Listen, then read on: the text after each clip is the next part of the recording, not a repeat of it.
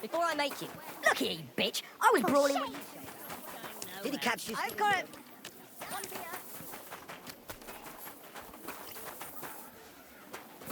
Here, kidder. Why you just standing there? God bless. You wouldn't happen to have any work for me, would you? I'll tell you, we could use a canny bloke like you. Set yourself down here. And if you take the job, you'll get a heap of chink. What do you want me to do? A cout lad. A strong bloke. I can see you're not for here. We have a bit of fash we need a hand with. I see. I mean, I actually don't. I'm not a miner. And that's just why I need a bloke like you. Look, I'm Vlach, gaffer of the St. Anthony Pit.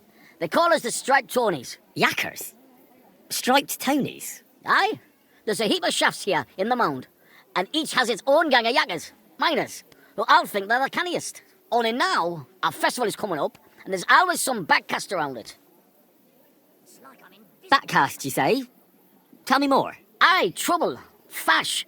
King Wenzel himself gave our mound the privilege to hold a grand pitman's shoot fest. Shoot fest? Like a competition? And every shaft has its own champion. Winning is a great honour, and we've won the last few years every time. But this year it's fucked. Our Anthony got lost and we can't compete without him. And the Saints are behind it. They want to bring us to our knees. This Anthony is another miner? He's no bloody miner. St. Anthony, the patron of our shaft. We have him on our stang. On your what? On what standard? Like on a pole. And who are these thieving saints? Yaggers from the All Saints shaft. They've had a howfing scene before, but now they're up to their oxters in water. And they blame us for it. Only that's bollocks. They only have themselves to blame for it. Their gaffer, Jorg Preng, he pushed it too fast. So now he's all worked up that they're digging like mad, and they're now to show for it. So, what's all this to do with me? We need a fella that the Saints don't ken. Someone who can get in their alehouse and nick our stang back. I'm certain they're hiding it there. There'll be a heap of chink in it for you, kidder, if you can do this for us. Where can I find that alehouse? No bother. It's in the Italian Quarter near the upper church. You can't miss it, kidder. All right. A church can't be hard to spot. The Saints meet and play dice beneath the alehouse. There's only one way in from below, through an old abandoned mine shaft. What does your standard actually look like? It's a red and white stang, like a pole, with a carving of St. Anthony on it, and all gilded at the top. Where can I find the entrance to this shaft? On the slope, right below the paths of the Haddock Fortress Gate. All right. I'll take care of your fash for you. But it'll cost you some chink. I'm glad to hear it, kidder. I could see you're a canny lad. You'll definitely get a nice foy for it, but be careful. That foreman Pring of theirs is a right awful bastard. Thanks. I'll be careful. Bring me something to eat. I've come about your St. Anthony. Aye? How'd it go? Have you got our stang? I don't have him yet, but I'm on the trail. I'll read. Get on with it, mind. My mirrors are getting up a height that we won't get it back before the shoot fest. I wish you a blessed evening. Why the hell do they pour the beer on the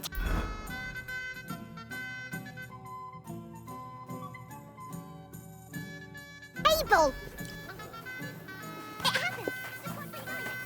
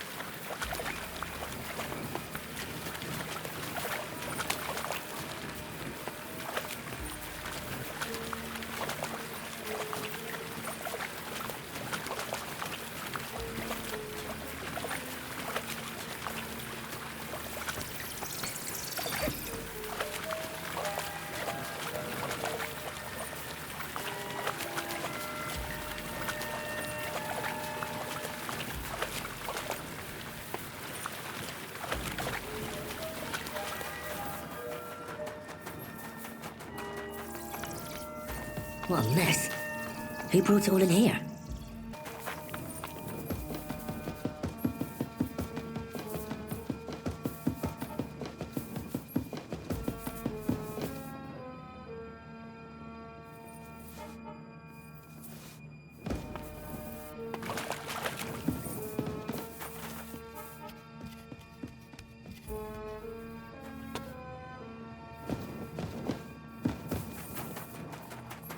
Finally!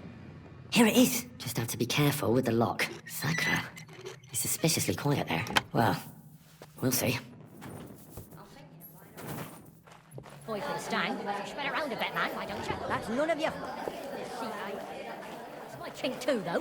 Who'd have said you'd snaffle it right?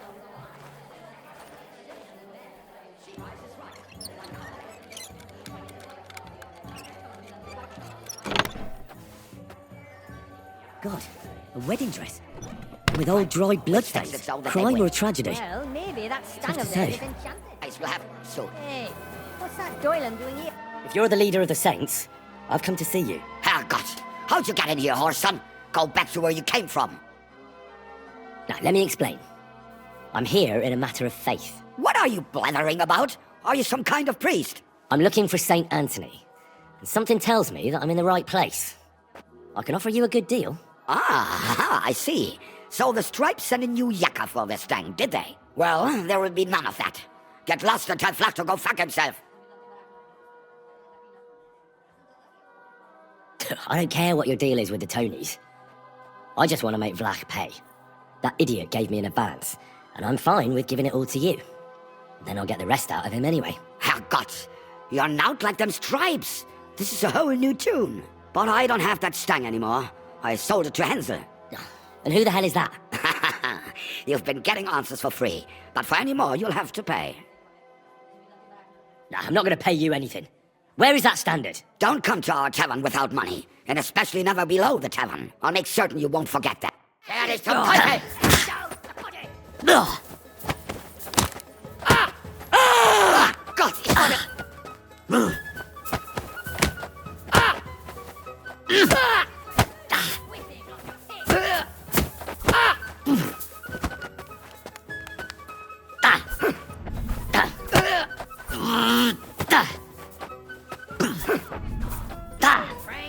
Scheiße!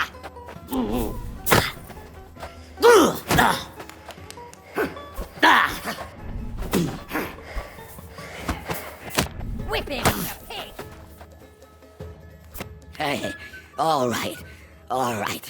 Wait, Sonny, mein Gott. What? Have you had enough? Just tell me what you want. Where is St. Anthony? The striped standard. Scheiße, fuck it. I don't have it no more, seriously. I sold that stang to Hansel. Oh, sacra!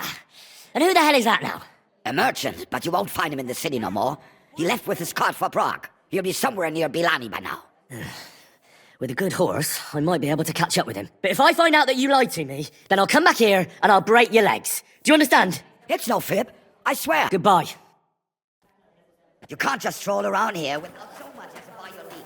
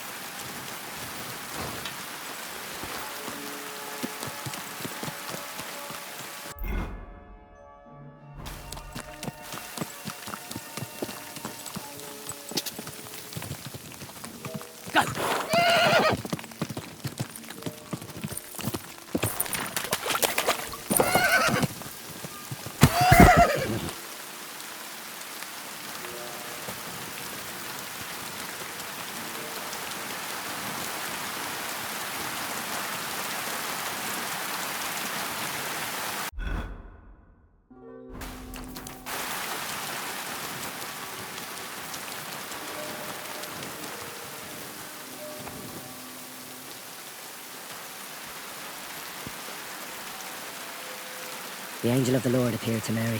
and she conceived of the Holy Spirit. Hail Mary. Mary said, I am the handmaid of the Lord. Let it be done to me according to your word. Hail Mary. And the Word was made flesh and dwelt among us. Hail Mary, pray for us, O Holy Mother of God, that we may be made worthy of the promises of Christ. Let us pray. Pour forth, we beseech thee, O Lord, thy grace into our hearts, that we, to whom the incarnation of Christ thy Son was made known by the message of an angel, pour your grace into our souls, we pray, so that his passion and cross may lead us to the glory of the resurrection, through the same Christ our Lord. Amen. Pour forth, we beseech thee, O Lord, thy grace into our hearts, that we, to whom the incarnation of Christ thy Son was made known by the message of an angel.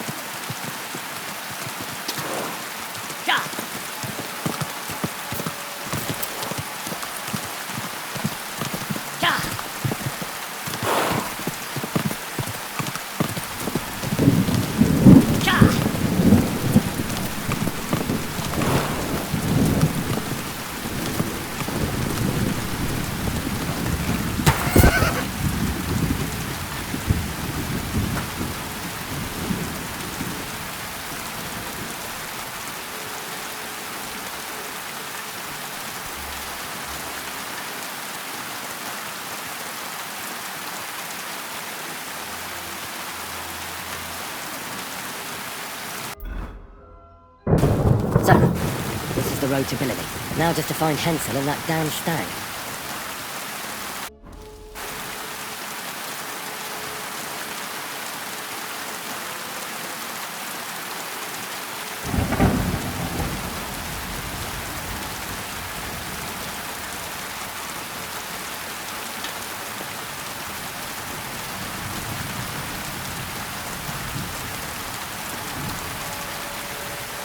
What's that there? Is he falling out of the cart? Blood is absolutely fresh. I'll look further along this path.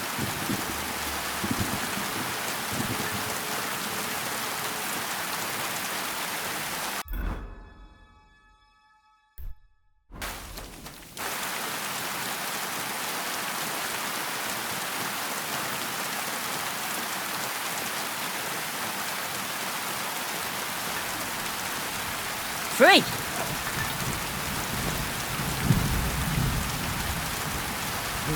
Interesting. A heavily loaded car recently passed this way. Why did it leave the road?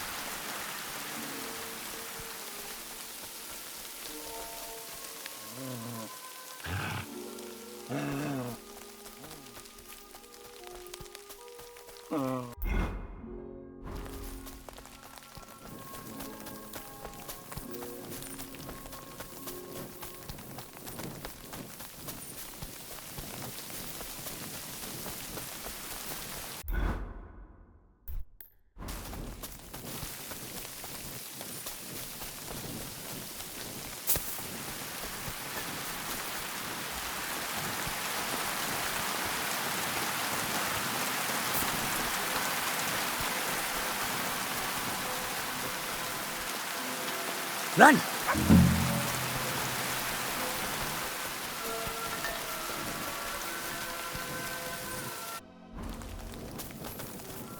An abandoned cart. Those robbers couldn't have got far. Of course. Cart's empty, the horse nowhere to be seen. Just the harness. And a trail of blood over here. Where does it lead?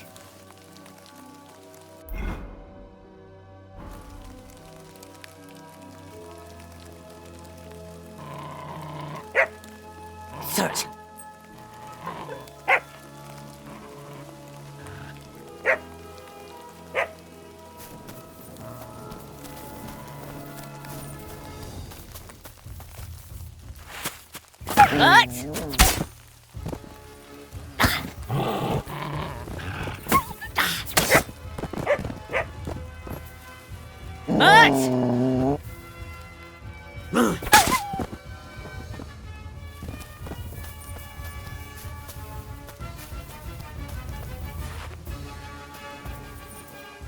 Search.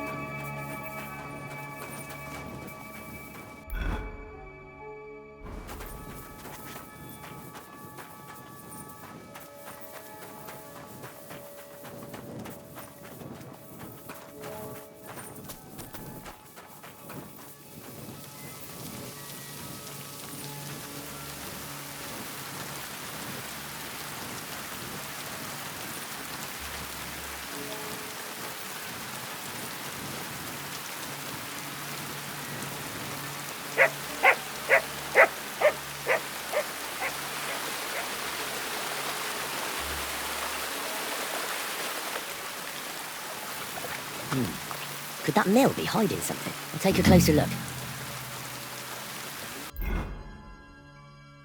What will become of us? Calm down, Pavlena. Someone will certainly come.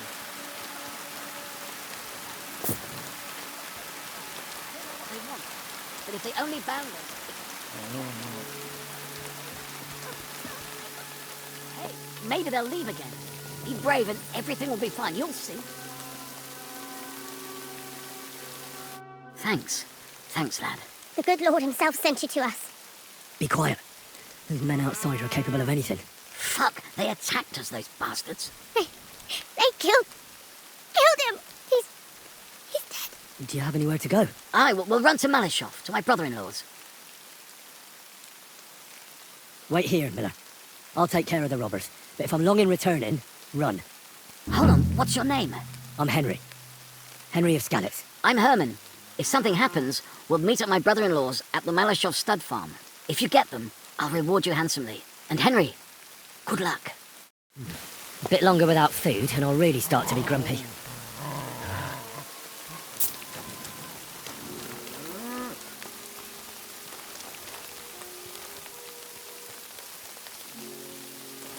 You're in for an arse kicking, you piece of shit! We're under attack! Mercy! Leave me be!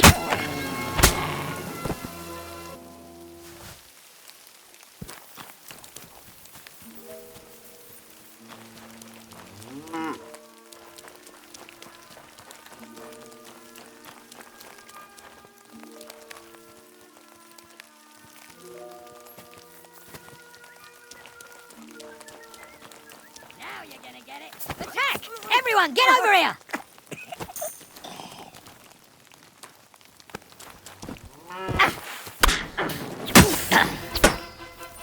Kill that fucking mutt!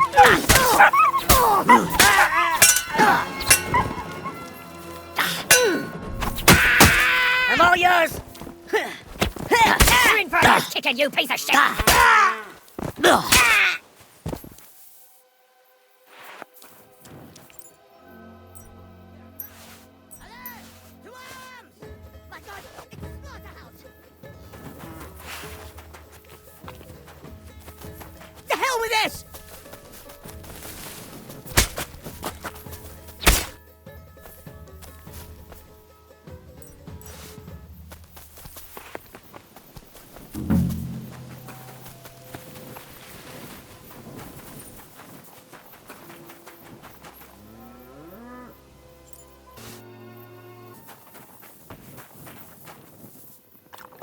feel quite hungry.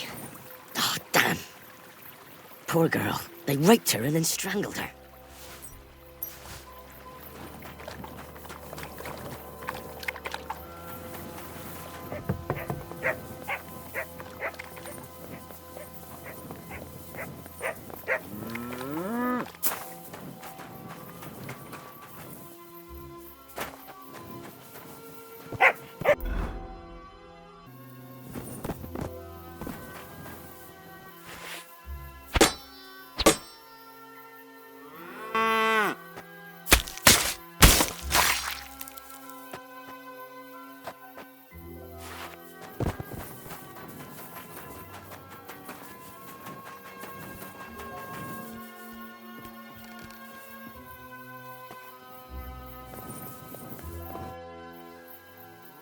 All the bandits are dead, and the mill is yours again, Miller. I don't understand how you were able to take care of those filthy bastards so quickly. Are they truly dead? Aye, every last one of them. They deserve to suffer a lot more for your son's death. God, you're an angel in the flesh. You must have been sent to us by heaven itself. I thought they were going to kill my whole family. Fortunately, that didn't happen. So you can go home now, Miller. God be with you, Henry. God be with you. I am greatly indebted to you. Here, take this. You saved my family. And if you ever need to, stop by any time. God be with you. And maybe wash up a bit, will you? Can I spend... I'll pay For a few... Let's agree. Thanks.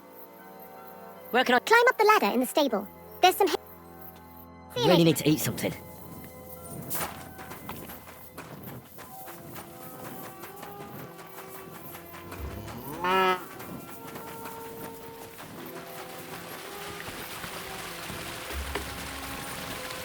Oh, good God.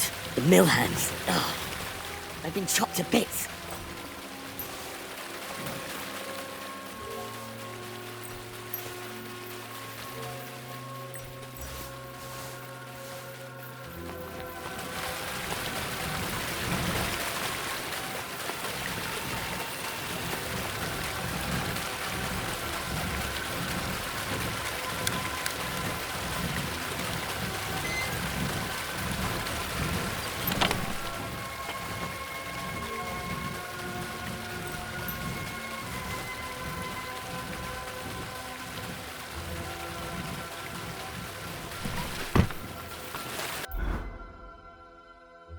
I feel quite hungry.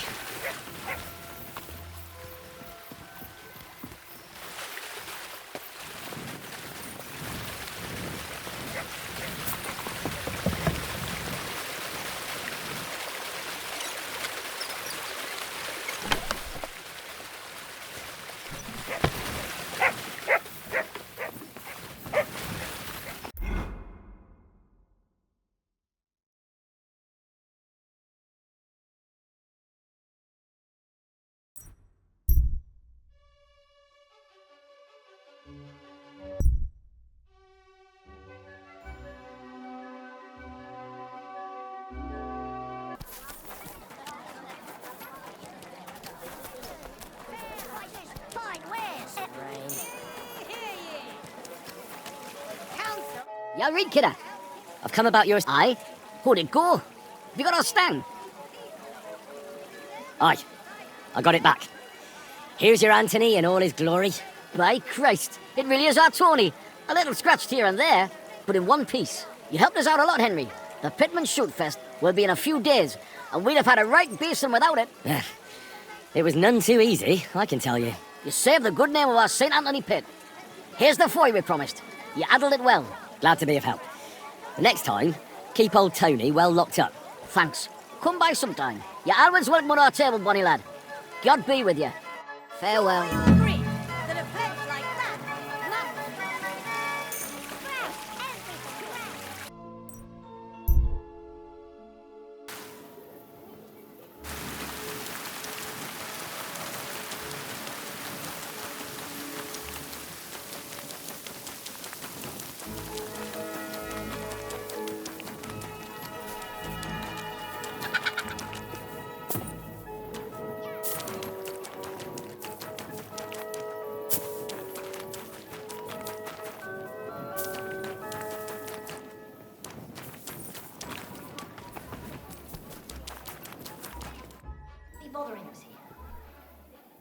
Greetings, Vlack. Last time you said I should stop by. Do you have anything new for me? God be with you, kidder. Of course I've got something for you. Well, look what the cat dragged in. Glad to see you, Henry. How's it going in the mine? Oh, we was hewing when a punch and hit me napper. It's like black pudding now. Of course. I don't quite understand, but I believe you. Well, to hell with you. I'm glad to see you. It's good you came because Vlack here is a canny job for you. I'm glad to finally get a word in. It's great you didn't leave us in the lurch and came back, Henry. Oh, why wouldn't I? I'd love to have a beer with you. After all, in Skalitz, I grew up among miners. How are you, lad? Join us in the pit. It'll be a real good change of pace. Aye, there's half and chink in it. But you look like you'd rather have a weapon in your hand than a pickaxe, eh? True.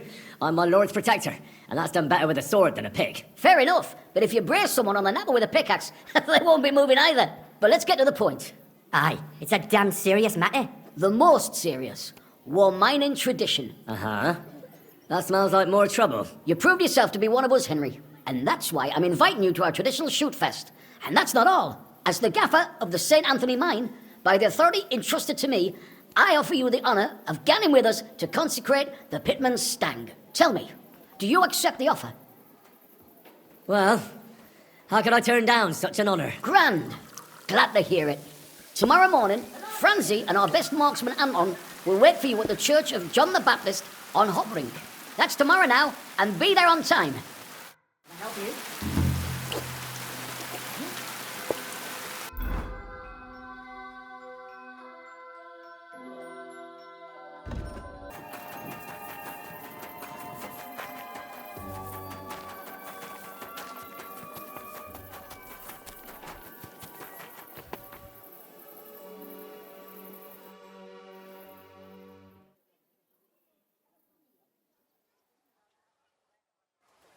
Careful. Good morning, Tonies. I see you have the Stang with you. Of course. That's what it's all about, man. We've already had it blessed by the local priest. What? You didn't even wait for me? Don't worry. You're not missing out. We still have a long way and 2 more churches to go. Ah, got it. A nice walk through town, eh? Aye, you could say so. You must be the champion marksman, Anton Kaspar, right? That I am. And I swear as long as I'm shooting, the strike Tonys will never lose their competition. Are you really that good? Well, this year is just my second competition, but I won last year. Old Lazar used to be our top marksman, but his eyes gave out.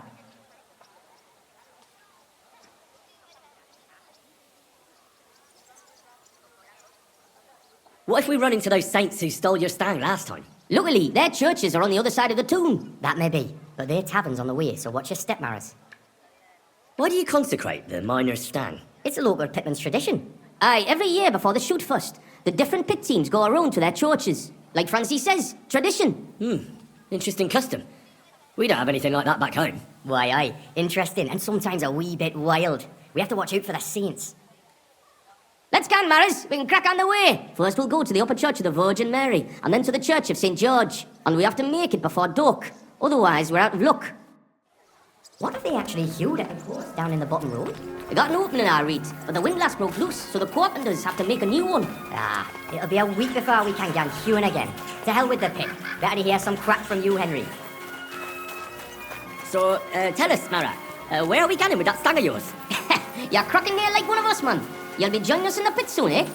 Need pit for him. He's like to break his arm with a kebble. Aye, ding his head on the rock, eh? I don't understand you much, but as far as dangerous work goes, I reckon you two are experts, eh? That's what this is all about, but every year before the shoot fest, all the pit crews get their Stangs blessed in the churches, so the mound gives us silver and nothing bad happens. And also for the shooting to go well. I wonder who the Lord favours in shooting then, eh? Why, aye, that's as plain as day, but the best shot, of course. Are you a good shot, Anton? Do you think Vlack would let him compete if he wasn't? And what if Preng wins? He'd have to be completely blind and crippled too. You'll be weeping his way home like last year. And I'm not afraid of Gaffer Henslin from Gang. He may know how to shoot, but he's not the youngest and he lacks speed. I don't know Henslin. Is he good? Aye, he's not a bad bloke, but we didn't gang your gang much. Hold your water, Francie. He's the one who convinced my pa about the new scene. Aye, but the catch is, Henslin was right about that. About what? Never mind. We shouldn't be talking shop here. Tell me more about your competition. What makes it so special? What makes it so special? Why, we have the royal seal of approval. Wait, you mean Wenceslas himself allowed you to compete here? Of course he did. What's so strange about that? Well, it just seems odd to me that the king would concern himself with the amusement of some minors. It's not like that at all, but the charter grants us various rights, and feast days is one of them. There wasn't anything like that back in Scalise. Here we are, but the worthy father seems to be running late. It's been quite a walk so far, eh? Aye, and I was afraid the saints would be lying in wait for us. Hey, bother, they've probably got other problems. How do you mean? Nothing, just that you don't need to bother your head. And where's that local priest got to? Who knows? Maybe still in bed, eh? Should we wait? Maris, I've got an idea. A real canny one. We have a bit of time, so we could get the saints back for pinching our stang and play a wee prank on them at their tavern. What? I thought consecrating the stang was a serious matter. At least Vlach seemed solemn enough yesterday. How we, man? We'll show the saints we're no feared of them.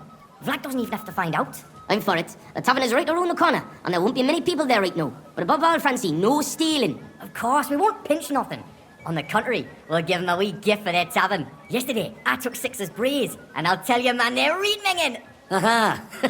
So it's not your feet that stink here? Why did you take them, Butts? Why, aye. Best thing would be to hang them from the window of the Saints' tavern instead of their banner. That'd be a laugh. They'll know we've been there and yuck their pizzles good and proper. What do you think, Henry? Can you manage that? Of course. Count me in. I'll be happy to get revenge on Prang and his men. All right, then we'll split up. I'll wait here at the parish, Francie will watch the front of the tavern, and Henry will hang up the braes. I agree. Let's get to it, Francie. Why, aye. Quick and careful then, so as you don't get seen. The Saints would soon get wind of it. Here's the braes. Hang 'em high up on the stub. Stop. The pole with the pulley, sticking from the loft into the street. Good luck then. When it's done, I'll meet you across the street from the tavern. Greetings to you.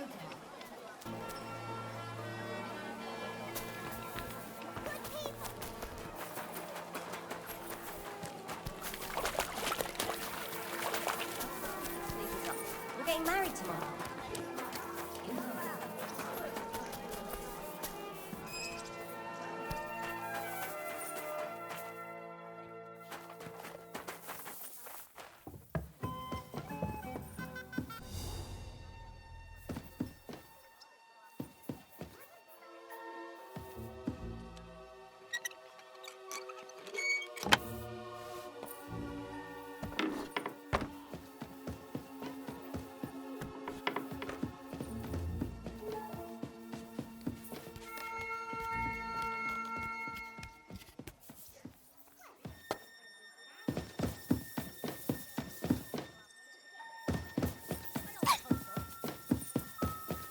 This window with the beam. This'll do.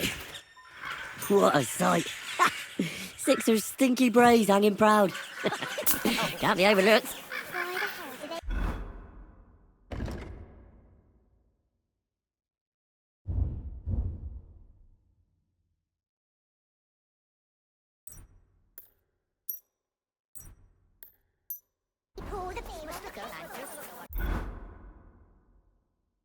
Stop it, you fool! You're fucking for it! You're mine! Alright. They had it coming, the assholes. Shame I didn't know how to write. Something straight from... So I'm back from the tavern, mates. Maras, man. Here, we say Maras. And how'd it go, eh? All done. The braes are getting an airing. It's just too bad the saints won't appreciate how nice and right they are from that height. Not so. I can already see a swarm of flies. I didn't expect it to go so smoothly. Oh, give it a rest. You didn't have to get up there. And it wasn't easy. For sure. A canny job, kidder. How bonny they look hanging there. Of course. But we'd better get out of here, eh? I got a bit droopy somehow. How about stopping at our tavern in Hwaddock? Aye. Couldn't hurt to go for an ale. What do you say, Henry? I agree.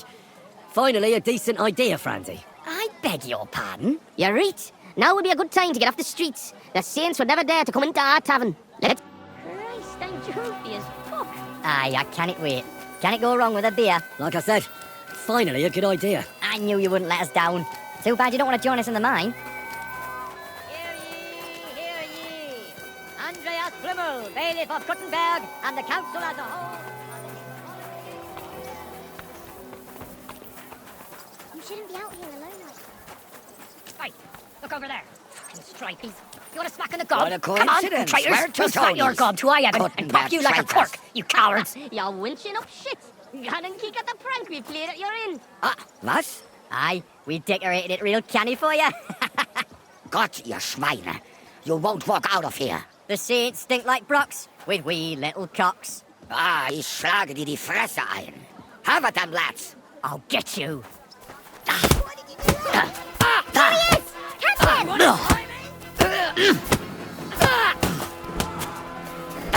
You can't stand up to this.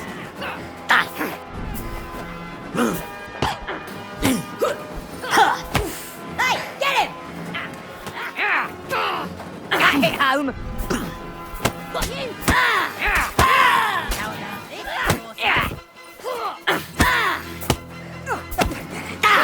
You've no other choice. You're mine. Take that. I thought for a moment we'd get battered. Hey, Henry, let's go to our tavern before the catchfolds get here. Keep close to us.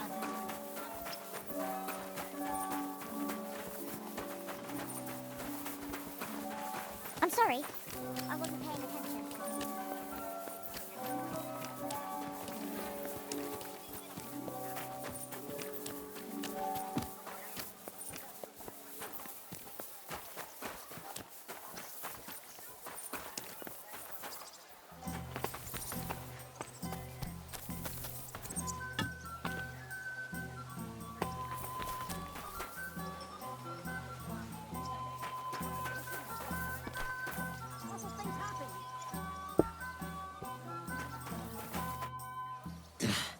That was such a nice and peaceful stroll. How you doing, Anton? I'm all butterfang, man. But we won the brawl. That's the main thing. Ah, them cunts ended up worse. But I got dunched up. I reckon all my ribs are broken. So I see. For a moment, I was almost worried about you. Ah, nee fash about me. When Tess sees you've been brawling, she's gonna pull your leggies up to your head. Why, aye. That Tess of mine is a wonderful lass. She hardly deserves you. Enough of that. She can't find out about this, right? That'll be a bit difficult, since half the city saw the brawl. So what? Just deny it. That always helps. But you're worried, Anton, right? Since you're meeting your Tess tonight, eh? Why, aye. Her pa has a guild meeting, so the coast should be clear. So? What did you get? Get what? A gift? What did you get her? It's her birthday, isn't it? Huh? Wait. You don't mean to tell me you forgot? Oh, fuck. God, I knew I was missing something. Because of the procession, I completely forgot about her birthday. Ah, it won't be so bad. You still got time, right? Easy, Anton. We'll think of something. I like what?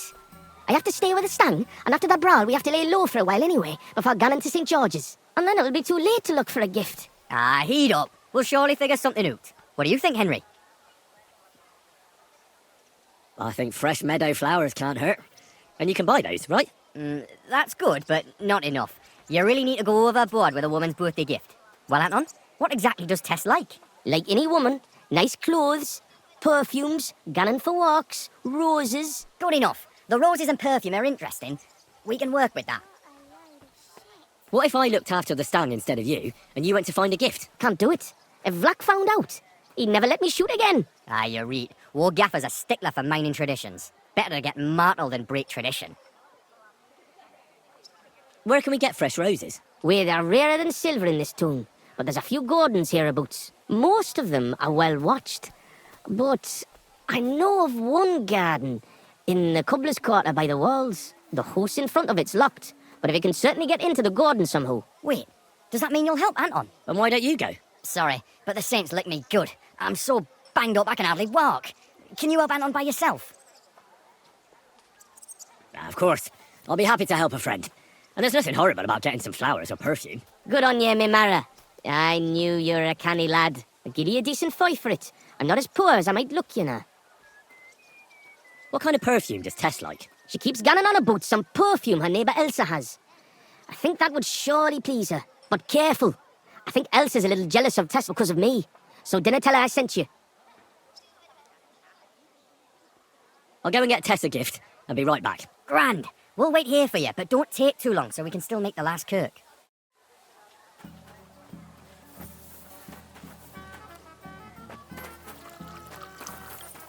All right.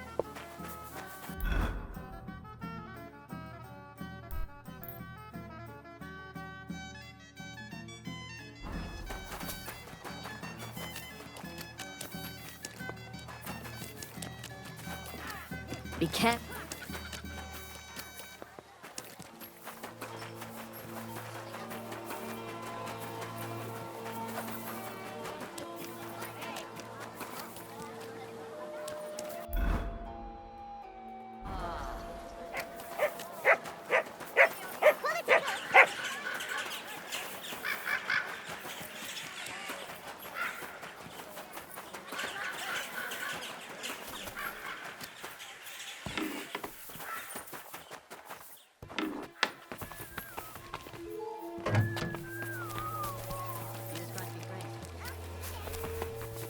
My respects.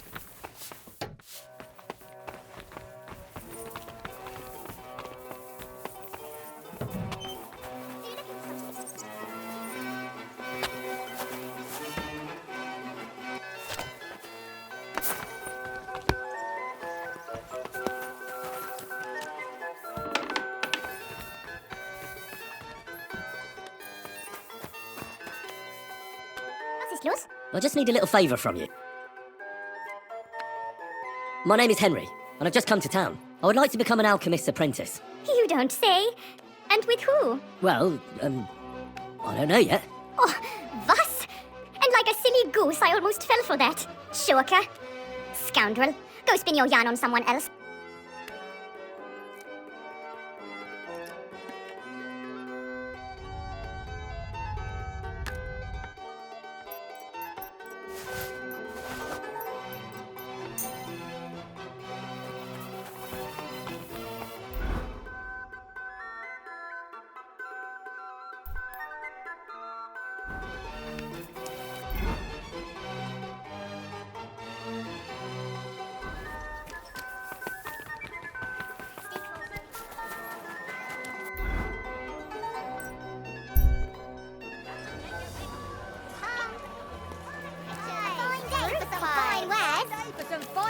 Come and take...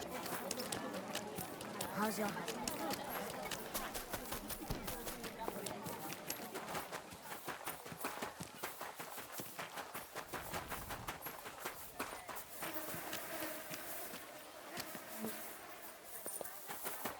Ah, excellent. Here's that garden. Now how do I get in? That's beautiful. Like the Garden of Eden. Roses like that would please any woman. And they smell so lovely. And now back to the miners, so they don't think I blew them off.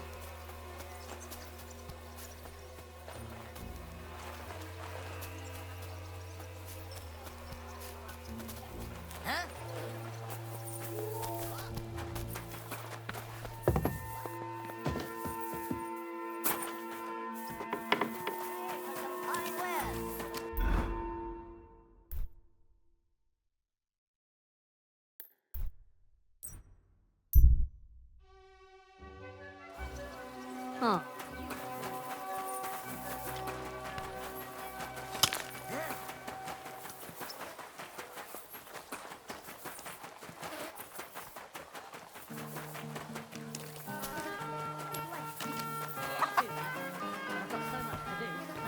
Myself in two to get it all done on time. Why don't you take on a young apprentice? The funniest lassie in all of these parts. Francie, what the blazes is going on here? Hey, good you're here, Henry. Do you have that gift? Yes, here it is. Tess should like it. Grand. I told Anton you wouldn't let him down. Here's something for your help. I'm sure it'll come in handy. Well, fine. Thanks. But what's up with Anton? Anton was afraid you weren't coming and that Tess would dump him tonight, so he had a few beers. And first he drank for thirst, and then for courage, and finally for grief. I understand his concern, but did he have to get that sorted? Hey, Anton doesn't have an easy life, and Tess is his sole source of joy in this world. Go on then. Look, it's a long story. I've got time. Go ahead and talk. Anton isn't poor. He's only a miner because he was forced to, and because he had terrible luck. His father put all his money into opening a new mine, except then Sigismund came and the miners were afraid they wouldn't make a profit. Wait, his father is a miner? Unfortunately, he was. He had a stroke when Sigismund came to town. Well, what am I supposed to make of that? The miners didn't want to dig a new shaft because they were afraid that Sigismund would cancel the concession and he wouldn't make a profit. Except old Anton had to put all his money into it. And when he heard, it floored him. And he never recovered. So it's Sigismund's fault? Why, aye. As long as that Hungarian horde is here, they won't be digging any new silver seams.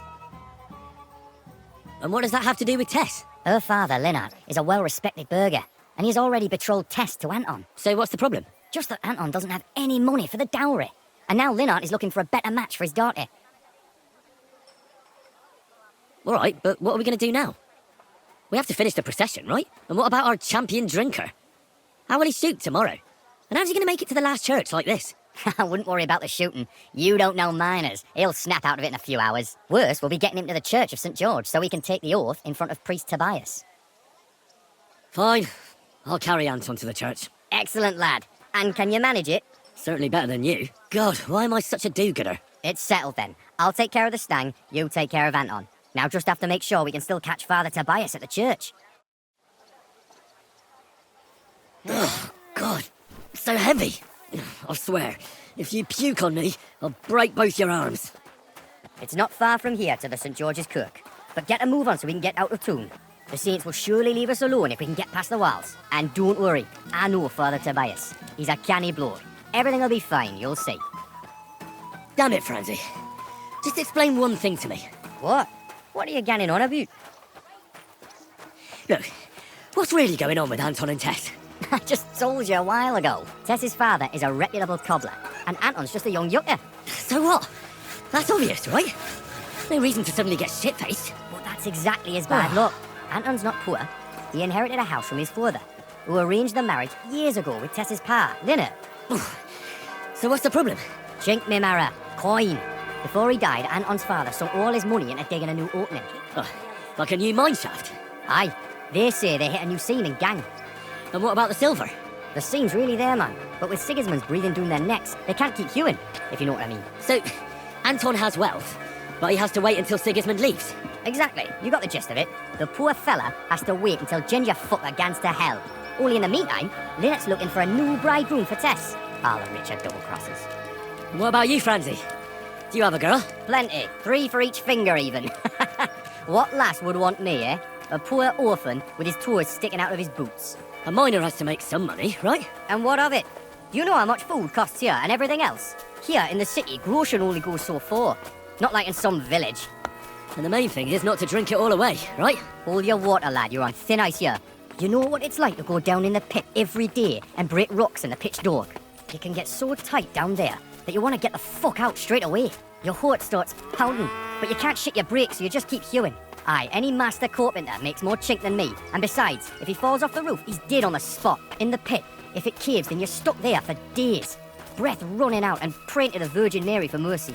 Damn, that's an awful way to go. But don't get me wrong, it's not bad work. I'm not complaining, seriously. Yackers are a good lot. They'll take anyone in. Poor orphan or bastard, doesn't matter. They don't judge, because in the hole underground, we're all the same. Alive or dead, all the same bread. We'll drink to the king and drink to the silver hewn out of the ground. Priests and monks, enjoy your trinkets from our silver mine. A Yacker's prize is a bonny lass and flowing cup of wine. Away, kidder, join us glorious Yackers in the mound. We'll drink to the king and drink to the silver hewn out of the ground. Lords and knights and maesters to mind your own salvation. We'll gan me marrows on the hoy and make war libration. Away, kidder, What's the meaning of this? So here we are, your most fatherly holiness. What? Do you take me for a fool? No, I'm a fool here. Anton Kasper at your service. I humbly apologise, Father Tobias. Anton here. Entering a church stinking drunk like that, and with a sacred object? Have you no shame, you savage? You disgrace yourself, the Holy Church, and your honourable trade. In such a state, I will certainly not consecrate your stang. Worthy Father, please, you know us. We're righteous men of the mound, and without St. Anthony, we'll be disgraced at the competition. You should have thought of that before getting drunk. Father, Anton's in a bad way because they don't want to give him Tess, the cobbler's girl. Do I look like a pauper? That cobbler needs a boot. In the cobbler's. I'll show him boot. He'll be begging me on his knees. I've got so much chink, I'm drowning in it. For Christ's sake, Anton, man, be quiet for a moment. I beg of you, Father Tobias. But I'm only doing it because of you, Franzi. Because you are an orphan, and your late mother was a pious and kind woman. Will you take the oath instead of Anton? But I didn't know the oath, Father. Good God. And what about you, boy? Well, I don't know the oath, Father, but I'll try to salvage the situation. I understand. Helping friends in need is a commendable act. Anton, are you able to recite the oath? Of course. I'd even say it myself, but nobody here will let me do it. So go ahead, but nice and slow. Tell me the beginning of the oath, Anton. We, the Yackers of the Kuttenberg Mound, swear before God to hew our shafts by his grace, and to make nae fashion better, but to ding away at the mound according to God's laws. Wait, stop. One bit at a time. I'm listening, son. But nice and politely, please. So, how did it go?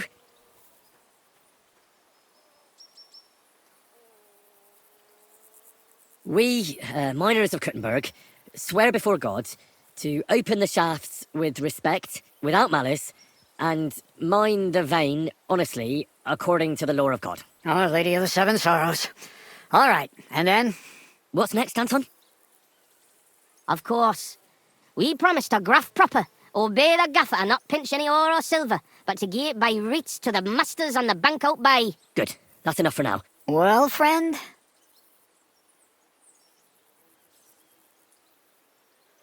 We vow to work hard, listen to our foreman, and duly hand over a share of the ore to the lords. Very good, son. And what next? How does the oath end? We swore on feast days to leave the moan tone and do nae hewing, and to gie a wee share from our addles and foys, for the good of our souls and the greater glory of God. Very good. What was that about addles again? Boldly onwards, youngster. We swear to not mine silver on the feast day, and give a few groschen to the church for the salvation of our souls, and the greater glory of God. Glory to God in the highest, and 3 Sundays rejoice. Saint Anthony, patron and protector, intercede for these sinners, protect their souls, and grant success to their endeavors. In nomine Patri, et Filii, et Spiritus Sancti. Amen. And now get out of here, you derelicts, before the good Lord changes his mind. Thank you, worthy Father. 1,000 thanks. We truly thank you. Oh, that was by the skin of our teeth, lads. Old Tobias is strict but fair. I know him. That mining jargon of yours gave me a headache, Franzi. But you done reet well, nie fash. Thanks.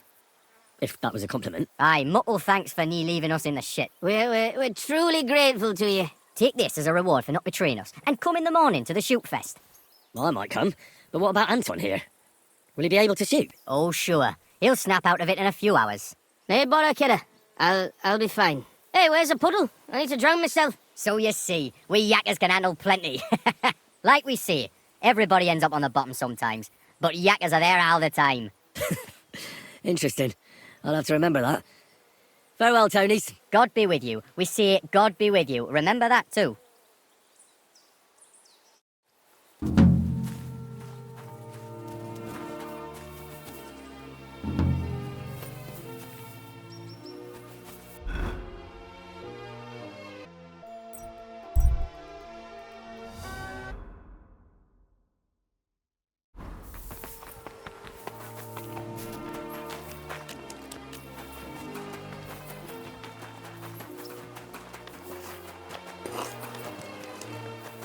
You're always welcome here.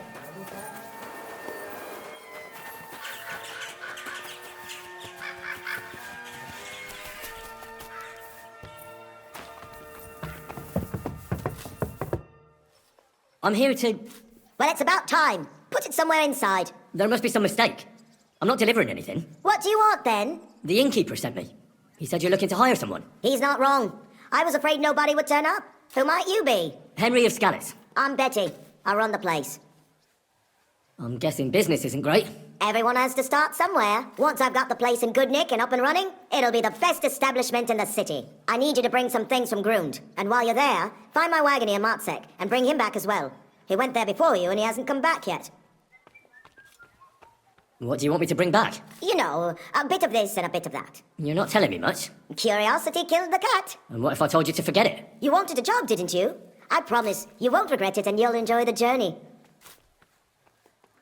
Well, I need to know, otherwise I'm not going anywhere. You're a bit strict, eh? But what choice do I have? There's some girls who are going to work for me waiting in Grund. And your job is to go and collect them and bring them here. Satisfied? Absolutely. Who's Matsek? The wagoner I hired for the job before you. He still hasn't come back. I reckon he's gone to ground in Grund, so to speak. Why do you think he's gone to ground? Matsek's a bit odd, superstitious. He once didn't set foot outdoors for 2 days because there was a black cat outside on the porch. When you meet him, you can ask him about it yourself. Are you sure he'll be in Grund? He's bound to be sitting in a tavern, boozing and keeping his head down. He used to steal for a living. So now he sees a catchpole round every corner, and he's afraid of his own shadow. It's a deal. I'll go to Grund for the wagon and its driver. In the meantime, I'll try and get this place cleaned up a bit. How come it's so It wasn't all old Marish used to say.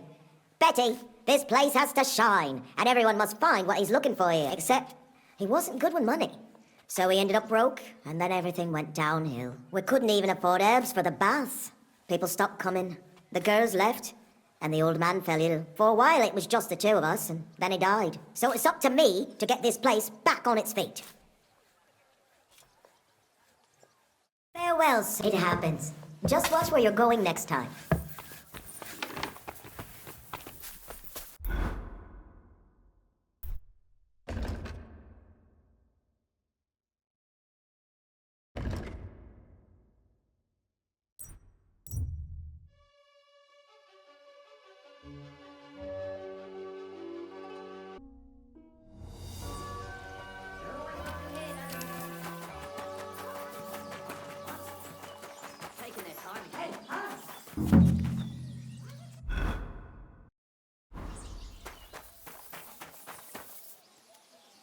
Are you talking to me? Who else? Kuttenberg, Hangman's Halter. You really don't remember? Back already, Hans? I thought you'd be gone a lot longer. Where is it exactly I'm supposed to be coming back from? You said you were off to Germany to sell your wares.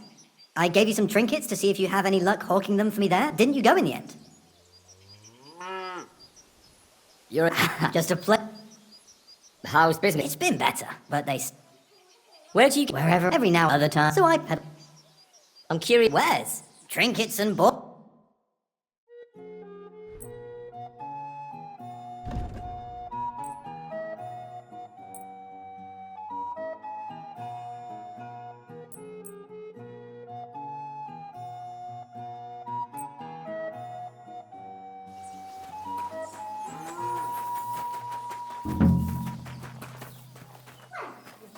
Dad? Greetings.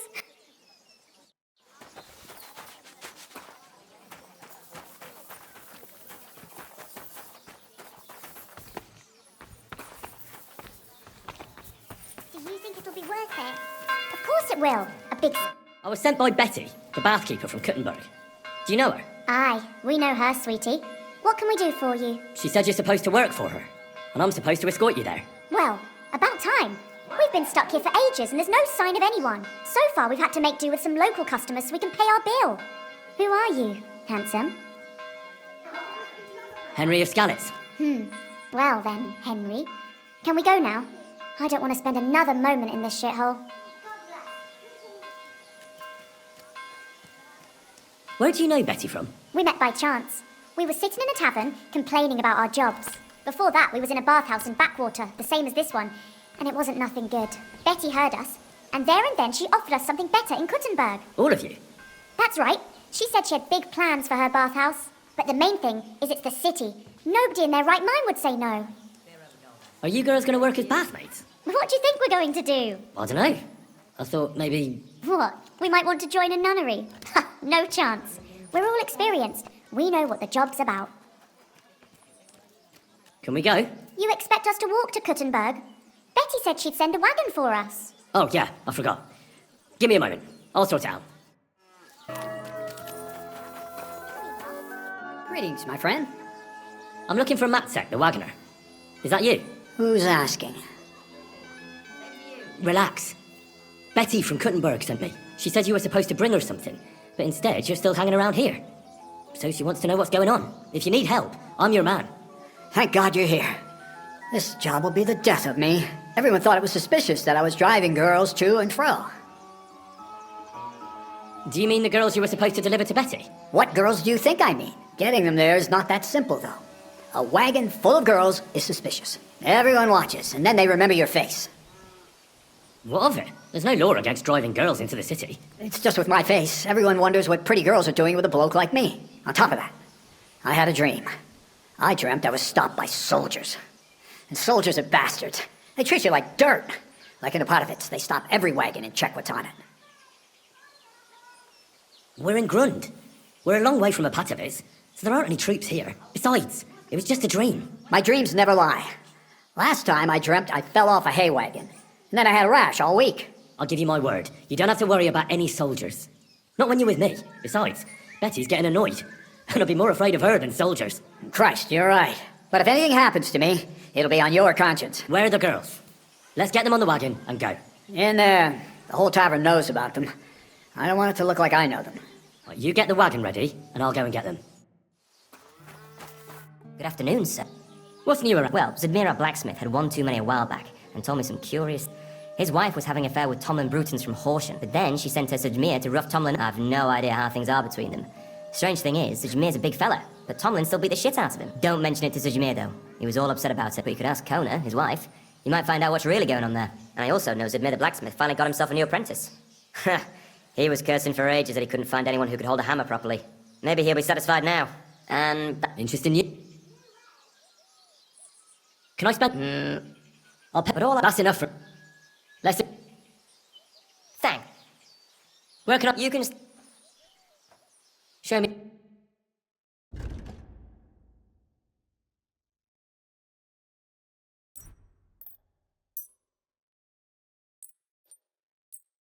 I'd like to discuss... Yes, sir. Thank you, sir. Can we go? If we don't have to walk, You're a wagon away. Get on.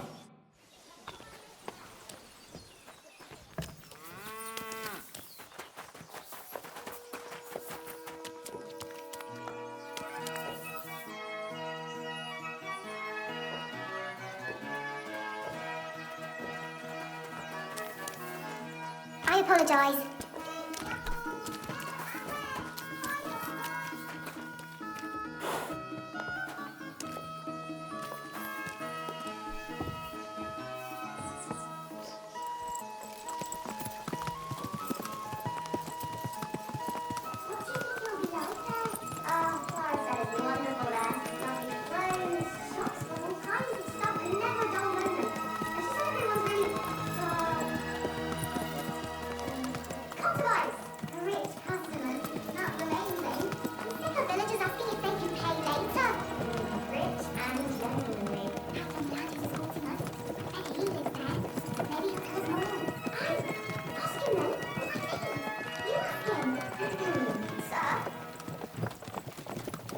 I'm not some lord.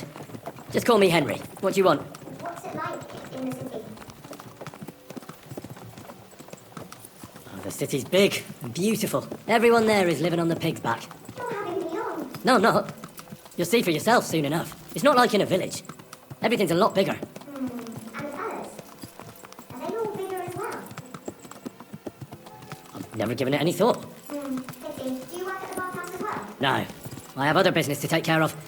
I'm just helping Betty out for now. But I expect you'll be coming to see us though, won't you? You read me like a book. If I knew how to read, I wouldn't be working at a bathhouse. But I have other talents. I'm sure you do.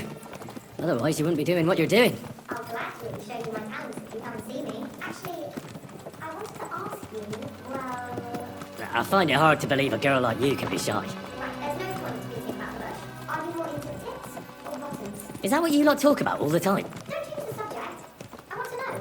Definitely breasts. I knew it. Why are you a tit man? What can I tell you? Breasts are nice. That's all. You never get tired of them. Go on. Well, I don't know what else to say. I don't give it much thought. Right, if I had to explain, I'd say nice breasts and nice eyes are the best combination. And you wouldn't know which to look at more, eh? Hear that, girls? He's a tit man.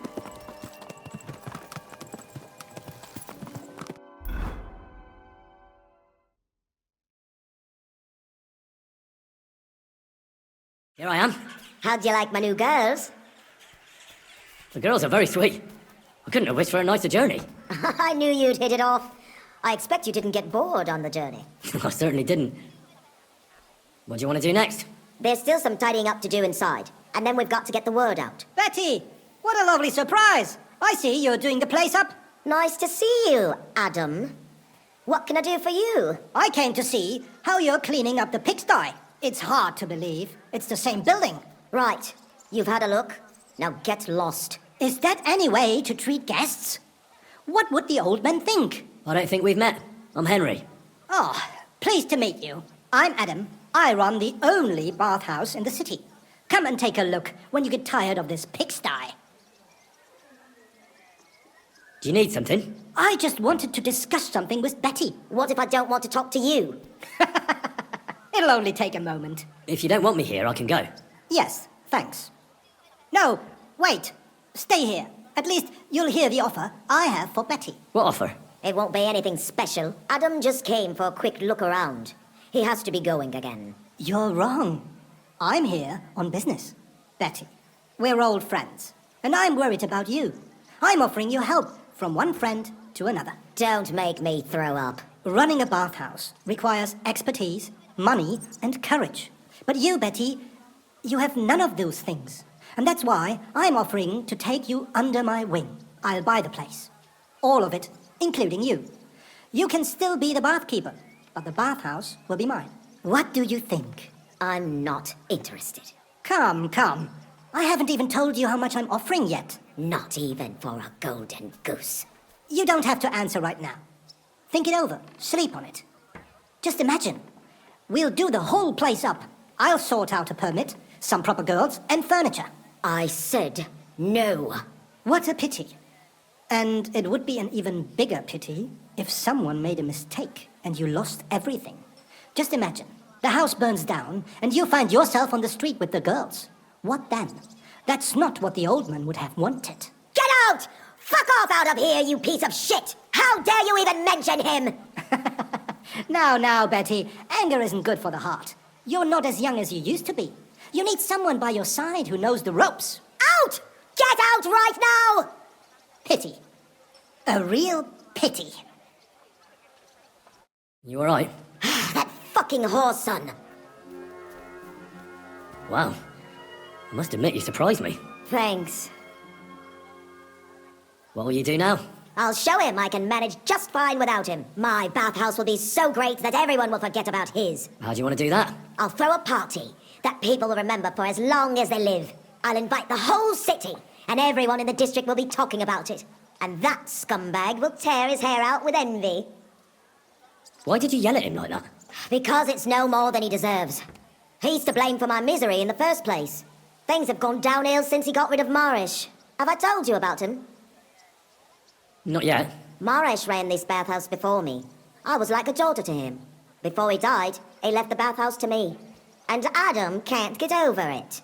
When Marish started to have trouble with his health and with money, that fucker did everything he could to get us closed down. He spread nasty rumours. He tried to steal our customers and girls. And now he turns up out of the blue and offers to buy the place. He wants it all for himself. He tried once before, but he didn't get far. And then he saw to it we ended up broke. How can someone do that? Adam knows people on the city council. He gets away with all kinds of shit.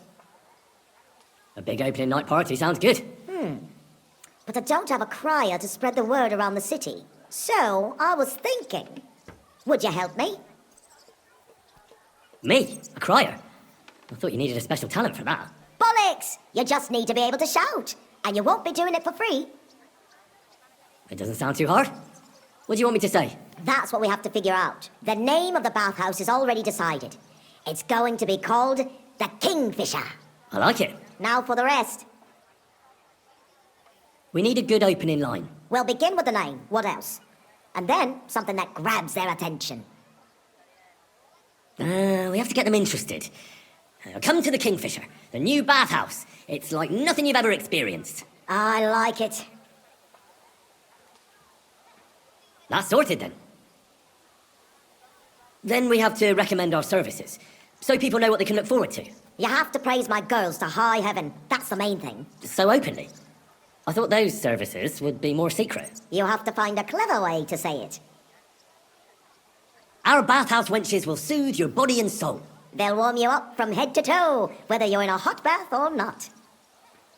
I like it. Now the next bit. How do we end it? That's obvious. We invite them to the opening party.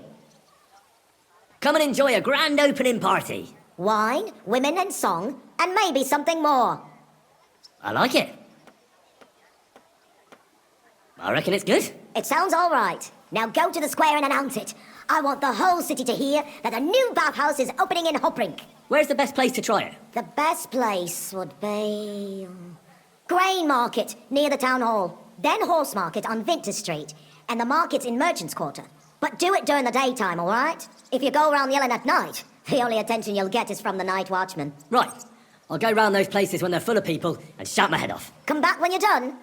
In the meantime, I'll get the bathhouse ready for the guests. Here I go.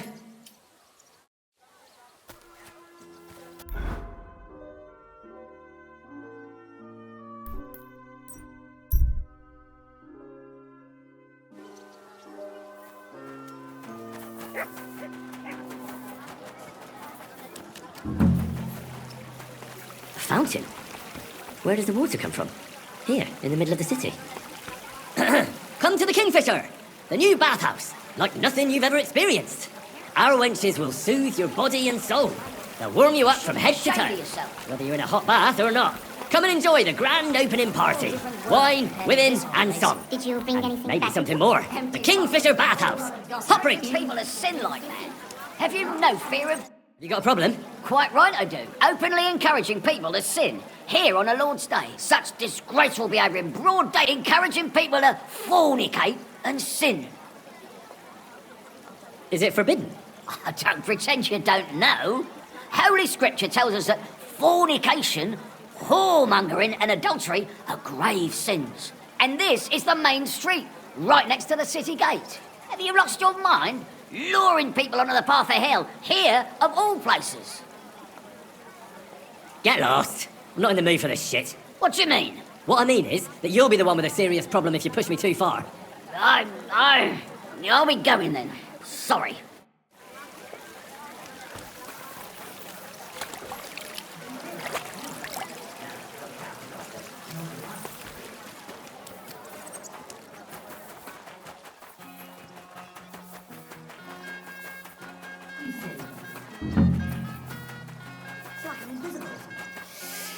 So, come to the Kingfisher, the new bathhouse, like nothing you've ever experienced. Our wenches will soothe your body and soul. Bottoms up. They'll warm you up from head to toe, On my side. whether you're in a hot bath or not. Come and enjoy the grand opening party. Wine, women, and song. Greetings. And maybe something more. The Kingfisher Bathhouse. man, just what it Hoprink. is.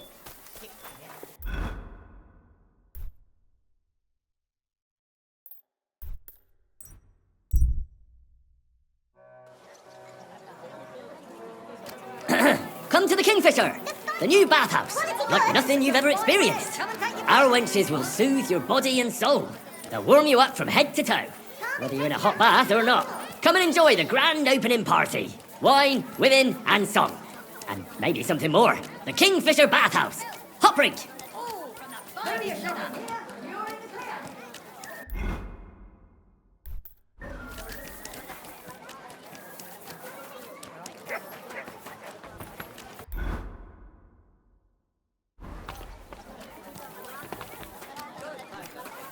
Behold what happens when people seek to elevate themselves above others. They would have us believe they were minstrels, yet they have been a blight on our lives. Michael? Look upon What are you all doing the here? wrongs Only they just have Justitia. caused. They stole You're the one who from should be us. locked up.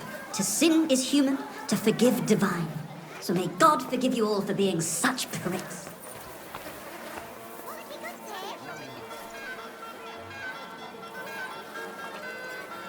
May God give you health, sir.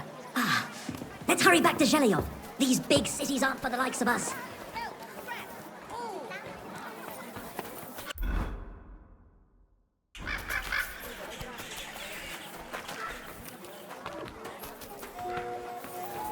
Welcome. I'm right with you.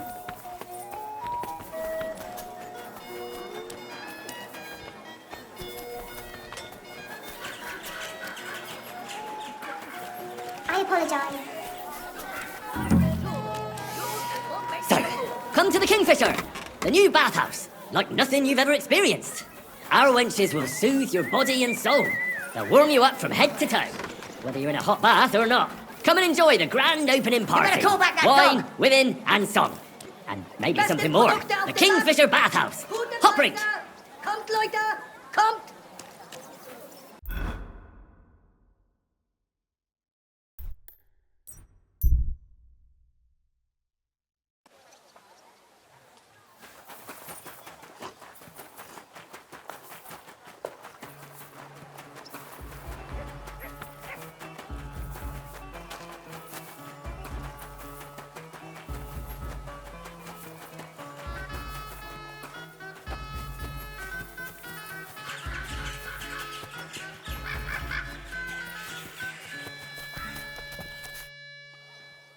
So people know about the Kingfisher now? Did you make the announcement? Yeah, it wasn't hard. But at one point I picked the wrong spot, and that rubbed some local up the wrong way. What? Was it trouble? Now, we settled the matter in the end. Why are you worrying me then? It sounded like they set the guards on you and you got into a fight with them. Give someone a slap for something like that? No way. I'm glad you're sensible. If you got into a fight, it would lead to nothing but trouble. I know. That's enough chit-chat. Now I have to get everything ready for our big night. Are you coming? Definitely.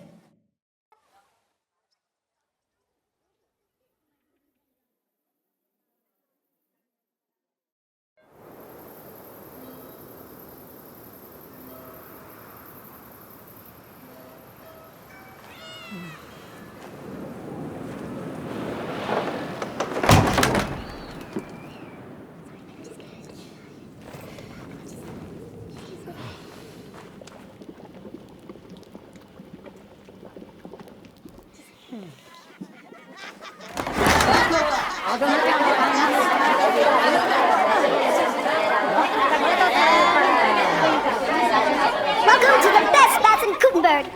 And the drinks are on the house.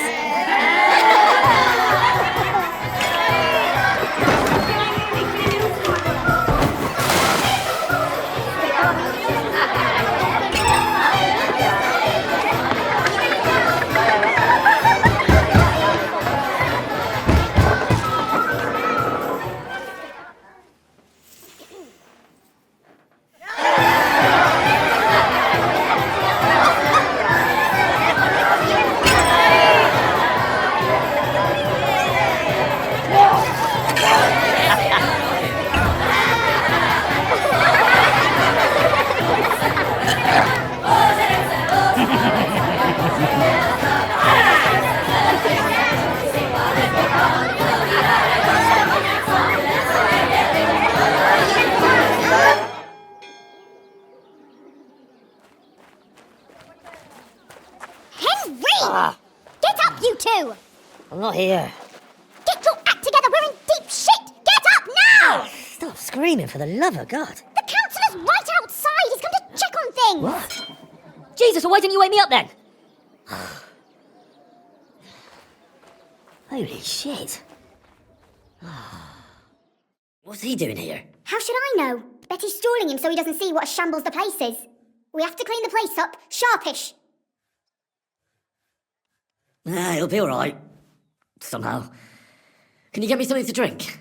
You still don't get it, do you? If he sees this mess, we might as well close down right now. I think I'm gonna... Don't you dare! What do you want me to do? There are drunks lying about everywhere. And since you're the only man who's awake, it's your job to get them out of sight. I can't lift them.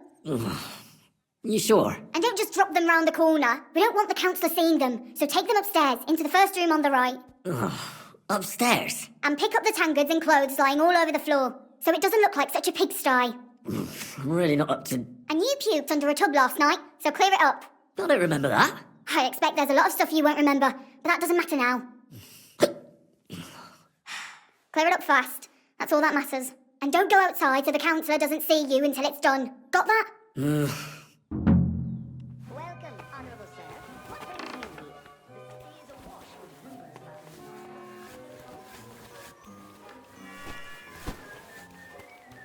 the old one belonged to Marish, but I've decided to do it mine.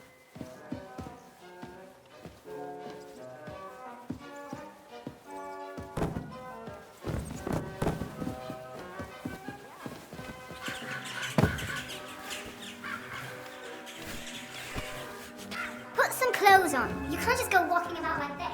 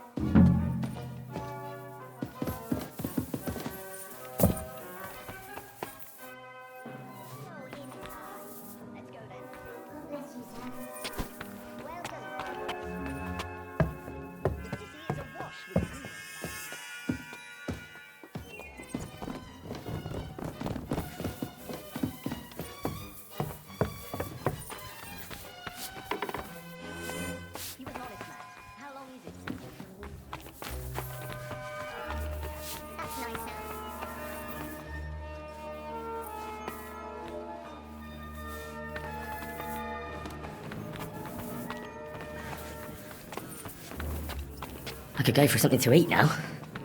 What is it? Why are you skulking here? I apologize.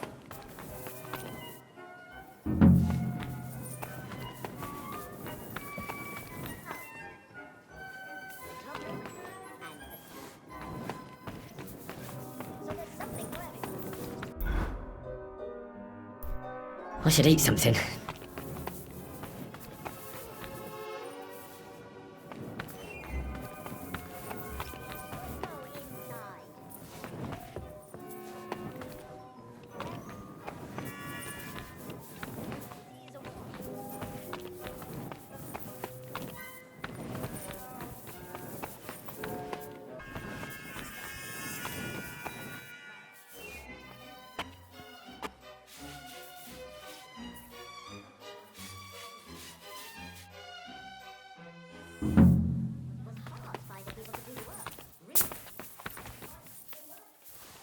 When's the last time I ate something? Want to see how you've done it up? As you wish.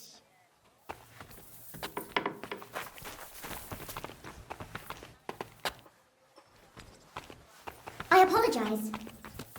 Let's see then. I hope you'll find it Satisfactory.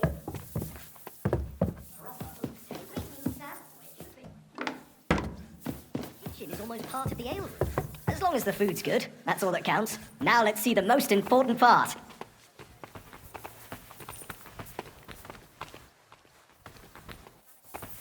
This place is fit for a king.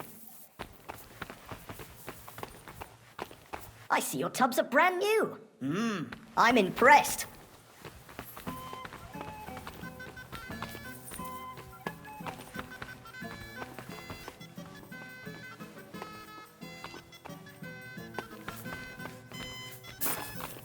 Greetings, sir. Well, sir, what do you say? Are you satisfied? I'm not going to lie, Betty. I'm pleasantly surprised. I expected a grotty flea pit, but instead you've made a nice, clean bathhouse. Thank you, sir. A lot of people were bad-mouthing you, but don't let that bother you. I can see that it was all nonsense. I'm pretty sure I know who was the source of the rumours. You'll be Adam's equal in time. You may even put him in the shade. So Betty was right. Adam tried to badmouth her. It was only yesterday that he told me this place had no class and wasn't worth visiting. At least you know what kind of a man Adam is. Come. It's natural that an old bathhouse owner will find fault with a new one, especially when it's a... A woman? Ha! I'll show everyone I'm up to the job. Is that why you're here, sir? To see for yourself if Adam was right or if Betty was up to it? That's right. And I couldn't be more satisfied. Keep up the good work, Betty. Thank you. You'll always be welcome here. Could I have a word, Henry? You deserve a reward. Phew, that was close. Oh, you can say that again. If you'd arrived just a few moments earlier. Too right. When I saw what it looked like this morning, I thought I was fucked. Did you hear the councillor mention Adam? Yes. It was no accident that Polner was here. If you ask me, Adam talked him into it and expected he'd shut us down. Are you going to do anything about it? He can't get away with it. I don't know how and when yet, but be sure I'll get my revenge. We did it. You have your own bathhouse. Yeah. From tomorrow, it's going to be packed. The girls definitely deserve some time off today, and more pay. And I'm grateful to you two. You helped me out of a tight spot when I most needed it. It was nothing. It certainly wasn't nothing. Whenever you need bathhouse services, come to us. Everyone knows you already. You'll get a discount. The girls are already used to you. I'll definitely drop by.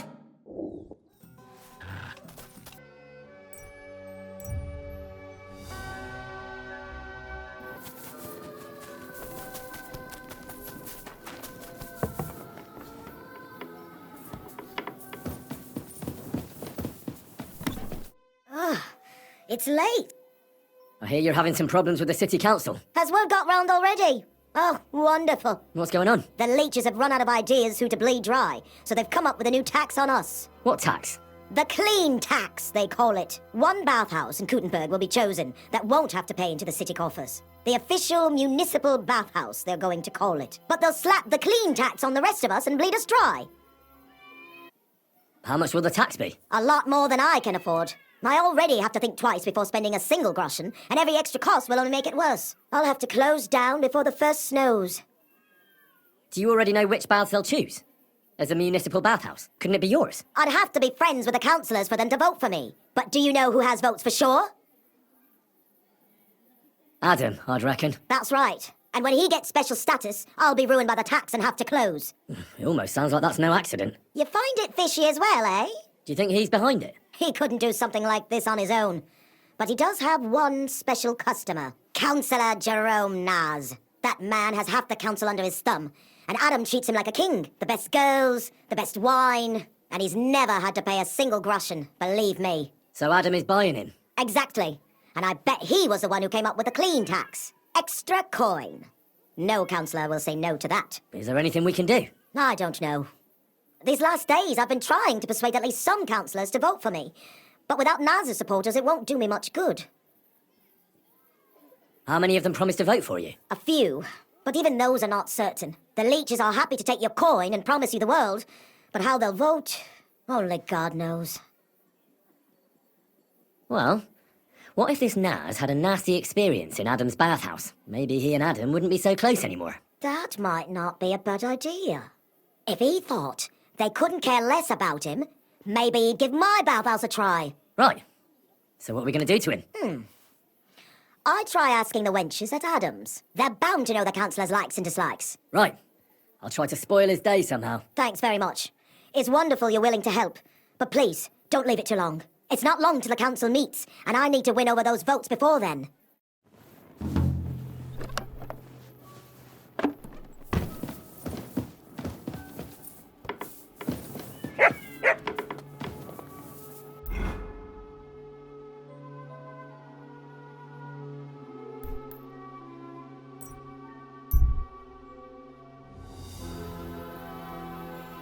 Silly doggy.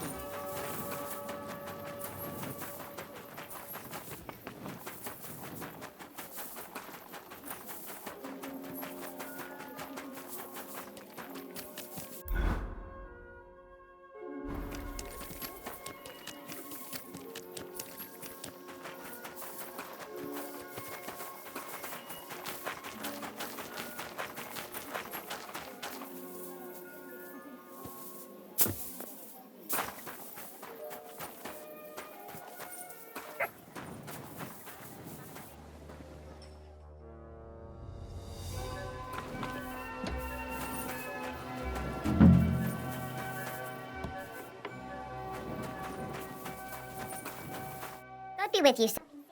Do you know Jerome Naz? Naz? The councillor? Aye, he's the one we had to change the tub for. I know who he is. Why did he change his tub? I'm sorry, but I'm not allowed to talk about it. It was a terrible disaster. You can tell me. Councillor Naz sent me to check up on things here. And he didn't tell you what happened here? No. He said I'd find out everything here. I'm supposed to measure it and, well, check it. Right. If that's what Councillor Naz wants. What happened to the tub? We had these fleas. Like, lots of them. Oh, I see. It was terrible. We had to scrub the bathhouse top to bottom and wash or burn everything. And Councillor Naz found out and wanted his tub changed. Said he wouldn't use one that was crawling with fleas. How did the fleas get in here? Most likely some beggar broke in one night and partook of the bathhouse services. He left some flea-ridden rags lying about, and all of a sudden they were everywhere. One rag is enough to infest the whole bathhouse. You can't get rid of them. Interesting. Where is the new tub? Where the old one used to be, upstairs. But it's got new curtains now, made from this lovely embroidered fabric. And we put this nice cupboard next to it, where Councillor Naz's towels, bath hose, wine goblets, and all that stuff are kept. I see Adam really pampers him. He does. He's our best customer. What did Naz say about... Adam I heard he threatened we all got it in the neck from Adam and all. Thanks.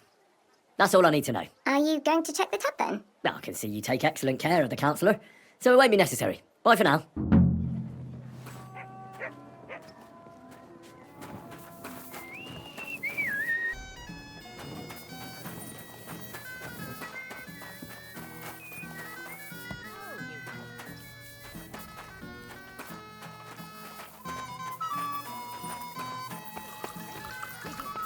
I'll be with you.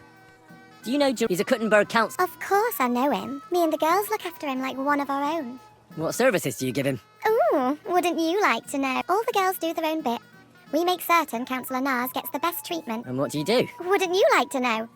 But you need to make it worth my while. Of course. How much do you want? Coin won't catch me a husband. But a pretty dress, that might do it. I'll try to get hold of... I look forward to it. It happens. Just watch what's... Do you know... Councillor? I don't think so. Which one is she? You'll know her when you see her. She ain't the youngest. She's bound to be around here somewhere. I'll ask. Thanks. See you soon, my friend. Christ! Pardon me. Here now. I'm sorry.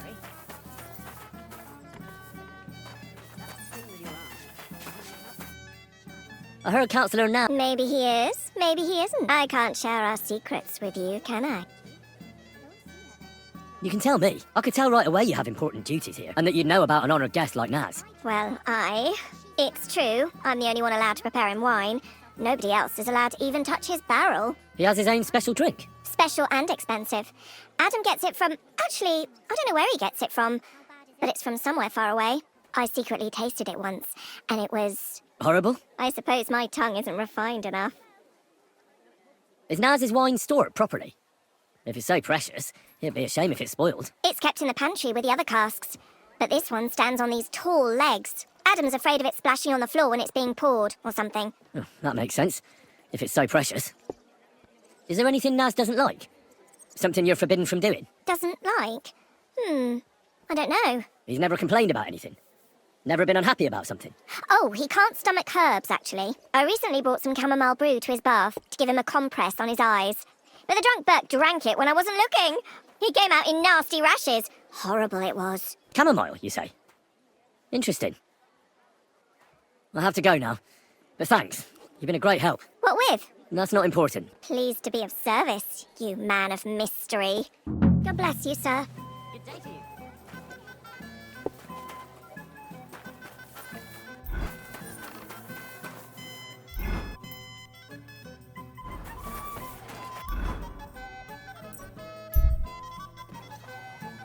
Oh, you poop.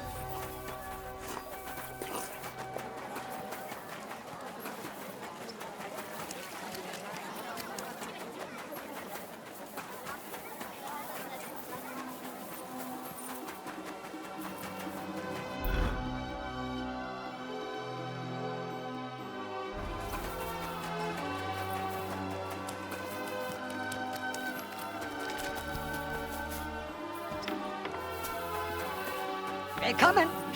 Grüß Gott. What do you have?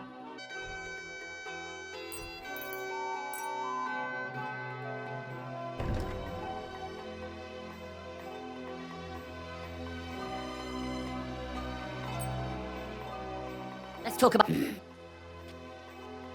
Hi. Und viel Glück.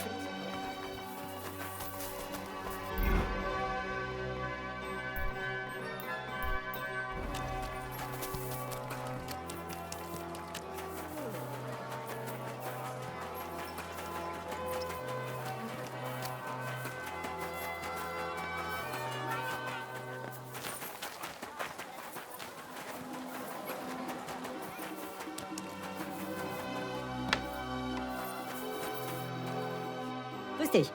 Was... What do you have for sale?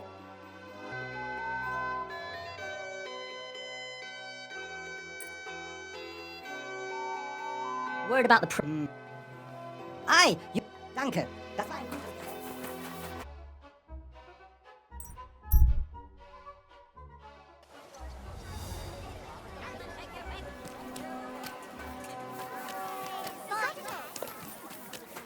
I apologize. I'm sorry.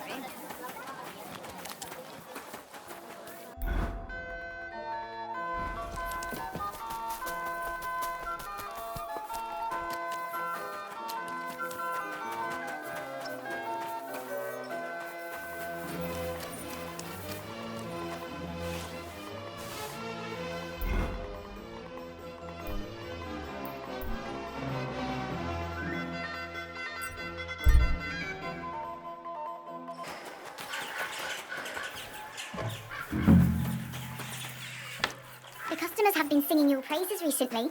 I do the best I can.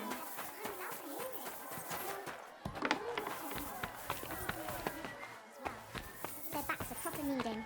All the girls do that. Greetings. What do you need? I want to ask about that counsellor, Jerome Naz. I know you do, but what about my dress? I've got a dress for you, just like you wanted. Oh, lovely. Let's see. Wow, it's gorgeous. It's all yours. Now, what can you tell me about Naz and his visits? Of course, it's the same every time. I go upstairs to prepare a bath for him. It can't be too hot or too cold. And then Adam gives me this fragrant oil, and I have to mix that in. And that's some special treatment, isn't it? We don't do that for anyone else. I hear it's awfully expensive, but only the best for Councillor Nars. Well, that's what Adam says. I understand. Well, then he has his bath, eats and drinks and discusses important issues with Adam and the other wealthy guests. And then he usually goes home, or stays on with some girl. It depends. Could you show me the fragrant oil? I ain't got it. Adam's really careful with it, so he only gives it to me when Councillor Nars comes. Then he locks it up somewhere in his room upstairs. What does the oil look like? Is it in some pitcher? No, it's small. A little bottle with a cork. A bit like perfume. Aye, and it's got something painted on it. Colourful flowers like. What would happen if you broke the little bottle, say, or someone stole it? Don't say that. Not even as a joke. That would be the death of me. Adam would hit the roof, but Nars would be even more pissed off. You always ask for it, eh? Sometimes I wonder if he only comes here because he likes the way the bath smells. He can't stop praising it. It's like it puts him under a spell or something. Right, I was just curious. But I've got to go now. Thanks for the chat. Thank you for the dress. God be with you, sir.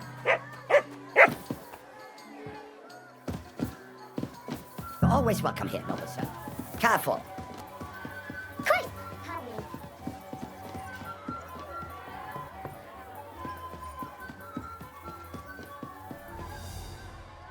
That's rank. Ugh.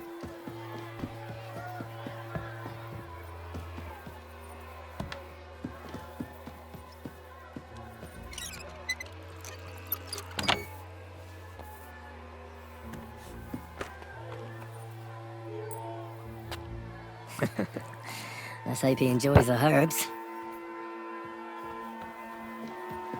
Who is it? What are you barging in here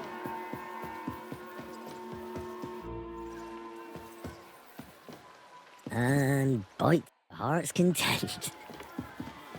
Come on, crawl all over it.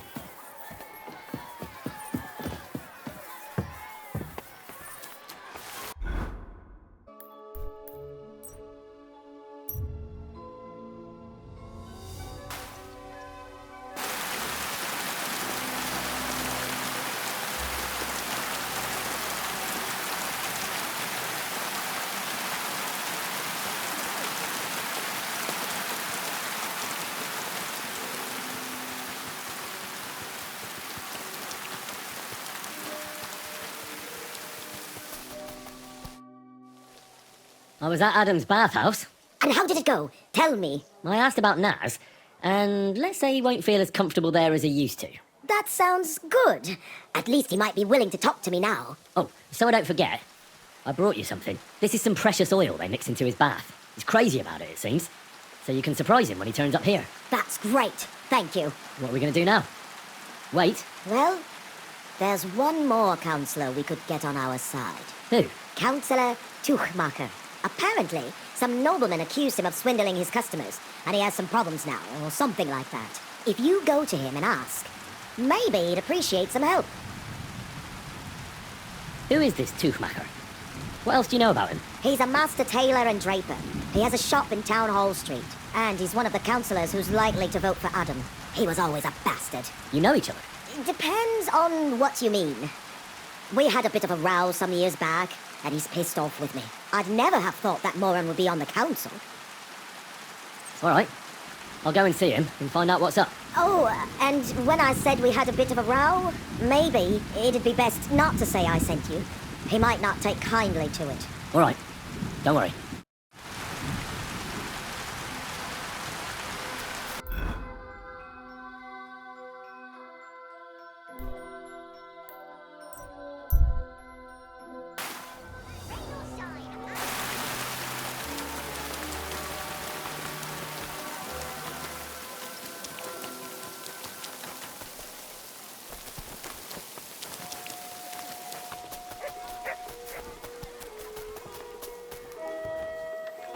I've been tricked so many times, I prefer to go where I know. I heard you're having trouble with some noblemen. What's that got to do with you? Nothing. But maybe I could help you. And you just feel like helping me, do you? Because you've got a big heart? I don't buy it. What's your game? Do the municipal bathhouse and the clean tax mean anything to you? Of course! I'm a member of the Kuttenberg Council. So, when you're going to choose the bathhouse, I need you to vote for the Kingfisher. Why are you interested in bathhouses? Let's say it's in my interest if they make a profit. I contributed to the furnishings, and I expect to get a return on that soon. Oh, I see what you mean. Aye, why not? If you can help me, my vote is yours. But only if you succeed. It's a deal. What's it all about then? I had a bit of a quarrel with Sir Jan of Leschin, and I need someone young and strong to take my place in a duel. You're going to fight? You'll do the fighting, and that will settle our dispute. Do you agree? What did you quarrel about? Just a silly misunderstanding. Some nobleman's servant ordered a coat for his lord, except he kept urging me, and I ran out of the right fabric. So I used a different fabric in some places, and the lord noticed and accused me of swindling him. Well, you did, didn't you? What was I supposed to do? I'd also have been in trouble if I didn't deliver it on time. All right. What happened next? I wanted the bailiff to adjudicate, because I'm on good terms with him. But the nobleman insisted it to be resolved under the law of the realm, because the city law doesn't apply to him, and that means settling the dispute under the watchful eyes of God, by combat. What are the rules of the duel? You don't need to worry. It's not to the... What weapons? Well, as I'm not a nobleman, I'm not allowed to use a sword, but you can use a mace, flail, or a hunting sword. Oh, great. And armour? No plate armour. And the nobleman? He can have everything. Sword and armour. That's hardly a fair fight. That's by the by, though. If I'm in the right, you'll beat him even with a stick. God's hand will guide you. I hope so. It won't be my first duel, so why not? I'll take your place. I'm glad I've found someone with courage. Where's the duel going to take place? The dueling spot is secret. It's out of town, so we'll go there together. If you're ready, we can set off right away. Let's go.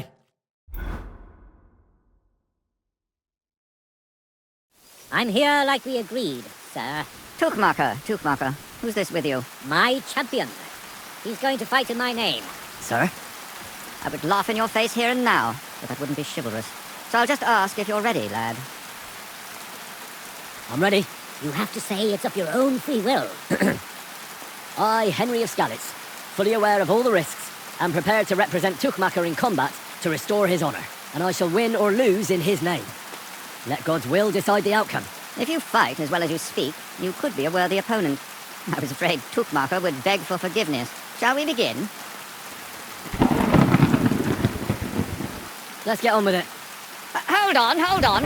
What's that in your hand? You can only use a weapon befitting Tuchmacher's rank, which means a flail or a hunting sword. Get the right weapon or there won't be any duel. All right. No need to lose you. I'll get a different...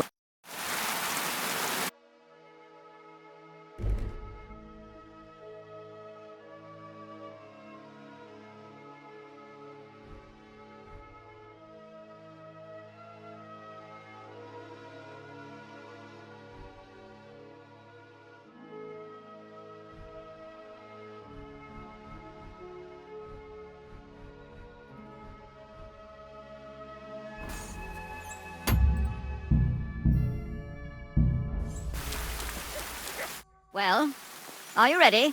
Let's go then. Today, these two men, noble Sir Yan, Kuttenberg Count, both men, the combat shall. Are you begin?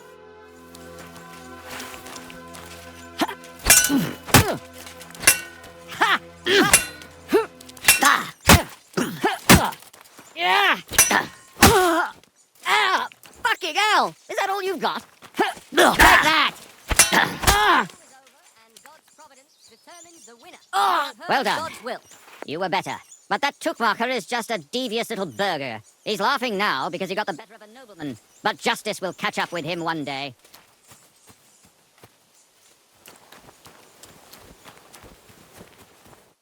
You really gave him what for? From the right, from the left. Hurry, strike. Thanks. Thanks very much. You're welcome. I hope you'll fulfill your side of our deal now. Most certainly. And next time, don't resolve your disputes by combat. Next time, I'll be careful who I make coats for. Farewell. Farewell.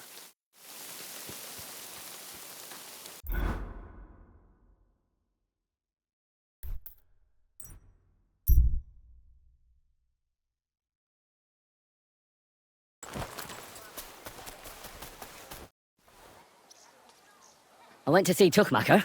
How did it go? Will he vote for us? He had a quarrel with some nobleman who challenged him to a duel. A duel? Like a fencing one? I didn't think people still fought duels. Aren't they banned? It's not unusual. Noblemen still duel all the time. And what did he want from you? He didn't dare fight himself, so he was looking for a champion. And how did it turn out? He'll help us. Really? That's wonderful. Wow, Henry, you hero. Now, don't celebrate yet. It's only one vote. But it's an important vote. Now we just have to wait till the council meets. Do you think Adam suspects you're trying to sway the vote? I don't know, but I don't think so. If he suspected something, I'd expect him to march in here and be as nasty to me as he always is. But there's no sign of him so far. Did you find any more votes? Afraid not.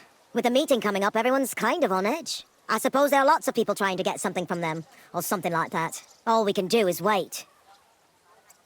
So now we just have to wait till they vote? Come back in a few days' time. The councillors should have voted by then. I will.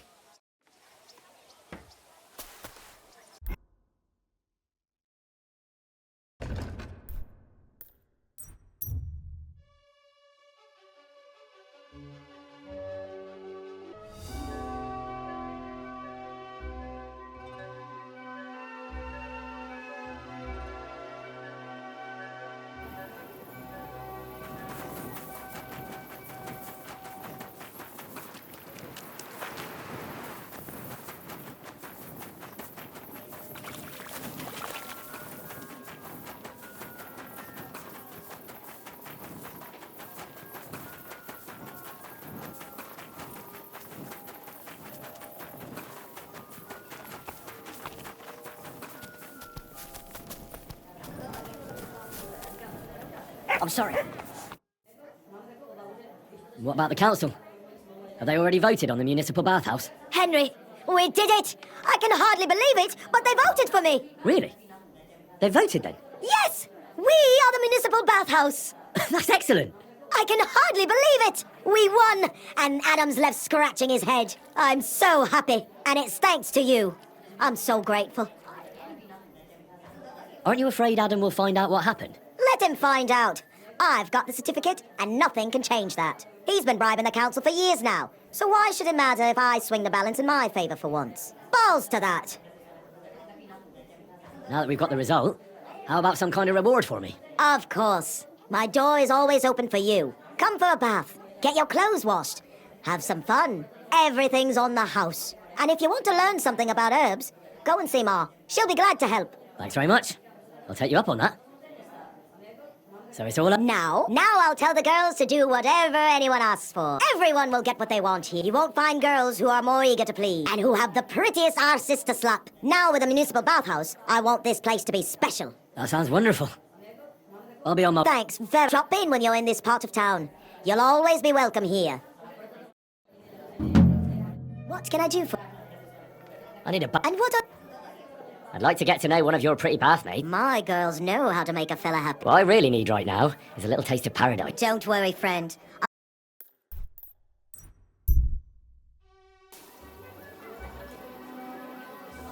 Pancakes, bread rolls.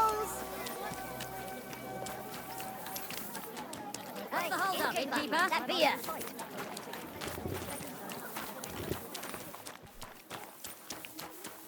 Hey, my lovely. Zizka told me you found... Hole in the wall. I see the owner's got a sense of humour. Unfortunately, I don't think it's a joke.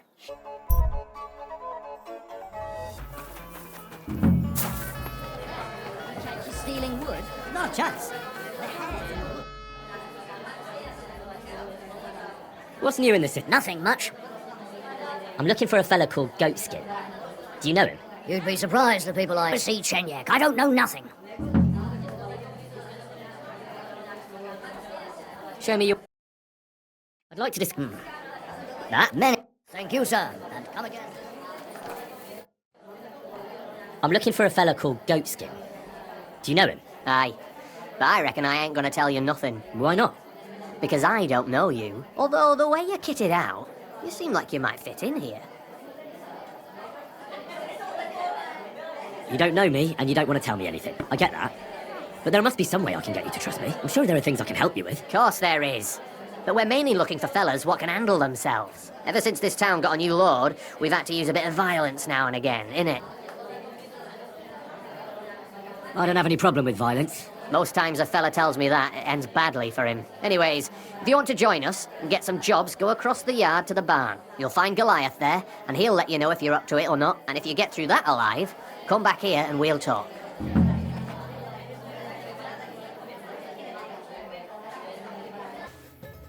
A bandage! Quick! I hope that's enough.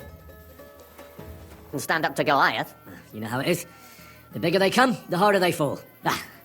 It's all in the technique, innit, mate? You ain't wrong. If you want to give it another go, have a word with Mole. We have this contest, if you get my drift. What was it you wanted to know? I'm looking for Goatskin. I hear he used to come here. Aye.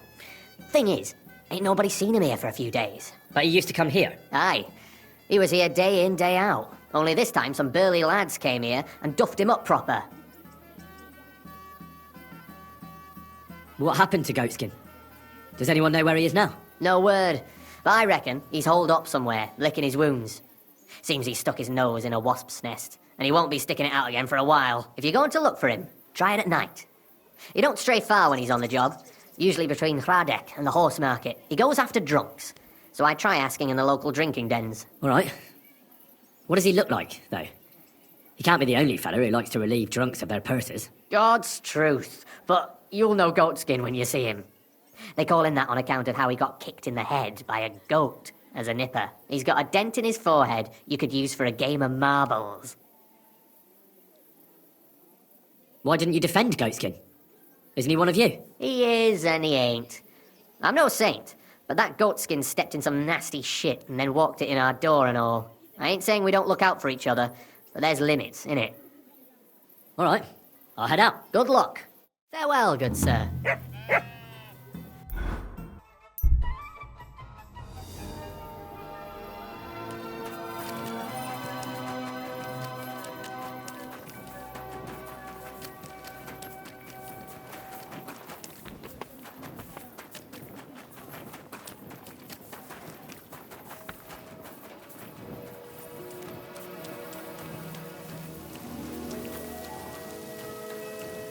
What's up? Did you drop something?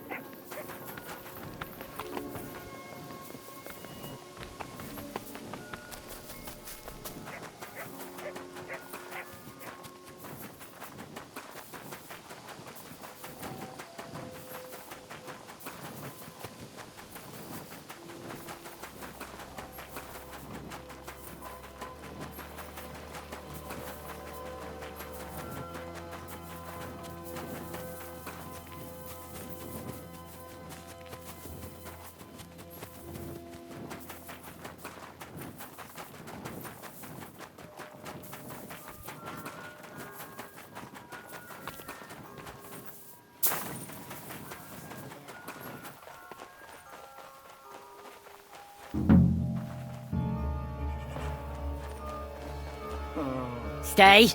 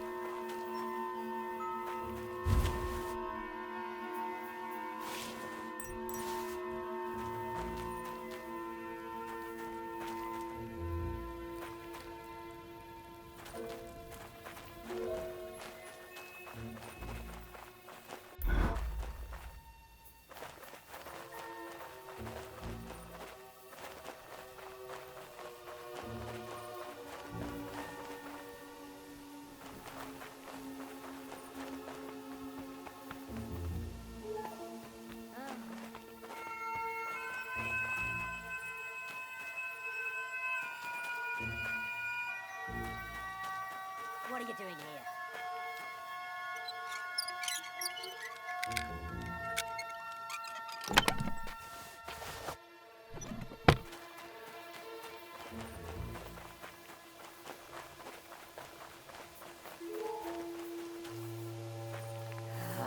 Huh?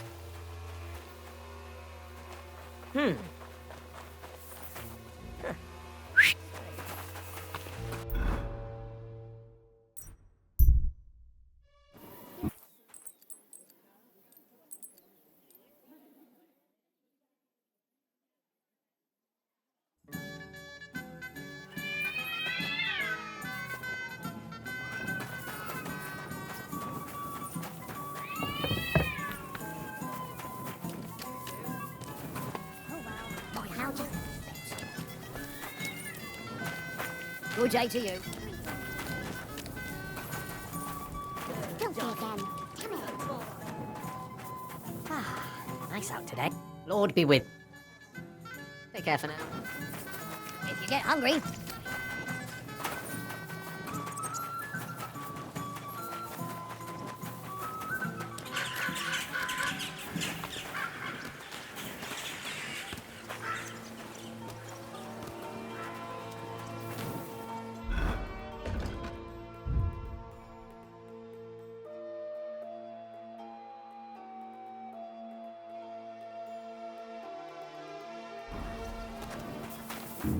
Come here for a word. You're new here, aren't you? Has Chenyek talked the head off you already? We spoke. I'll give you some good advice to start with. Don't listen to his bollocks about a fairer society and the honourable struggle for a better tomorrow. It's just bullshit to mess with newcomers like you. By the way, they call me Knuckles. You sounded pretty convincing to me. Aye.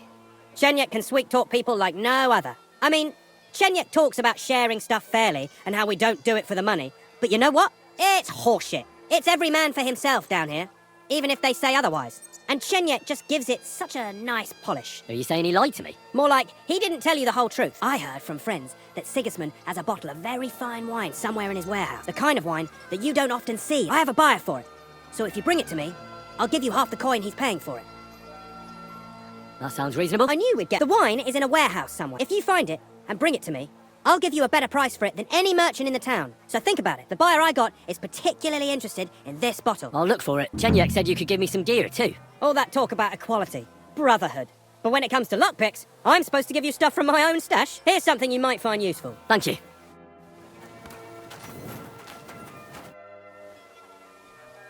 So I stole the wine from Sigismund's storehouse, as you asked. Splendid.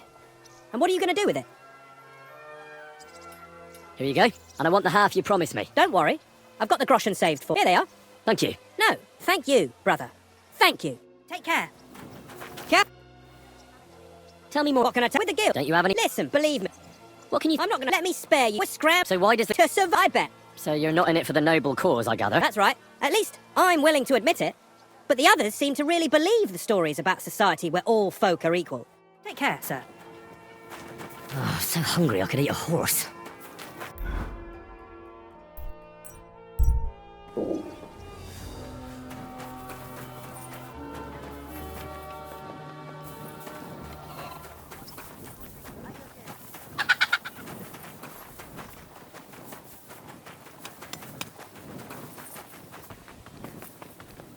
I'm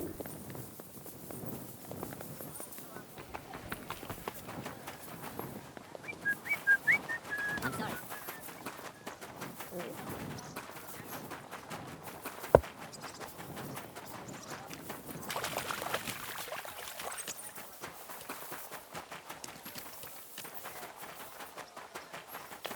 Good day. I'll fucking hurt you, so help me God. Greetings. I brought you some food.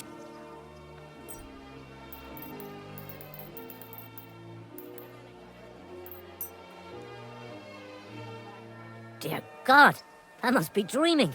So much food. It's like a royal feast. I'll fill my belly and even have some left over for tomorrow. Who should I thank for these gifts? All this is from the Kuttenberg Guild and the good King Wenceslas. Is this how the Guild takes care of us? Wonderful. May God bless our King Wenceslas. Hey, what's that? Hey. No, you don't. You won't get me.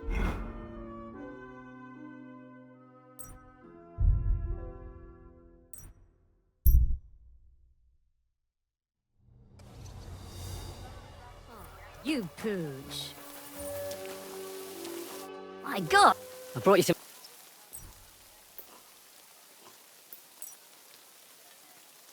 Sweet. I'll fill my... Who do I...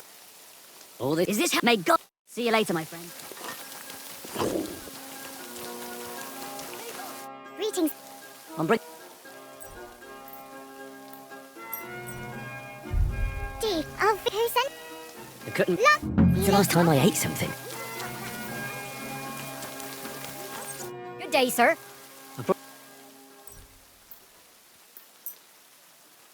Sweet. Who do I... All Is this how the... May God... See you later, my...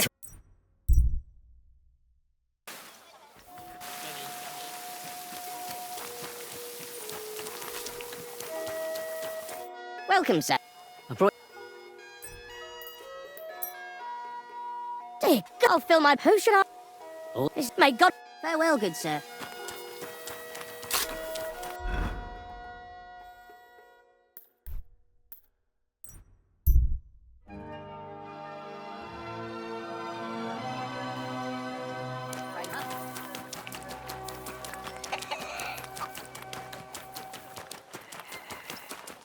Oh, good people, help out.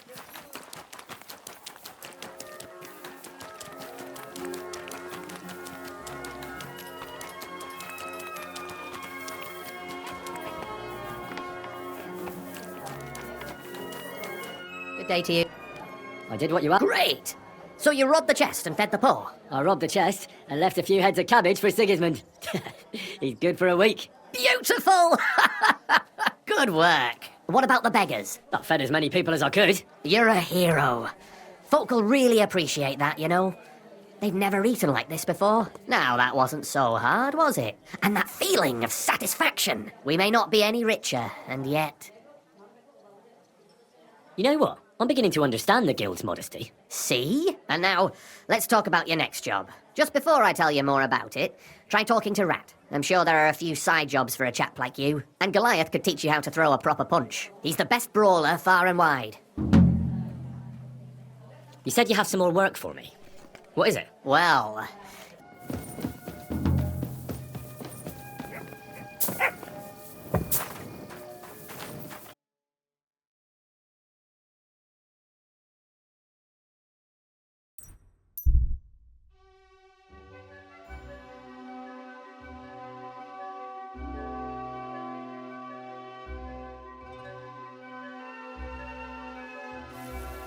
Hey, Henry, over here.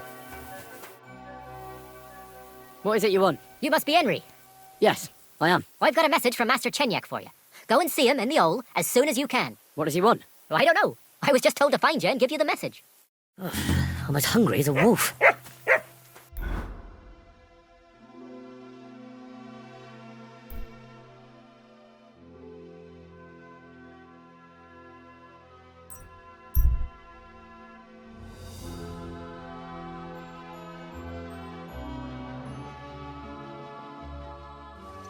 No fucking way. He was...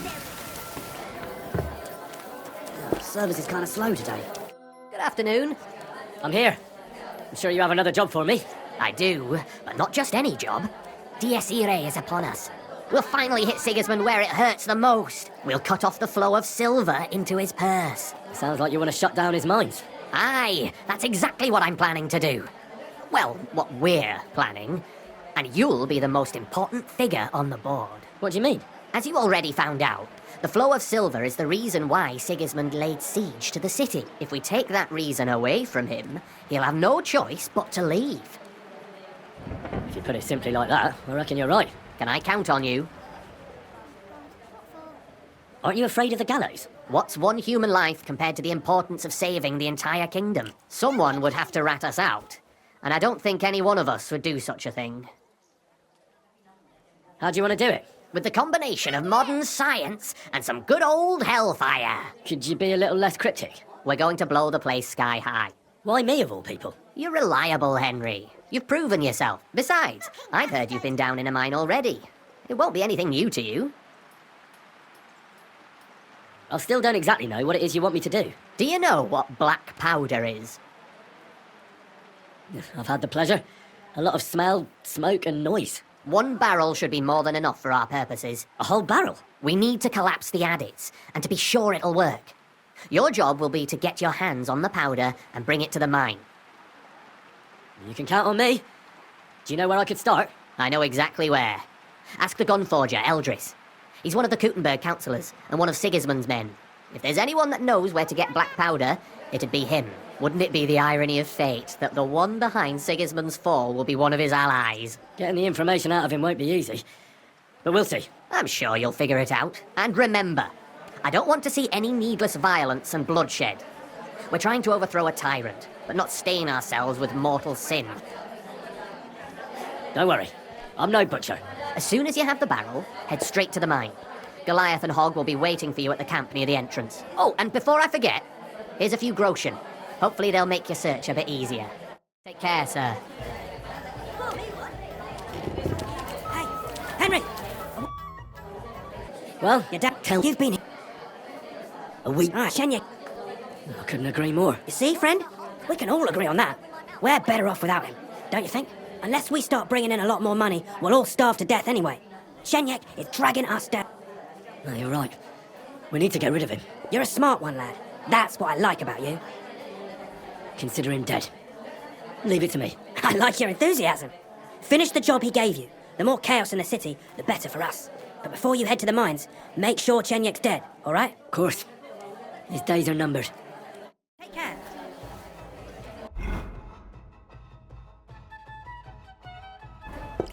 I'm sorry. I apologize.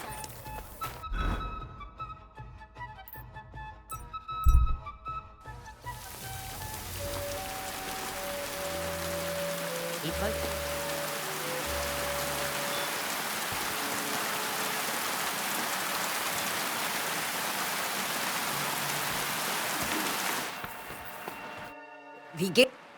Are you Eldris, the gun forger?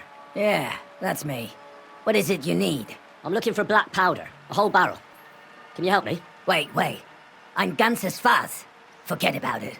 I would only sell something like that to one of my verified customers. In this case, that would be the town garrison or the King Sigismund himself. Are you one of their messengers? How about you save the stupid questions until after you tell me where to get the powder? I'm telling you, merchant to merchant, I'll pay you with iron and fist, and you'll be happy to give me what I want, with interest. And I'm telling you, merchant to merchant, if I had any powder, I'd be happy to give it to you.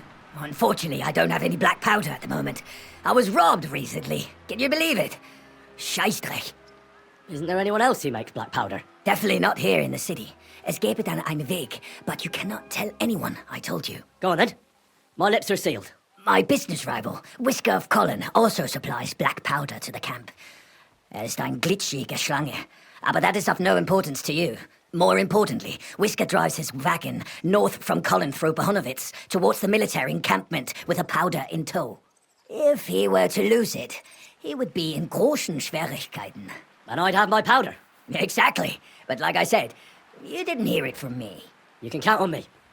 Thanks for the help. I really need to eat something.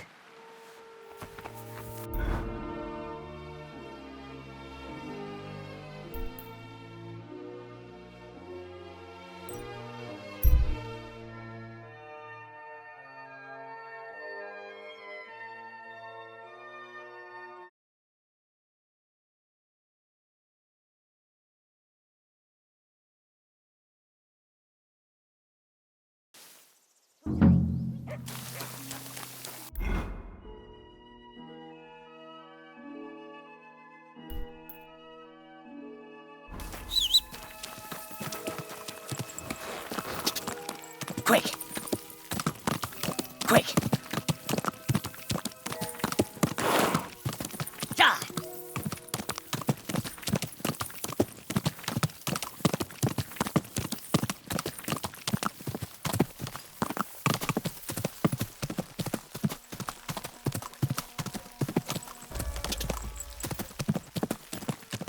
Whoa, whoa. Yeah. You know what they say about hindsight? Now we just need to figure out what to do. So you're in a bit of a pickle, eh? These damned horses, they got spooked in the forest and this is how it ended up. You wouldn't happen to be a certain Whisker, would you? What? Why? Who's asking? That doesn't matter. What I'm interested in is your cargo. 1 whole barrel, to be exact. My God. How did you know about that? Speak up or I'll call for help. They heard you were having trouble back at camp, so they sent me here to get that barrel before everyone in the region hears about it. Huh. I had no idea they had such good spies at the camp. All right then, here's the key. Take one of the barrels from the chest in the wagon. Apologize for me back at the camp. I'll come as soon as we get this fixed. I feel quite hungry.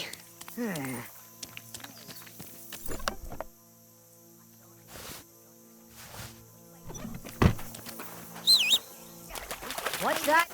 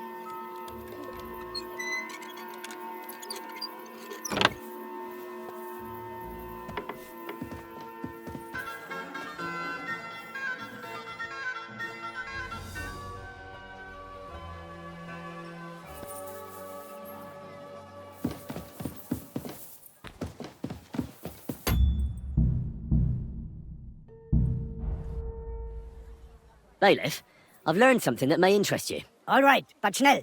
I do not have all day for you. A gang of thieves is on the prowl in the city. They call themselves the Guild, and they plan to rob allies of King Sigismund. Halt!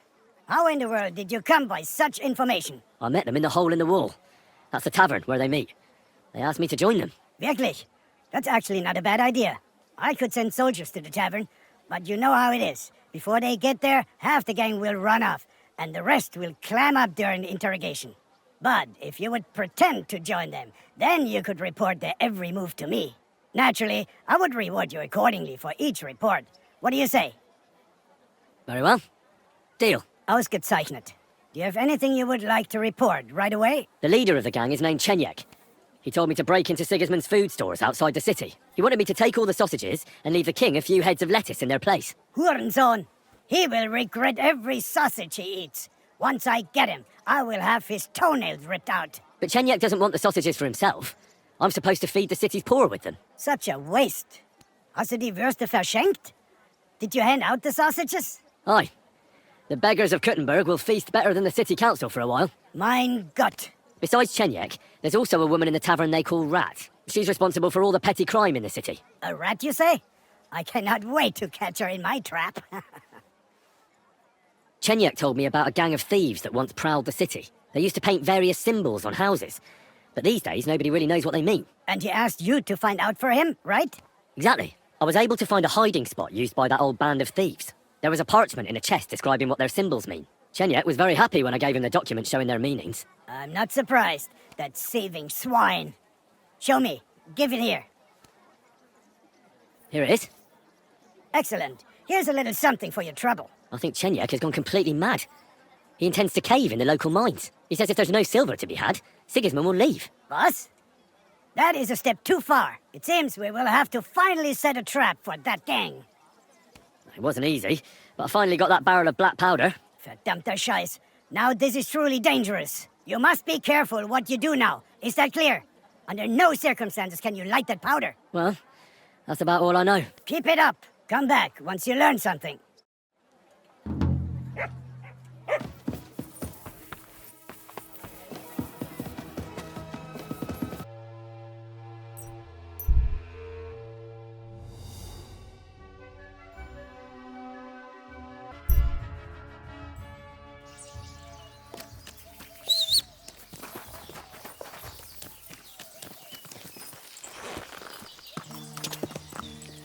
Quick!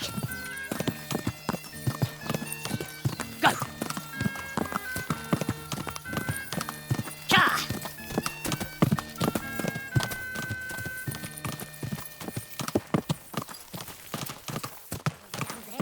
Whoa! Everybody had a look around and found a nice dugout on the other side of the shop. Good. For fuck's sake. I'm here. I've got to say, that barrel sure gets heavy. Great work. We're all ready and waiting for you. I came as fast as I could. Getting your hands on something like this isn't easy. They guard it closer than silver. But you did it. Now we just have to wait for nightfall. I'll wait until the evening here with you. Make yourself comfortable. Have a cup of wine.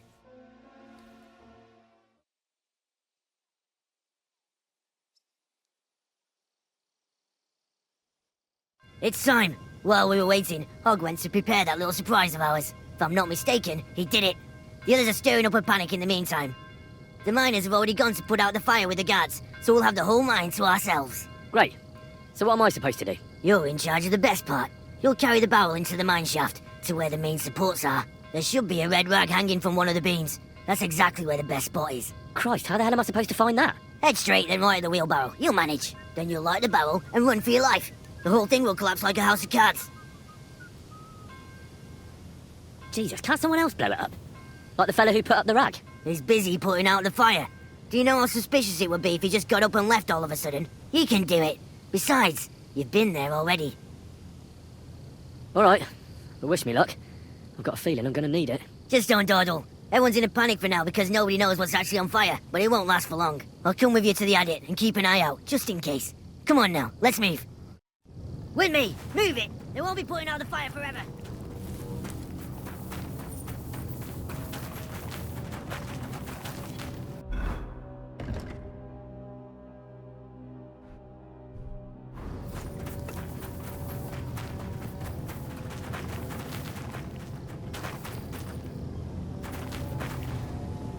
What are you doing? That thing's aimed right at me! Ah!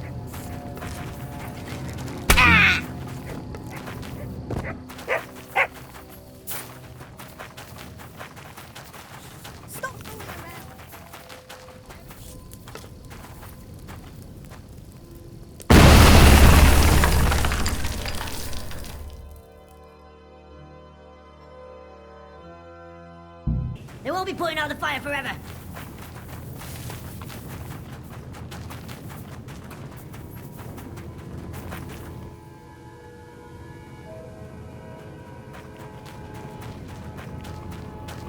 There's no time for chit-chat, lad. Move it!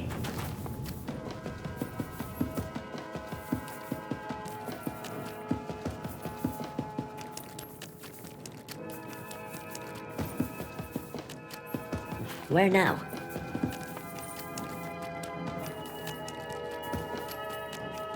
I've definitely been this way already.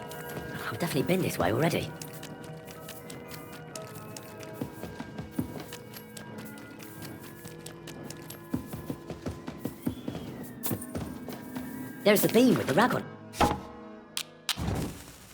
Now to get out of here. Quick.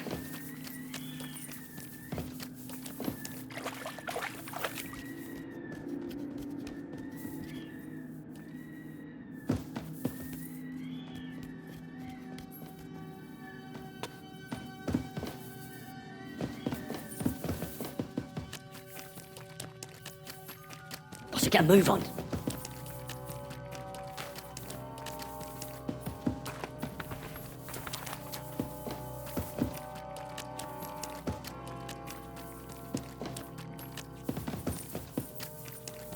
It'll blow any moment now.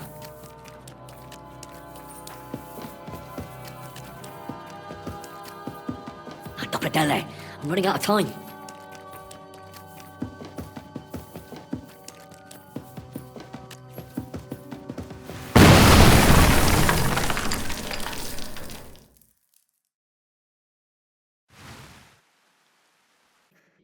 That was so bad. You were good to you. Now what's going to leave me? What the hell is that?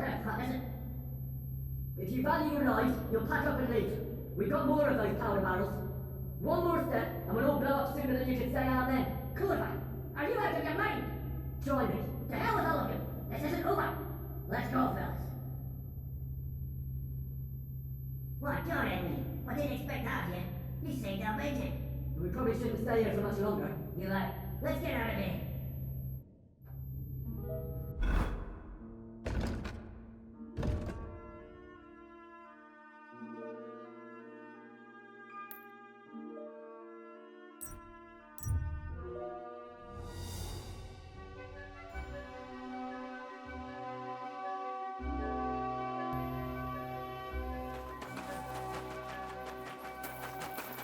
What are you doing? Bring the house down.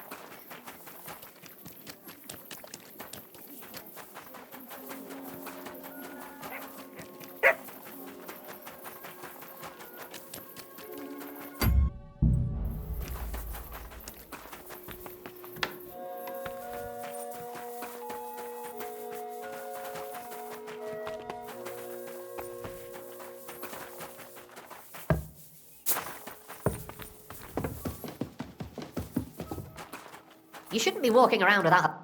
My friend, you have no idea how glad I am to see you. Have a seat over here. Let's drink to our success. It's on me. I'd be a fool to refuse that. Cheers, Henry. Oh, we couldn't have done it without you. Don't mention it. We've all got the same goals. But not all of us are willing to sacrifice something to achieve them. There were those among us who, instead of our noble mission, thought only of enriching themselves. Fortunately, they're no longer with us. You talking about anyone in particular? Knuckles betrayed us. Plotted against me. And when he realized he couldn't succeed, he ratted us out to the guards. He's the one that sent them to the mine. What happened to him? Our comrades punished him like they'd punish any traitor. I tried to avoid bloodshed for so long, I ended up getting it on my own hands. He got what he deserved. I believe every person is good at their core. It's their circumstances that make them evil. We can judge actions, but not merits. But enough philosophical disputations. To your health, and to the Guild of Kuttenberg. To the health of good King Wenceslas, and all those faithful to him. May all traitors burn in hell, and the world be brought together once more under the banner of unity. May the rotten church burn down, along with all its gluttonous prelates. May the peasants rise up like a storm and wash away all that should have been washed away long ago. May the kingdom of Christ arise and last 1,000 years. What'll happen with the guild now? We'll hold off on any major operations for a few weeks, until all the buzz surrounding the mines dies down. Smaller actions against Sigismund's people in the city will carry on, because they continue to be disgustingly rich. But it'd be best to wait before we do anything bigger again. Aren't you worried we'll be followed now? Sigismund will surely want revenge for the collapsed mine. Where there's no evidence, there's no culprit. Eldris would put himself at risk if he talked about where he got the powder. And besides Knuckles, I vouch for every one of the guildsmen. Even on the torture rack? Hopefully it won't come to that. And besides, Sigismund has plenty of other things to worry about. What now? Will you continue doing what you've done until now? Once I celebrate what we accomplished here, I'll leave to the countryside for a few weeks. I'd like to spread the word of God among the farmers there. Aren't there priests enough? Fuck the priests! What good ever came from them? I want to spread the true word of God. Just as our Lord did, before the Pharisees had him crucified. Thank you, Chenyak, but I have to get going. This isn't farewell for long. Until Sigismund and his army leave this place, we'll continue to make plans against him. We just have to lay low for a while. Of course. Keep your heads down. But my task isn't over yet. And I wish you the best of luck, Henry. You're capable of great things.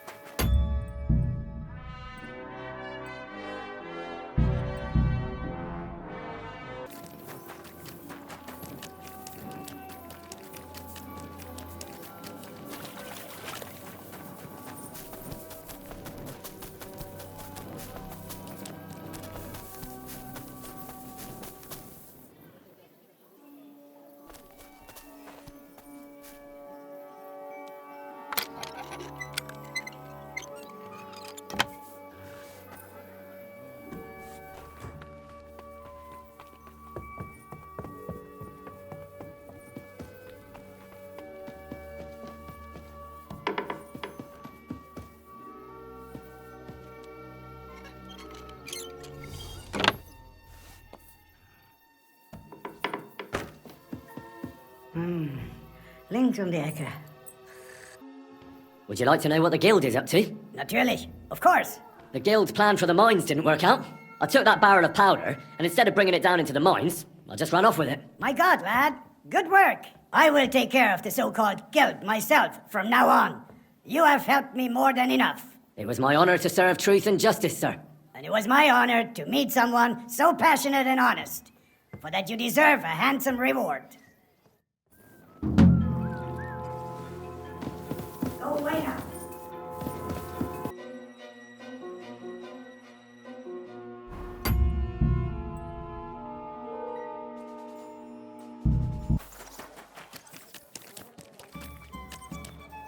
Maybe you're not playing for the first time, but you can't be... At your Good service, doggy. sir. Good boy. Lord be with... I've got the barrel... Good job, Henry. But hurry back to the camp. I'd love... Take care for now.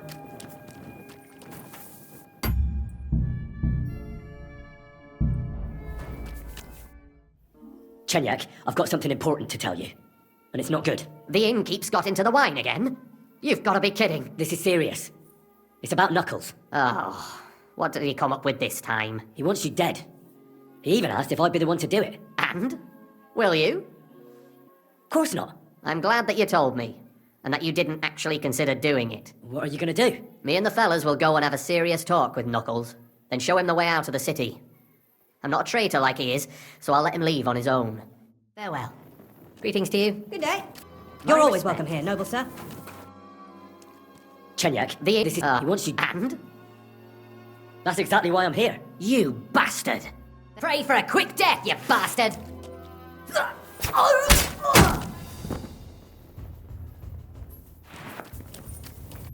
If you've one more clue, to hell and let's go and get it.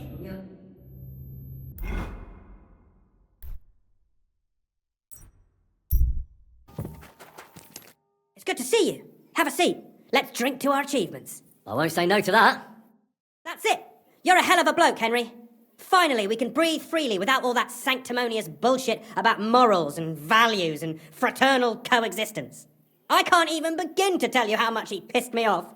Preaching water and drinking wine. That's just like him, the bastard. But now, the golden age is here, lad. Pure gold. What's going to happen to... The guild is done. Me and some reliable fellas will keep doing what we have been, but without all that faffing about. We've got to make fill our bellies somehow, right? Aren't you afraid of revenge? Not a chance. I made a deal with the guards. I gave them a few names so they'll get their wanted criminals and leave the rest alone. I was talking about Chenyak's friends. That band of nobodies can't do nothing. Don't worry. You're safe with us. What do you want to do now? To get drunk. And then I'll get drunk again. It was good to talk to you, but I have to get going. Here, take what's yours. Your share, with interest. So you don't go around saying Knuckles is greedy. To your health. And to the future, lad.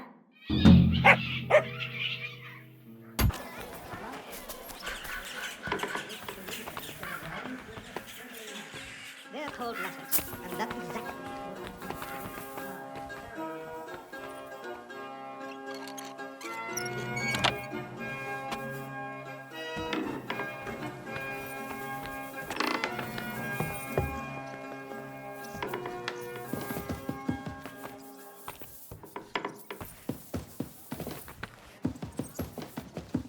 Clear. Would you... Well, you know, the guild and I went to the silver mines and blew them sky high. Was? Du Hurensohn! Could you not have prevented it? It wasn't possible. And you yourself told me to act like one of them, didn't you? Yes, but everything has its limits, damn it! But let's forget about that. I reckon we should discuss my reward instead, eh? Tell me, how am I supposed to pay you when you blew up our silver mine? What? But I served you for so long. But in the end, you ruined everything. Now run along, and be glad you escaped the whip. Clear off.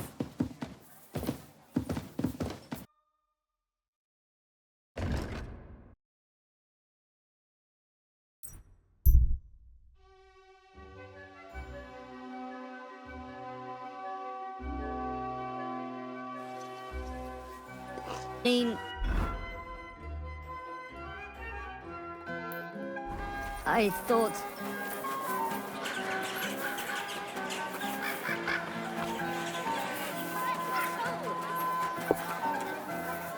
God bless you, sir. What are you doing here, Goodman? What does it look like? I'm handing out wine from my vineyard. You're giving it away for free? My vineyard is new, and the folks in this town are damn stubborn. So I figured I'd pour a cask or two into them, and maybe they'd get a taste for it. What about your good self? Would you like to try it? Free wine? I'd be a fool to say no to that. My thoughts exactly, Goodman. Here you are, to your health. I'm curious what you'll think of it.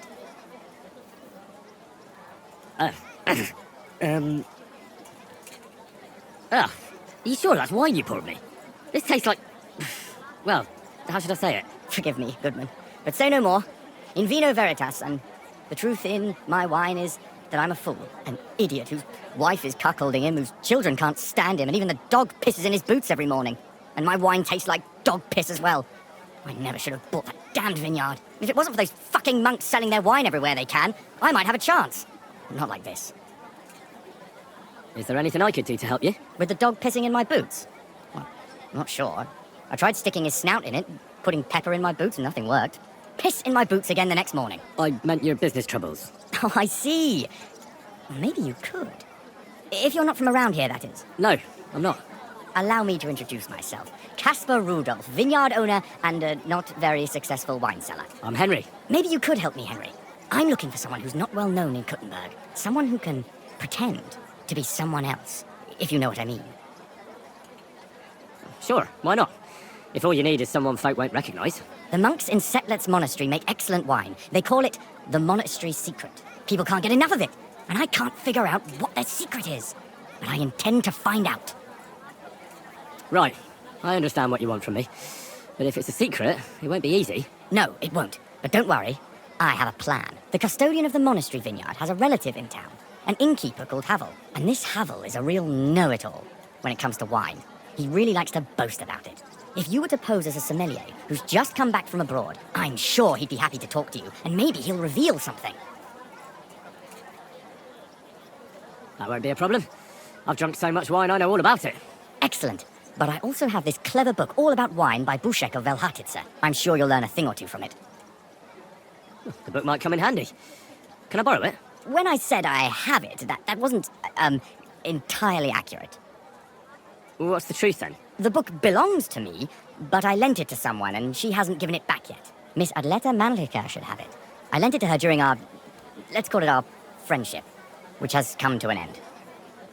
Didn't you say you're married? What has that to do with anything? Oh, I'm sure your wife wouldn't mind if you asked an old girlfriend to return a book you lent her. Oh dear. Adleta used to have rather more friends than might be expected of a respectable young woman. But her family's patience ran out, so they arranged her marriage and put an end to her dalliances. Since then, Adleta has been confined to her room and guarded like the crown jewels. And you want me to break in? Well, yes. Master Swordsmith Manlicher has a house in Lethlilskar Street. Adleta is either locked in her room or walks in the gardens behind the Italian court, where she is guarded by her brother. The Manlichers don't want any more It doesn't matter. I'll find a way to get the book back. Great! Any more questions? Do you have any idea what this secret might be? They're monks, so it could be anything. Maybe they put the crushed up bones of saints in it, or they sing hymns to the wine. How should I know? Do you really think Havel would just tell me the secret? You don't even know if he actually knows it. Or it might just be a rumour. Havel really is a bit thick. Either the monks have a secret and Havel will tell you, or there's no secret and Havel will confirm it. I'll get right on it then. Excellent. Excellent. And don't forget, making an impression is the main thing. You look like you can handle it. Good luck. God be with you, good sir.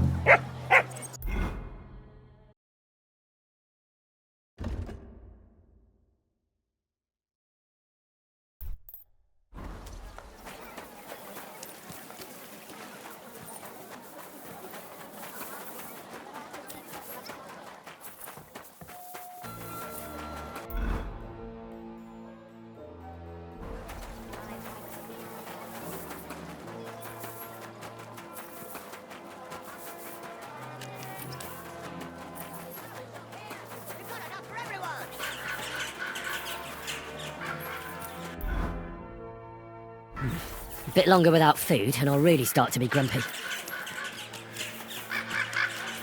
Service is kind of slow today. Who's got? What's new around? Well, I've heard Schwertmeister Nicholas complaining about some Wettstreit. That is, some unfair competition, if you understand. It seems some new Schwertmeister came from Frankfurt, and they are hanging around the Merchants Street and making Ärger. But I do not know anything more about it. Und ich habe auch gehört, some woman wants to fix up the house in the Hoprink that used to be a bathhouse. Dann versuchen Sie. Maybe she will need help. Und das war alles. Sounds interesting. Thank you, innkeeper.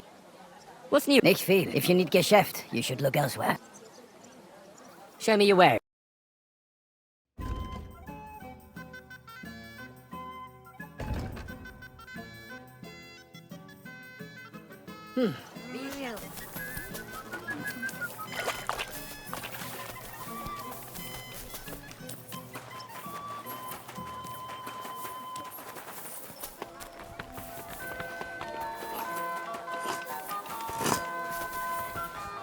Did you hear about what the bailiff is planning? No, I don't care for gossip. Nor do I.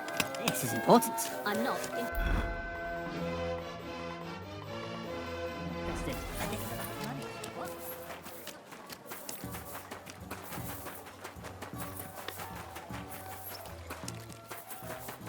I need something to eat.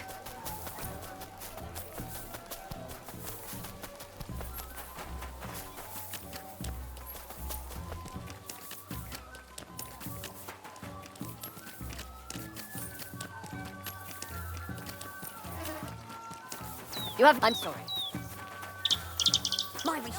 Leave me alone, Goodman. Leave me alone, Goodman. You have no business being here. Clear off! You have no business being here, good man. Go away. Guten Tag. Was brauchst du? I'd like to go into the gardens. Why are you on guard here? I'm afraid my sister is resting in the gardens and doesn't wish to be disturbed. That's a very fine sword you have, Goodman. And so it should be. It was made by my father, a master swordsmith. Well, you can tell it's perfectly balanced at first glance. I may not be able to see the blade, but the way the hilt is fitted is clearly the work of a master craftsman. It seems you know your stuff, good man. I'm an apprentice swordsmith. For someone from Kuttenberg? I'm surprised I haven't seen you before. No, my master is Martin Menschy from Prague. We're just travelling north. My master wants to deliver a piece in person. You don't say. Master Menschy is in Kuttenberg? Do you think I could talk to him? I admire his work, and so does my father. Of course. Come to the Hangman's Halter Tavern. My master will be pleased to have company. Thanks. If you want to enter the gardens, go ahead. Just keep away from my sister. My father has forbidden her to speak to men. Don't worry. I'll give you my word as a swordsmith. Bis bald.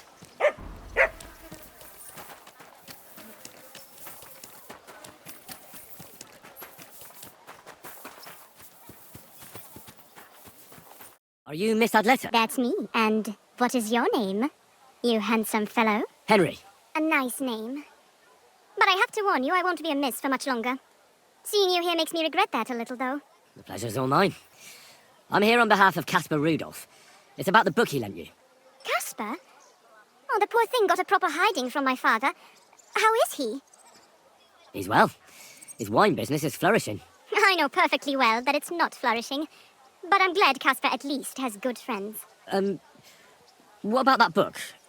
Do you have it? When we were friends, he gifted me that book. There was no mention of it being on loan. And now he wants it back all of a sudden?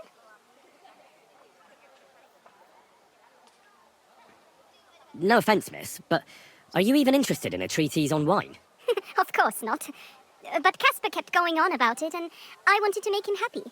Since I've been locked up here, I've even tried to read it out of sheer boredom so that I don't have to embroider all the time. What if we became friends, and you gave me the book? You're taking a big risk, good man.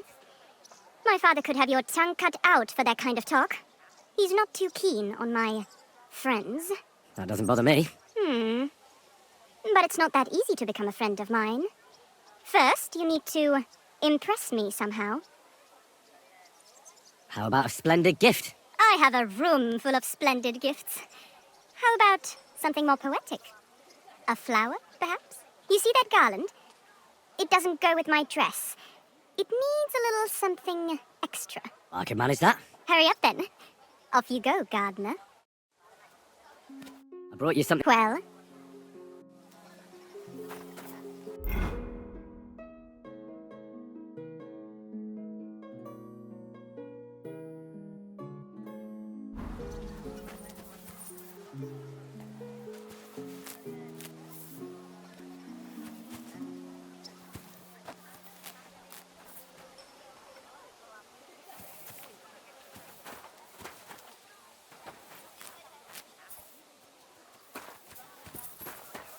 I brought you something to add to your garland. Well, show me, God.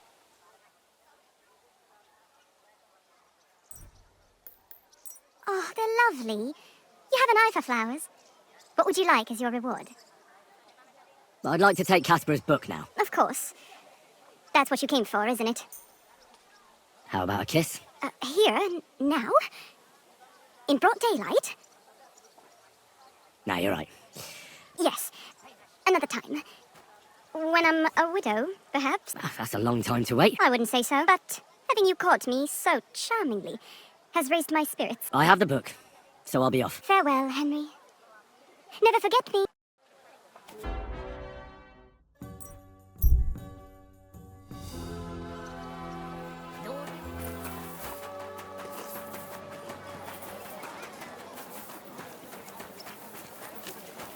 A fountain? Where does the water come from? Here, in the middle of the city. I'm thinking of buying a rowboat, or maybe a punt. What do you want a boat for? Last time it rained for a week straight. Danke und viel Glück. Sparkling white, a taste that will caress your soul. And elegant and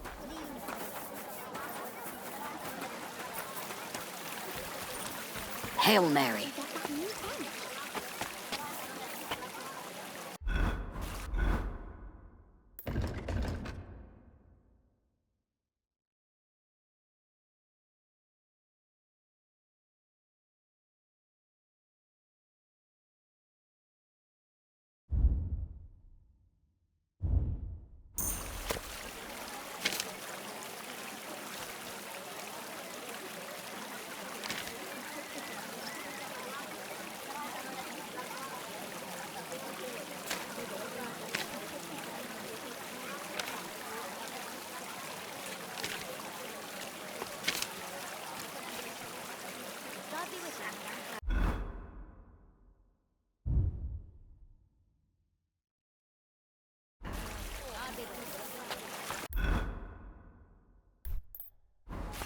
A fountain?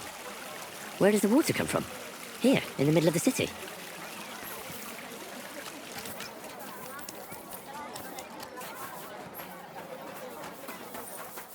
Can I help you? Jesus Christ.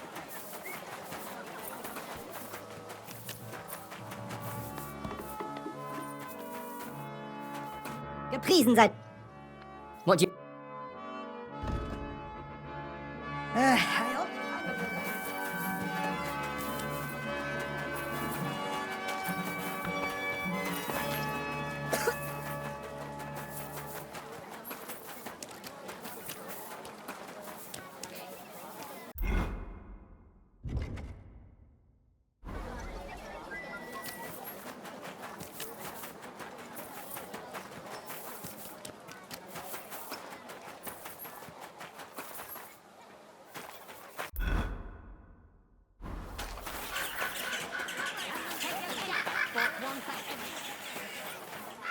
can I do for you? We'll help you.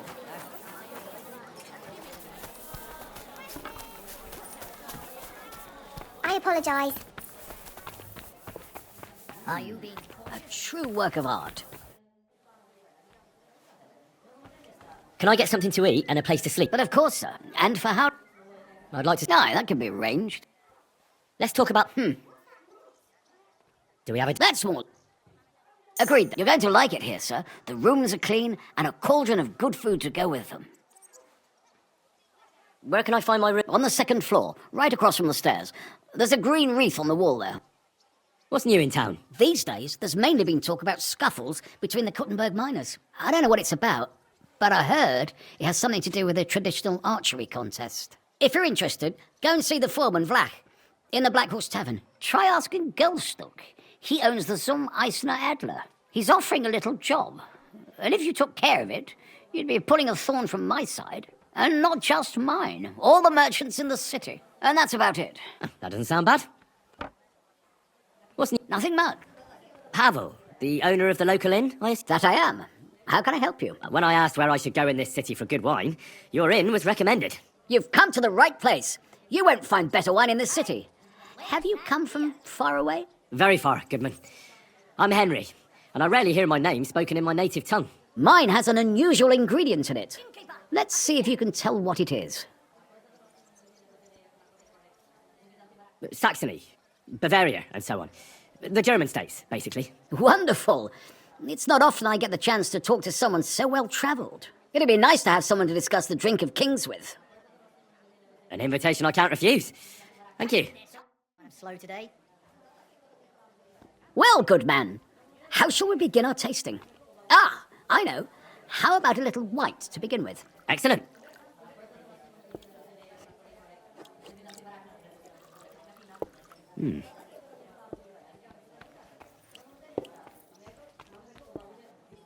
So, what do you say to that? Hints of vanilla. That's uncommon. And I have to say, that greenish spring colour is perfect. You're right. A rare flavour and colour tone. It's essentially a lighter wine. I like it because it's suitable for many occasions. When I don't know what to serve, I pull out a Moravian white. My father-in-law loves it. He'll be a blessed 70 years old this year, so I'm giving him a few casks to make his old age a little merrier. That's very kind of you. There's nothing but misers in this town. They wouldn't think twice about taking their own mother's last piece of bread. I'm not like that. Do I have money? Of course. But I don't hoard it. I try to make people around me happy. And you're treating me to this wine. You're a real Samaritan. And like it says in the Bible, you give drink to the thirsty. Anyway, let's have a cup of something else. My thoughts exactly. What shall we... Ah, I know. Let's have some red. How about a young Blaufränkisch from Austria? Or as we call it in Bohemia, Blue Frankovka. From you, Goodman, anything. Pour away.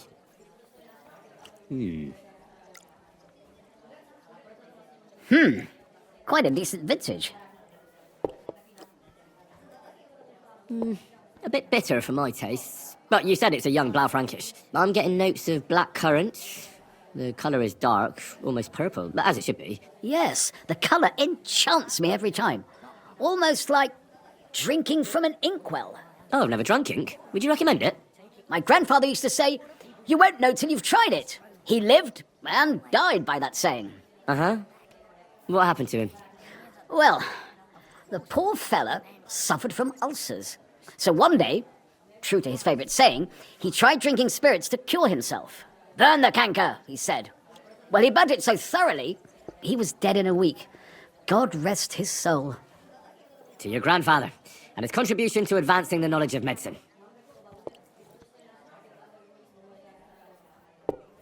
You said you spent time in the German lands. What wine do the local connoisseurs rate highest? Anything from the Steinberger vineyard in Eberbach Abbey. It's the largest vineyard in the Holy Empire. It's admirable how they have everything so organised, precise and measured. Truly a joy to behold. Yes, yes. The monastic brothers know what they're doing. I can confirm that. I have something from the local monastery as well. We should taste it. Well then, let's move on to the next one. After all that quality stuff, let's refresh ourselves with something simpler. Would you like a hippocras? Certainly. The better ones will go straight to our heads. And I'll admit, I do like it from time to time. Nothing to be ashamed of. It's not easy to make a good hippocras. Mine has an unusual ingredient in it. Let's see if you can tell what it is. Tankard of ale, thanks.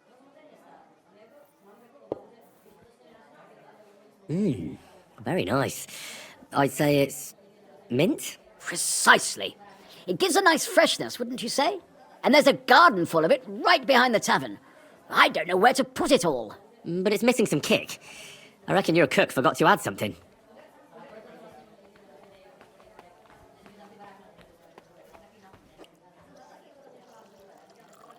Ginger. It's missing ginger. But of course. The cook told me they didn't have any at the market. You have a refined tongue, good man. I'll give you that. After that hippocras, we should have something more high class. I've got a rare Hungarian wine from Egger. Very strong and very sweet. Bring it on. This is no time for weak wine. My thoughts exactly.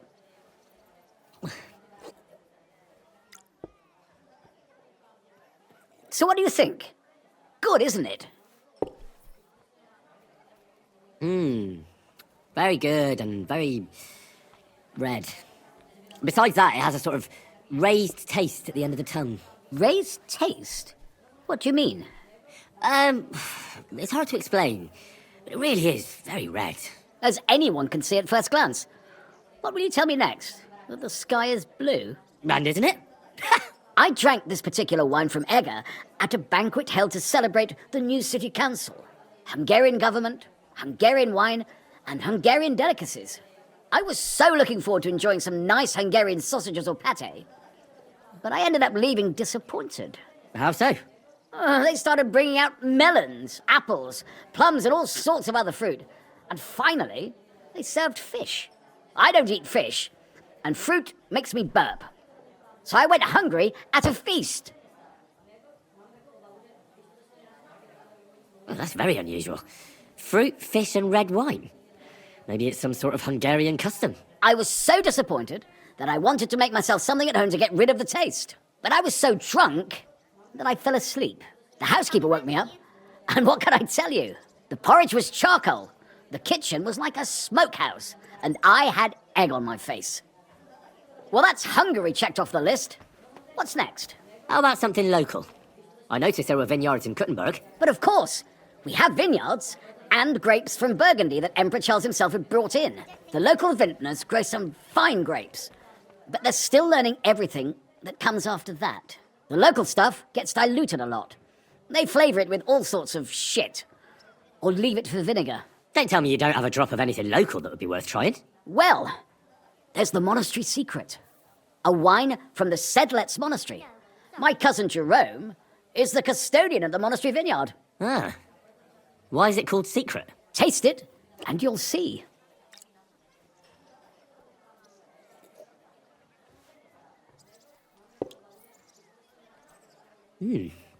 Interesting. There's no trace of any flavour that shouldn't be there. Neither honey nor spices. Just the pure taste of wine. But there is something to it. Something I don't recognise. That's it, good man. Is that the secret? Exactly. The monks add a secret ingredient to the wine. A secret ingredient? How do you know that? Like I said, my cousin Jerome is the custodian of the monastery vineyard, and I handle their supply. Sometimes I bring food for the workers, new barrels, tools and the like. And from time to time, I bring them a sealed crate which smells peculiar. Jerome didn't want to tell me what's in it, but when I insisted, he told me it's some kind of incense they burn in the barrels. Really? I've never heard of such a thing. Neither have I. But like I said, the chest was sealed and the whole thing is shrouded in secrecy. A real monastery secret. What should we drink next? I'm glad you like my wine. But that's enough tasting for today. After all, I've offered you everything worth trying, and now the wine is starting to go to my head. But you're welcome to stay in my tavern as long as you like. I have to say, I really enjoyed our chat. It's rare to meet someone who really understands wine. I enjoyed your company a lot too. Nevertheless, I won't keep you, Goodman, and I'll bid you farewell. Farewell, and if you decide to extend your stay in Kuttenberg, Stop by for a drink again. Definitely. God be with you.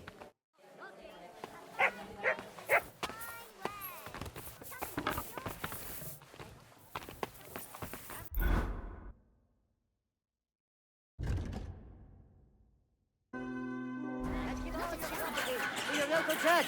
Quick! For Sigismund's soldiers, Fountain? seize it or torch it! Where does the water come from? Here, in the middle of the city. Standing in the yard, when I saw this, Casper's red. Greetings. Do you need something? I spoke to Havel. And? How did it go? Good. I had to drink a bit of wine to get some answers out of him, but I sacrificed myself for the cause. And what did he say? It took a while, but in the end, he told me sometimes crates of a special incense are brought to the vineyard, and they apparently burn it in the barrels. What? Incense? And he wasn't just yanking your pizzle or too drunk? He may have been drunk, but he was telling the truth. He doesn't know what incense it is, just that they get it delivered. Right, and here's a small reward so you don't go around saying old Casper's ungrateful. But now I need you to look into it further. We need to find out what this special incense is for. We'll have to take a look in the vineyard and take some of that incense. We, meaning me. Of course I mean you. See how well we understand each other? I'll do it, but I want more coin. It's a risky thing to do. What's more, it's the monastery's vineyard, and I don't want to end up on the wrong side of the church. All right, I'll give you more, but I want you to know you're bleeding me dry as is. I'm the one likely to actually bleed. Now tell me where to look. The vineyard is pretty big. It's big, true. But there's a vineyard house right in the middle. The custodian lives there, as well as the workers, and it's also where all the supplies are stored. Besides, there's also a side garden where they grow new varieties of grapes. If you could manage to bring me a few seedlings, they could greatly help my own vineyard. Where exactly is the vineyard? A short way to the north of town. It's pretty large, you can't miss it. How do I get in? Isn't it guarded? The simplest thing would be to get hired as a labourer. There'll be lots of work there now that it's summer. What if they catch me? You have to be careful. The vineyard is closely guarded, especially at night, and thieves are punished very severely. Don't get caught. I'm on it then. Good luck, and take care, Henry. By the way, what about the business with the Manlikas? Did you manage to get hold of the book by Bouchek?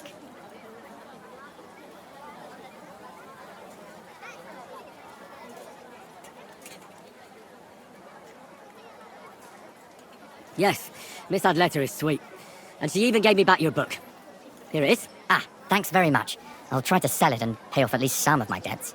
Take care.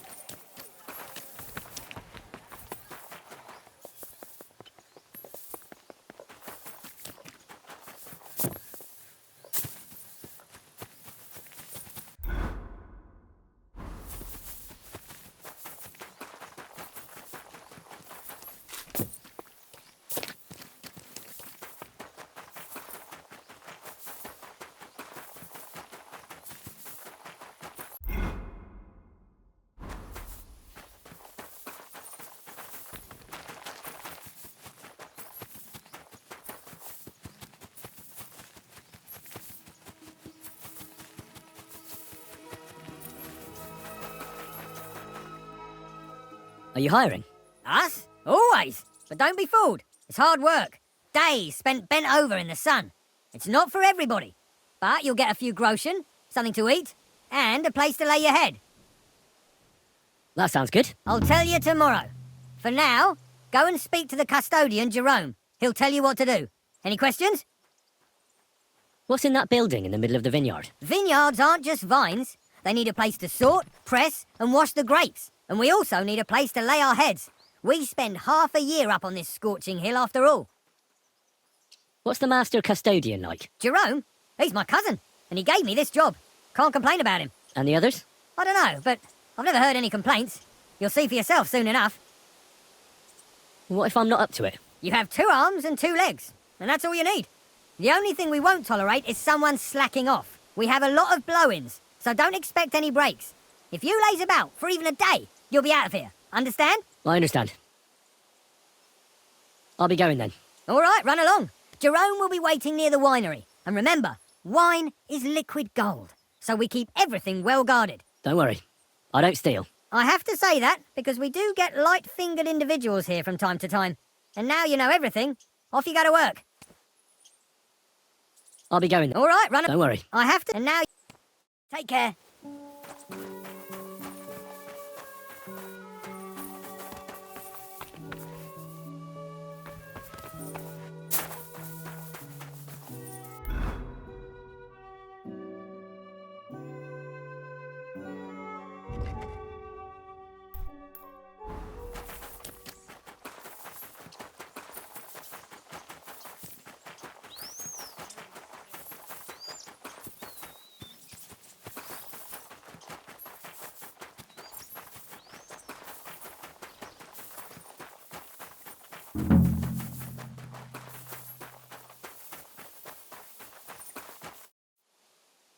I'm supposed to report to you. I'm new here. Excellent. Another young shoot ready to sprout and produce the delicious fruits of labor. What? Oh, nothing, lad. I'm just admiring your youth and the joyful energy you surely bring with you. But that's not why you're here. I was sent to ask what you want me to do. Oh, it's too late today. The velvet blanket of night is not favorable for our work. Let's leave it for tomorrow. But I suggest you don't dawdle, for at noon the vineyard is battered by the hot rays of our heavenly protector. All right. I'll try to get up early. And what is it I'm supposed to do? Ah, but of course, I nearly forgot to tell you what your God-fearing work will entail. As our youngest laborer, you will be in charge of the eternal battle against the weeds that choke our beautiful plants. As soon as you spot one, imagine you're King David and uproot that evil from our land forever, just as he uprooted the Philistines from Israel. If you hand me a slingshot, I can take on Goliath. We hand out slingshots in autumn when we have trouble with starlings. Apart from that, you'll sometimes see a sack at the end of a row. In it are clippings and bad plants which you will take to the dung heap behind the winery here, where their earthly existence ends in the process known as decay. All right. That doesn't sound too complicated. Weeding and organising a funeral for some plants. To tell the truth, lad, work in the vineyard isn't complicated, but it is hard. I therefore suggest you don the vintner's crown, a straw hat. Do you have any other questions? What's in this building here? This is the winery, lad. It's the heart of the vineyard. Of course, the grapes must ripen in the vineyard and are harvested there, but here in the winery they are sorted, pressed, and poured into barrels. As soon as we put the wine in barrels, it travels to the cool and dark monastery cellars, where it ages. Where can I lay my... I shall take you... Forgive me, but why do you talk so... Truth be told, you're not the first to ask such a question. But the answer is simple. Our time on this earth is too short and precious to leave behind something ordinary. And I'm quite adept at speaking, unlike other human activities. So why not at least leave behind a pleasing impression? I wonder what I'll leave behind. I don't know, lad, and neither do you. But eventually the loom will run out of thread, and it's up to us what we leave behind, whether it's a plain cloth or an ornate tapestry. Thank you. I think I'll hit the hay so I can get a head start tomorrow. That you should. Rest is the wealth of the prudent.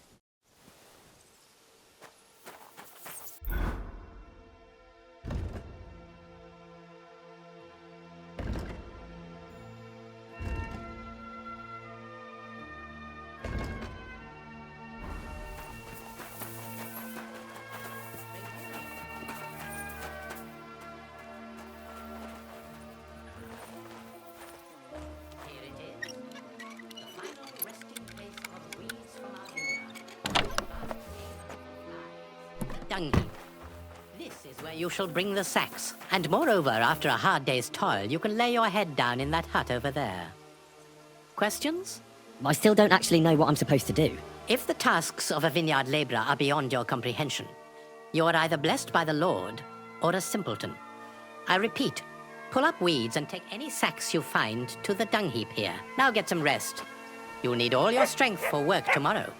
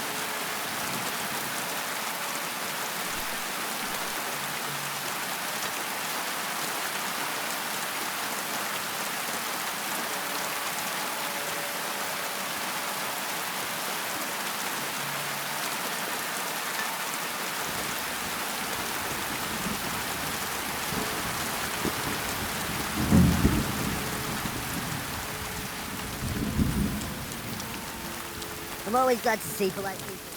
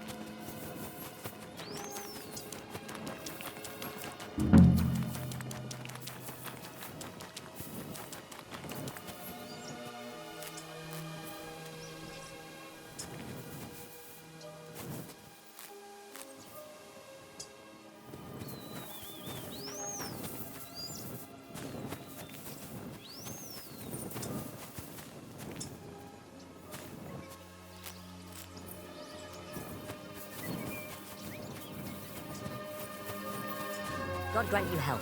Careful!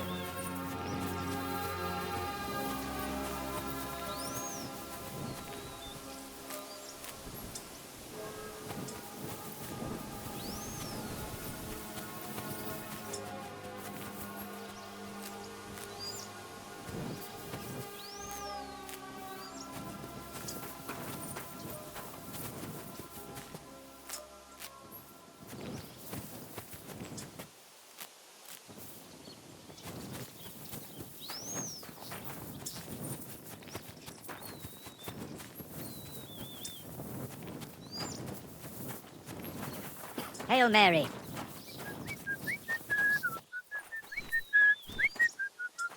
I'm sorry!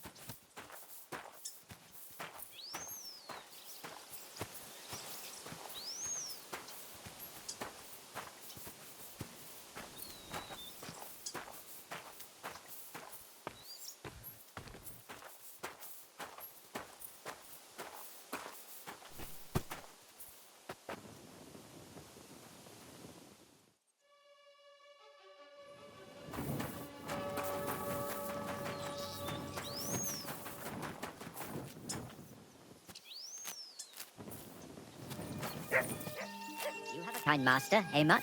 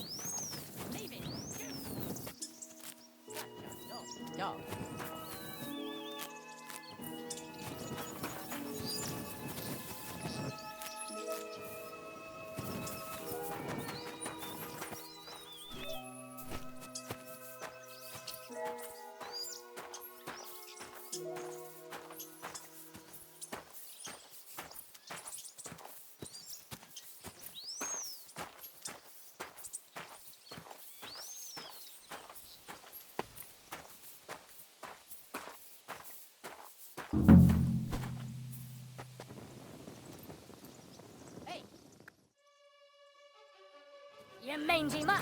You better...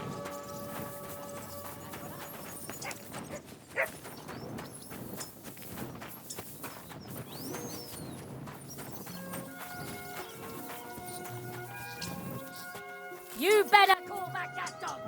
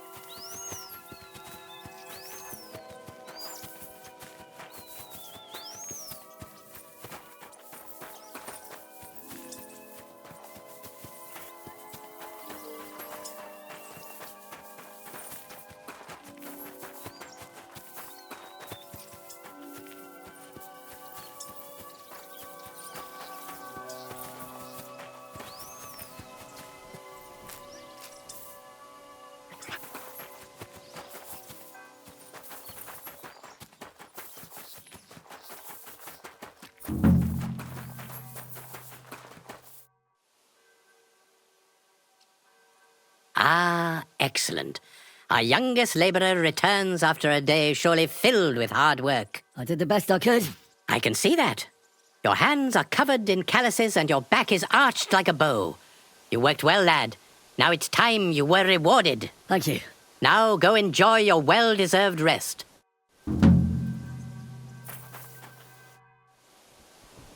How are you doing here? The life of a winemaker is similar to the life of the vine itself. It seems showered with sunshine, but it isn't possible without tenacity and resilience. Here in the vineyard, we wake up and go to sleep with a single thought: how to bring to life a divine miracle, the nectar of wine. For it truly is a miracle. A truly fine wine can enchant kings and priests alike. And if we can create such a wine, then our time in this world has not been in vain. What does your job entail? The administration of the monastery vineyard consists mainly of thorough organization. I allot the jobs to the workers and make sure nobody neglects anything. But it's not just about people. I have to take care of the vines themselves and oversee their health and quality every day. True, the Sedlets Monastery has many vineyards, but this is one of its crown jewels. I have more questions. Ask away, lad.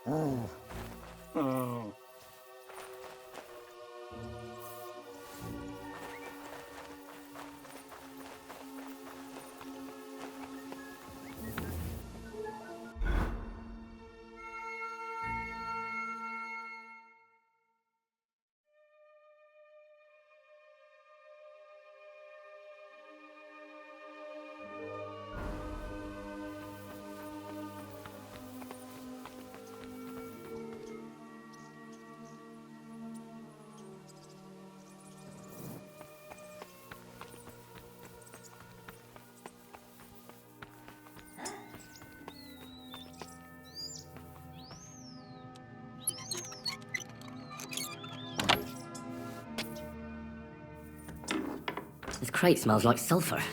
This could be it.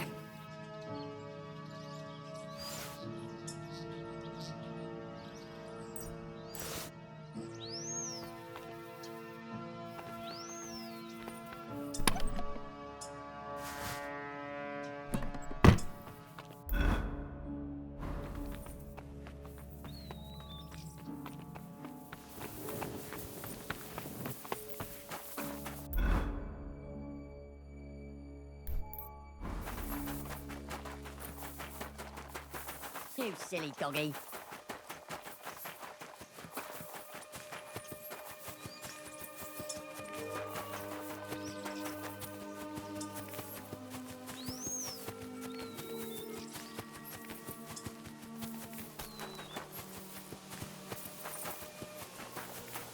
This must have been something last night.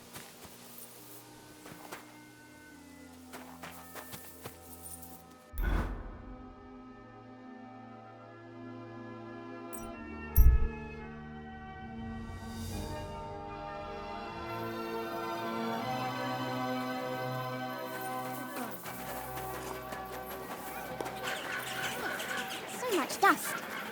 Greetings.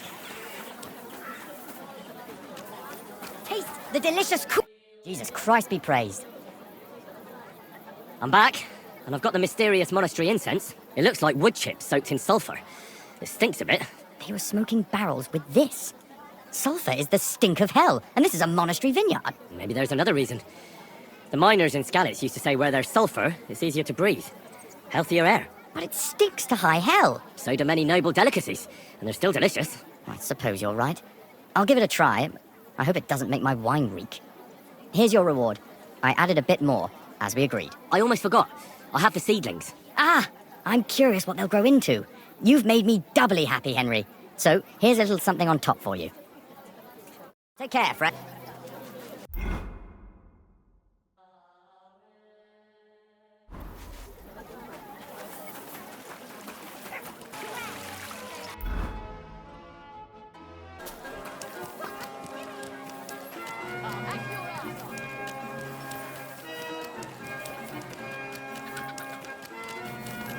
Pfui, wasch dich!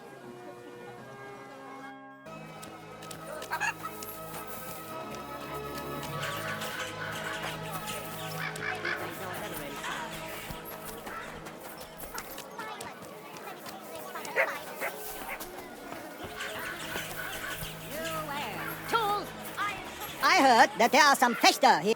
Gepriesen sei der Herr. Who are you? Ich bin Menhard, ein Meister des Langschwerts aus Frankfurt. You will not find ein besser Meister for miles around, I tell you. And with whom do I have die Ehre? Henry. I'm pleased to meet you. Heinrich. Sehr schön. A famous German König once also bore that name. He contributed to the founding of the Heiliges Römisches Reich. A wise diplomat and brave warrior. Since you carry such a name, I offer you a duel. You can prove you too possess the courage and soul of a warrior. And do not bring shame to your famous name. When you show me how you handle a sword, I can tell you what to improve. Do you normally challenge people to duels on the street? No, normalerweise nicht. But things in Kuttenberg sind nicht normal. I came from Frankfurt to teach the art des Fechtens on the invitation of your King Wenzel. But here in Kuttenberg, I have been treated with disrespect and dishonesty. Nobody cares about the king's decision. That is why I must defend my claim in another way. Where words fail, das Schwert shall speak. Therefore I issue challenges to duels. I'm looking for brave men to take them on as Studenten. The rest I want to prove cowards. Are you really the best swordsman in these parts? Richtig. No man is better. Certainly not the Kuttenberger Fechter, who falsely call themselves Meister. I am the only true Meister here. If you do not believe me, try me. I challenge you to a duel mit Langschwertern. All right. At least we'll see if you're telling the truth, or just puffing out your chest. Wunderbar. I always like a good Kampf. But the Schwerter will be blunt, yeah? We do not want to lose our handsome faces, no? I'll lend you ein Schwert, aber kein Harnisch. No armor, only clothing. That is the best Kampf. Sure. Just training swords. No armor. Works for me. Good. Take off the steel and armor. You can keep your gambeson and let us get to work. Du, you are a brave Fechter.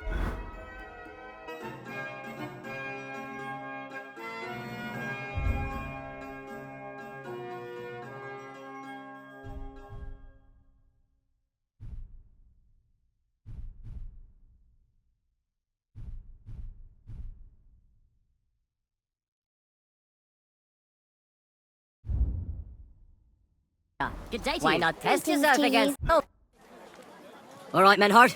I'm ready for a duel. We agreed on einen Übungskampf. Take off to...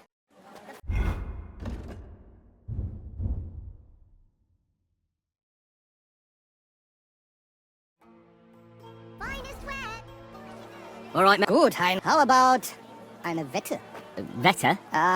Wie sagt man das? A bet for some Groschen, yeah? If you believe in yourself. Naturally. We're not going to work up a sweat for nothing, right? A nice wager will bring some tension into it. Good, good. I like your attitude. We have spoken enough. Let us do it. So, Heinrich, are you ready? Yeah, I'm ready. Let's do it.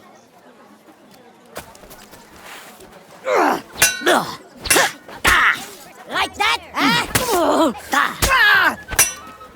Das stimmt!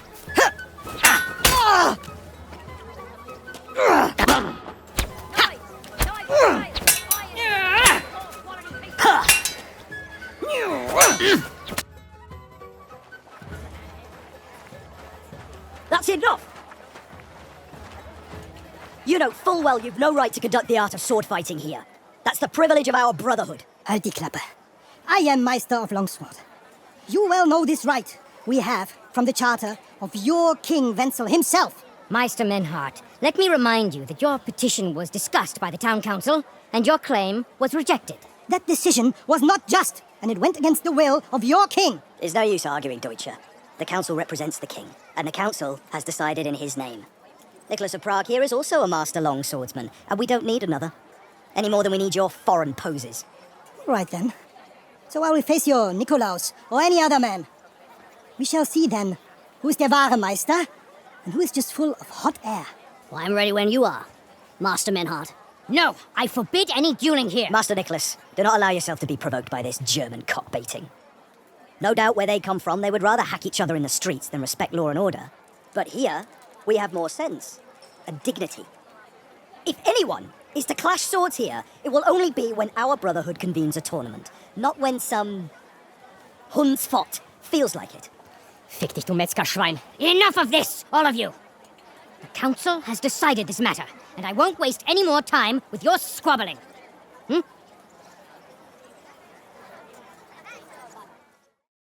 You've infringed on our regulations, and it's not the first time. You'll pay a fine. Scheiße. That is ungerecht. Not just. And you will be banished from the town, so that nothing like this happens again.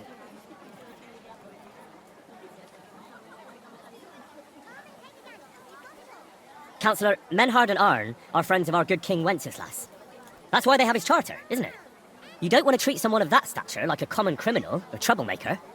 Show them the courtesy they deserve. Fuck courtesy. To the pillory with them. Trampling their honour and dignity underfoot is the same as trampling on the honour and dignity of our king. Easy, Master Butcher. Kindly leave this matter to me. So, Master... Henry. Henry here is right in some respects.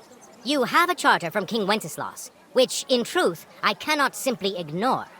You will not be banished from the town, but I warn you, should this be repeated again, it will not be overlooked. Ich verstehe, Ratsherr. Yes, good. I'm pleased to hear it. Nevertheless, you have actually been conducting the art of sword fighting illicitly. You shall therefore pay a fine, to which the Kuttenberg Sword Fighting Brotherhood will be entitled for the infringement of their right, which also applies to your eloquent spokesman, Henry. Councillor, that would be all well and good if things were as you say, but that's not actually how it is. Because Meister Menhard here was not conducting any sword fighting art. Horseshit! What else would you be meeting up here with swords for, eh? If he had actually been conducting the art of sword fighting, but Master Menhard here was only defending his honour in a duel because I wronged him. Yeah, that is true. Every man has the right to defend his honour. But tell me, how exactly did you offend Master Menhard so inexcusably that it came to swords? I mocked Menhard's sword fighting skill. Good for you. Menhard is only a master of loudmouth talk. Come and prove it, you feigling. We will see who is the Meister and who the loudmouth. Easy, Emmeram. Don't do anything you might regret later. From what I hear, Master Menhard's art is not to be taken lightly. Das stimmt. What difference does that make? We've got you, Master, Nicholas. We don't need another master. Or do you think this here German is better than you? Certainly not. No man here is a better master than I. Why do we not test each other then? Quiet! Stop this, all of you! I've had quite enough of your comparing cocks. Menhard was sword fighting here. That's indisputable. He breached the ban, and he will compensate the Kuttenberg Brotherhood. Ende. Such audacity! I will not pay any Geldstrafe und schon gar nicht to this coward and cheat. Das ist ungerecht. Enough of this. You will pay, or get 20 lashes of the cane in the stocks. Scheiß drauf. Verdammt! I will not put up with such disgrace. I would rather let you have your silber. Henry? I won't pay. Then you'll get a taste of the stocks, laddie. Du bist ein Arschloch. I will pay for Heinrich, so it is settled with you, Friedusch. I will punish Heinrich myself. Excellent. So, the matter is resolved. But if anything like this happens again, it will be the pillory for you. Alles klar? Ja, ich verstehe. Komm, Heinrich. We still have business to attend to. We are lodging in the Schenkel Kaiser Karl, not far from here on Merchantstrasse. We will discuss our business there. Ha! You can do nothing to us. You could kiss my ass. Count yourself lucky you had your pal here. Otherwise, we'd have dragged you out of town with our teeth. Dummheit! You would lose your teeth blitzschnell and end up on your arsch. Stop this shit, all of you. I'm sure you all have better things to do. So off you go. Come and take a look. Nicht jetzt, Heinrich. Later, ja? Follow us to the Kaiser Karl Tavern here in Kuttenberg. It is not far from here. We can talk in peace there. Und danke for standing up for uns. I apologize. I'm sorry.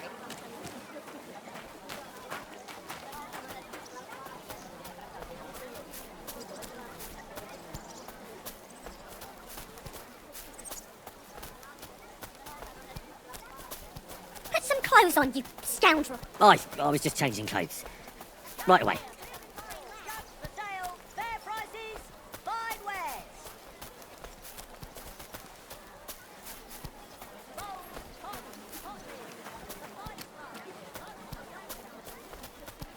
I'm sorry.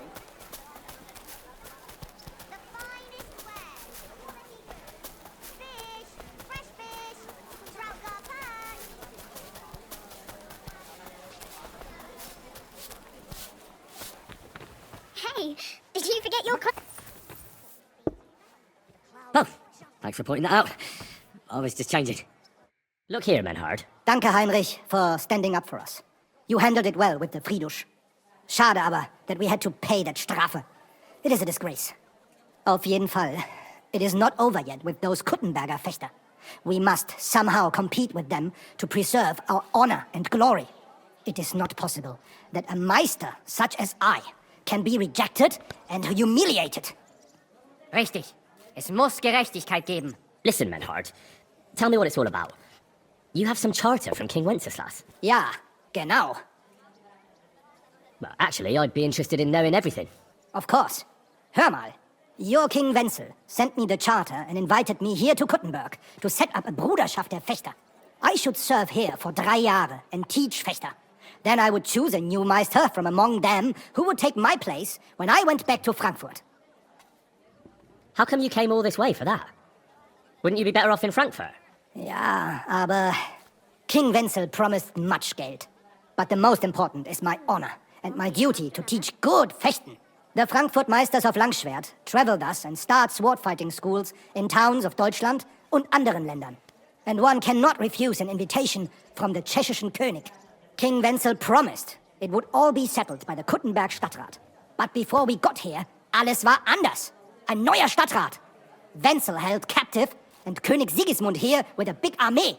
What is more, there was here already a Bruderschaft der Fechter. And Meister Nikolaus aus Prague came at the invitation of the Metzger Emmeram and other Bürger. Sigismund named a new Stadtrat, and they accepted Nikolaus and rejected our Charter. That is why I muss mich duellieren with Nikolaus and the anderen, to defend my guten Ruf and mein Recht. Aber they have refused, made cowardly excuses, and want to get rid of uns. But our right remains. The Charta vom König Wenzel spricht klar. Ja, we cannot just walk away and allow this öffentliche shame to continue. Menhard, ich habe dis Idee. Aber Problem ist, we need a third man. Aber jetzt Schicksalsmeis upon us. And Heinrich ist hier. Verstanden. Heinrich will greifen us an der Arme. Ein einfacher kleiner Einbruch, and we will beat them in their own game. What's he saying? We need your help, Heinrich. You will have to do a little theft for us. It is an easy job, keine Sorge. Look here, if you want me to go breaking in and stealing, you better tell me what for. I understand your concern. I think we said it a little too schnell. It is not exactly stealing. We'll just borrow something from the Kuttenberger Fechter. We will return everything as we should after it is done. We cannot do it ourselves, because our Gesichter are too well known around here. So we have to ask you. You will not get in any trouble from this, I promise. Because we will show we are in the right. Believe me, we will reward you well. I will teach you much in the Kunst des Schwerts.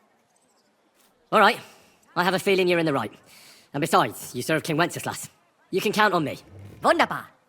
Also zugestimmt? You will not be sorry. I will teach you many secrets of die Kunst des Schwertes. I will make you a great Fechter. Arne, lass es uns hören. Also, es ist einfach. You must into der Fechthalle einbrechen und ihr Gildenschwert stehlen and then hang it am Rathaus. Menhard? Es ist so. You must break into their sword fighting hall and steal their Gildenschwert. Guild sword. They must not see you. You can recognize the sword sicher. It is surely a Meisterwerk. Then you must hang it on the Rathaus for alle Bürger to see. But no one must see you. Vielleicht it is best to go at night? Stehst du? I'm starting to understand your plan. The Kuttenberg swordsmen display their guild sword on the town hall to announce that they're accepting challenges, right? Except they would never do that themselves. So, we'll give them a little nudge. They won't be able to back down, and Menhard will get the duel he wants. Exactly, Heinrich. I see you know a lot about Fechter traditions. That makes me happy. Where do I find that sword fighting hall? Natürlich hier in Kuttenberg, near the new gate. There, on the corner, is the Badehaus of Herr Adam. Die Fechthalle, the sword fighting hall, is behind it. Opposite the small Burg on the Burgenstraße. Hradek Quarter. Du wirst sie leicht finden. They have a shield hanging up, and you will hear the swords ring. All right, I'll steal their guild and shirt and hang it on the town hall. Klar. Wunderbar. The main thing is, they must not see you. And if anything goes wrong, do not kill anyone. That would spoil our plan. Yeah, murder can make things awkward. Good. Agreed. When it is fertig, come and tell me.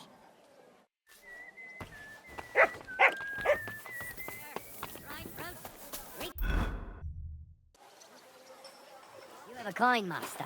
Eh, Matt?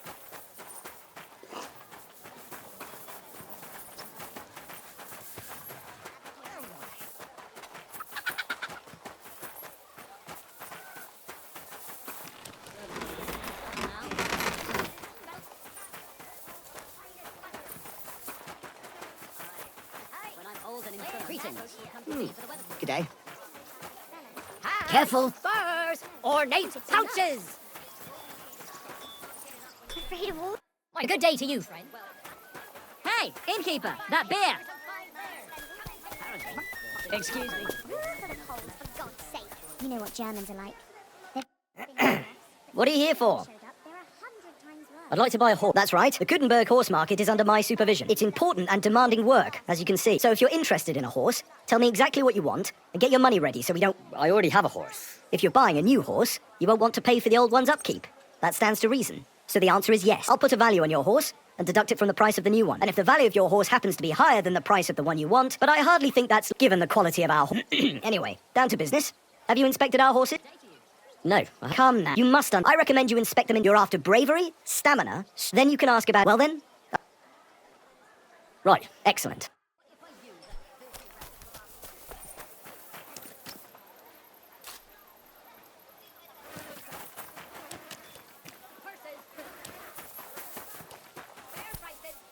How are things at home? Calm down a bit? Aye, the celebration is over and done with. Everything's going well. I'm in fine fettle. I'll head It's to the almost bathhouse odd right how away. well things are going. Oh, please. Enjoy the peace and quiet like that. See, that's what bothers me. All the time. You sure ain't easy to please. Aye. I get a bad feeling that nothing's going wrong. Don't all learned physicians have a name for that? I believe it's called boredom. What? Oh, the finest weather. What would you like?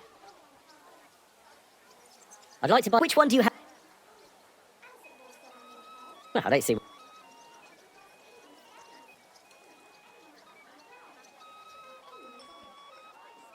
How's this? That's almost...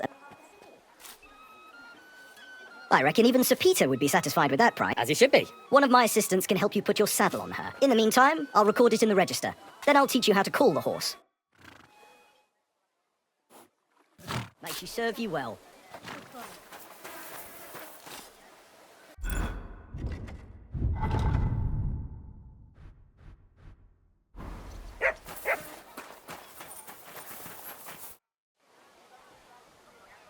I'd like my horse... As you wish, but it will...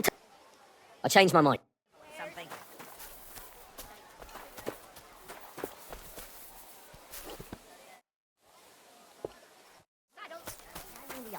When I saw this cloud in the sky.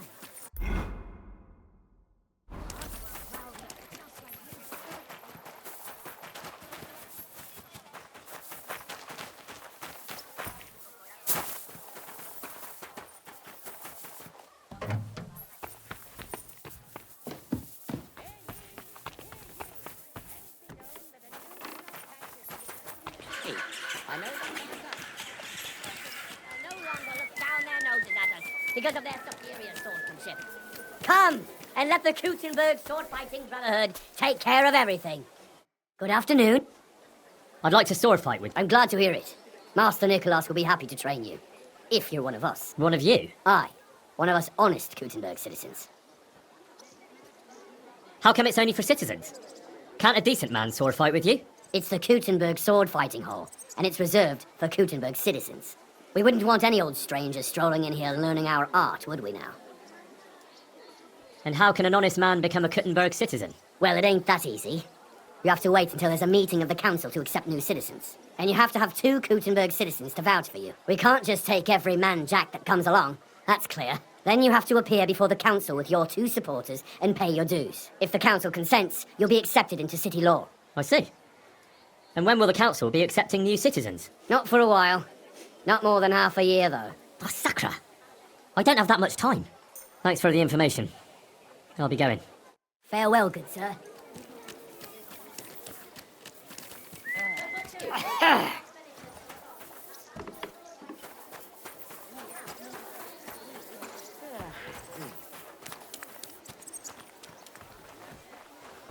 Huh? You can't be here.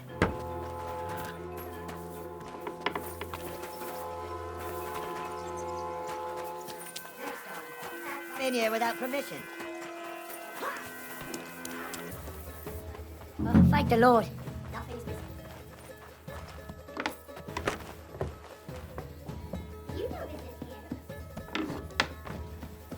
You want that, Jay? Have it your way. Hand over the compensation, or I'll get the guards involved. We'll work this out. No need to call anyone. I won't have you cough up some... Time to go! Time to go!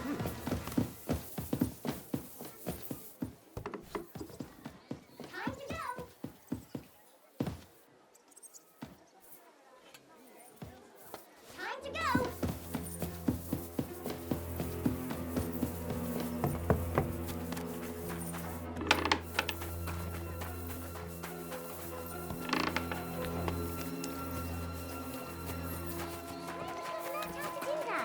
You think it's hard planing a few planks of wood and nailing them together? Get hold of some wood and come over. Gentle and well formed.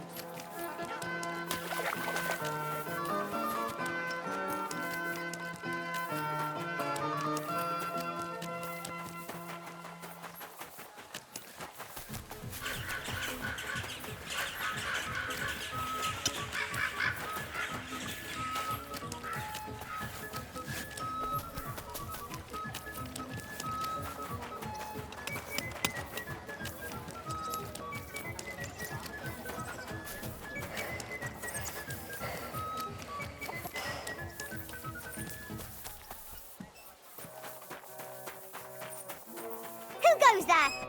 You've no business here. That's right.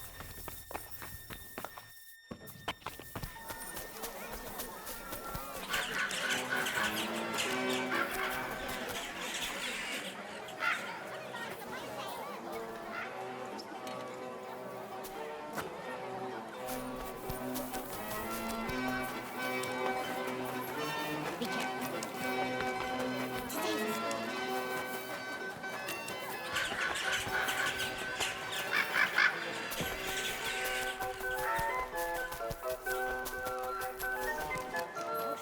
Here. Aye, there was. Well, there were some folks from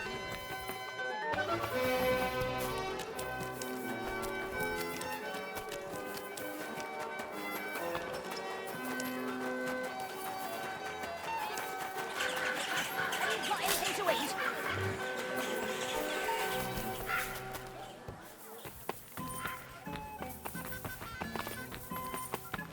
See you there. Just as well. I thought...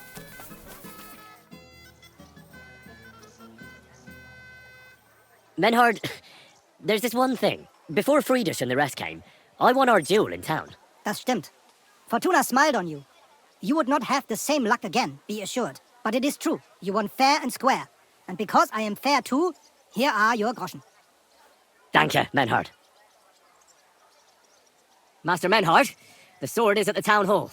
Wunderbar, Heinrich. Let's go right now. It will not take long before the Kuttenbergers hear of this. Sure, I'll go with you. Natürlich. Just do not forget to pretend you are surprised.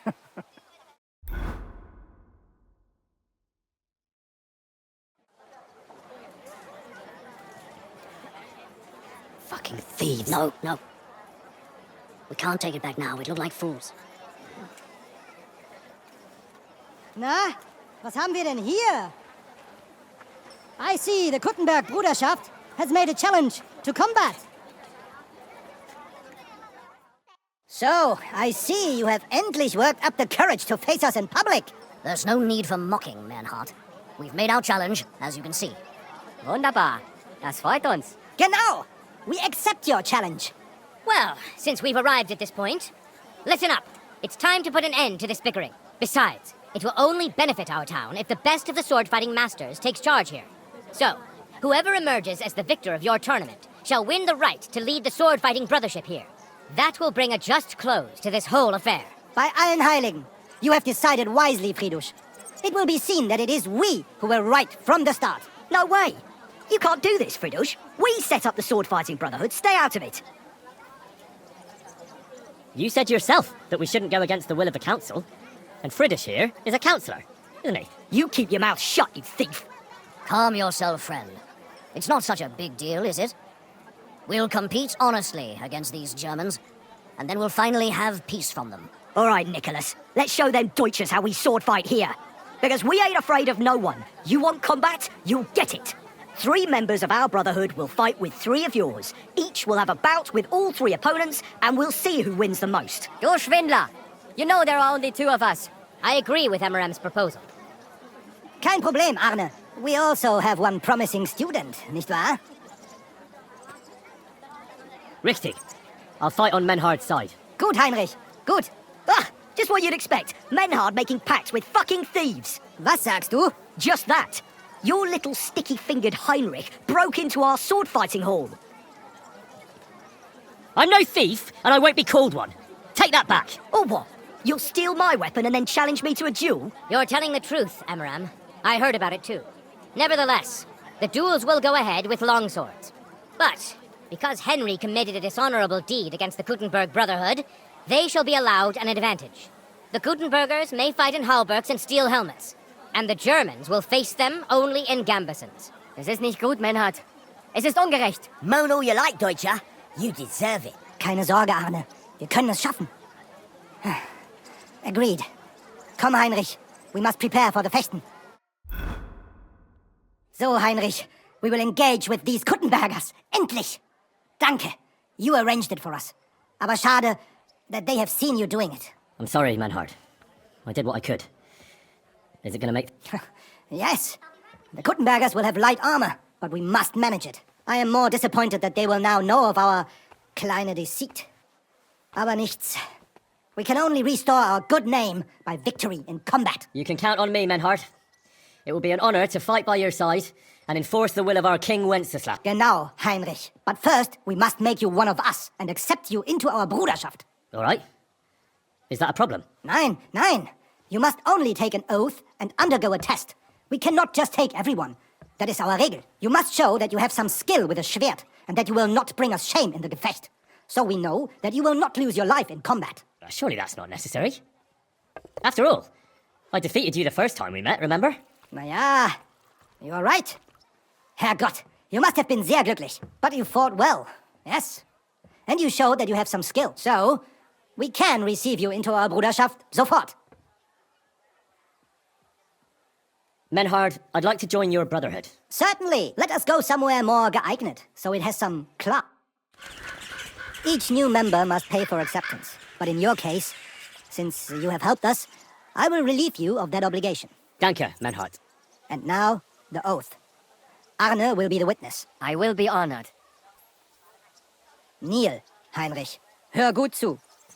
Do you solemnly swear that you shall act honorably and justly, and that you shall not bring shame upon your name or mine, or bring disgrace to the sword-fighting Bruderschaft, that you shall defend and adorn the reputation of the Bruderschaft and its rules, and that you shall heed my word in these matters, that you shall diligently train in the art of the Langschwert and not allow yourself to be shamed in combat, that you shall thus act for the greater glory of our Bruderschaft and our martial art, place your hand on this sword and swear. I swear, by the memory of my parents, and by the soul of my dear departed father, Martin, blacksmith and sword fighter, I do so swear. Stand as one of us. Heinrich, I hereby name you my student in the art of sword fighting. All honor to you, Heinrich. It is good that you have come among us. And now listen to your first lesson and always remember this principle. It is not important to strike, but to strike and wound. I'll remember that, Menhard. Good, Heinrich. I shall make a great Fechter out of you one day. Let me know when you are ready. We will get to work and cross swords with the Kuttenbergers.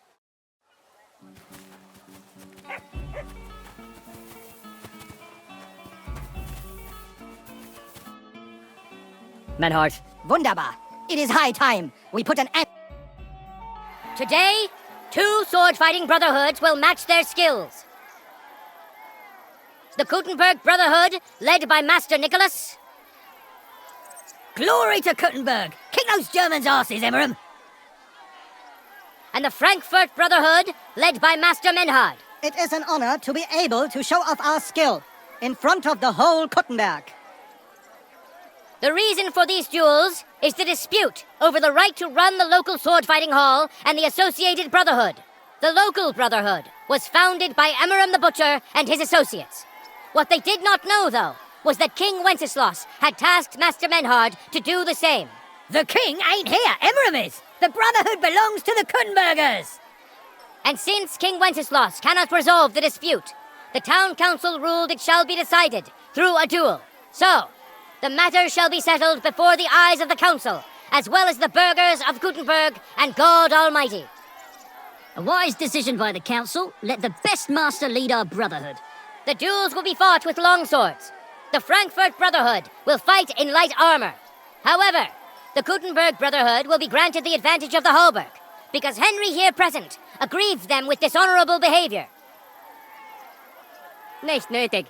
Armor or not, we are the better fechters. You got a lot of nerve for a young pup. Enough of this. You will have the opportunity to face off soon enough. Each dueler will face each on the opposing team, and whoever beats his opponent twice wins the duel. The Brotherhood whose members get more victories will be declared the overall winner. As is the law, all the necessary armor was lent to you from the town armory, and you must fight in it. If there is anything wrong with the armor, you can fix it with any of the repair tools you'll find in the armorer's tent. And in case someone gets seriously injured, the bathmaid will give them the care they need. Or Father Tobias will perform the necessary rites. But I do not think it will come to that. Now that everything has been made clear, swear before God. You will fight fairly, justly, and respect the judge's decisions, as well as the outcomes of the duels. Das geloben wir, im Namen des Vaters, des Sohnes und des Heiligen Geistes. By God Almighty, we so swear. All the requisites have been satisfied. Therefore, let us proceed to the first duel. Master Menhart against Lindhart, the cobbler.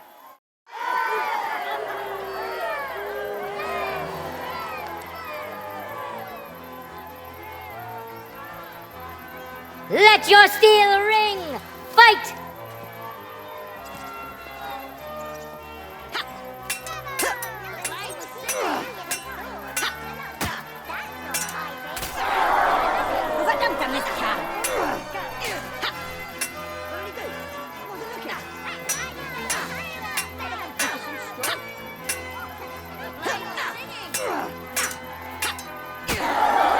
End of duel! Today's first victory goes to Master Menhard. Let's see if he can keep it up, or if Linhart can even the score. Get ready for the next round. Ready? Fight!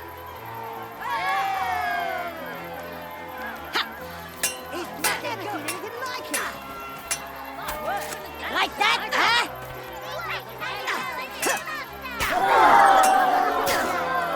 End of duel! People of Kuttenberg, behold! Master Menhart proved his mastery! He defeated Linhart for the second time, giving the Frankfurt Brotherhood its first victory! Moreover, Lady Fortune has a difficult task in store for Linhart, because the Lotron determined that the next fight will also be his. This time it's Henry who will face him on the side of the Frankfurt Brotherhood.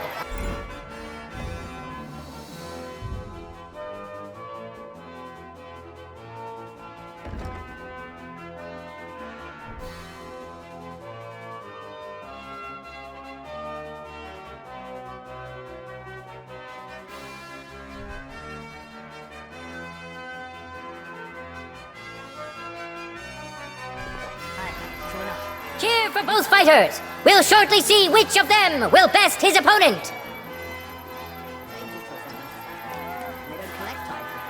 Contenders, get to it! No mercy! You're up here!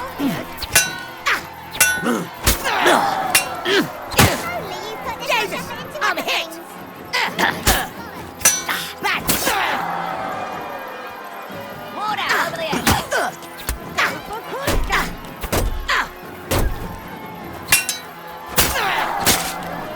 End of duel! That's not right. the first duel. Swordsmen, get ready for a new duel. Let's see if the winner can keep it up.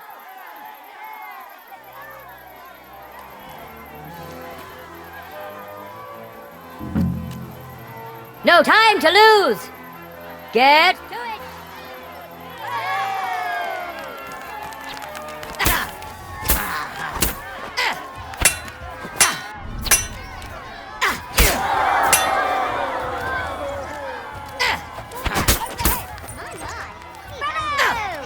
The blade was singing! Magnificent strike! Did I get that right? Linhart, who's the better sword fighter again? That makes the second victory for the Frankfurt Brotherhood. I'm sorry.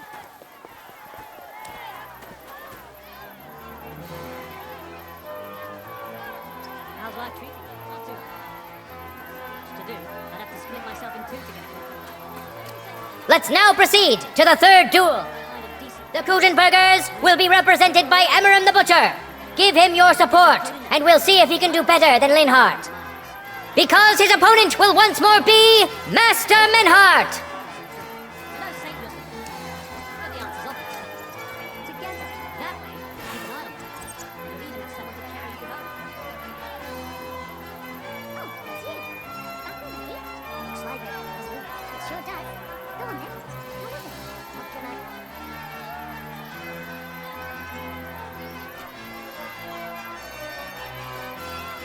Your steel ring! Fight!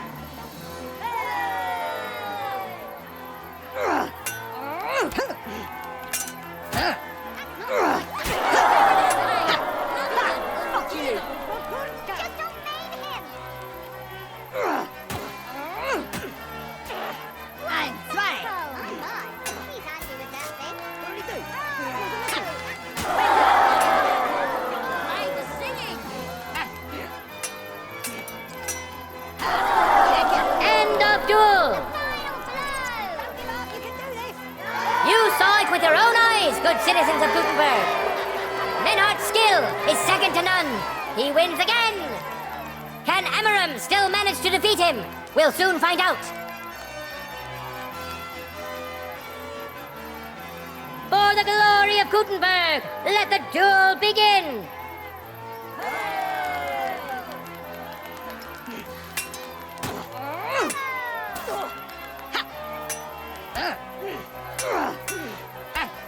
Oh, God! What a... The blade was singing! My word, that was so much to have. End of duel. Just don't name him. It's finished! Not even the illustrious Emmeram could withstand the German master's sword. The Frankfurt Brotherhood thus has 3 wins already. None for Kuttenberg so far. 2 swordsmen we haven't seen yet will now show us their skills.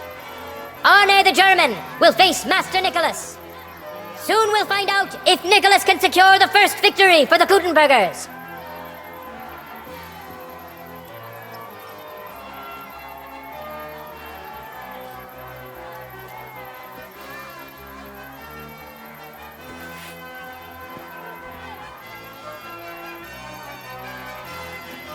Tell me that. What did he give you for it?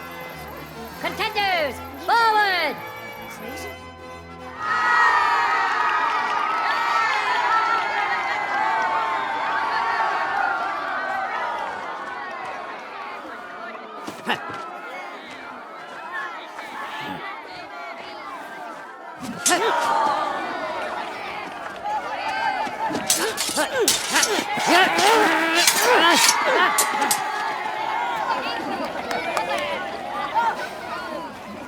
Watch out.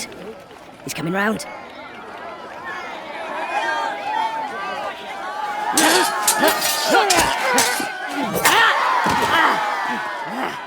Some Teufel. And the victor is... Nein!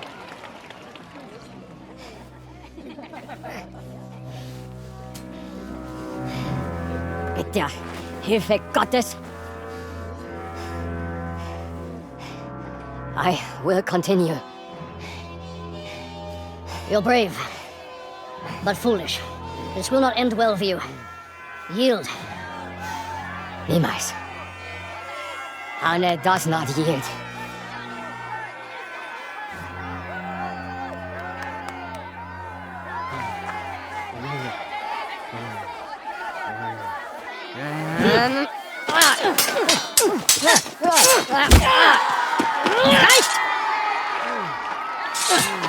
This Gefecht is over. You win. You acted with chivalry, Master Menhart. But intervening in a duel is a breach of the rules. There is no choice but to disqualify you from the tourney.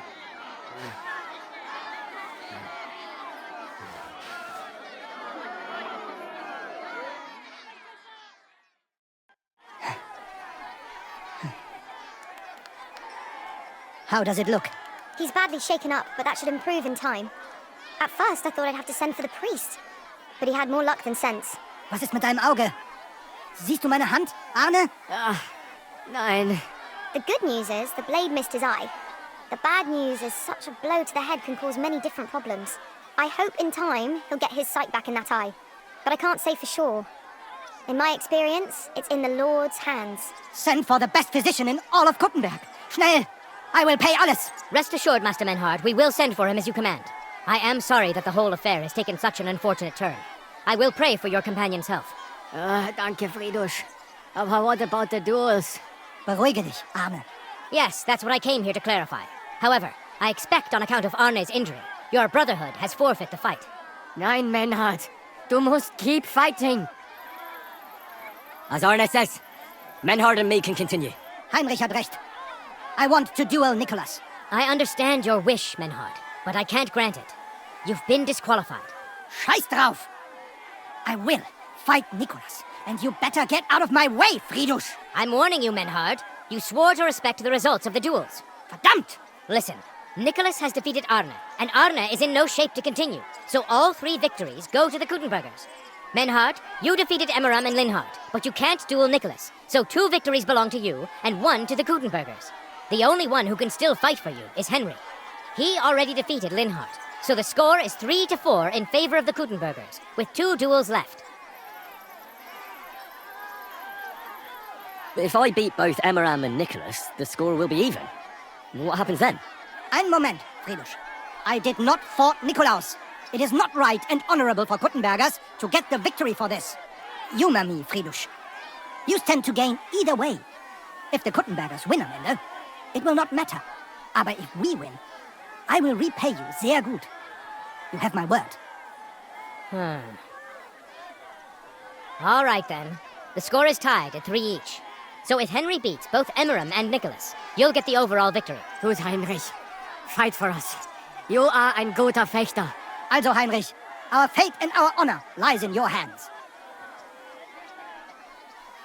I won't let you down. You have my word. Well said.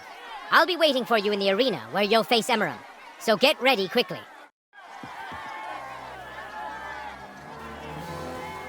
Hear ye, hear ye! Arne the German can't take part in further duels due to his injuries, so 3 wins go to Kuttenberg. The Frankfurt Brotherhood has won 3 rounds, but so has Kuttenberg. Master Menhart cannot duel against Master Nicholas since he's been disqualified from further rounds. Their duel will not count at all. That leaves us with only 2 duels left. In the first, Henry will now face Emmeram.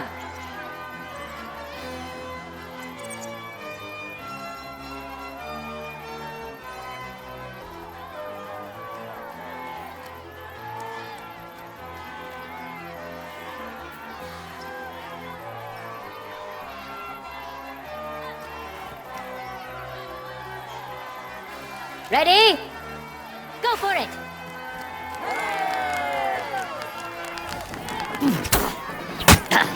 Ha! Fuck you!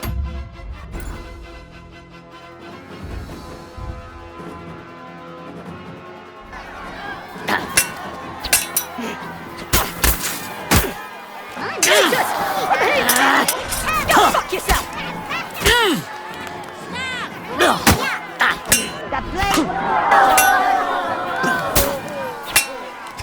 Just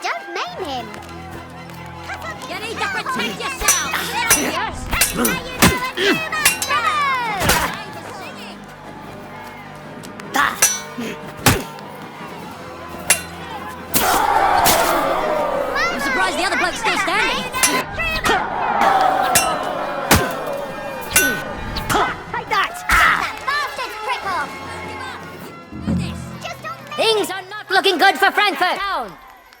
Soon they'll fight for a second time, and the butcher will have an opportunity to finish the job. Contenders, forward!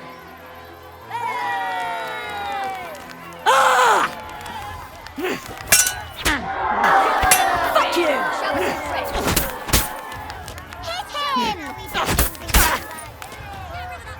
Braid the gap!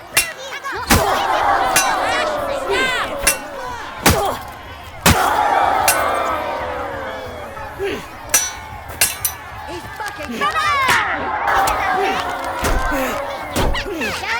You need to protect yourself! Isn't that obvious?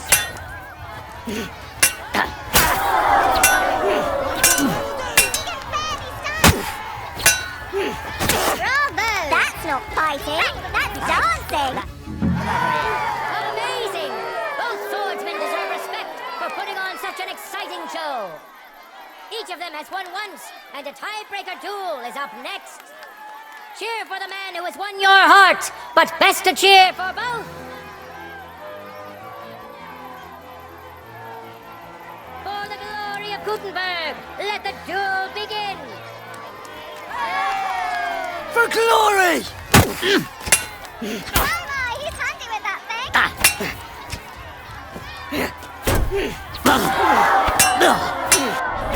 Useless! Snap him out like a candle! What a spectacle! What a lunge! Did I get that right? A lunge! Oh my! What a magnificent strike! Give him what for? Shove that! The Wheel of Fortune is notoriously fickle. But now it's on Henry's side. Give him your respect, because he just scored another win for Frankfurt. Good citizens, wise counselors of Kuttenberg, it is time for the last duel. Aye, the master. No arguing that. I know.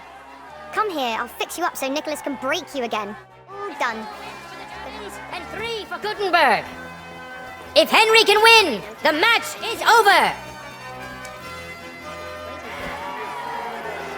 Let your steel ring. Fight.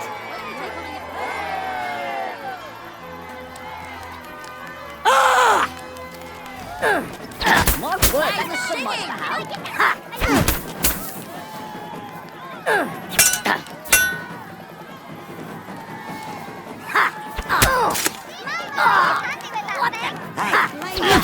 Get over here. Shit! What the?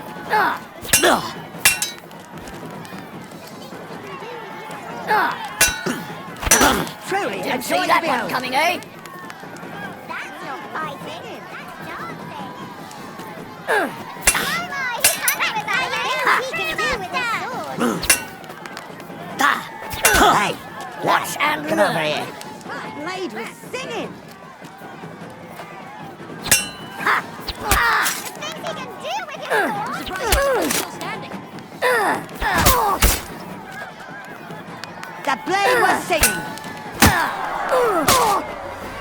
Chop that! Break off! Unbelievable! Master Nicholas is defeated. Henry is now in for a really tough fight. I can see that Nicholas is burning with eagerness to get revenge. Here comes his opportunity. Contenders, get to it. For the cross! Motion.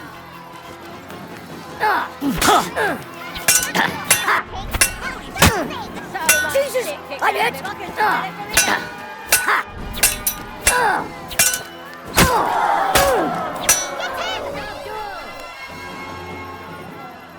So incredible and truly unexpected. Master Nicholas is defeated for the second time. Was it the doing of luck, or did Menhart make Henry a true swordmaster? Either way, victory and glory are Henry's. All of the duels we should or could have seen today are over.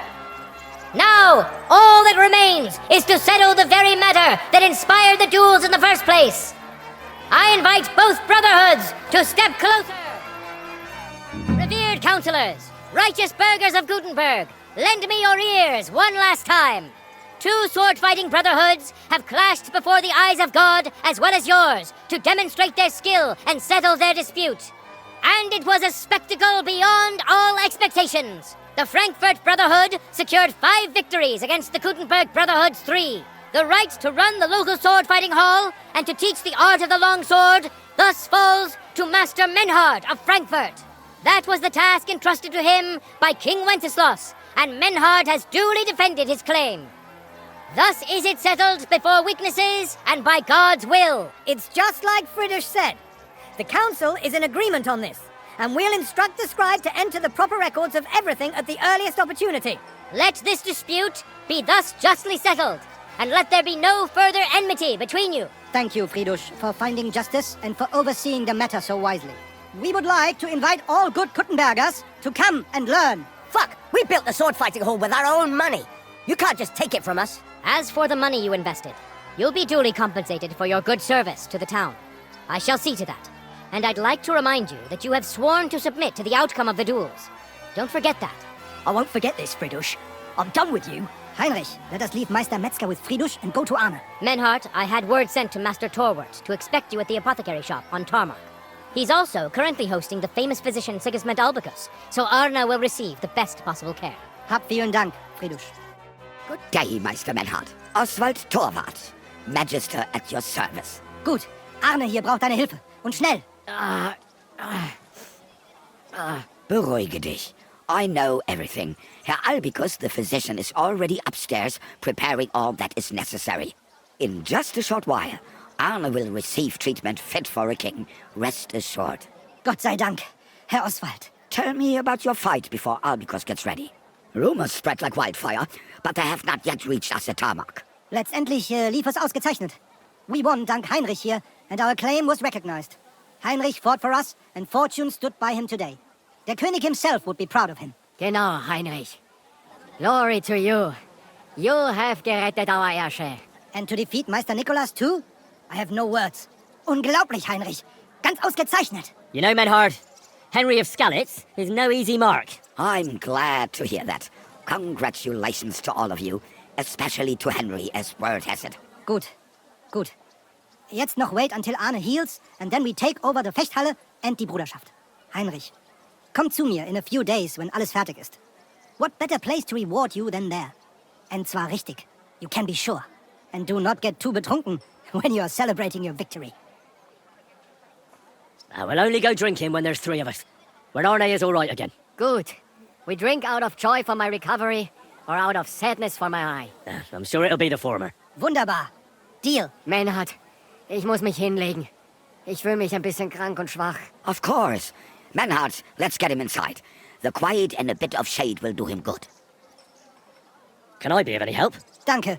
We can manage this. Bis bald.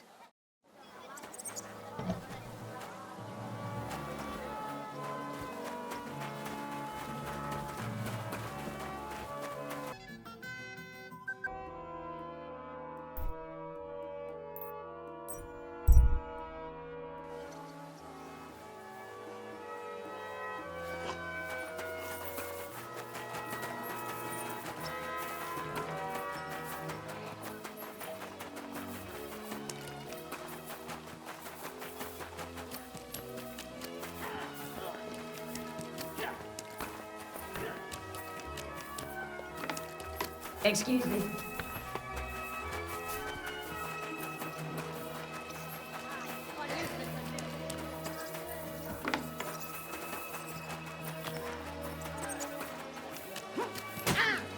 Schönen Tag.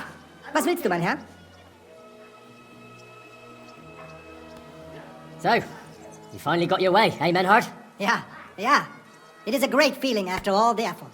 It is to a large extent your doing, Heinrich. Vielen Dank nochmal.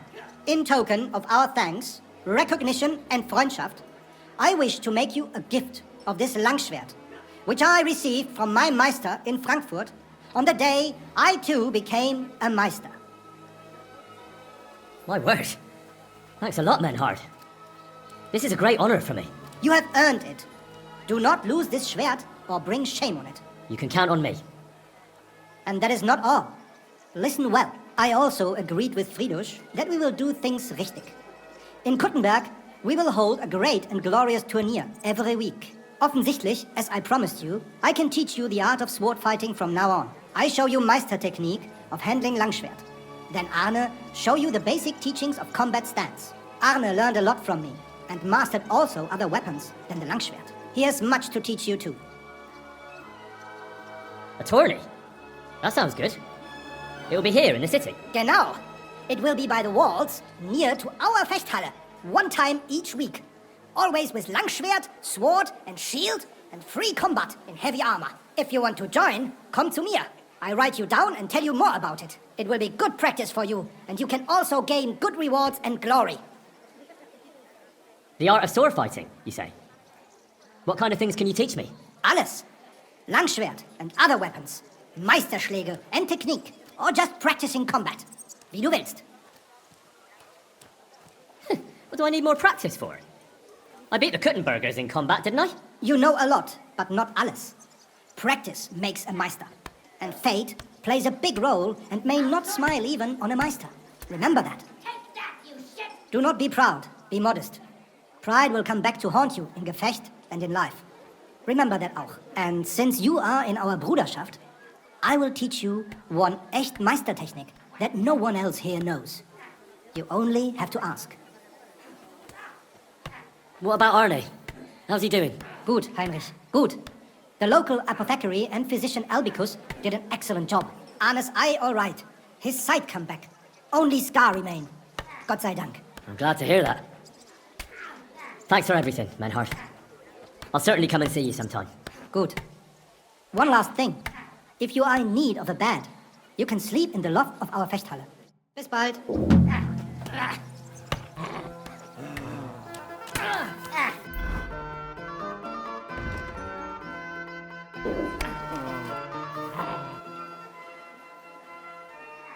When is the next? There is still some time to go, but there is still I want to enter that. Great decision, Heinrich. You will not regret it. Als erstes, let me explain the rules, so you know what to do. Right. We have 3 Disziplinen. Die erste, Sword and Shield Combat. Then gibt es noch Longsword Combat. Schwertkampf is done in light armor. You will get all the equipment you need for the tournament, including weapons. Keine Sorge. You must use it during the duels and return it to us at the end, yeah? Of course I'll return what I borrow. But what if I want to use my own gear? Can't I do that? Not in the sword disciplines. Everyone uses the same equipment, so that only skill is the deciding factor. But in free combat, the last discipline, everyone uses their own weapons and armor. I recommend heavy plate armor if you have some. You can participate in all discipline or just some. It is up to you. Every entry costs some Geld. And behave during the tournament, yeah? No funny business. And follow the instructions you are given. How many fight? You'll face an opponent and fight until some there. Who are the other? Or many local burger. What if I get? But if that's the first. Are there any? Also, some beautiful and valuable things. Coats, the cities, but the make. Of course. What will happen? Then I. Could you? We have Schwert. You will get. Of course. Not, but in, you can and be. Thanks. So. Sign me up for the tour. Toll. What discipline will it be? I'll show off my longsword. Na schön. Any other discipline? I'll use my. Na schön. Sign me up. So you will try all discipline, yeah? I like that, Heinrich. Pay the entry fee, and we are done here. Here are the groschen, but I plan on winning them all back. I look forward to seeing your attempt. May Lady Fortune be on your side. On the day of the tournament, go and see Friedrich Kummel. He has the honor of running the tournament and will introduce you. Or...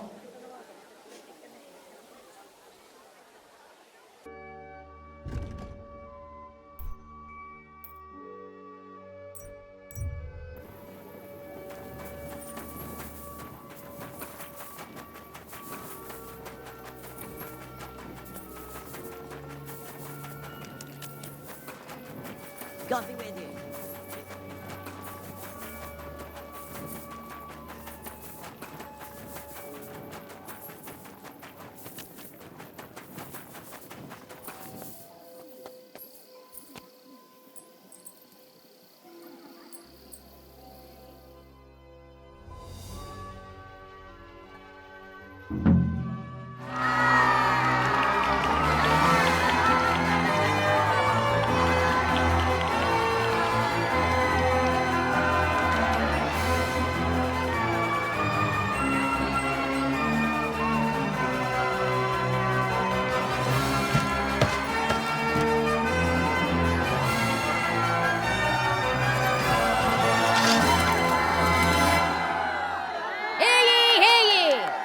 Esteemed citizens of Kuttenberg. Kuttenberg is a great city, famous for its wealth and the diligence of its people. But its citizens excel in more than just mining, trade, and crafts. They also excel in their bravery. That's why they didn't hesitate to take up their arms and show off their skill in a friendly competition. Glory to them, and glory to Kuttenberg. Come here, lad. I'll help you put on your gear so you can crush them. We'll begin with the sword and shield discipline. You can use your shield to cover yourself, bash or hide your blade to surprise your opponent. And I'm sure our contenders have many more tricks up their sleeves. That's why we expect today's duels to be quite a spectacle. Let's get to it! Now, our honorable swordsmen will show off their skills. Henry of great fighter and adventurer. As you may know, Henry was involved in the recent dispute of the city's Fechthalle and has been instrumental in its resolution. So, it is in part thanks to him that we can hold this great tournament. And surely he will face an equally brave warrior. King of the morons, idiot of idiots himself, Karel Kamir is the real gem of this tournament. His noggin's so thick, not even a hammer blow can knock him out, and he's decided to put that talent to good use today. May God and fortune decide.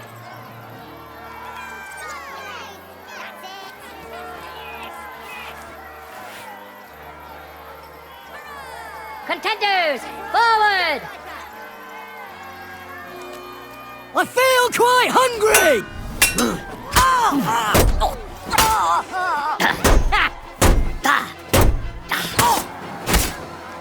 End of duel! In the first duel went to this skillful swordsman who displayed truly beautiful technique.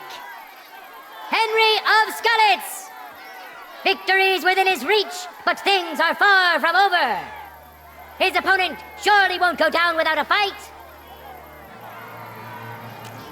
No time to lose. Get to it. For the cross! No fight.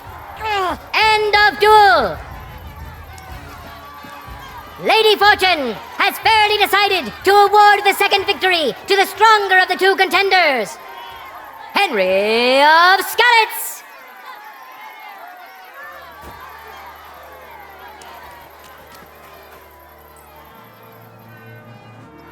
All that remains now is to see Lady Fortune's favorites. Henry of Skalitz, welcome him once more. And which worthy opponent has Lady Fortune chosen for him? Hinek is known as Milk Drinker because he doesn't drink booze. He's a journeyman under Master Gunsmith Brookup, and today he wants to show us that casting hot metal is not the only art he knows. May the best man win!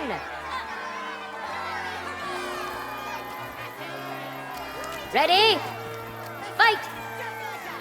No mercy! No, you don't!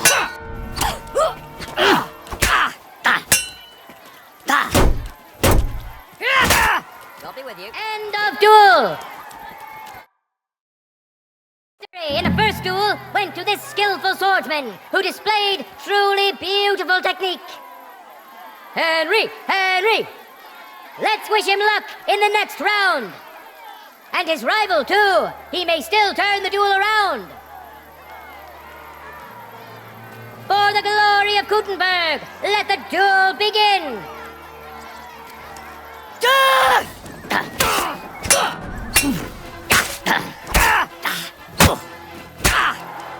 End of duel.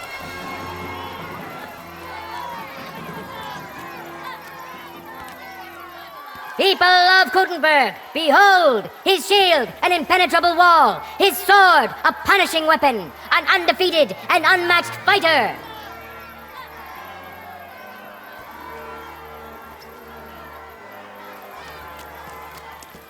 The time has come for our contenders to put their skills with the longsword to the test. I haven't seen... Christ, take it. I need equipment. You're right on time. See you soon, my friend. Great honor to behold the skill and courage of those who have done so. And now, two great fighters go head to head. Winner of the sword and shield discipline, Henry of Skalitz. And who's going to face him? Matthew the Minter. He entered the tournament to win over the heart of a fair maiden whose name he was too shy to reveal. But we all wish him luck, and hope Dorothy will reward his bravery. I wish both of you the best of luck and a steady arm.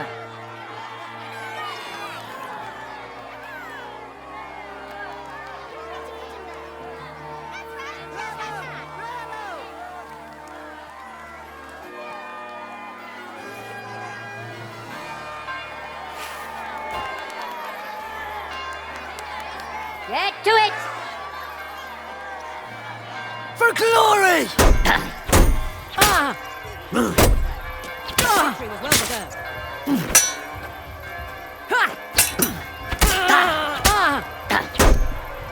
End of duel!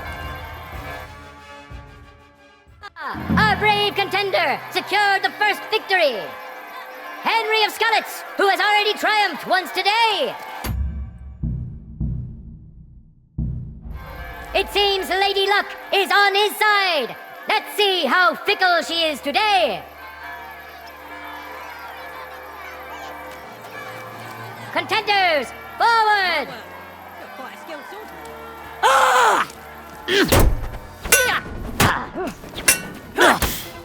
Hey, Scheiße!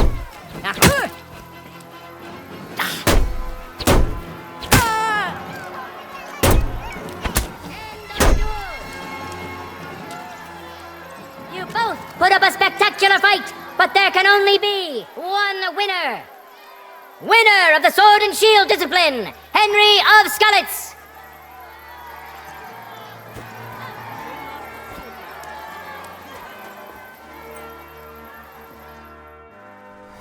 We already know. Discipline. And now we have two brave contenders vying for victory in the longsword discipline. Henry of Skalitz, welcome him once more. And now, he's going to face another brave warrior. Hinnock, nicknamed Milk Drinker.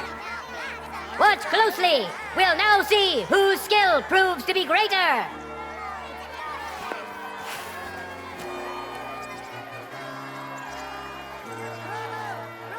Let your steel ring. Fight. For glory!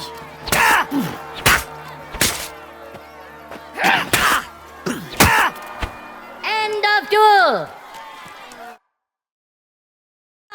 Our brave contender secured the first victory. For the glory of Kuttenberg, let the duel begin!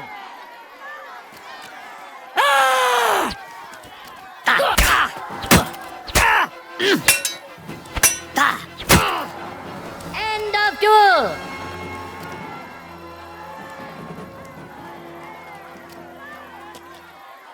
It's over! All hail the victor of the longsword discipline, who proved his mastery of the blade! Winner of the sword and shield discipline, Henry of Skalitz!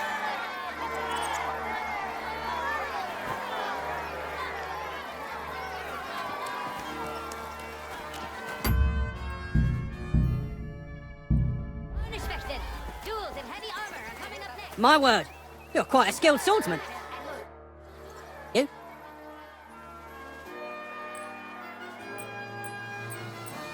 Hi, it's all here. Thanks very much. Farewell, sir. Became a Thatcher to be closer to heavens and enjoy the sunshine to the fullest. May God and fortune decide.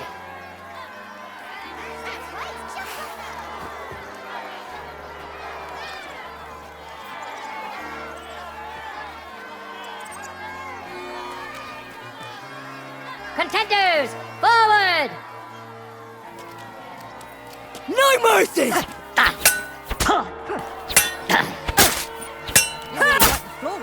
End of duel! I'll have to bet a few... Saw for yourselves which contender handles his weapon better. Today's longsword champion, Henry of Skalitz. He clearly has the advantage, but will he be able to use it? We shall see. Ready? Fight!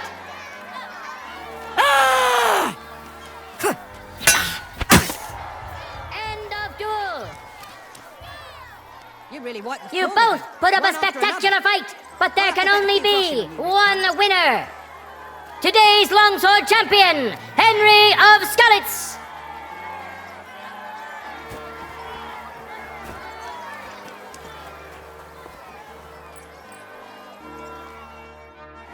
This day is coming to an end, and so is our tournament. But we still have time enough for the duels of our armored champions. Henry of Skalitz, welcome him once more. We know our first contender.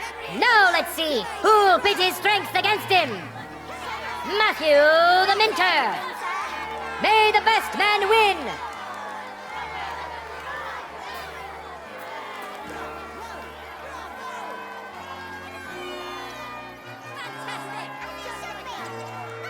For the glory of Kuttenberg, let the duel begin. I feel quite hungry!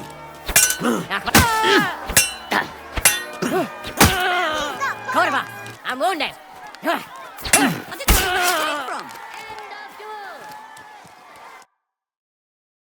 Fierce contender overpowered his opponent in the first round. Henry of Skalitz. He clearly has the advantage, but will he be able to use it? We shall see. Contenders, get to it!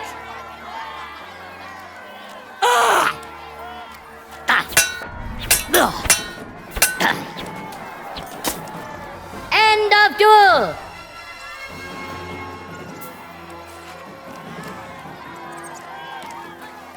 No words needed! You saw it yourselves! Free combat champion! Today's longsword champion, Henry of Skalitz! Hear ye, people of Kuttenberg! The glory of Kuttenberg has grown greatly today, and so has the glory of the local swordsmen.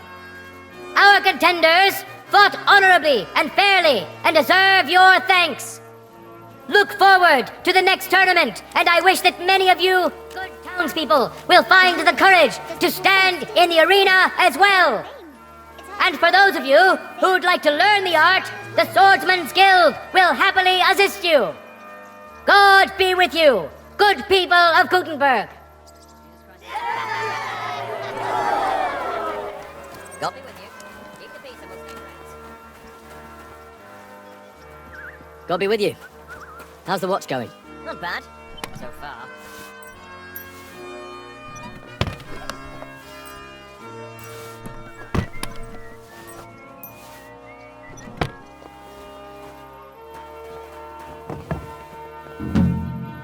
Excuse me.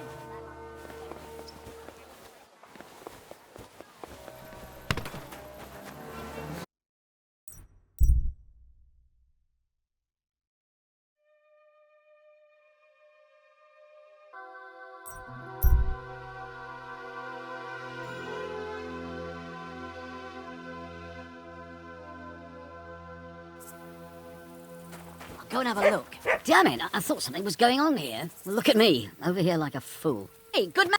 What are you doing hanging around here, old man? Are you alright? Not entirely. I'm Sir Yezhek of Holohlavia. And I'm Henry. Well, Henry, I'm terribly sorry. But this is an ambush. What? Please don't make it harder for me than it already is, and surrender nicely. I don't want to hurt you.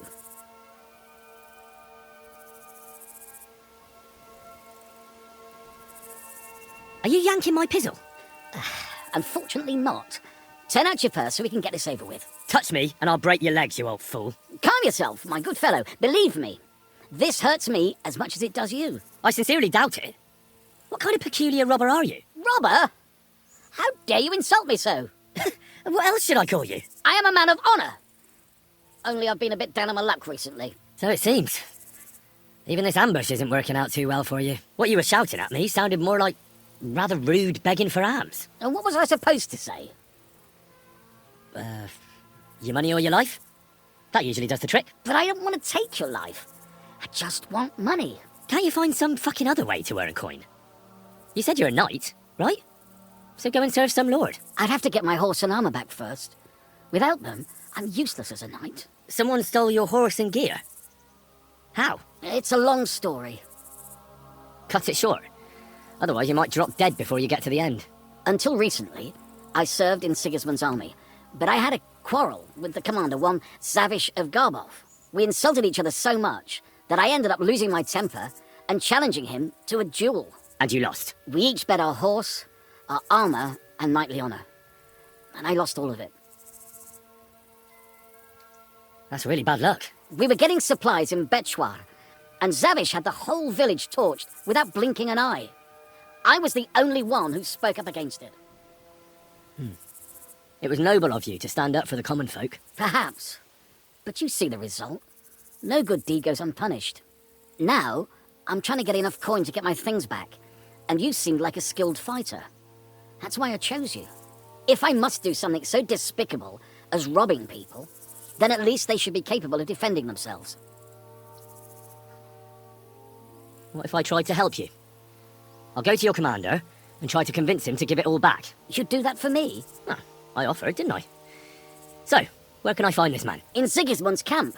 His name is Zavish of Garbov. He has a black eagle and 3 yellow stones on his coat of arms. He's got a rather inconspicuous tent above the camp kitchen. Hopefully you'll find it. And how will I recognise your things? Is your coat of arms on them? Of course, on my cuirass and on the caparison of my horse Gringolet. It's the same as I have on my shield here. A black raven with a ring in its beak on a yellow ground. If you get my things back from Zavish, come and see me in the tavern in Shitok. They let me sleep in the hay there.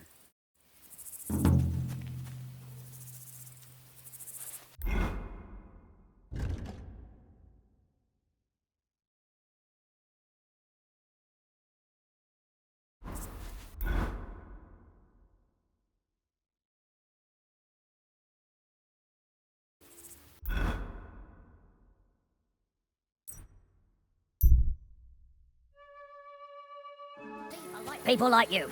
God be with you.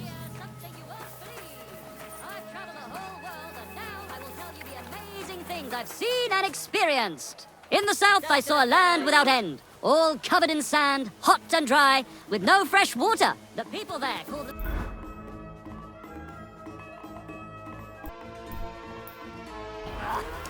Ow!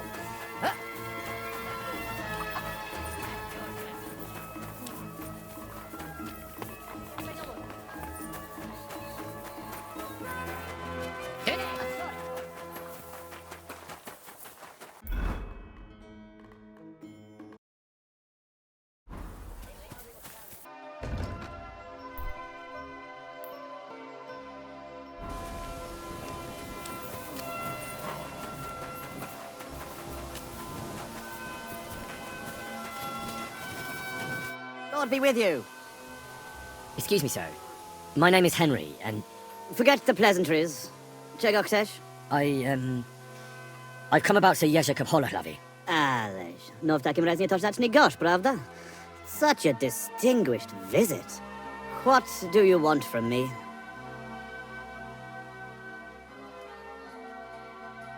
I heard about what happened between you and Yacker. I understand that you're in the right. But couldn't you return his armour and horse? Without them, it's as if he's not a knight at all. So poor valiant Yezek's not doing well, and I should show I have a good heart. That would soon have everyone around walking all over me. I'd rather let the armor rust than give it back to Yezek. Did he even tell you how he lost it? He told me you argued, and he challenged you to a duel. And did he tell you why? Because you torched a village full of innocent people. Innocent people? They tried to cheat us. They gave us sacks full of sand instead of flour. They knew exactly what could happen to them. How about we stop arguing about it? I'll just buy the armor and horse from you. Name the price. You still do not understand. I do not care how many groschen you and Yezek put together. Everyone in this fucking camp needs to know that I am in charge for once. And I will not take any shit from anyone.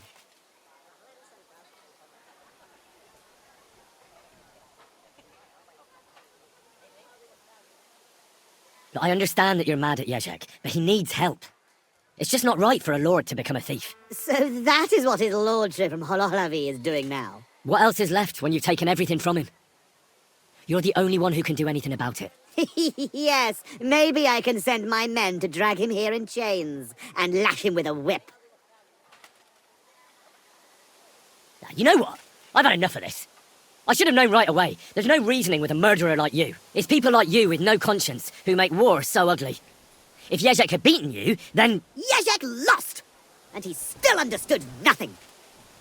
You know what?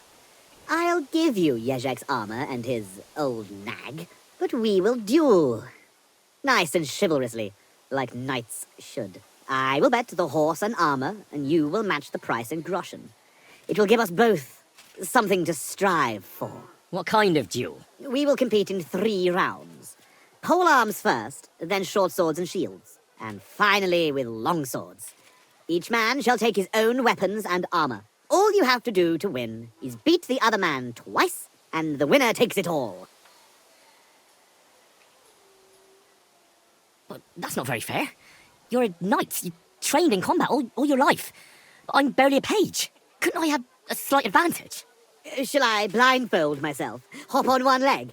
Or did you have something else in mind? I don't want an easy win. Just an even chance. Oh, then I will fight in just a gambeson and chainmail. Does that seem fair to you? I suppose so. Excellent! Get yourself the necessary armor and equipment. When you are ready, bring me the coin and we will start.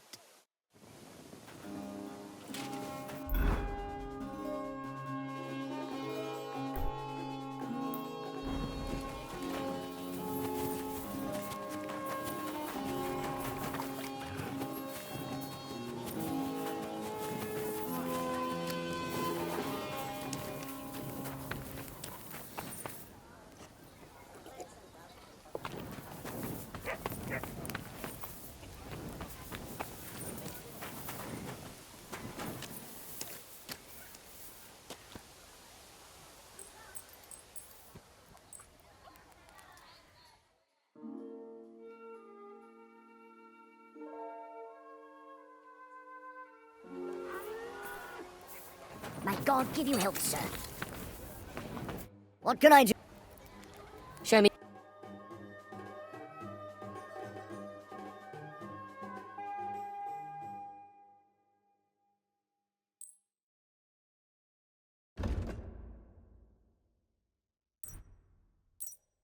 Help you, good sir.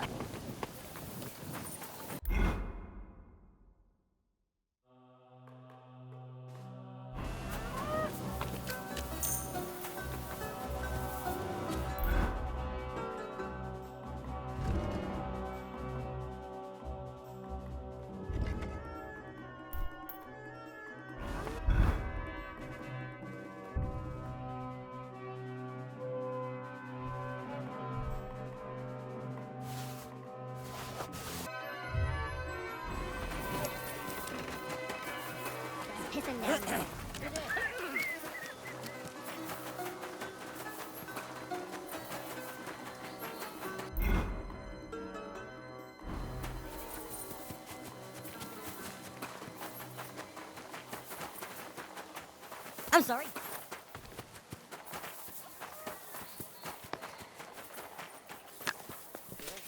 Welcome. What can I do for you? All right, I'm ready. We can fight. Tough Spaniale. But you have to put down the coin up front. Here you go. Down to the last groschen. Just how I like it. How should the herald introduce you? I want it to be known that Henry of Skalitz defeated you, and that he did it for all the common folk who had their roofs burned over their heads because of the likes of you. Very nice speech. But let us see how you talk when I knock some of your teeth out. Come on. I cannot wait.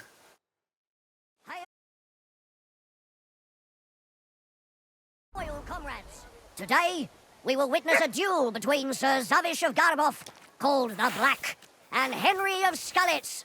Henry, a commoner, will fight today in the name of Sir Yezek of Holohlavi. The noble lord of Garabov has decided to accept the challenge because of this very fact.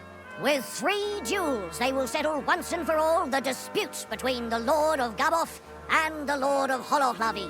I ask both combatants to take their positions and take up arms. Let the clash of pole arms begin!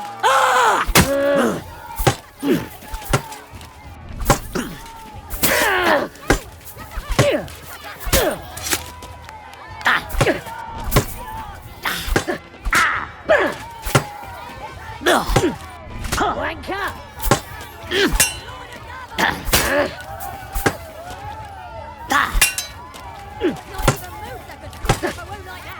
Useless!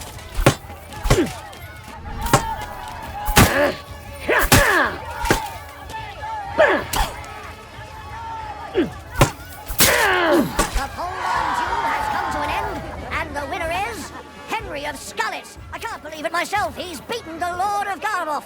Both combatants may now catch their breath and have a bath maid tend to their wounds Hey, before sir! the next round. Hey! Let me take a look at that wound for you. Damn. We really took a beating. Would you take a look at this? I can look at it, but I'd better treat it too. What do you say?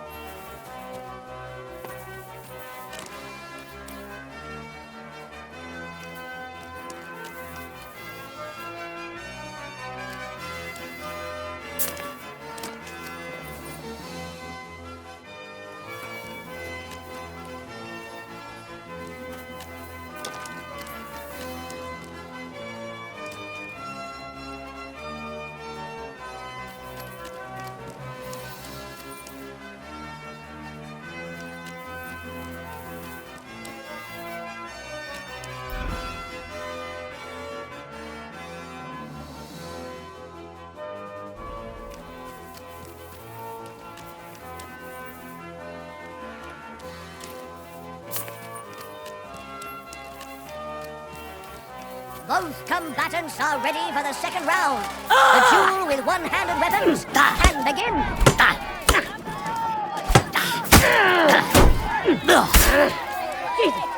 I'm hit!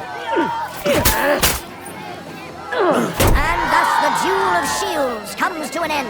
And the winner is Henry of Skalitz. Unbelievable! God must have guided his hand.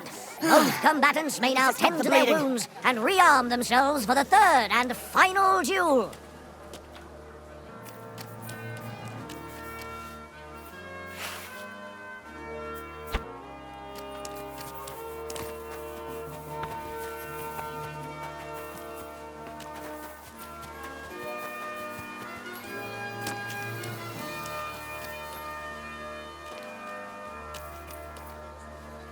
The noblest fight begins, the longsword duel.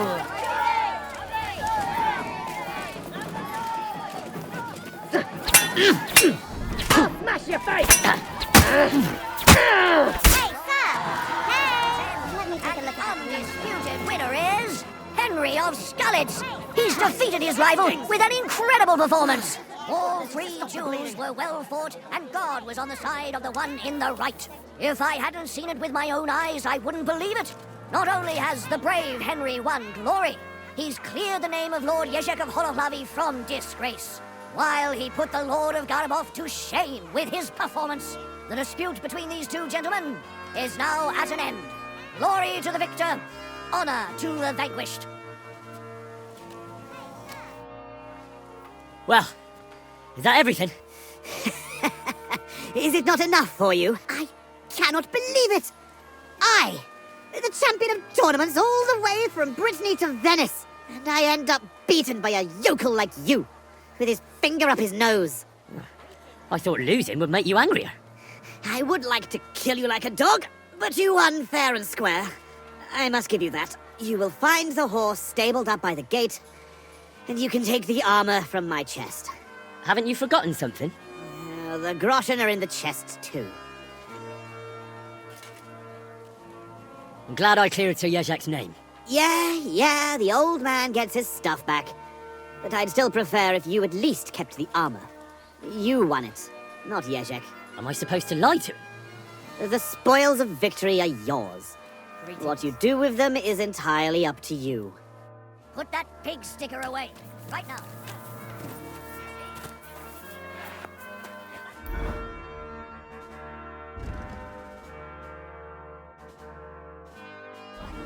Where it belongs.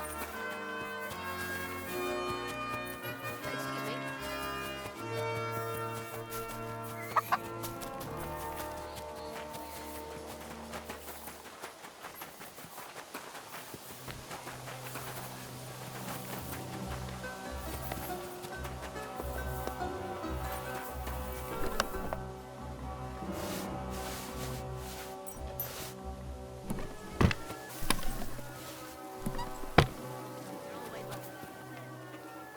Well, that should be everything. Yezhak's sure to be happy.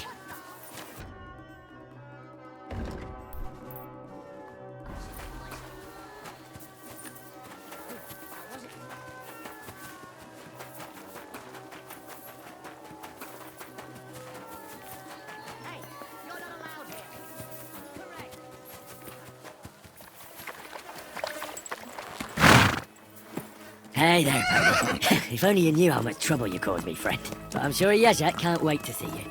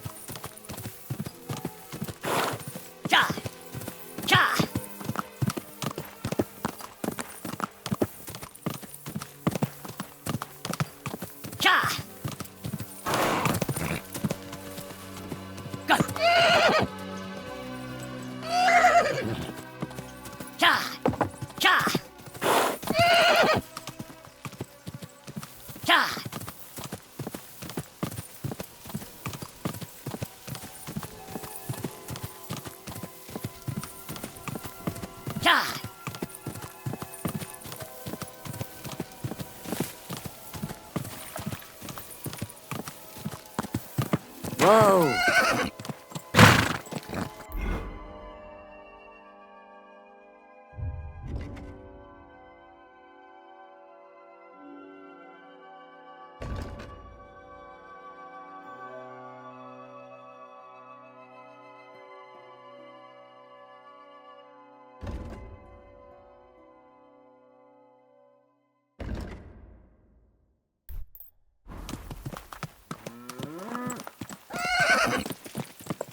At your service, sir.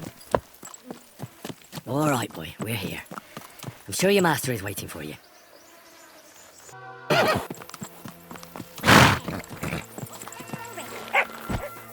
Hey, you! Yes? How about stretching those limbs and getting some light exercise? Shall we spar? I know you. We've met before. Oh, yeah. Hornet. That's not a name you forget in a hurry. You're not wrong there. But your name seems to have slipped my mind. Henry. Oh, that's right. Exactly. How have you been? Did a brisk bit of business, I can tell you. I stuffed my purse to burst. Sounds to me like you might have stolen something. Watch what you're saying. I'd never do that. I was just teasing. I've been known to take on shady work, true enough, but never any thievery. So, fancy a fight? Let's do it. Exactly. Now you're talking. What are we fighting for? I have a proposition. If you win, you take the money. If I win, you teach me some of your skill. I recently took a man down with one punch to the mouth. If you win, I'll tell you how I did it. That's my way. Ha! I can't wait to win. I'm feeling a bit...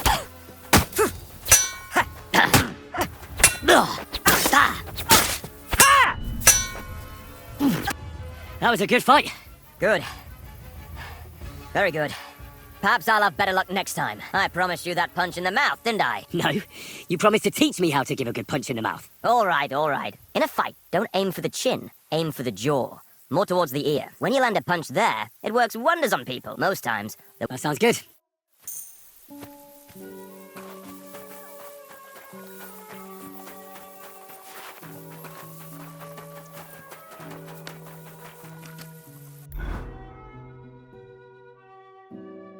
I could go for something to eat now.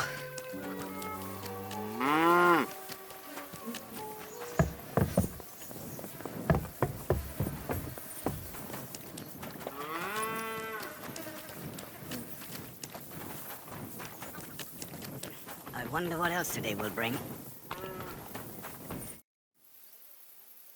About these things of yours. Did Savage listen to you? Tell me, how did it go? Well, it wasn't easy. I had to take part in a nightly duel. Damn. He didn't hurt you too much, I hope. Well, that fella? Come on. He hardly had a chance to blink and he was on his arse. He hadn't a chance against me. But he's a tournament veteran. You have my admiration, lad. What about my Gringolet? Did he give him to you? He's waiting for you at the inn. He's really quite a good horse for his age. The best. The House of Hollerlavy will be forever in your debt. Take this shield, so at least you'll have something to remember me by if this is farewell for good, which is quite likely given how old and grey I am. I'd like to give you my spurs.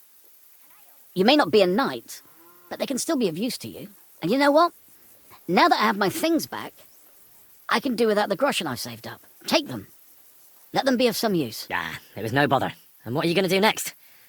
I trust you're done with robbing. As the Lord is my witness, I'm done. It's time for me to go home. I haven't been there in years, and somehow I feel it in my bones that I shouldn't put it off. Well then, I'm glad to have met you, Sir Knight. Godspeed, valiant Henry.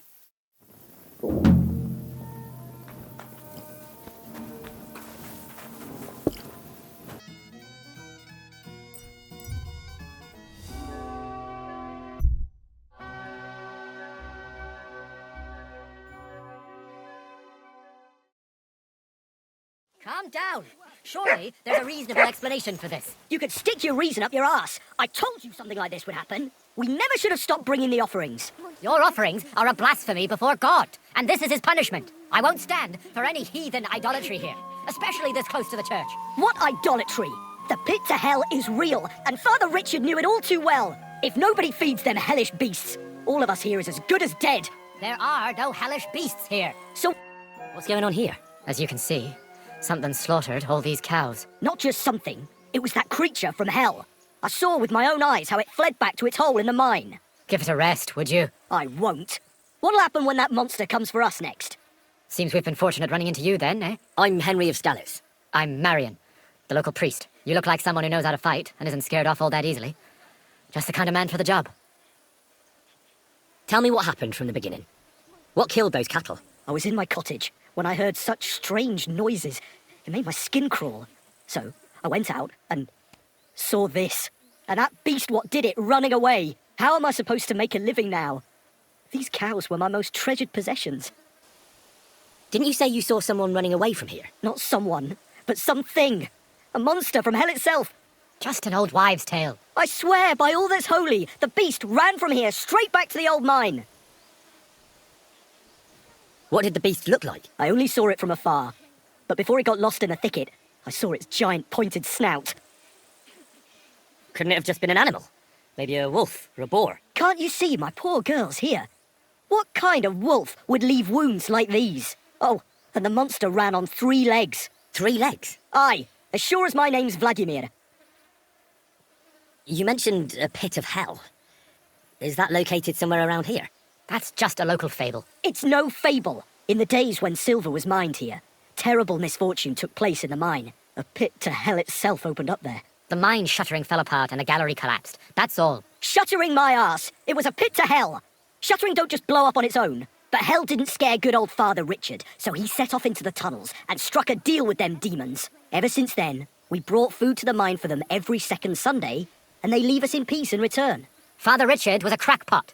You're lucky to finally have a normal priest here now. A priest who forbade us from bringing the offerings, and now you can both see where that's got us. When did all this happen? It's got to be at least 5 years now. And you've been taking food there ever since? That's right.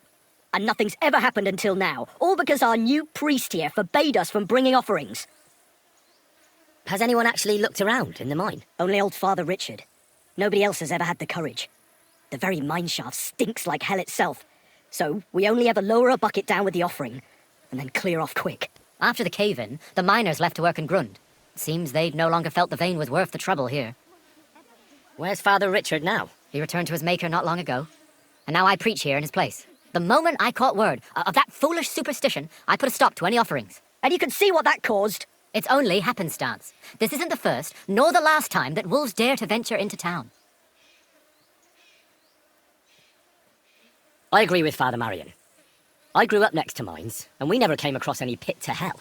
And there are wolves running rampage around these parts. Wise words. Tell me something about yourselves, so I know who I have the honour of speaking to. Like I said, I'm Marion, and I come to Old Kutna to preach. Aren't you, a bit young for a preacher? I finished my trivium at Prague University last year, and I wanted to continue. But my father decided I'd had enough education and found me a place in the order in Sedlets. So now I implement my theological learning in this lovely county as a preacher. I'm Vladimir, the mine foreman. I'm the eldest of everyone here, and the people actually respect me, unlike our this here preacher from Prague. And them cows were mine. This whole thing is very odd. How do you want me to help? The massacre of those cattle is a horrible thing. But the heresy that's been tolerated here on account of the former priest is even worse. Old Father Richard would chase you out of town, you stuffed frock. And Marion may be young, but he's still a priest, and he deserves a bit of respect. Thank you, Henry. Since you're the only one here uninvolved, I'd like you to go into the old mine and discover the truth of this old wives' tale. And while you're there, take some peace offering with you. Otherwise, I wouldn't even dare going. What am I to do with you? All right. Henry, take their offering with you as well. You'll do just as those wretches did before you, and then wait to see if any demons show their faces or not. Wait for demons? You want to send the poor fella to his death? Don't listen to him, Henry. Faith in God will protect you. But before you go through the mine, we'll have a look around the village. Then we'll all meet at the entrance to the mine. All right, I'll help you. But what about the offering? A bit of food will do. Here you go. We always lowered the food down in a bucket. The main thing is not to go down the shaft yourself, lest you anger hell. Don't be frightened. It's just an old shaft. You'll find it to the west of here. The whole area's deserted and most of the entrances are blocked off. You go past the mine buildings until you reach the one that's collapsed to the ground. The mine entrance is next to it. Good luck, lad. You're going to need it. God be with you. Careful.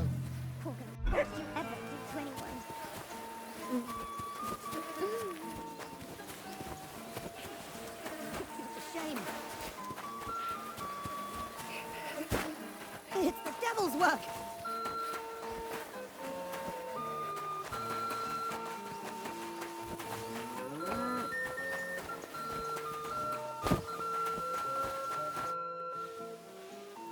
Till we meet again.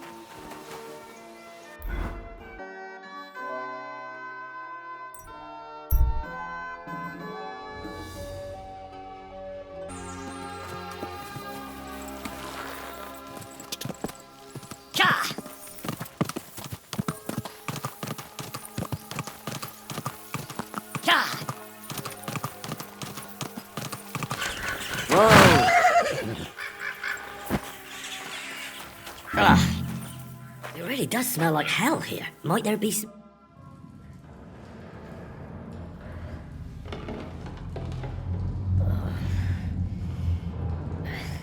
Oh, Jesus. What a diabolical stink.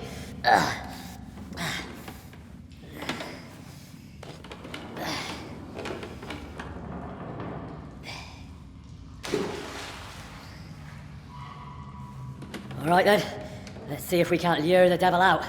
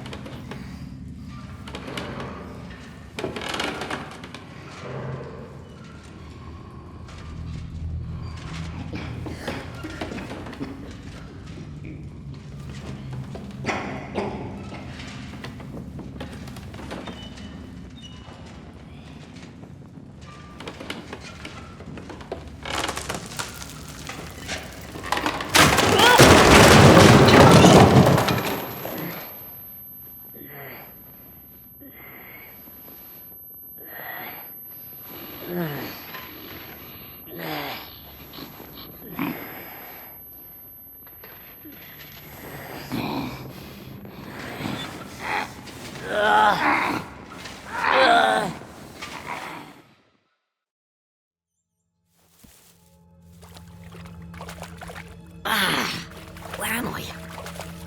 And where did all my things go? Jesus, what the fuck is going on here?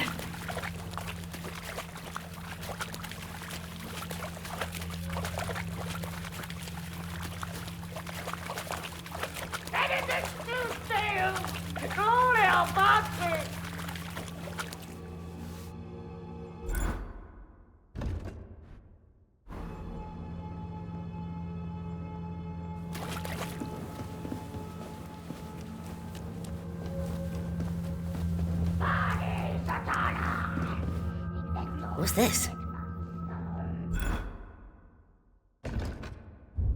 The Night Riders.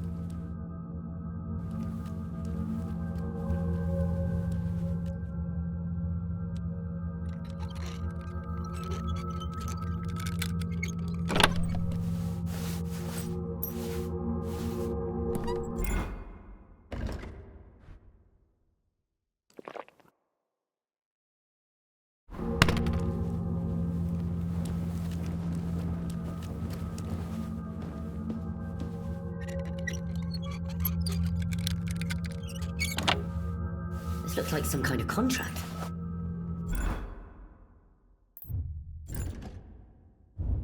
It must be important if he locked it away.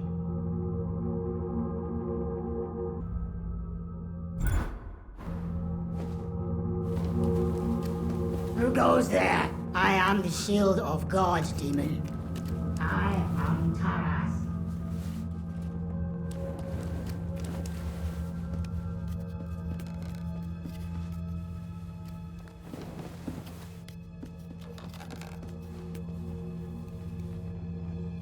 Abitinis diaboli libellios domini!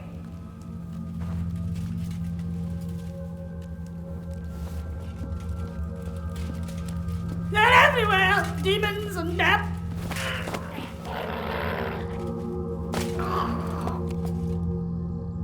Oh, Jesus. His helmet's completely stuck. I can't get it off.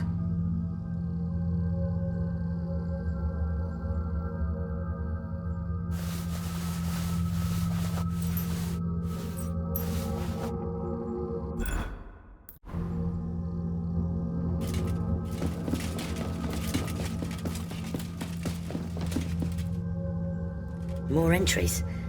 Also written by the knight?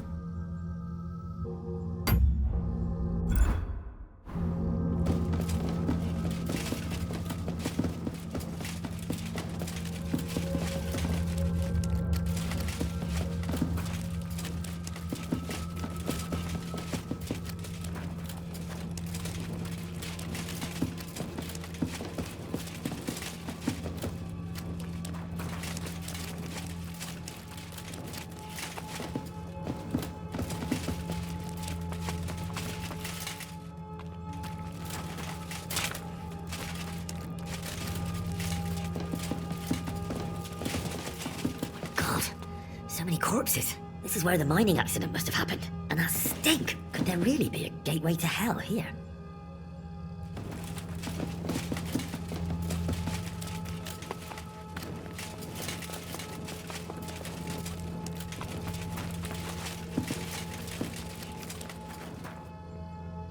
Ah, everything's here. All right.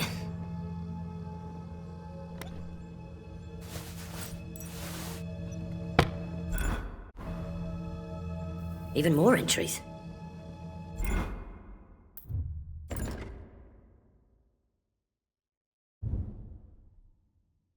My God. How long has he been here?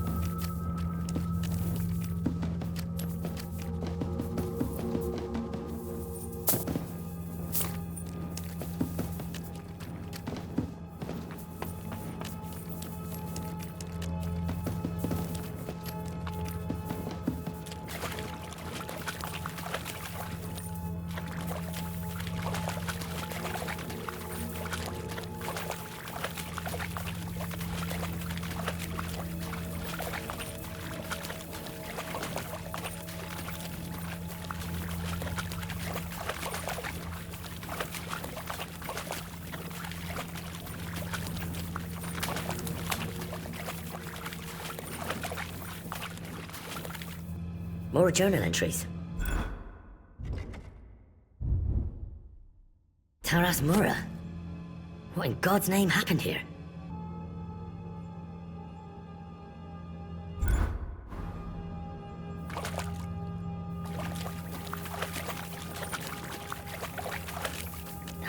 Not this way. How the hell am I supposed to get out of here?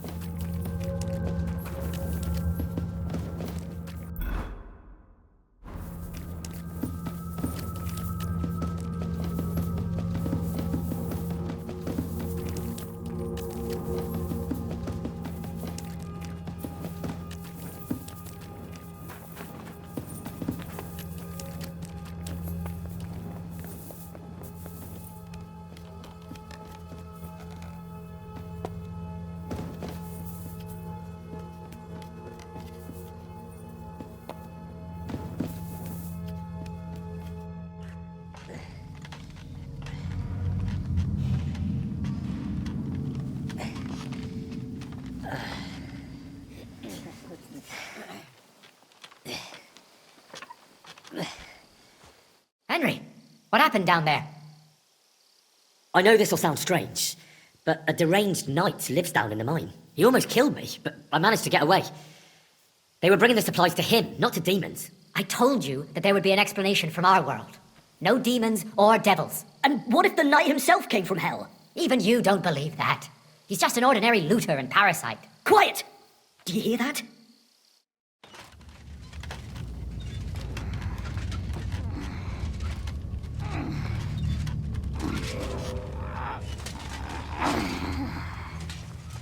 Lord have mercy. That's the hellish beast! It's him! Ready yourselves, men. Henry, you too. Shadows and flames! You brought friends, did you, Hellspawn? It matters not. I'll take you all on! No, you've got it all wrong. I went into the mine as we agreed, and it's there that I ran into Sir Taras here. Sir Taras signed a contract with Father Richard. He was meant to guard the gateway to hell and receive regular supplies from the locals in return. When I first met him, I thought he was some kind of hellspawn, and he wanted to kill me, so I fled. I've got the contract here. See for yourself. A contract? Well, I was sure all of this was mere heathen idolatry. Father Richard never said nothing about a contract to no one. All he said was to provide food to keep the pit of hell quiet. Maybe Father Richard feared you wouldn't listen otherwise. None of this, however, rights the wrongs committed by Sir Taras. Or are you looking to pardon him for slaying the cattle? I have no need for pardons from you. I've spent years in the dark protecting you, ingrates. Meanwhile, you lot broke the promise and forgot about me. You'll pay for that! Everyone calm down. The only crime committed here is ignorance. Apart from Father Richard and Sir Taras, no one knew of the contract. And when Father Richard died, Sir Taras was left on his own with his oath. He was kept alive by nothing but superstition and the offerings you brought to pacify hell. And when the offerings stopped, Sir Taras thought you betrayed him. And so he sought his revenge. I had no idea. Like I said, only ignorance is to blame. But now everything has been explained. So there's no reason to seek revenge or continue your investigation. I won't settle for that. Fall to your knees and beg for forgiveness. I want to hear it with my own ears. You owe me that much for all the years I spent down there. An apology after you slaughtered our cattle. Quiet, Vladimir. Sir Taras is right. He deserves our apology. Sir Taras, on behalf of the entire village, we ask for your forgiveness and thank you for the sacrifice you made for us. Your services are no longer needed. I'll have the mine filled in, and you'll receive all that you require. A horse, food, and supplies for the road. So, I'm finally free? I've fulfilled my oath and cleansed my soul before the eyes of God? It's true, Sir Taras. Your sins have been washed away by your service. Oh, thank you! And as for you, Henry, you did even more than I asked. You've earned your reward 10 times over. Take this, and go with our thanks. And my thanks too, lad. My pleasure, friends. I don't think anyone's ever going to believe this story.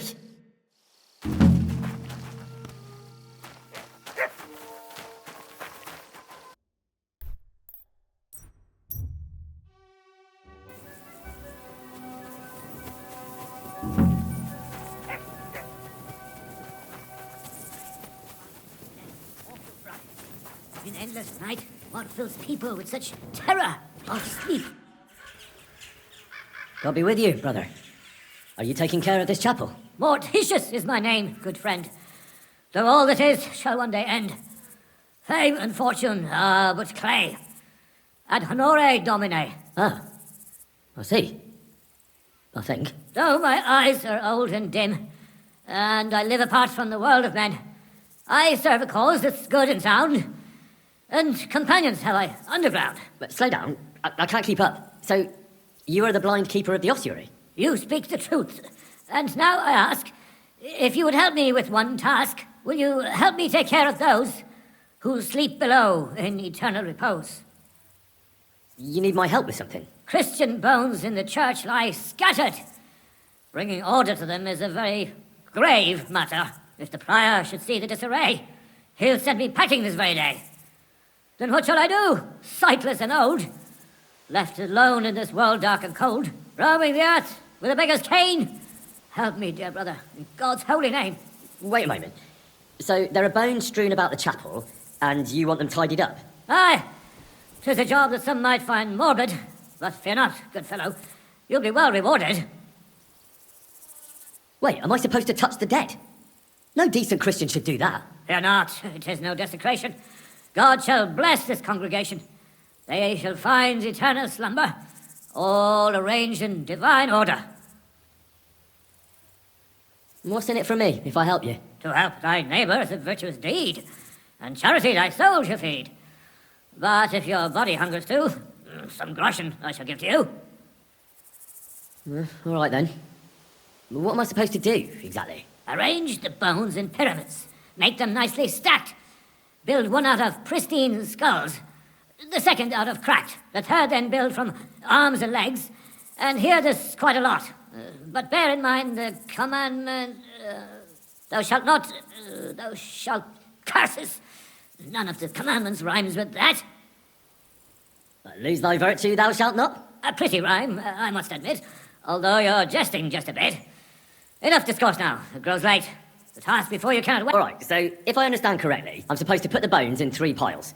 Pristine skulls in the first one, the cracked ones in the second, and the third pile I build from the limbs? As you say, so must it be, and you shall have a reward from me. To find the bones you'll be needing, though, there are 3 places you must go. But don't forget what lies beneath, and descend to the hidden space. Many bones lie there in darkness, waiting for their rightful place. I see. So I should gather the bones in the chapel and the crypt underneath, and make 3 pyramids out of them. And should any bones remain, such as ribs and spines, sweep them up together into orderly confines. What? I should sweep up the remaining bones too? I better go before you think of more chores. God be with you. What makes a hole a grave?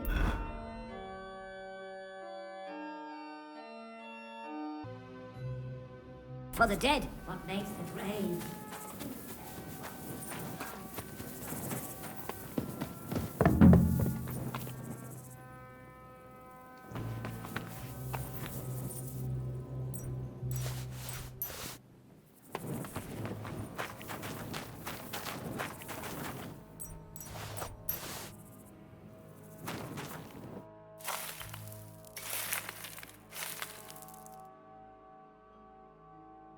Dust you are, to dust you shall return. And then I'll sweep you into a corner.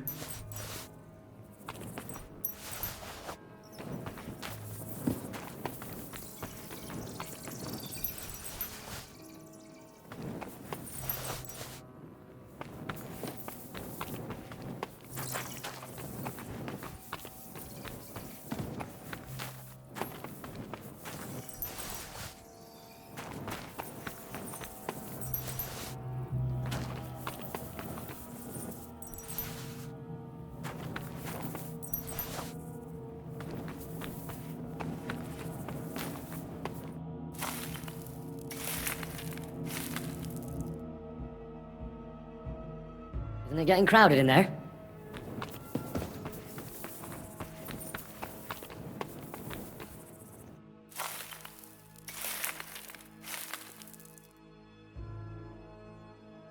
Whew.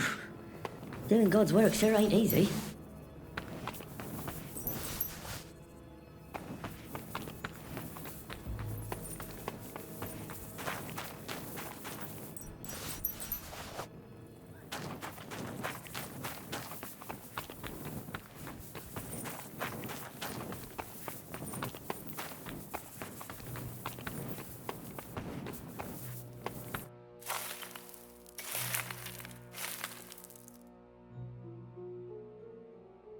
Damn, my back hurts so much.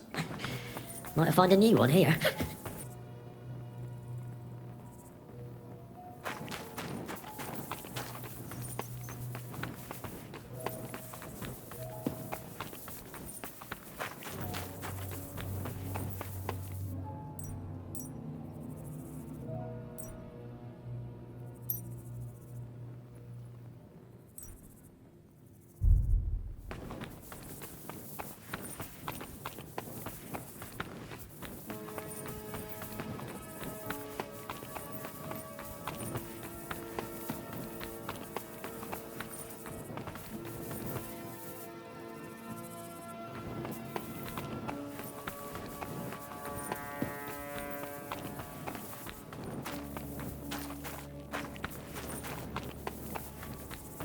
trapdoor.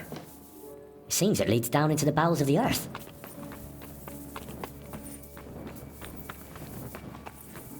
What's this? It looks like some really old reliquary. What a rare find.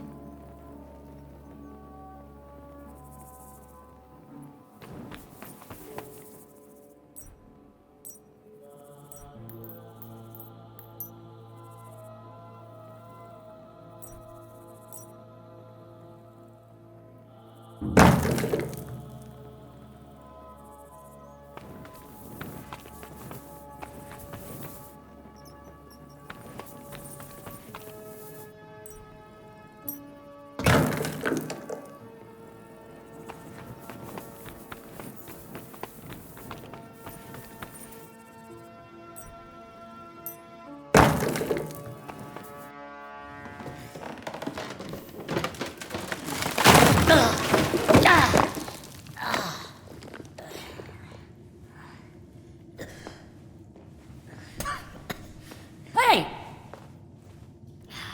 Are you intact, my dear brother? I nearly broke every bone in my body. Ha ha! There's no better place to leave your bones, and that's a fact. But they'll serve you much better inside you and intact. The place you're in is black as night. I'll throw you a torch. Let there be light. Look for bones along your way, after all. In the end, you'll have some benefit from your fall.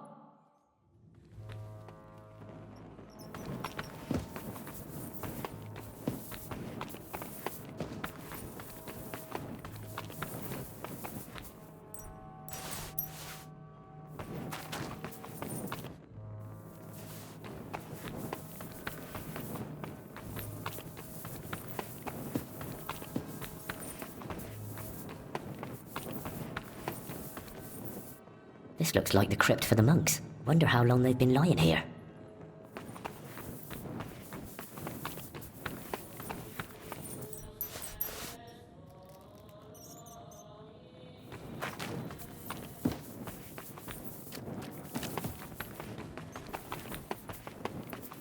What's this? This corpse must have been lying here for several decades, but it looks like he died yesterday. God, our Heavenly Father, have mercy.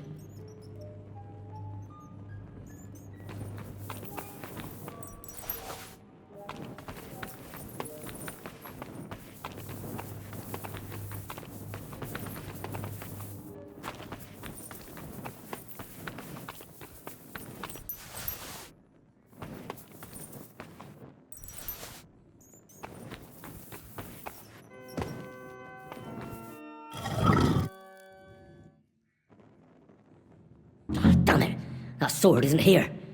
Now what? I'll take another look around here. Maybe it's somewhere nearby. This must be Sir Valentine. And he has a sword. Maybe I could just forge one like it, since the real one is nowhere to be found.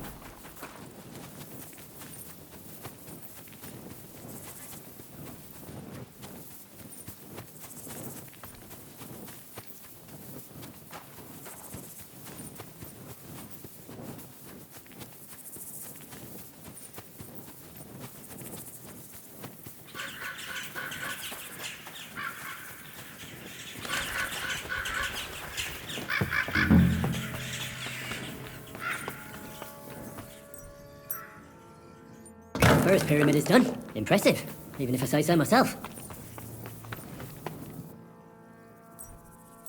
Santa Marie. If I hadn't built it myself, it'd give me a scare. Just one.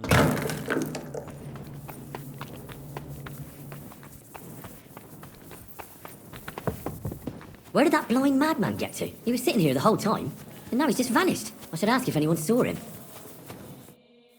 I'm looking for the keeper of the local chapel. His name's Morticius, a wispy fella. Speaks in verse. I did some work for him, but he disappeared just as he was about to pay me. Youngster, you ought to sleep more and drink less. Otherwise, you'll come to a bad end. What do you mean by that? Morticius was the keeper of the ossuary, all right. Only he died before you was even born. What? Morticius is dead? As sure as there's a God in heaven. But I spoke to him. He wouldn't stop babbling in verse. For Christ's sake, old Morticius couldn't even read, let alone compose verses. Are you sure you weren't imagining it? Very sure. I have to find him. He owes me for the work I did. Go back to the ossuary, then. You'll find him lying in the crypt alongside the other dead monks. Wait, what did this fellow want from you, anyway? I had to tidy up all the bones in the chapel and arrange them into pyramids. What? You fooled around in my chapel? May the Lord protect you if you've done any ungodly business in there. Come now, show me. What in God's name? You did all this by yourself? Well, yes. Well, friend, you're quite the worker. What a mess this place was. I'll keep it like this. People from all over the land will come here just to see this. No, that's nice and all. But I don't suppose you'll pay me for it, will you? You suppose correctly. A job well done should be a reward enough for you.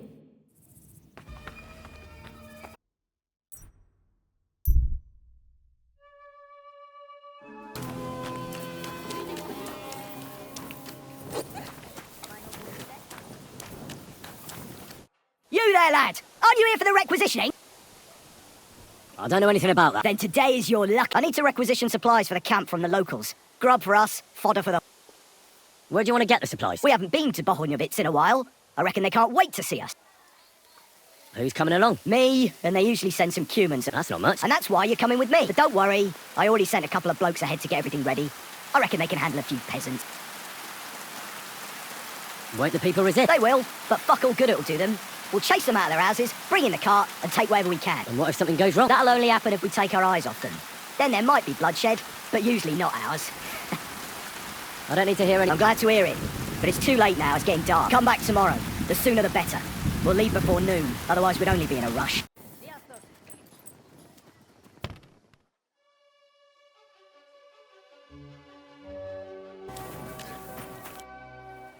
Well, let's get going. Here we are, youngster.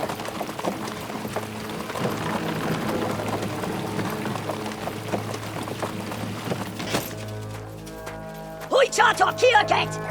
Mindenkit! Kifelé! Vazak te nyomorult! Te is! Kifelé!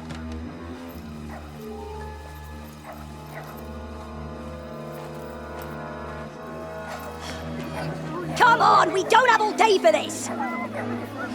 Ne pozorojato, così döda dalla kivas at parastal! Shut the fuck up over there! Fucking peasants. This requisitioning's a pain in the arse. Well then, old star. Have you got the supplies for the king, like we agreed? Hmm?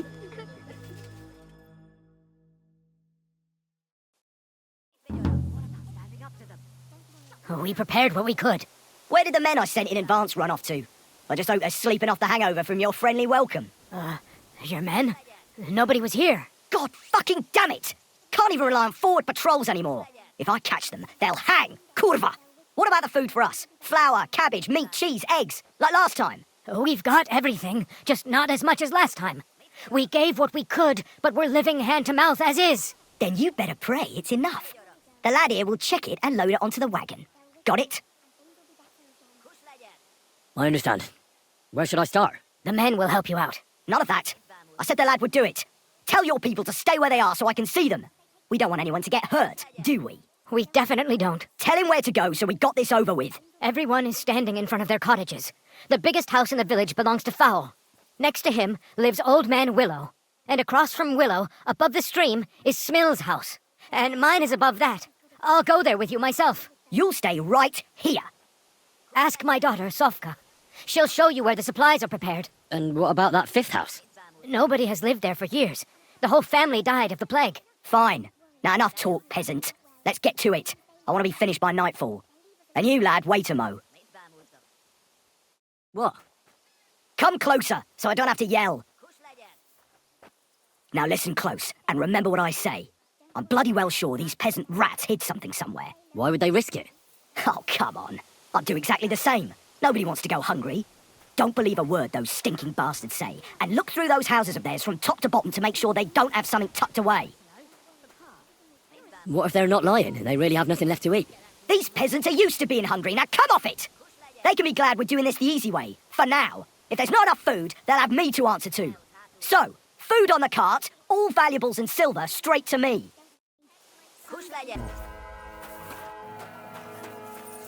What do you want from me? Your help. You heard your commander. You're supposed to load it up yourself. That's not what I meant. I'm afraid that if there isn't enough food, the commander will have you killed. I'm sure you've got something tucked aside. Why should I believe you? Because I don't want your blood on my hands. Why don't you tell your commander that? You had your chance. He would have had me thrashed on the spot. I can help you in secret. If there's enough food, the commander will leave the village alone. You call that help? Why should I even believe you? Because my whole family died in Scallis. I don't want that to happen to you as well. Damn it. May God forgive me. I can't tell you much. If it got out I helped you, the others would never forgive me. Anything will help. So spit it out. Look in Smill's cellar and in Fowl's stable. And what about the last house? Leave old man Willow out of this, please. His son is hurt, and he's suffered enough already. Hurt, you say? What happened to him? I already told you more than I should have. Pack up your supplies and leave well enough alone already, please. You haven't told me about your house yet. I was hoping you'd forget about it. Look behind the house, where the big pile of manure is. That's all I can tell you. Really. Well, I thought we could help each other. But you're not making it easy for me. Only me and my daughter Sofka know about the last hiding place. And she's no fool. If you find it, she'll know I must have blabbed. If she really is so smart, she'll surely understand you did it to save everyone. I hope you're right. Now listen close. Back behind the abandoned house are 3 plague graves. The one in the middle is empty. Well, empty except for the supplies I buried there. See? I knew we'd come to an agreement.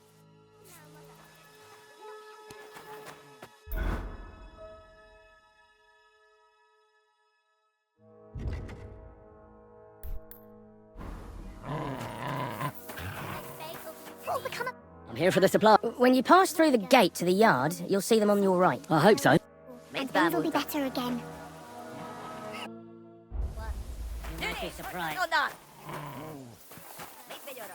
What will become of us if they take everything? Protect my son and the whole village. Beneath thy... Well, where are your supplies for the... Right behind the door, leaning against the wall. Everything's ready to go.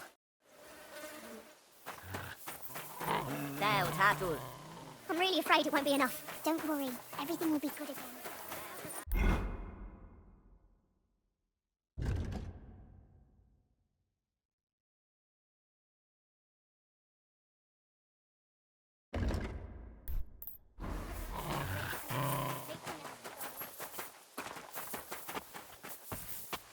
I'm collecting supplies for the king's men. Do you have them ready? They're here, right next to the door to the cottage. Very well.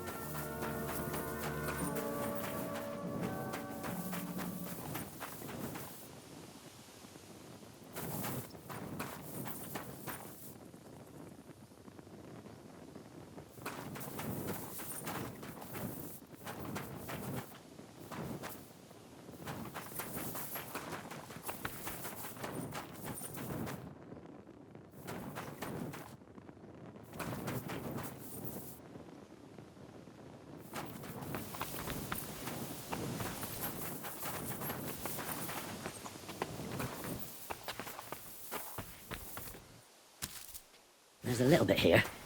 It won't be enough, though.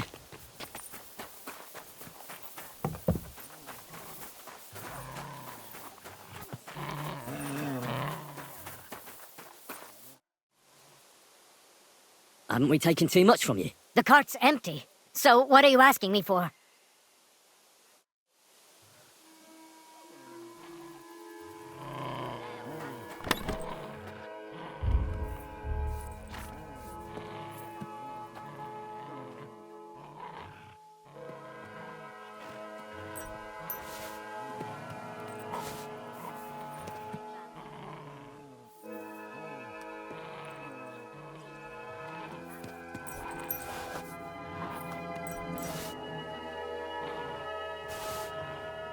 supplies. Just as we... Haven't we? We can still... Kush legyen! Kush legyen!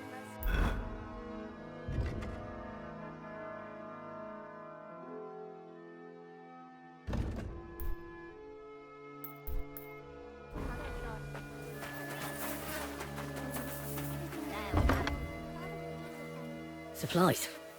There's not much here.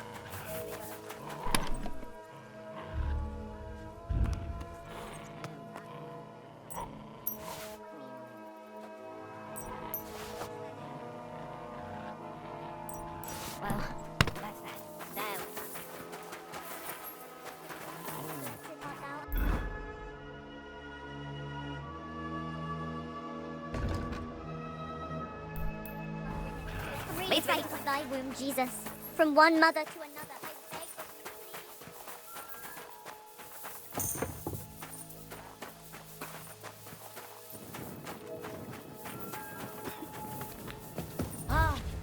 of Supplies. Ready for the king. We'll die of hunger here. I won't get anything out of him in this state. Maybe I could do something to help him.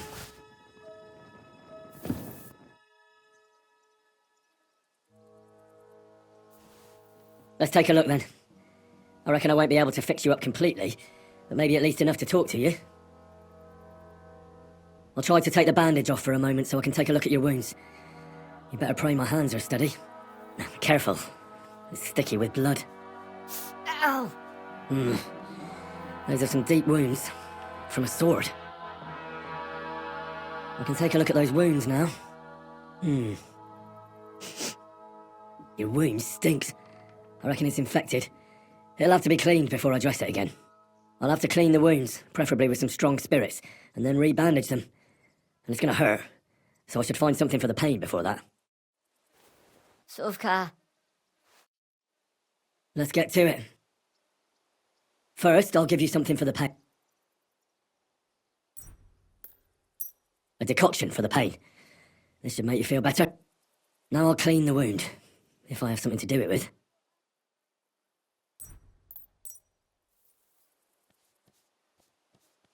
That should be enough. Now I'll re-bandage your wound.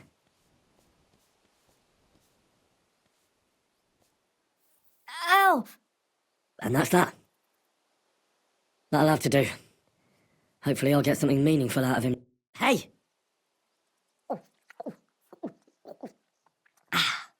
Wake up! It hurts.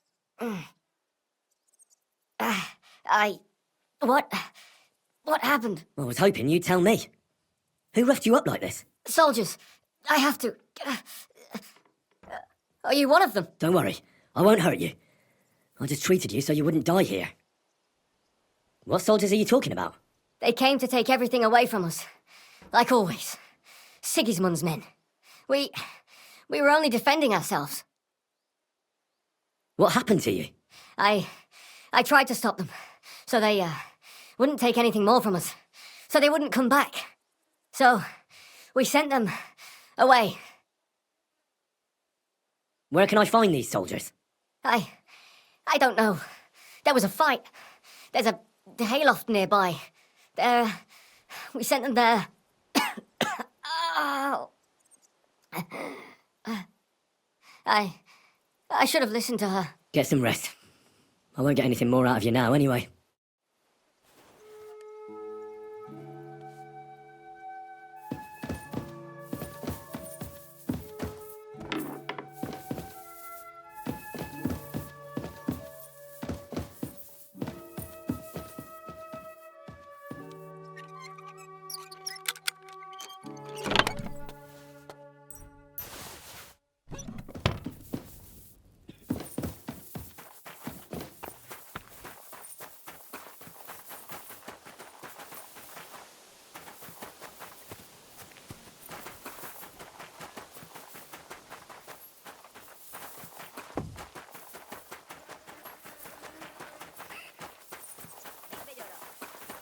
Excuse me.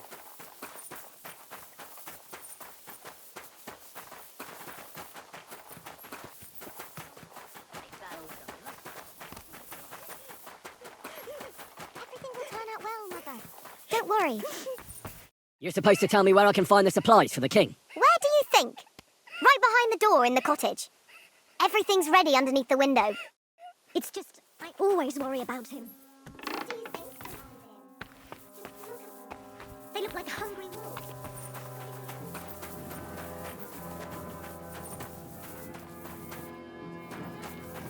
Perhaps you're right, Mass. Come on now, Mother.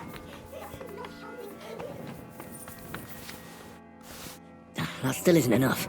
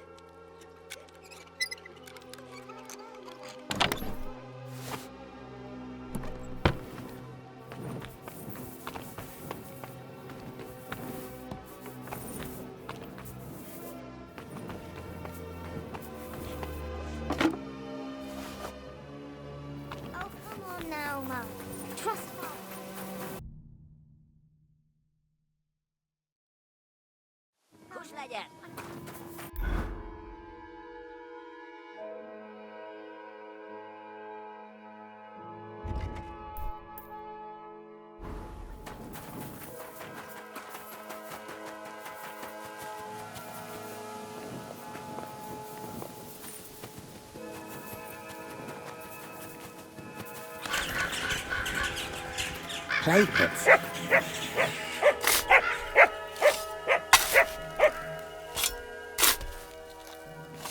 Curva.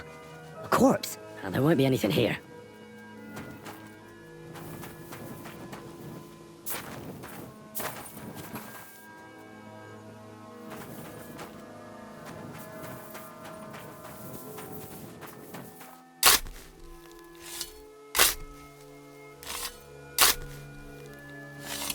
Bloody hell. Just another corpse. Nothing at all.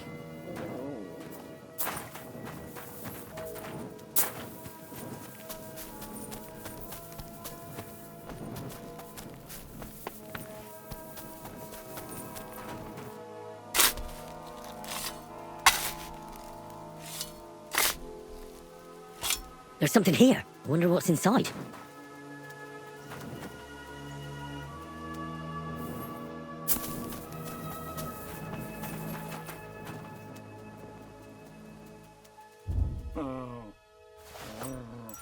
Hidden supplies. Oh.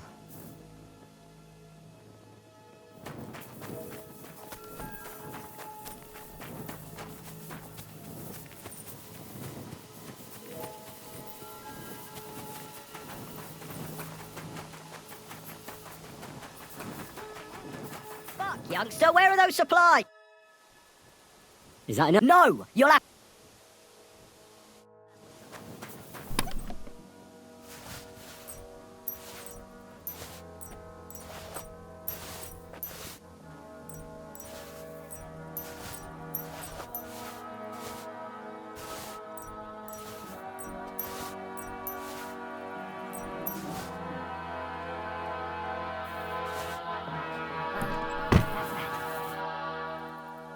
I found some. Hand them over.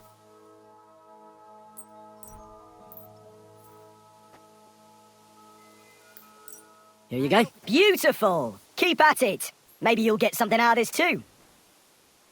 Is that enough? Not yet. I found some. Hand them over.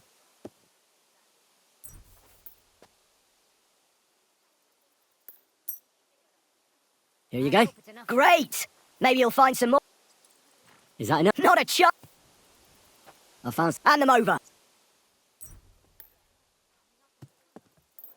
Here you go. That's what I... Just as we promised. Is that... No! You'll...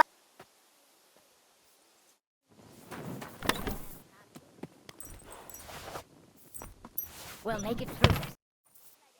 Is that enough? No! I found some. Hand them... Here you go. That's what... Is that enough? That'll be enough. We can head back. Good. Let's say our farewells and get going. Are you satisfied? You were lucky this time, peasant. I'm glad to hear it.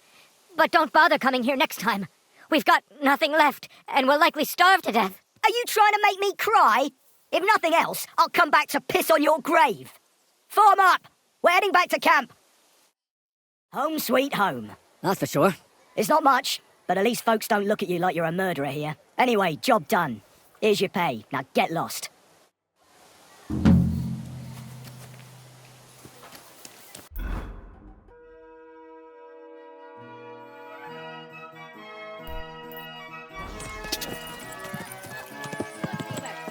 leech and a brawler who may yet turn out to be a murderer.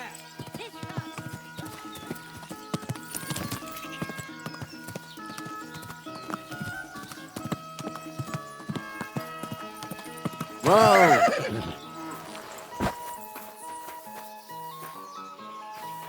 Careful. If I married a blacksmith, it'd end in tears. If I married a blacksmith, it'd end in tears. Greetings. Hey, you're all bloody. You look troubled. Is there anything I can help you with? You're very kind, but I need someone who knows their way around a smithy. I need to get a few horseshoes made and deliver them. They were supposed to be done yesterday. Well, why don't you ask the black... It's not so simple. The horseshoes are for the soldiers camped on the hill, and my Marosh, well, he sees them as traitors who are conspiring with foreign scum. I see. You don't agree? Young fella, if I was choosy about who I sell things to, I wouldn't have a groschen to my name. These are troubled times, and my husband doesn't understand that pride won't fill your stomach. Well, making horseshoes is no great art. Can't your apprentice do it? Oh, Pascal. My old man's forbidden it. Whenever a soldier comes here to the forge, Maroche sends Pascal packing. He messed up once. If he broke the rules again, he'd probably have to find another trade. Oh, great. It just so happens I'm a blacksmith, and I'd be glad to help you. Really? Oh, then you've been sent from heaven. So, how many of those horseshoes do you need? Well, if you manage to make horseshoes for 2 horses, I'd be forever grateful to you. I'll pay, of course. Farewell, sir.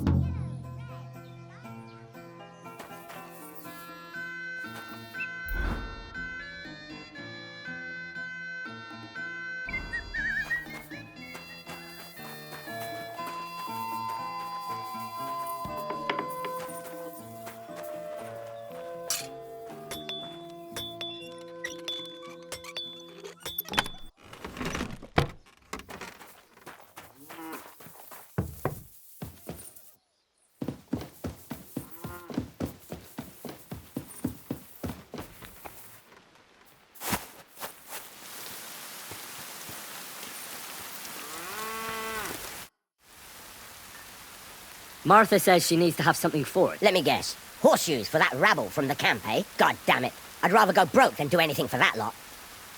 So there's a military camp on the other side of the hill here. But that doesn't mean you'll lose your livelihood. You have a wife, a farm, and an apprentice on top of it. I'm sure you can use every groschen. Well, there's some truth to that. But how would I look? A band of those Pragas beat up our boys in the tavern. Even Pascal got a pasting. Then I'll forge them. At least you'll have a clear conscience. Well, all right then. What about the materials?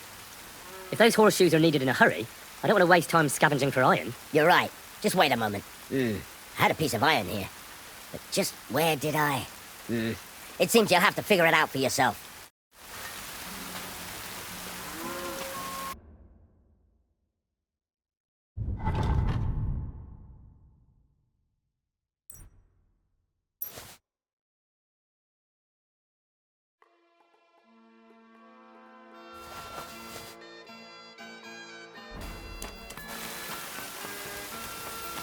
How can I...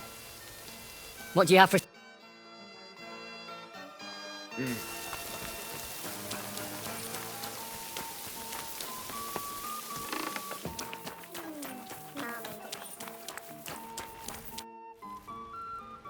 Here are those horseshoes. 2 sets, just as we agreed. Let's see them then. These will do just fine. Such a young, hard-working, talented fella you are. Too bad I'm not a few years younger. You mentioned something about payment? Here you go. You won't buy a castle for it, but good work calls for good pay. Now someone just needs to bring the horseshoes to Victoria. Would you do that for me? This backache of mine. Who's this Victoria? A girl from the village. She's a bit different. But deep down, a good girl. Different? What do you mean? She's had a hard life. Her husband died of the plague a while back, and now she's all alone. She does odd jobs for the villagers here to make a living. Sometimes I send her up to the soldiers with our goods. Why would I drag myself up that hill when she's got young legs and likes going up there anyway? Fine. Which house does she live in? It's not far at all. Just cross the stream and you're there. God bless you, sir.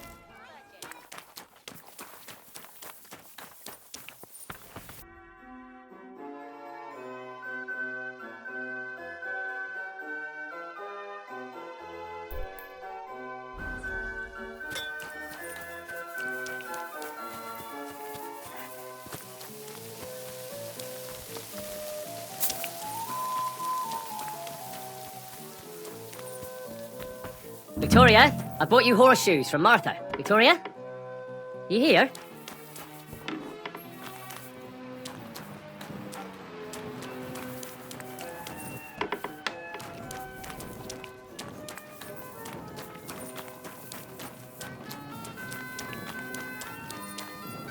Christ, so much blood. What happened here? I have to tell Martha.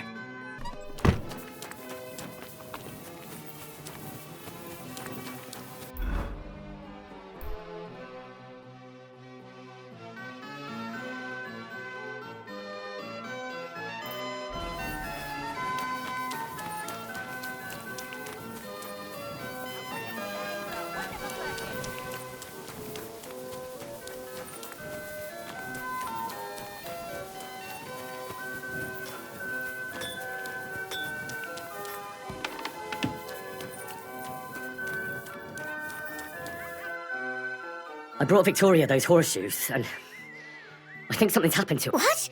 What do you mean? The house was empty, and in the hearth room next to the bed, I found a puddle of blood. It hadn't even dried yet. Jesus Christ! What if she's been... No! But it might not be too late. Do you have any idea where she could be? I don't know. Really? Oh, how horrible! Did Victoria have problems with anyone from the village? Did anyone want to hurt her? No, definitely not. Good God, she was... I mean, she is a good girl. Although... Can you think of anyone? Sometimes there's talk about how she lives alone and how she makes her living. Why would anyone be bothered about how Victoria makes her living? As long as she's not stealing, she can do whatever she wants, right? Well, not everyone was happy that she brings our goods up to the camp. Once someone even drew something very ugly on our door because of it. But what's that poor girl supposed to do without a man? There's a war, and we all need to make a living somehow. Who did she go and see at the camp? Who might know more about her? Mainly their blacksmith. She brings goods up there every 2 or 3 days. He's certain to remember her. So tell them at the gate that you're bringing something from the smithy. They'll let you in. Who's bothered by her living alone? Whose business is that? Things are a little different, you see. She lost her husband some time ago. A young widow, actually. A pretty young widow. Naturally, a few fellas were fawning over her. There was one in particular. But he got the boot, just like all the others. But he'd never hurt her. He might be a loudmouth, but he's harmless. Who's this mystery man, then? I won't say. If word got out that I accused someone, we might as well just close up shop here. I'm not about to go blabbing about it in the tavern. I just need to know where to start looking for Victoria. Fine. But you didn't hear this from me. Farmer Kuba was pretty keen on her. And he wasn't going to give up easy. Last time, he tried to flatter her by giving her a headscarf. But Victoria knew it had belonged to his dead wife. So she told him to sod off. The whole village was laughing at him. He's a bitter old man. But would he hurt her? I don't think so. Huh? Jealousy's a powerful thing, though. Well, that's true, too. So go and ask him yourself. He lives with his children and his housekeeper in that big house behind the smithy. He's always wearing a bright red coat and a hat with a feather in it. You're certain not to miss him, but not a peep about what I told you. Don't worry. I'll take that secret to the grave. Is there anything else you can think of before I go? I've already told you everything I know. Now hurry up!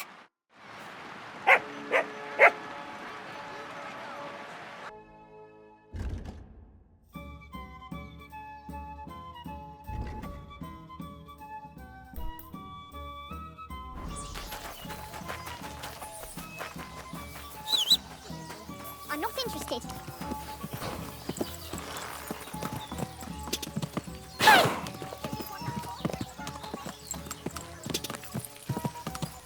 Go!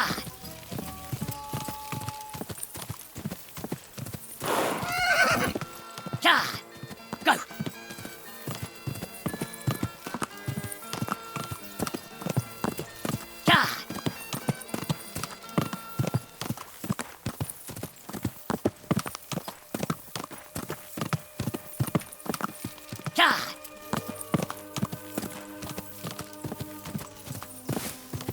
Cha! Quick! Quick! Quick!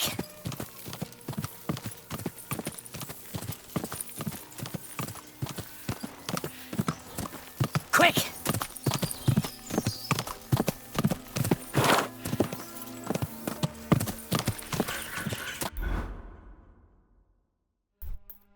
Ja!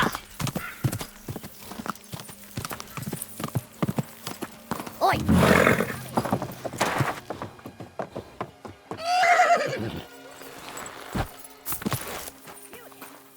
You again? Come here! Where do you think you're... Into the camp? Oh, look here. The Miskovitz... All right.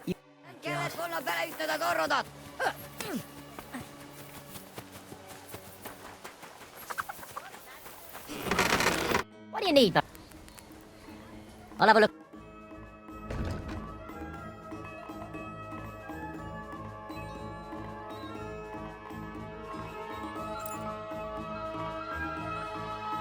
Huh?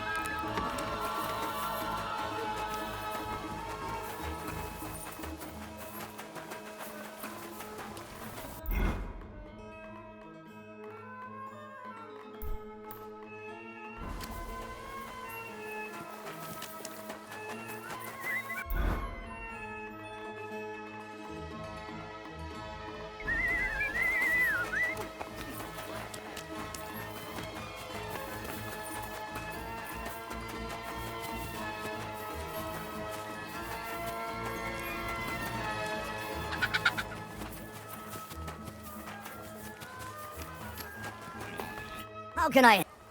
Does the name Victor... No. She's a girl. Ah, I'm no... Who did she got? Who? A soul hard Work. He's... Thanks. I'll have a... Let's talk about... Here. Well, I'm glad you...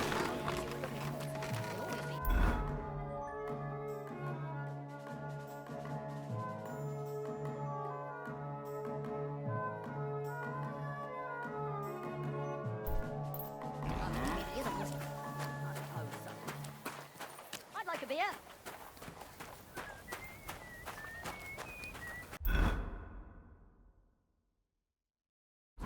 Greetings to you two. Excuse me.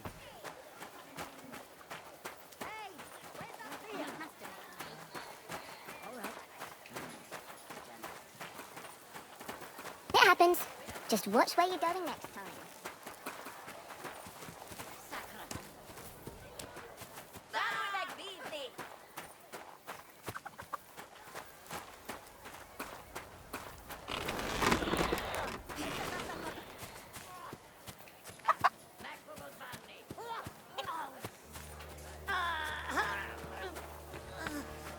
No stupid mistakes now!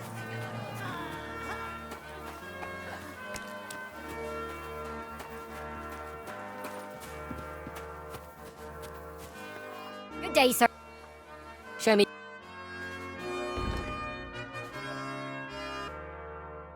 Let's talk about the... Huh.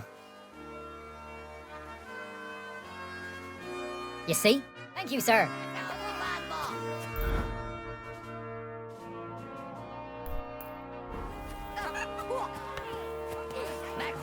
A hard bloody hit!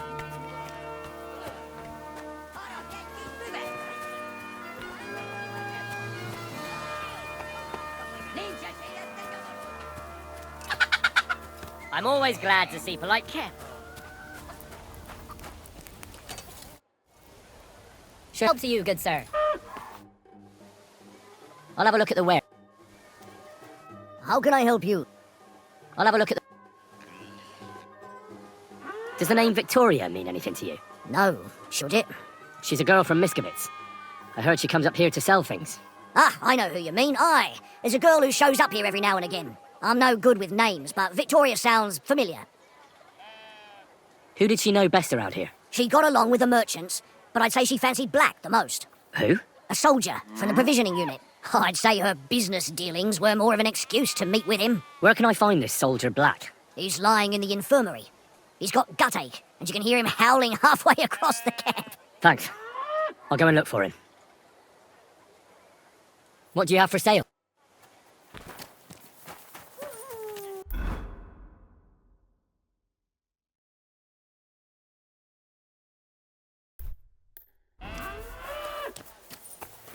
Service is kind of slow today.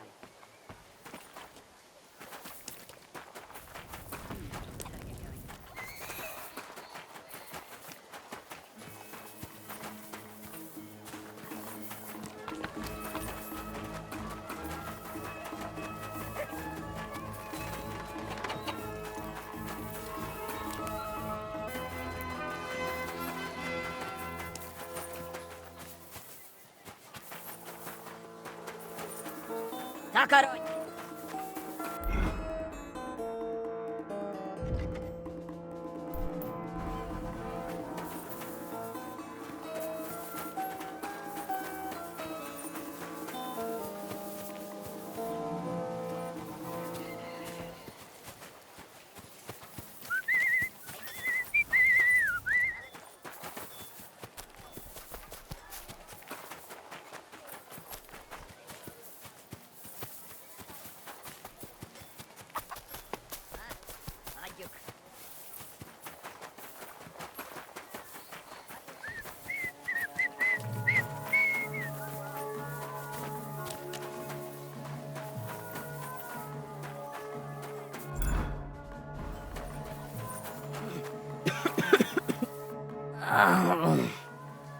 Are you the one they call Black? I'm more like green just now. But I need to talk to you, and I need something for the pain.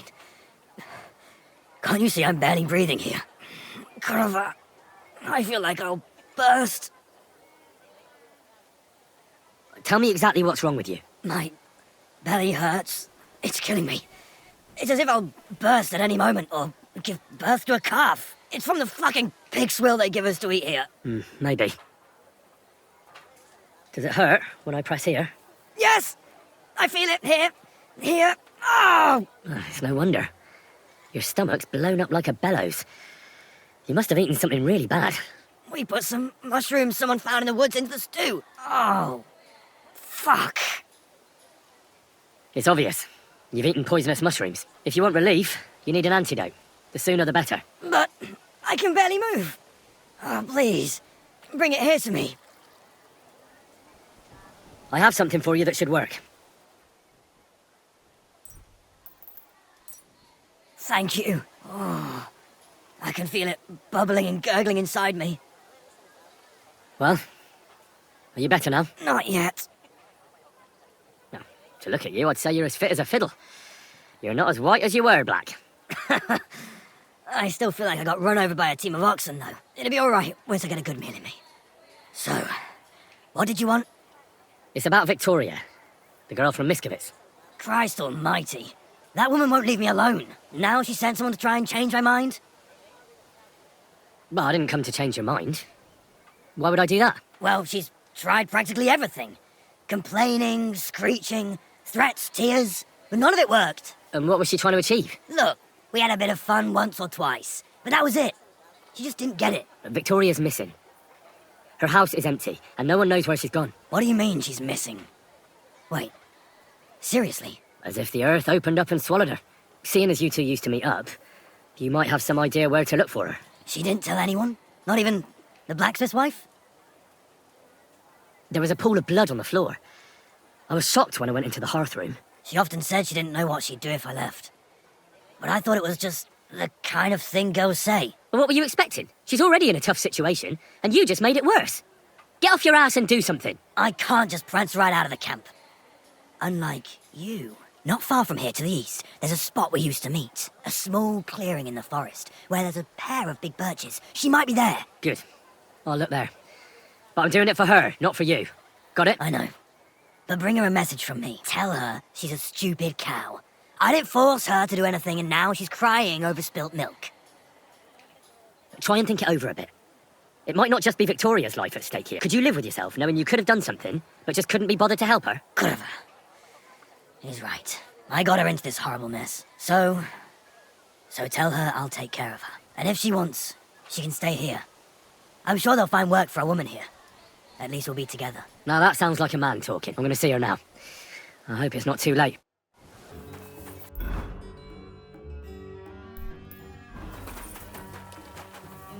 I'm sorry.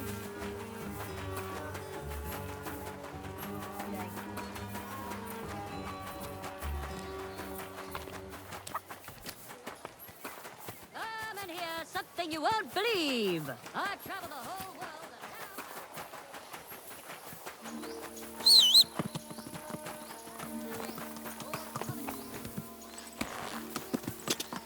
Go! Quick! Quick!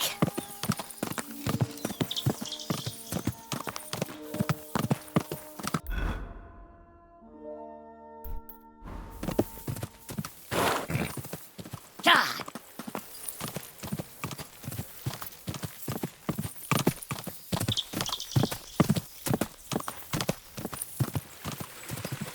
Quick! God!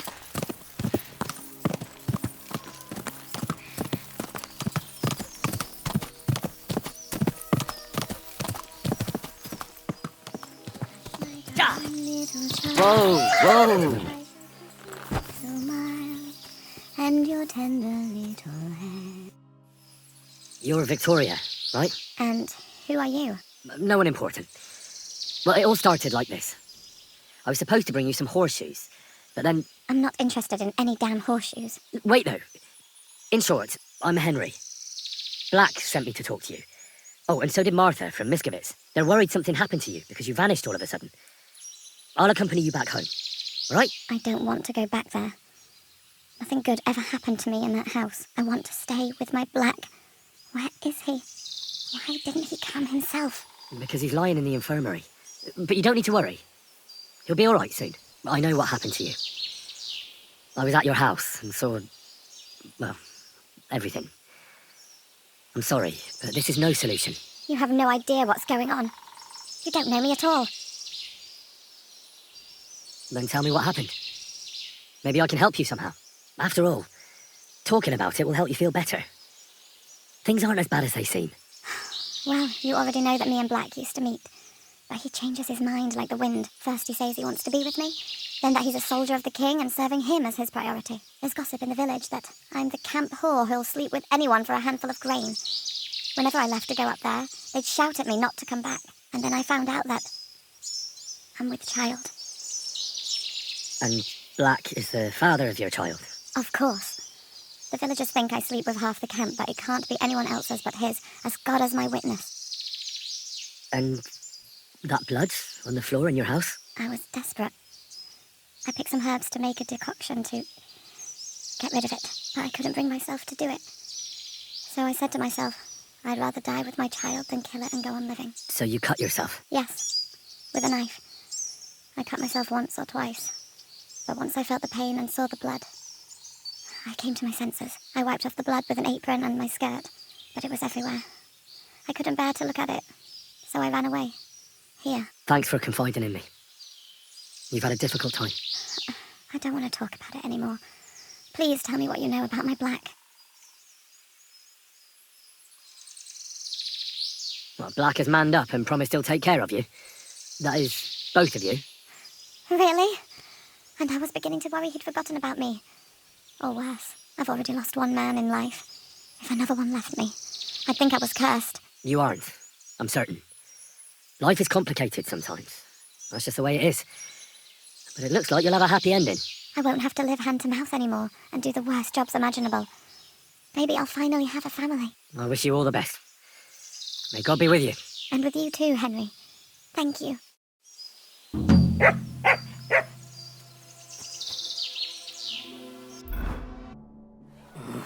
I think I need to stay lying down.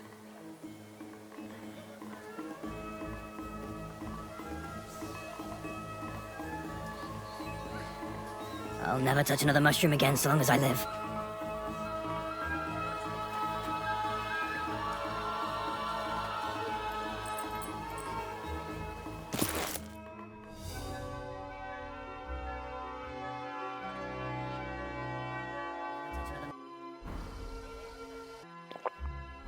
You silly doggy.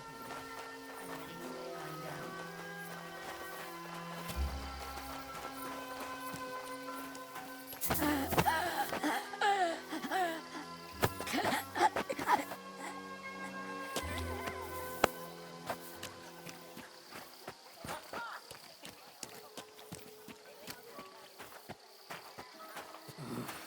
think I need to stay lying down.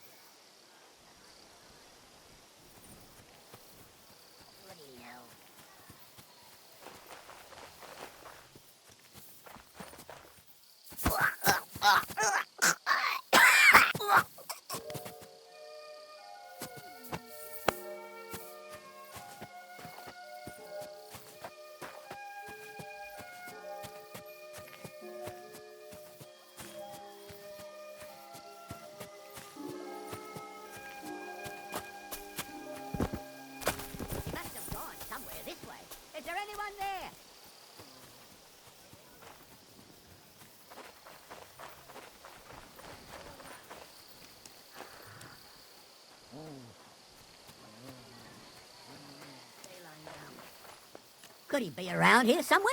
Hey, are you there? There's nobody here. Must have been mistaken. I'm going back.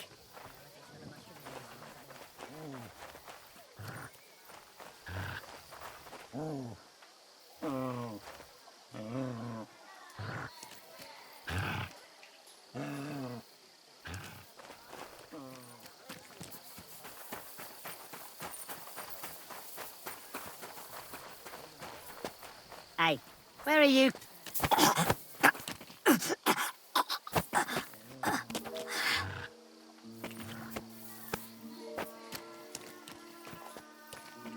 never touch another mushroom again so long as I live.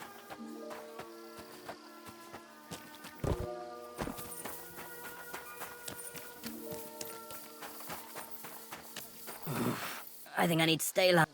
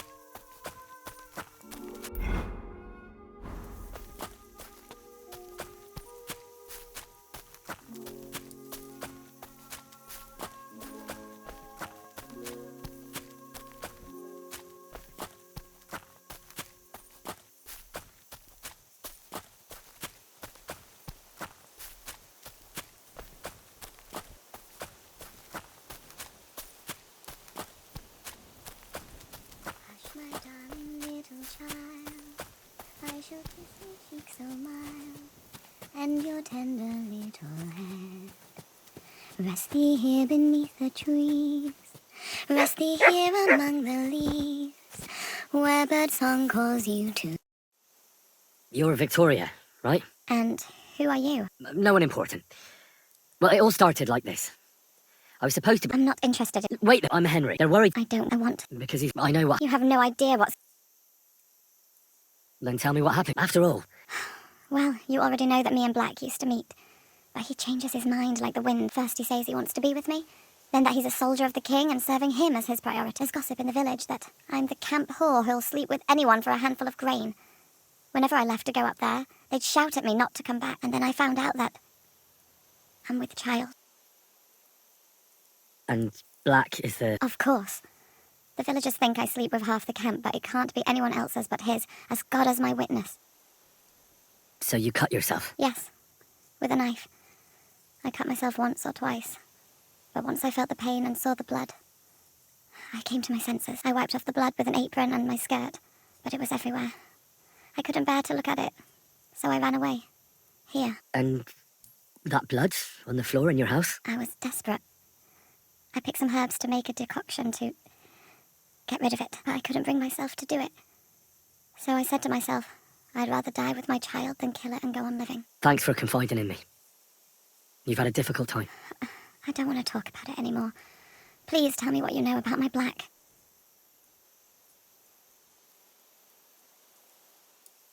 I'm sorry, but wait just a while longer. I'll be back soon. What? Are you kidding? I won't be long.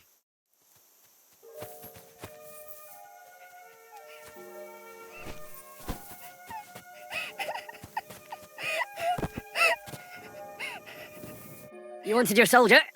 Well, here he is. What the...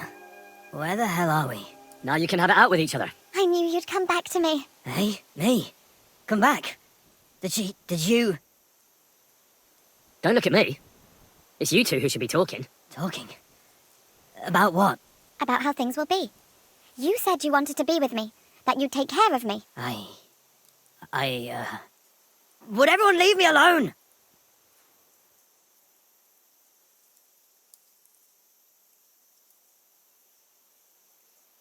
This can't... He took off. Good gracious. And he calls himself a soldier of His Majesty's army? What a coward. What a wretched, commoner garden coward. And to think, because of him I nearly... Christ, what a stupid cow I was. So, you'll be alright now? Will you go back home? What other choice do I have? The villagers better watch how they talk about me. I won't be pushed around any longer.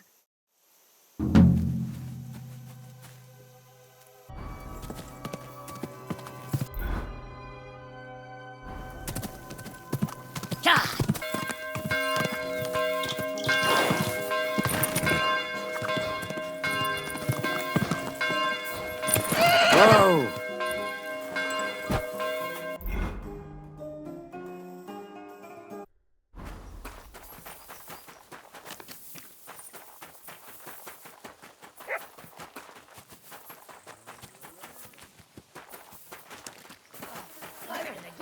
Who are you? My face is still swollen from the last time. Hold on. Who are you? That depends. Who's asking? Henry. You don't have to be afraid of me. I'm Pavel. And you really weren't sent by Pivette? I don't know any Pivettes. Really? Was it him who did this to you? His father's men. Pivette's is the son of the richest farmer in the village. So what's between the two of you? Why would he send me to you? Or anyone? Well, he threatened he'd have me whipped if I... If you what? If I didn't stay away from Ursula. So why doesn't Pivettes want you to court Ursula? Because her pa promised her hand in marriage to him. So he behaves like she's already his. But he doesn't deserve her. You think? He's a heartless bastard. And who's this Ursula? The sweetest girl in the village. And she's really pretty. And you like Ursula? Who wouldn't? Only... I don't know. You don't know what? It's all the same to you anyway. I'm very fond of her. You'll find no lass with such a big heart for miles around. And does she feel the same way about you? Aye. I think so. Why would you do what Pivettes tells you? I've got no choice. He's right. I'm just a hired hand, while he's the son of the richest farmer in the village. Are you so afraid of Pivets you would let him have Ursula? What can I do against him? I'm just an outsider and a pauper. If he wanted, he could have me thrown out of the village. So stop whining and do something about it. That's just what I'm doing. I'm saving all my coins so I can apprentice myself to a local cobbler. But it takes time, and Ursula is already promised to Pivets. The only way it could change is if people started to see Pivets differently. How do you mean? Like if he killed someone, or robbed people in the village. What do I know? If it turned out he was a thief? Probably. And the main thing is, Ursula would turn against him. She's as honest as a saint. But why would he steal? He has everything he needs. He wouldn't. Not him. Are you saying I do it and let him take the blame? But that's a sin.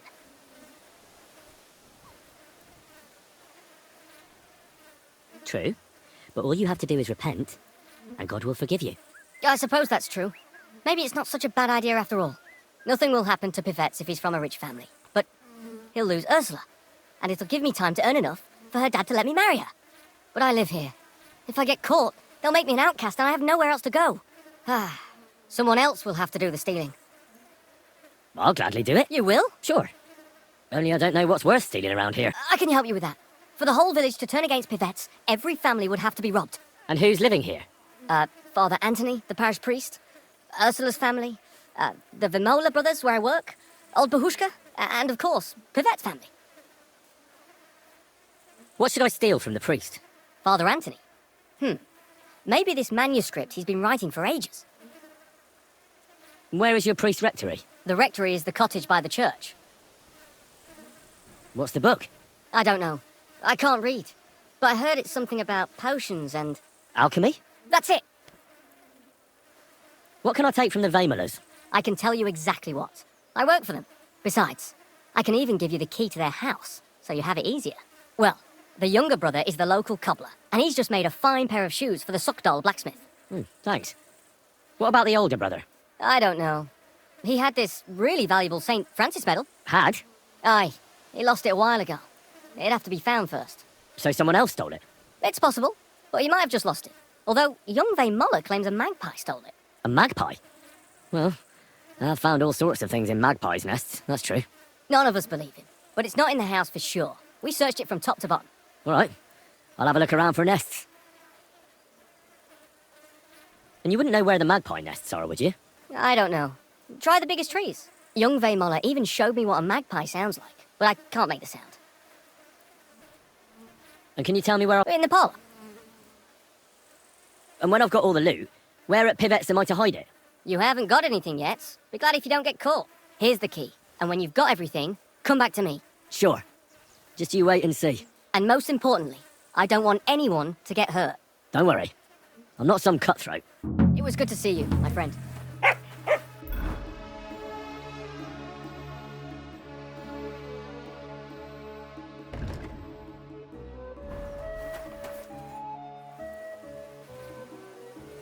How satisfied are you with your hired hand, Pav? Pavel?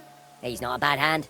He's just always trying to get my brother to take him as an apprentice. Says he wants to be a cobbler. Who ever heard of a hired hand becoming a cobbler? He'd do better if he ate less and worked harder. Yeah, the youth of today. Hey, don't be rude, lad. I heard you lost some kind of medal. Lost? Someone stole it. Stole? From what I heard, a magpie took it. Bollocks. That's what my brother thinks, because he spends all his time looking at birds. Mark my words, someone nicked it. Folk today. Farewell, my friend.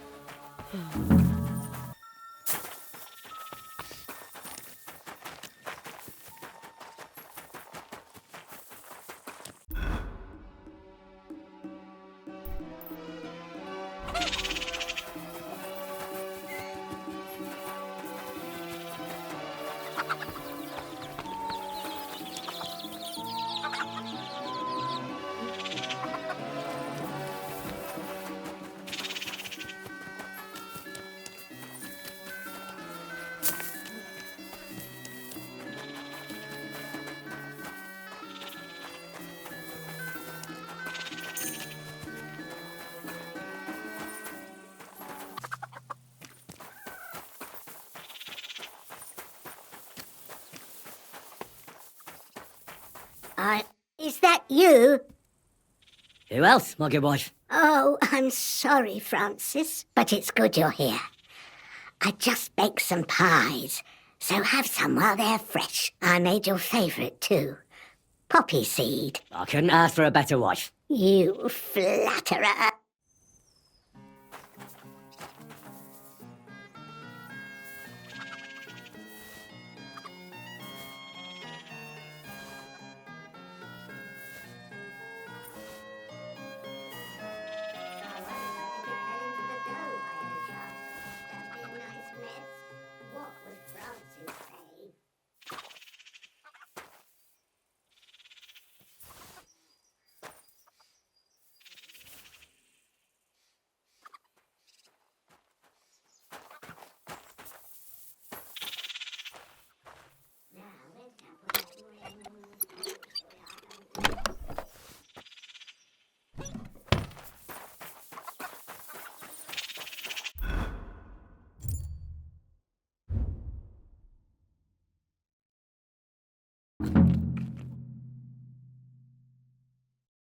The shiny little bugger. That daft old crone really did make it into a pie.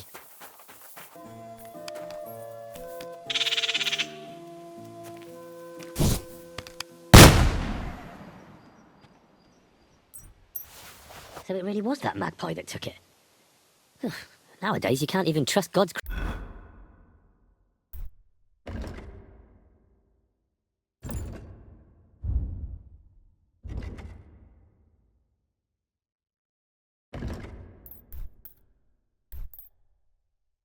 creatures.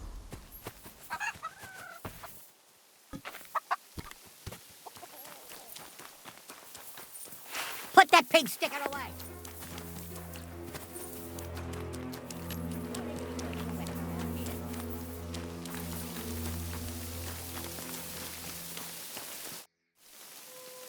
Do you know Pavel? Pavel who works for the Vemolas? Of course I know him. But who are you? Henry. And what have you got to do with Pavel? I'm a friend of Pavel's. I'm surprised he never told me about you. Whereas he's told me all about you. Really? What did he tell you? He told me how pretty you were. And he was right. Aha. That's sweet of him. The silly thing. So what else did Pavel tell you? I think Pavel is very fond of you. Aren't you the gossip? What would Pavel say if he heard you now? I'm not saying anything you don't know already. No, you're not. And don't you care for Pavel? Like I would tell a complete stranger. Pavel thinks you do. The cheeky fella. I'll be going. But now I can see why Pavel is so smitten. Ah, away with you. God bless you, sir. Can I help you? What are you barging in here for?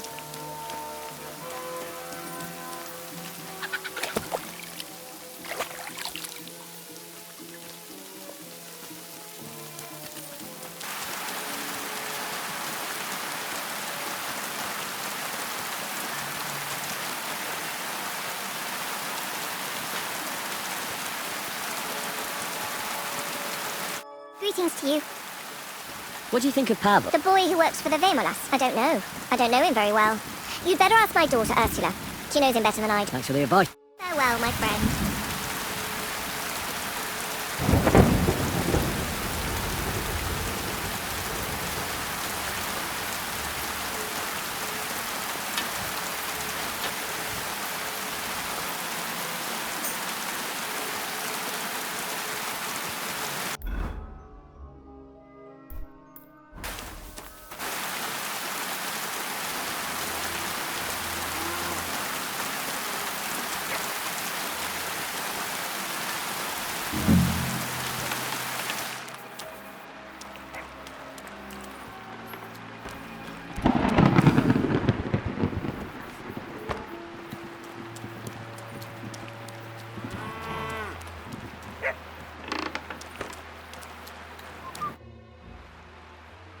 Father, what kind of lad do you think Pavel, the boy who works for the Vemolas. He's a good lad, as far as I know. Yes, but the poor fella doesn't have it easy. He has no family, and he's as poor as a church mouse. He doesn't have any family? Afraid not. He's an orphan. There's plenty of them lately. As far as I know, before he came here, the Cumans killed his whole family. That's all I got out of him. Can't you people help him? What do you think we've been doing? The Vamo lass took him in and gave him a roof over his head.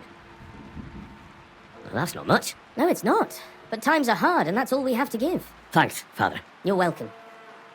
I'll come to you. Your journey...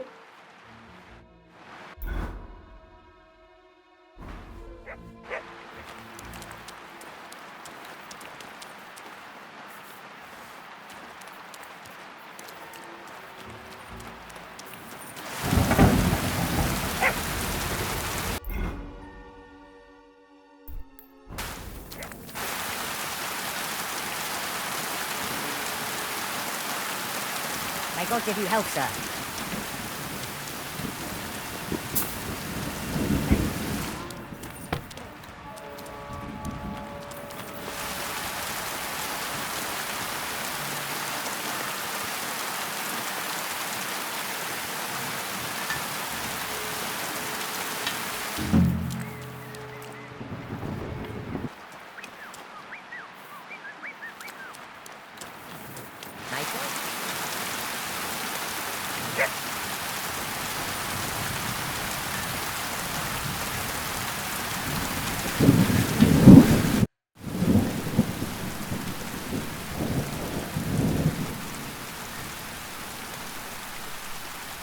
When I tried to talk to Bahushka, she thought I was someone called Francis.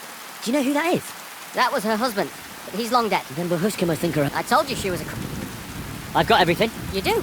God's nails, you really did it. Why wouldn't I? I wasn't so convinced you'd succeed. What to do now? Do you want me to plant it on him? No. That is... Leave it to me. Just give me the loot and I'll plant it on him myself. All right. Here, you have it. Thanks.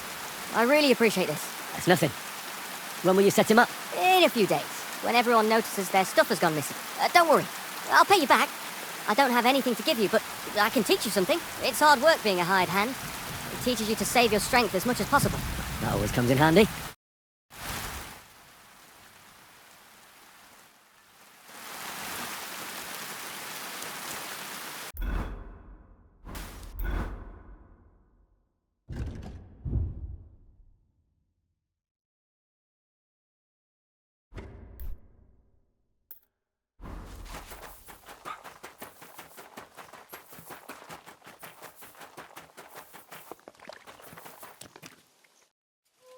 It seems you're looking for help, Sir Knight. Indeed I am.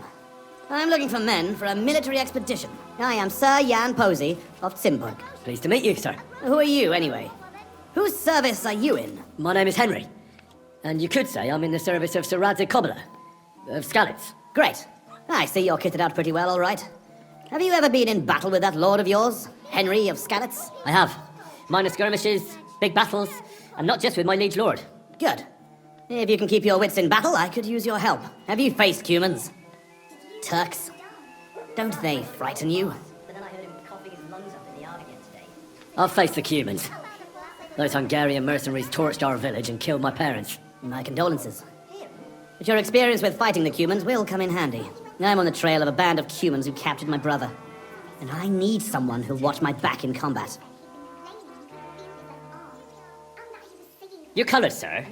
Battlements, silver and red. I don't think I've ever seen that crest. Are you from far away? Moravia. I'm the heir to... that is... I'm the Lord of Engelsberg Castle. The heir or the Lord, sir? Lord, now. My father died recently. But let's not waste time on niceties and family history. Time is pressing, and my brother is in captivity. How was your brother captured? We were ambushed by this band of Cuman cutthroats in the woods near Kuttenberg. They killed my men and took Miroslav captive. How come they didn't kill him too? Well, they're not stupid. They knew he was a knight and they could ransom him. Or worse again, sell him into slavery. What brought you and your company to the Kuttenberg region? We were riding to Sedlets. What's so important in Sedlets that you'd ride all that way? We were transporting a valuable cargo. Hmm? What was it? That's a family matter that I can't disclose to you. Certainly not until you promise to help me rescue Miroslav. Is anyone else going to ride with us? No one. It will just be the two of us, if you accept my offer. I asked the Lord of Pisek for help, but it seems the Bohemian lords are shitting their brays and afraid to set foot outside their walls, as long as Sigismund is camping there. So you want us to track down and defeat a Cuman band? Just the two of us? Are you afraid? They sneaked up on us. Otherwise, we'd have driven them off. They won't be expecting a counterattack so soon, and we'll have the element of surprise. It sounds pretty hazardous. How do you want to handle it? Well, here's the plan. We'll go back to the place where the Cubans ambushed us, follow their tracks, and catch up with them. Once we find them, we'll free Miroslav and take revenge. Can I count on you? All right, Sir Jan. I'll help you. Excellent. I was starting to think I'd never find anyone in this kingdom with a grain of courage, but I need you to obey my commands to the letter. This is a matter of life and death. I understand, sir. Follow me, Henry. Mount up and ride with me. The place where we were ambushed isn't far.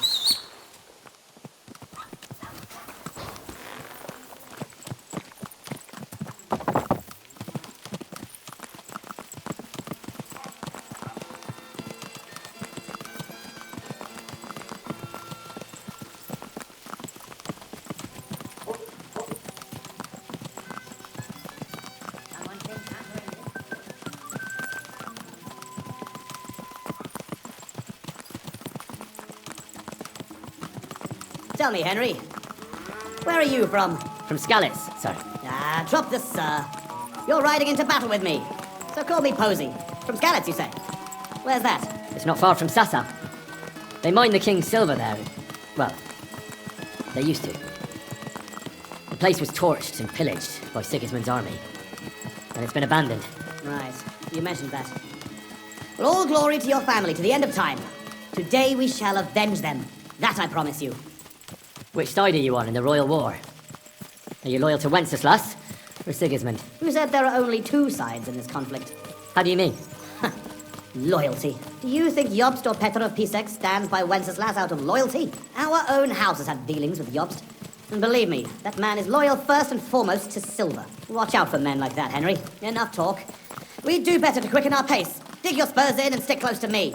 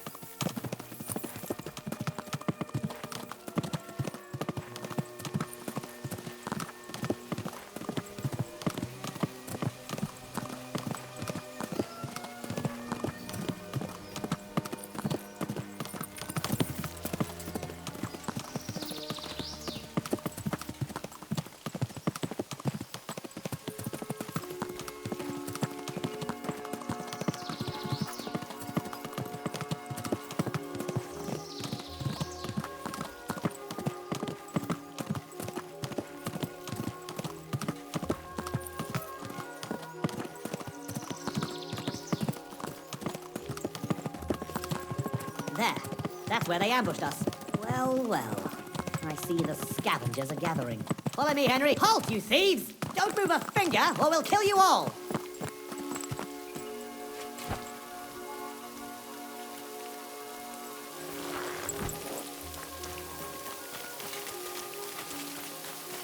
Okay, we should never come in. I do. Who are you? I am Sir Jan Posey of Simburg. And these are my men here, who you are robbing and desecrating. Your man? Stop stammering and introduce yourself to your lord, you beast! Mercy, sir. My name is Wojtek. We never did nothing to no one. Did nothing? Robbing the dead is a crime. And since these are my men, I have every right to sentence you all to death for that crime. Sir, we didn't take nothing valuable. We was just looking for some food or some little thing we could swap for a bite to eat. Human times. And my wife and kids ain't got a morsel to eat. Be merciful. Sir, please, don't let it kill us. I beg you. Posey, wait. Hey, wait! Surely you're not going to kill them? Have mercy, good sirs. We didn't take nothing of value. Don't side with those bastards, Henry. We can't let this go unpunished. Give me one good reason why I shouldn't execute them on the spot. Look on it as an opportunity. If you let them go, They'll spread the word that Sir Jan Posey almost executed them for looting, and anyone who hears about it will think twice before trying anything similar. They'll be talking about your justice and mercy throughout the land, whereas, if you kill them, no one will know about it. Well, you rabble, you're fortunate that Henry here speaks wisely. You're on your way. And remember what happened here, and that you owe your lives to Henry of Skalitz. Thank you, sirs. We'll never do nothing like this again, I swear. Go. Flee while you can. Well, that's that. It's pretty clear from the tracks which way that band set out. But I'd still like to have a quick look around here. Why? What are we looking for? There was a priest travelling with us, Father Stephen. I need to know whether they got him or not. Search the bodies on the road. I'll have a look around the cart. If you find him, come and let me know. He has something on him that's valuable to me. Can I ask you something first? You're all right. How come you had a priest travelling with you? He was an emissary from Sedlez Monastery. We needed him when Father died. So you were escorting him back? More or less. No more questions now, Henry. Time it... How did they ambush? It was dusk. But we wanted to stop off at Kuttenberg for the night. Those whoresons must have been following us for some time, waiting for an opportunity. They rained arrows on us from the woods and then charged us. Before we had time to muster, it was all over. Shouldn't we bury those bodies? We can't just leave them lying here. Unfortunately, we don't have time for that. May God forgive us. How did you survive the ambush? When it started, my mare took fright and carried me away from the battle. That damned beast saved my life. And by the time I got her under control, those swine had already hauled off Miroslav and half of our cargo. I chased after them, but they lost me in the woods. That's all. I thought you'd never stop asking questions. We've no time for chatting here. All right. I'll check all the bodies and see if I can find that priest. Good. And Henry, if you happen across anything that you might find useful, go ahead and take it. You have my permission. You should go into battle properly equipped. And anyway, someone will loot everything before I can send anyone here. The fellas had halberds. If you find one, it'll surely come in handy. For keeping those bastards at a safe distance. No doubt you're right. I'll see if I can find anything useful then. Right. I'll get to work then.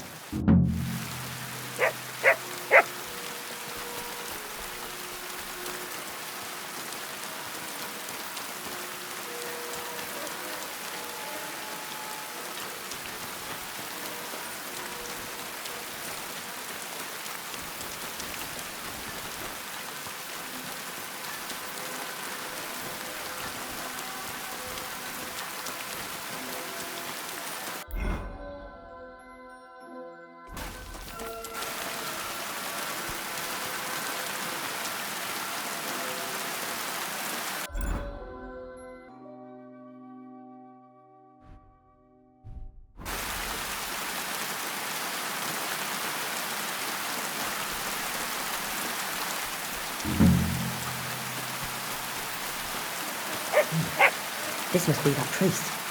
Dead and right, whoever did this. I found that priest. He's dead. Lord have mercy. Did he have anything on him? A small chest? No, I didn't find anything like that. They must have stolen it. Yeah, that's all we fucking need. Well, there's nothing to be done about it. I'll deal with it later. Now we have to save Miroslav. The Cuman's tracks lead towards the woods. It shouldn't be hard to track them, but we can't do it on horseback. We'll leave the horses here and go on foot.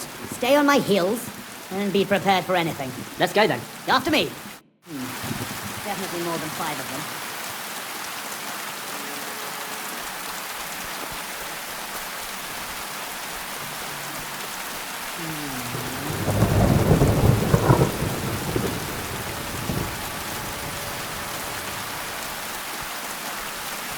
This way.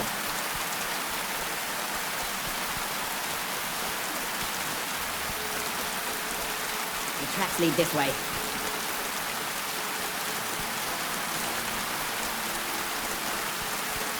Lucky those devils didn't try to wipe their tracks.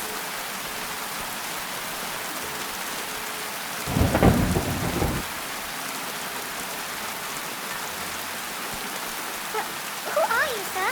What do you want of me? Have no fear, lass. I am Sir Jan Posey of Kuttenberg. How are you called? Piotr, sir. Well, Piotr, we're on the trail of an armed band of bloodthirsty Hungarian mercenaries. Have you seen them? They carry curved swords and have strange clothes. Curved swords? Mother of mercy! I haven't seen them, but Demons like that must be hiding in them creepy ruins on the hill. What ruins? You must have made me to go there. Wait, sir, did you say you're from Kuttenberg? I did. But then you must know it. That's what those ruins are called. Nimber, Ma told me there used to be some fake knight living there. Was that your papa? What? Those bastards are holed up in our abandoned castle. Well, they're definitely not in our mail. Fuck! Oh, shit, then. We'll run along home, then. It's not safe here. Henry, follow me. God be with you, Keep those sinner. bastards.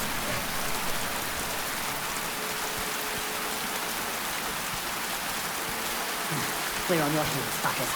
You'll be sorry.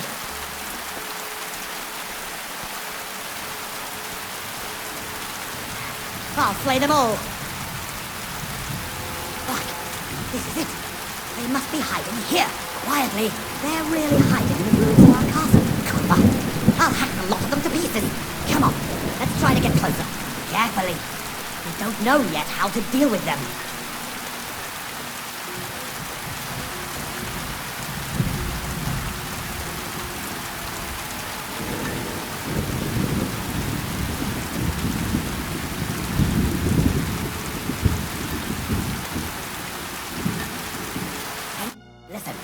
Here's how we'll go about it. There's more of them, but we have the element of surprise.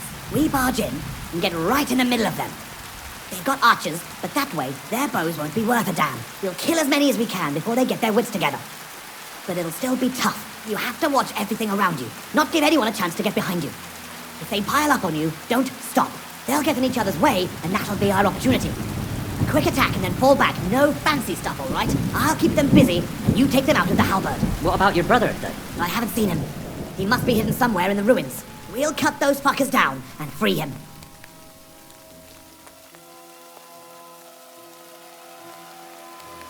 I think we'd have a better chance if we attacked at night. And leave Miroslav there to rot in captivity? Fuck that. Let's attack now. You said your brother was taken for ransom, right? They won't harm him.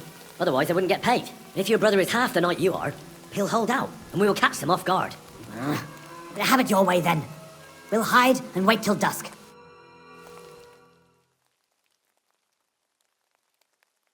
Well, it doesn't get any darker than this. Remember what I said, and let's go. Are you ready? Up and at them. All saints be with us, Henry. At them. For Thunderstone and our ancestors.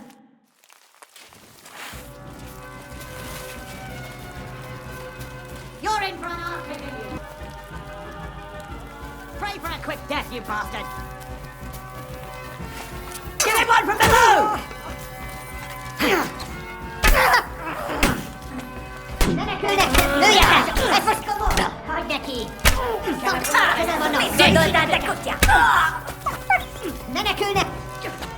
Kivelezünk téged!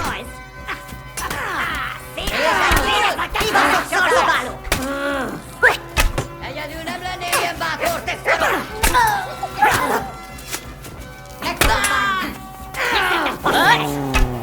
Nem kellett volna felbasznod minket, te pöcsám!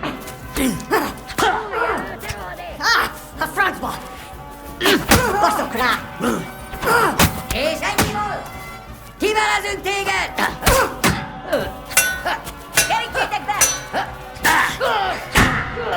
És ennyi volt! Na, mi lesz, te hullajelen?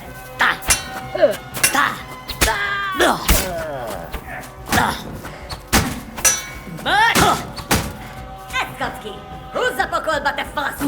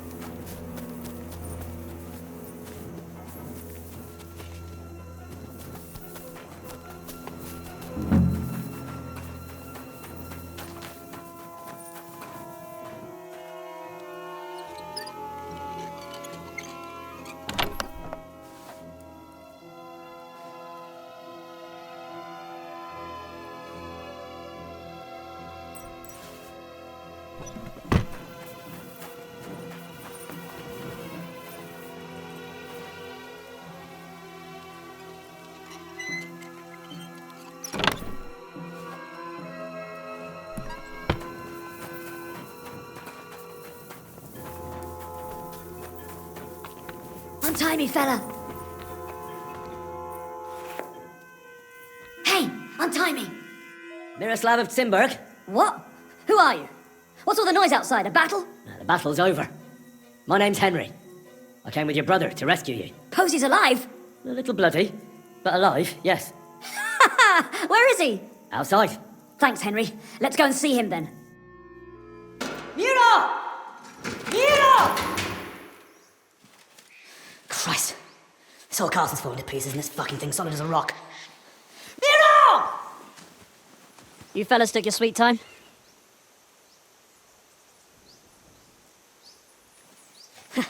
There you are, you ungrateful son of a bitch.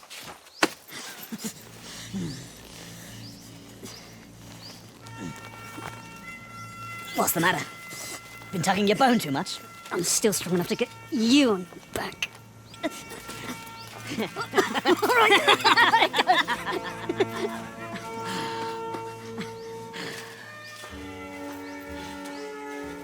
old Kuttenberg. Home sweet home, eh? It's a bit ironic you saving my neck right here, eh? Poetic almost. Nice fucking poem.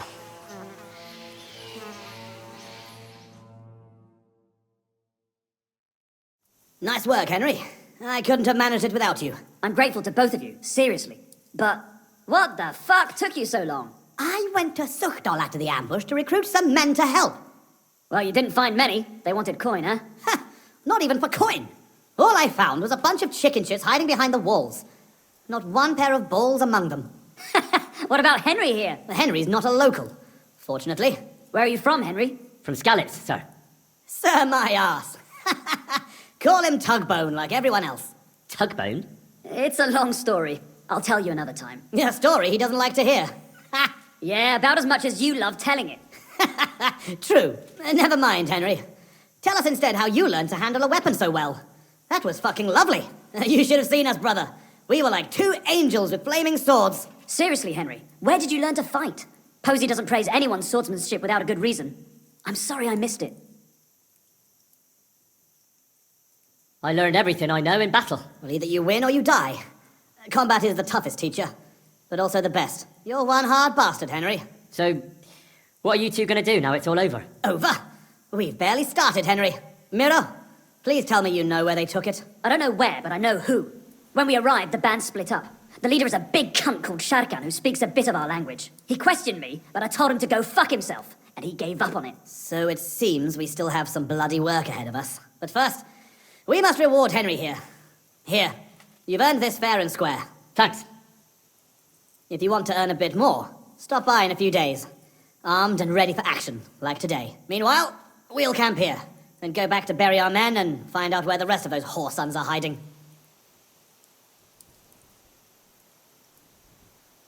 What did they steal from you that was so important? Oh, sorry, Henry, but I can't answer that. He helped us, though, didn't he, Posy? Be quiet. If anyone finds out, we're fucked. It's bad enough that our own mother is refusing to hand over our inheritance, or have you forgotten why we're here? No, I haven't. I thought so. Sorry, Henry, but it's really not possible. Once we find our stuff, everything will be clear. But right now, it would do more harm than good. So this is your family seat? It looks a bit, neglected. Well, it's been abandoned for ages. Our clan has a certain tradition of, becoming impoverished. Ah, bollocks. Just because we weren't born with a golden tit in our gobs doesn't mean we have to die like beggars. Our ancestors had to abandon Simburg, but our fortunes turned. We've got another Simburg castle in Moravia. Which we had to abandon too, brother. Aye, for now. And now, the Simburgs have their seat in Engelsberg. But we had to leave there when our own uncle denied us father's inheritance. We'll get it. Actually... Oh, come on. Oh, go on. I won't. You'll just start laughing like the village idiot again. I won't, I swear. On my word. Bollocks, I don't believe you.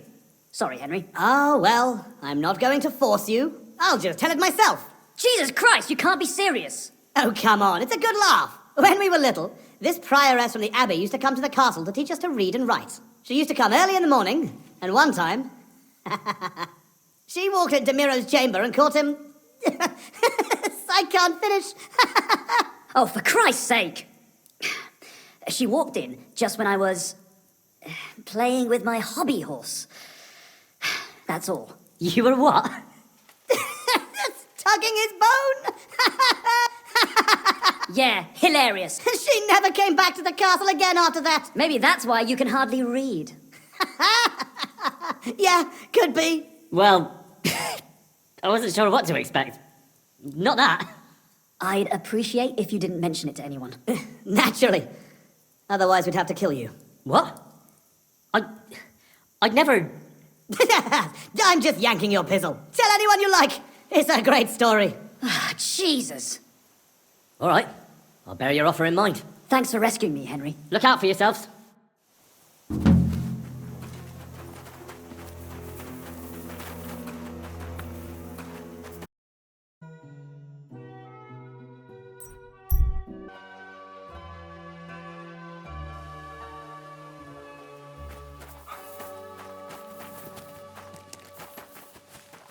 Greetings. What's going on? You're all covered in blood, lad. Folk are saying you need help with some dragon bones or something? Yes, it's true.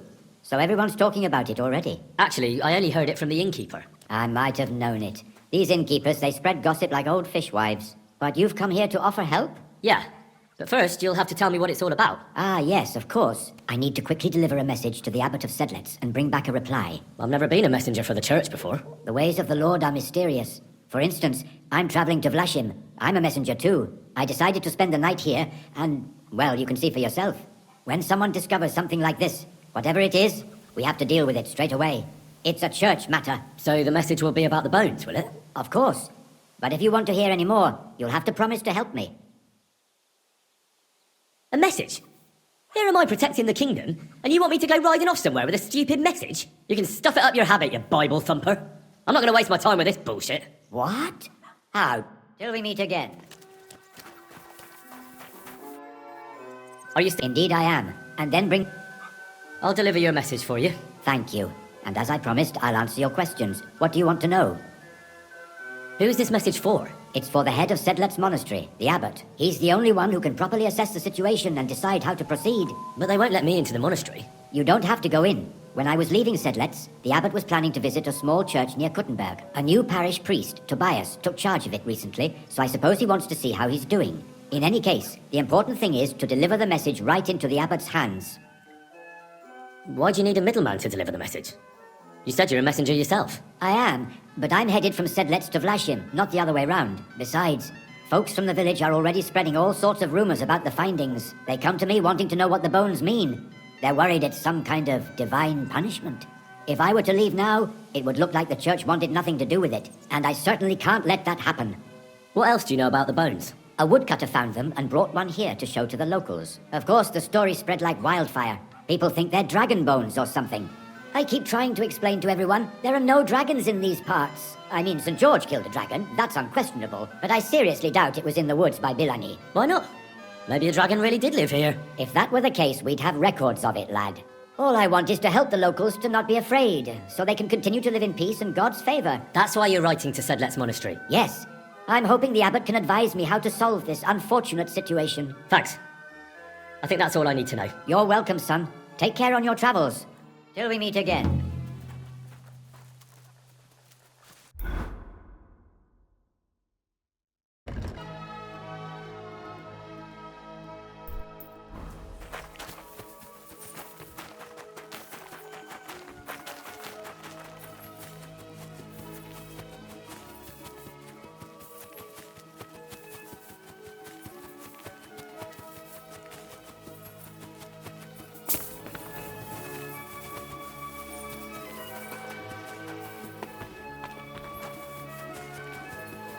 Pleasantness. We can't do...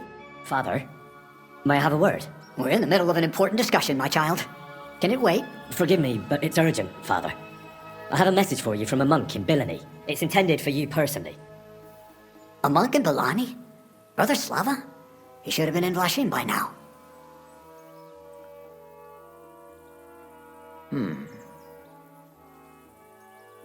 How did you come by that? Where did you find it? Find what? What's happened? This here, Henry. Henry brought a message that a dragon was found in Billani. A dragon? A live dragon? Just some large bones.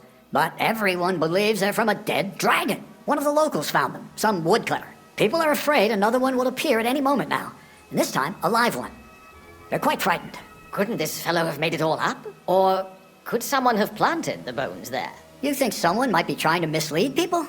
And the people of Belani in particular? That doesn't seem likely. Someone likely really did find something odd there. If the parishioners are uneasy and confused, we have to help them. And if this man made it all up, as you say, we'll see to it they stop believing all that nonsense. Has anyone seen the bones? Do you have any proof? That's all I know. In any case, I think Slava put everything important in the letter. If it's true, and the people there really did find something, don't you think the king should be informed? Why? You ask me. The people are in need of spiritual guidance. A matter for the church, in other words. But I'm sure this find would interest His Majesty. The king? Which one? Wenceslaus? Gerhard, I'm sure the favor you enjoy at court won't suffer if you spare Sigismund further headaches. Don't forget, you're still a member of our order, and the well-being of the church should be uppermost in your mind. The good of the church is the most important thing for me, I assure you. But could this not also be of use to us? Yes, the whole of Belani is talking of nothing else. But if we actually had those bones, if everyone believes it, maybe they'd be a better use for the remains. That's enough. The fewer people know about it, the better. Of course, you're quite right, Father. Henry, you will make sure the bones are handed directly to Slava. Understand? What will you do with the bones? Destroy them? That isn't your concern. They just have to disappear. But since you're so interested, yes, I intend to destroy them. Why me? I'm just a messenger. Not anymore. You're in Belani. You know the place. Slava will take care of the people. You'll take care of the bones. Don't forget that helping the church is the worthiest deed of all. I know you already discussed it, sirs, but wouldn't it really be better if the king was at least informed about them? He might want to see such a rare thing with his own eyes. Indeed, that's another reason why the king should know. We could take them to him together, when I find them. Enough! I've already said we will not drag the king into this. No one knows what this really is, and the people in Belani are going out of their minds on account of them and ignoring our teaching. I do not intend to allow word to spread about any of this business. Do you understand me, Gerhard? Yes, Father. And as for you, Henry, this is not your concern. You have your task, so just make sure you accomplish it. Disobeying my instructions could be considered heresy. I understand, Father Abbot. Gerhard, show him out. God be with you.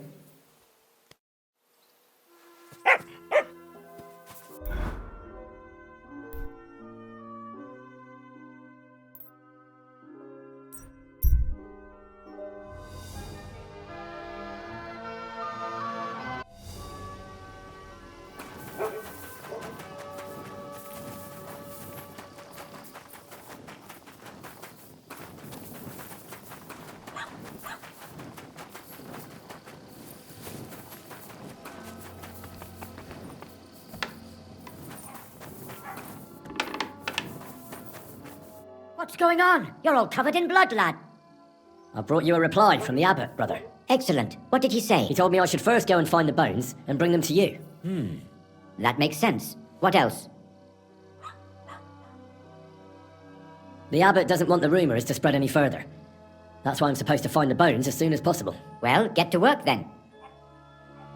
Do you know Gerhard? The abbot was just talking to him when I brought him your message. I know Father Gerhard. Why? I got the impression he'd like to have the bones displayed for all to see. For his own benefit. He also spoke about Sigismund and his court. What's that schemer up to now? But if Gerhard really wants them, he'll do anything to get them. We have to hurry. You're supposed to destroy the bones after I bring them to you. Destroy them? Very well, I'll do what the abbot asks. I think that's everything. Very well. The woodcutter who found the bones is called Vashek. The find didn't do him much good. People are either making fun of him, or they keep pestering him. He wanted to make a name for himself, but this isn't what he expected. So he's rather bitter now. You'll have to go to him and convince him to help us. Well, I'll get going then. Any idea where I should start looking? Try asking at the tavern. That's usually a good place.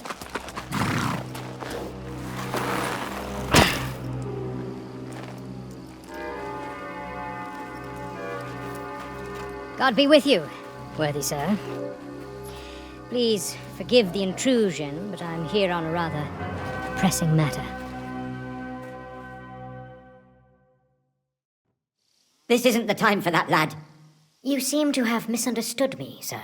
I have urgent business to attend to, and I need a little favor from you. I heard there's been some sort of discovery here. You wouldn't happen to know anything about it, would you? That sounds like nothing but a rumour to me, sir. And who might you be? Nobody important. Mm-hmm. I see. In that case, you should probably leave, lad. Oh? I think I'd rather stay. Suit yourself, then. But stay out of our conversation. Let's get to the point, priest. Where were we? I don't know what I can... Stop your stuttering. Where in these parts did you find those dragon bones? Sorry, I don't know quite what you want me to tell you. The dragon is an instrument of the devil. He is using it to delude people and spread terror and suffering over this whole domain. For Christ's sake, get a grip. Stop rambling and tell me what you know. I'm sure we can come to some peaceful arrangement. Who are you, sir? Look, I'm not here to exchange pleasantries with you people. My name is Leopold, and that will have to do. That will do fine, of course. I'm glad to hear it. Now, down to business. Who knows where I can find the bones? I reckon you've already heard everything you need to know. That's for me to decide. Besides, we agreed on something, and you want to break our agreement? I say you've heard enough. So move on, and try your luck elsewhere. It never ceases to amaze me how stupid some people can be. I'm not finished yet with this monk, but give this one a proper working over. You're mine! Mutt! Here, Mutt! Fuck, he's run off.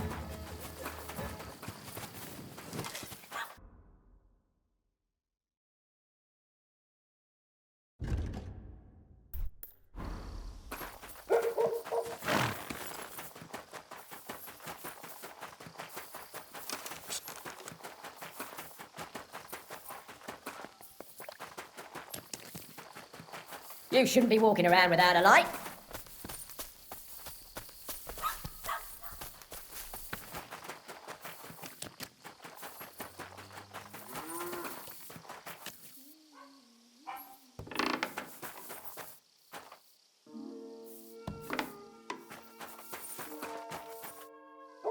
Are you Vashek, the woodcutter who found those weird bones? Jesus, why the fuck do you people keep bothering me about it? Are you never going to forget about those fucking bones? Are you the fellow who found those bones? I need... What the hell do you want from me? Aye, that's me. And now kindly piss off. What happened to you? Are you alright? Did you get beaten up on account of those bones? What do you think? Maybe I ran into a door 20 times in a row. There were some fellas here. The bighead asked questions, and the other two gave me a battering. And what's it got to do with you, anyway? Leave me be. You say people come in to see you? Why? To ask stupid questions like you. Where are them bones? Is it really a dragon or just some dead cow? Or, aren't you imagining it? Maybe you should lay off the booze. I need to find those bones. Can you tell me how to get to them? Here we go again. So, you want them for yourself. For what? To sell them? Make magic? You know what? Go to hell. No, nothing like that. I'd take the bones away and have them destroyed. Once they're gone, folks will stop talking about them, and they'll leave you alone. That's exactly what you want, isn't it? So help me out, and you'll be left in peace. I suppose you're right. What is it you want to know, then? Who's been asking about those bones? Everyone. There's no one who hasn't heard about them. I don't mean the villagers. I'm more interested in strangers asking about them. Ah, right. Well, it was mainly those bastards who beat me up, and then there were some soldiers asking questions. Well-armed, proper tough blokes. I thought it best to just straight out tell them everything I know. Where did you find the bones? I'm not sure. It was somewhere in the woods, but I never went back there. You don't remember the way? Not exactly. I was just walking through the woods and stumbled across them. So I took one and scarpered. Can you at least describe the route to me? The parts of it you remember? Well, I was working in the woodcutters' camp, not far from Belani here. And after work, I thought I'd walk along the stream that flows through there. Then I went along the path towards Rabstein. When I came across the ford there, I followed the left creek upstream. So you didn't go as far as Rabstein? No, I'm telling you, I was there because of the stream. And you come to it before you get to Rabstein. So I waded through the water for a while, till I came to this rocky slope on my left. And then there was this massive rock in the stream. and I didn't feel like climbing over it. I'd gone a long way by then, so I thought I'd go back home. I climbed out of the stream and went left up the hill and across this little glade towards Mesoles. Is there anything you remember about it? You bet there was. There was a huge tree stump and lots of mushrooms around it. I picked a couple. Then I went around some thick bushes and headed on towards Mesoles. I went past a few fallen trees all the way to this old hunting hide. Nobody uses it anymore, and it's nearly collapsed. There, I saw boulders on the slope below me, off to the left. I walked alongside them till I reached a clearing, and that was the spot. What did the clearing look like? Ordinary. Pretty big. Sand and stuff. All right. Thanks.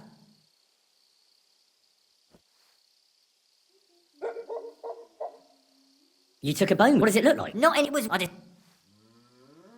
Can you? I went, then I not, then and I stream and hopefully I. How come? And did you? Nah. Why did you? I just. Some, you know, nobody. All right then. Thanks. Yeah.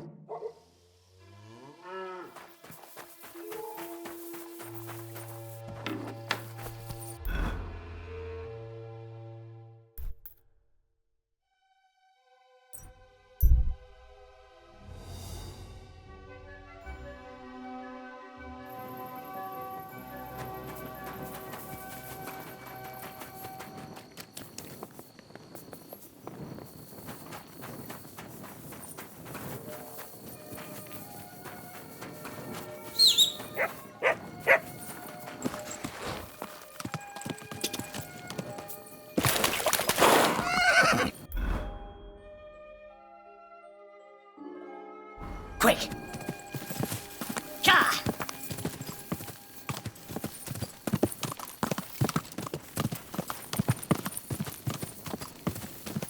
Cha! Go!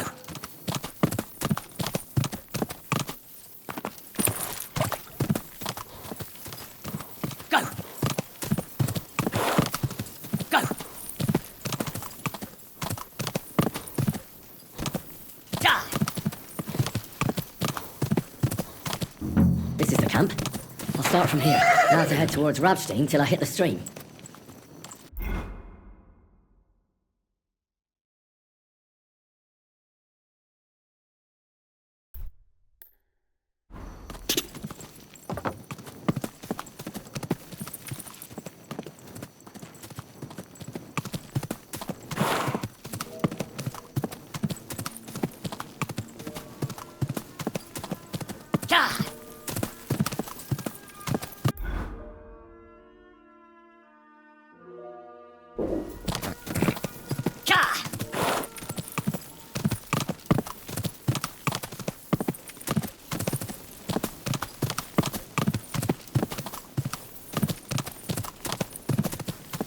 Quick!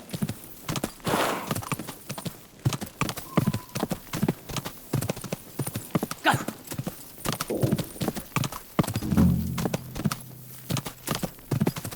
Quick!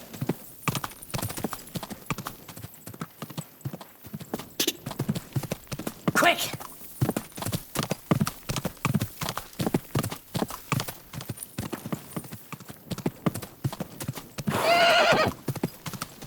Cha!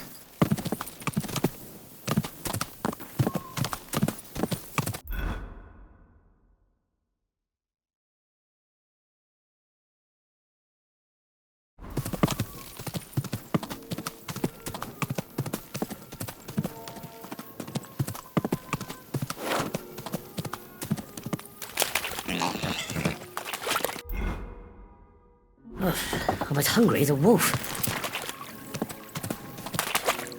Go! Right. Whoa! Get out of here!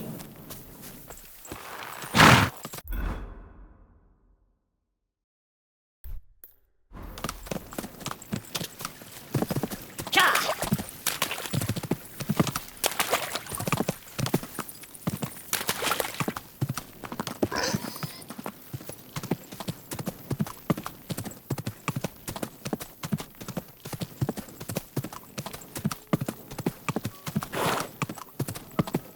Quick!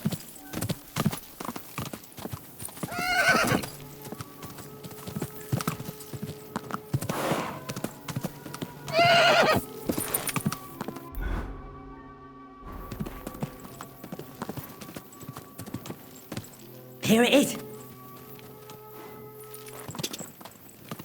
Whoa!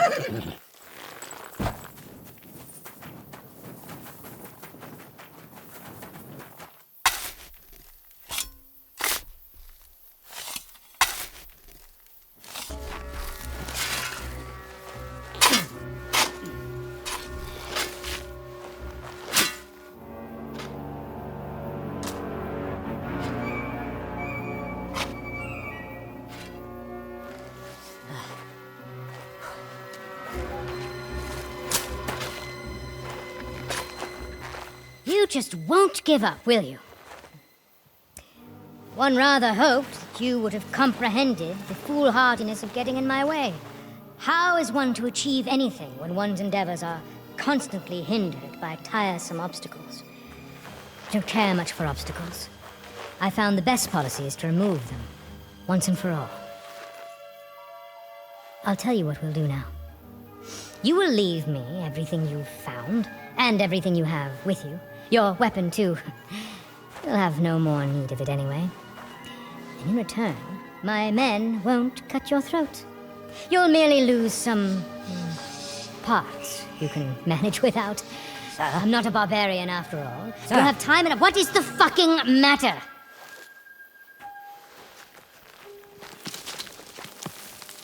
Good day, gentlemen. I have orders from the highest authority to secure this find here. I will ask you all to disperse quietly. I'd rather avoid any unnecessary bloodshed, but we will not leave this place without those bones. Regrettably, sir, I cannot comply. I will have my prize. You would defy me. Perhaps you can offer something of equal value in exchange. We're not haggling in the marketplace. This is an order. You can give orders to your rabble, sir, but not to me. Look, no one needs to get hurt here. Let's talk it through and figure something out.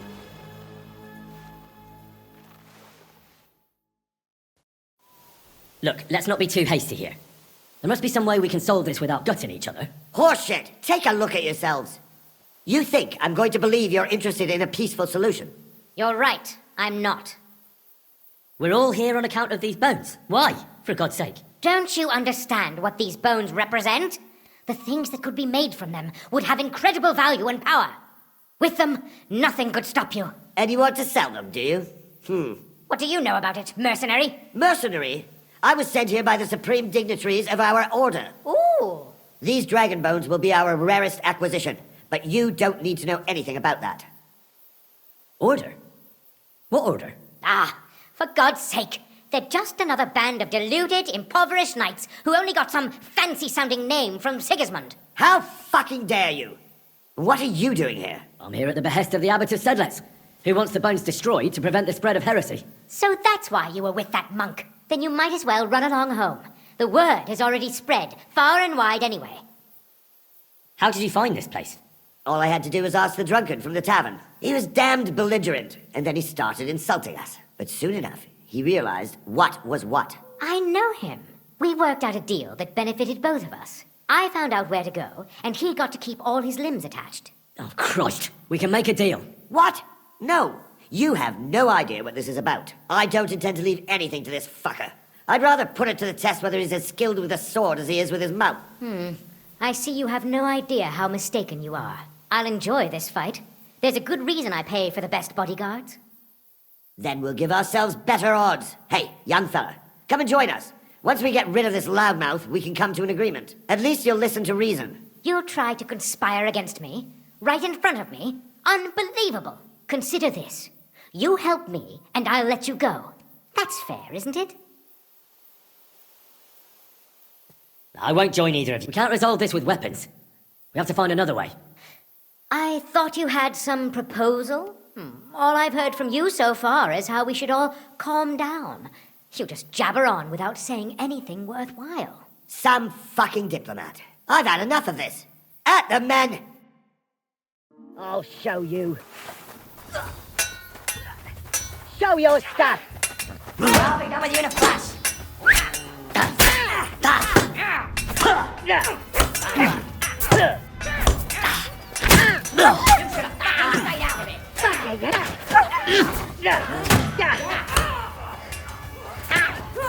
Come on, then!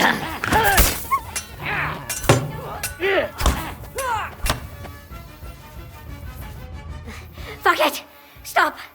Can't go on! I can, but I don't intend to die here. Likewise. Oh, no, you don't. You can't back out now. Fight, you bastards! Christ! He's a madman!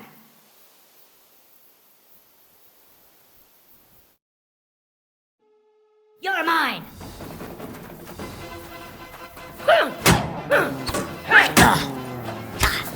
In God's name! Shit! You know, you'll be sorry, fucker!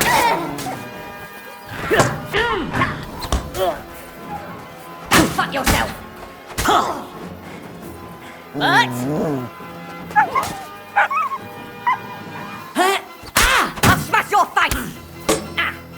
Show your stuff! In God's name!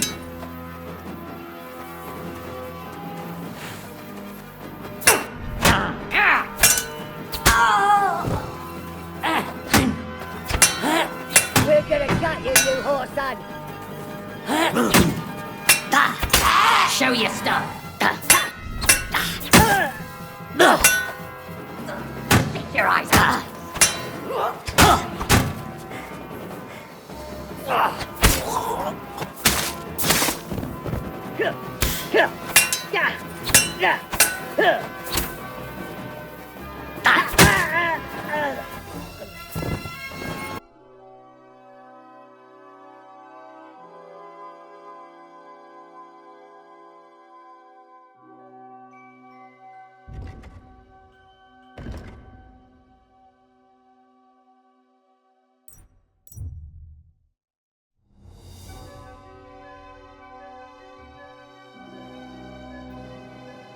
Gather round, good men. You can avoid danger. Hear what I say about the greatest evil of all.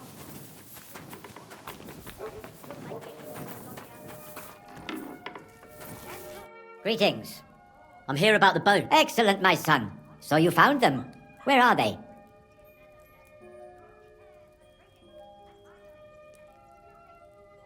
Here they are. They weren't easy to find.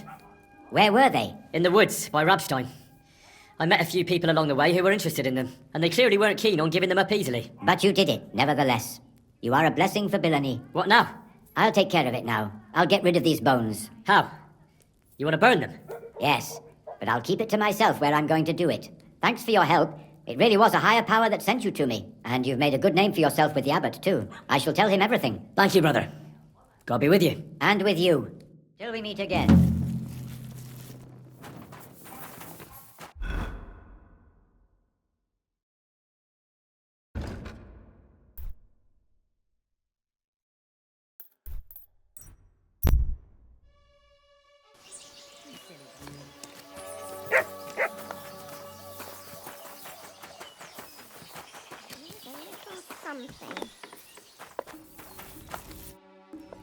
Grosh told me over a few beers that you had a thing with someone from Horshan, and your husband got battered because of it. Merciful Mary, so Grosh has been blabbing about me to God knows who. The shame of it. I'll have you know I did no such thing. I'm an honest woman. My apologies. I'm merely repeating what I heard. So how are things between you? There's a powerful protective charm I desperately need. A Thunderstone. It's a great rarity. But Tomlin Bruthans from Horshan has one. He just won't let me have it. The thing is, he sometimes wages it in fights. I see. Now it all makes sense to me. So that's why your husband fought him. Exactly. You see, nothing dishonest. But Stimir is feeling ashamed that young Bruthans gave him a thrashing. Correct me if I'm wrong, but you want me to fight Tomlin and win the stone for you? Well, yeah. And I know I'm asking a lot, but I'm really desperate. And I have no one else to turn to. I prayed fervently to the Virgin Mary and implored her for help. And now you've shown up. Besides, by the looks of you, you have the strength of a bull, perhaps two. So she surely sent you to help me. All right. I'll help with your trouble. Mary, Mother of Mercy, thanks be to the both of you. This means so much to me. Save your thanks for when I bring it to you. I shall. Don't you worry about that. We've got some groschen put by, so you'll be handsomely rewarded. I'm also on good terms with Hannah, so I could put a word in for you at the stud farm. She'll give a generous discount if you want to buy a horse from her. And I'll pray and intercede for you, I swear. All right, you have yourself a deal. I'll go to Horshan and take on that Tomlin fellow. God bless you. The Broadhounds have a big farm. There's a wayside shrine in front of the gate and an orchard out the back. That's where you should find him. But be careful, and don't underestimate him. The stone has great power, and it won't be easy. Farewell, my friend.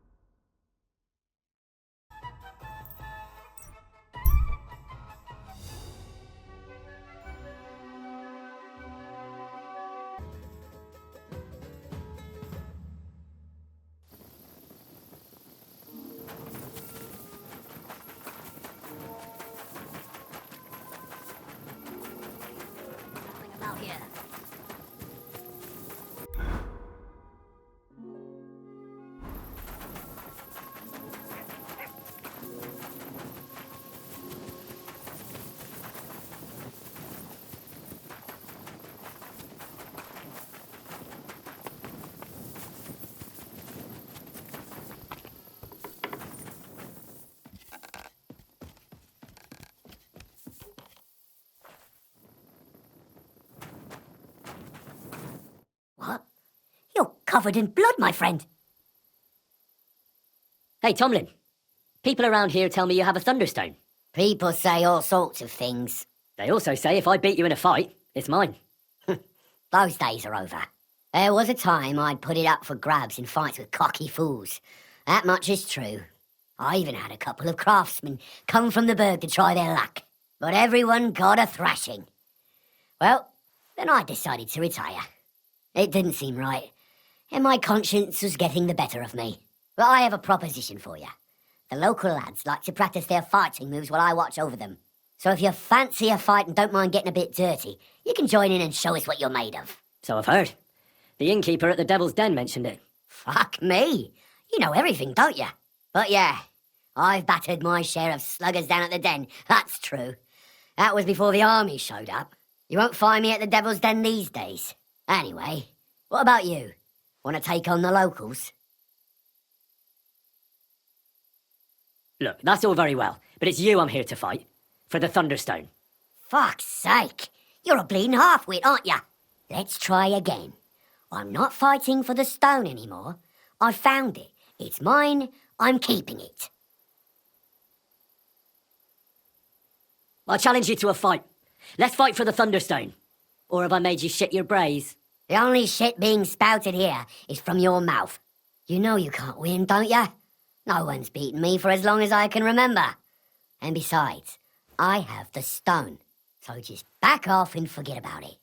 I'm doing you a favour, because I want to spare you the embarrassment and some pretty fucking painful bruises.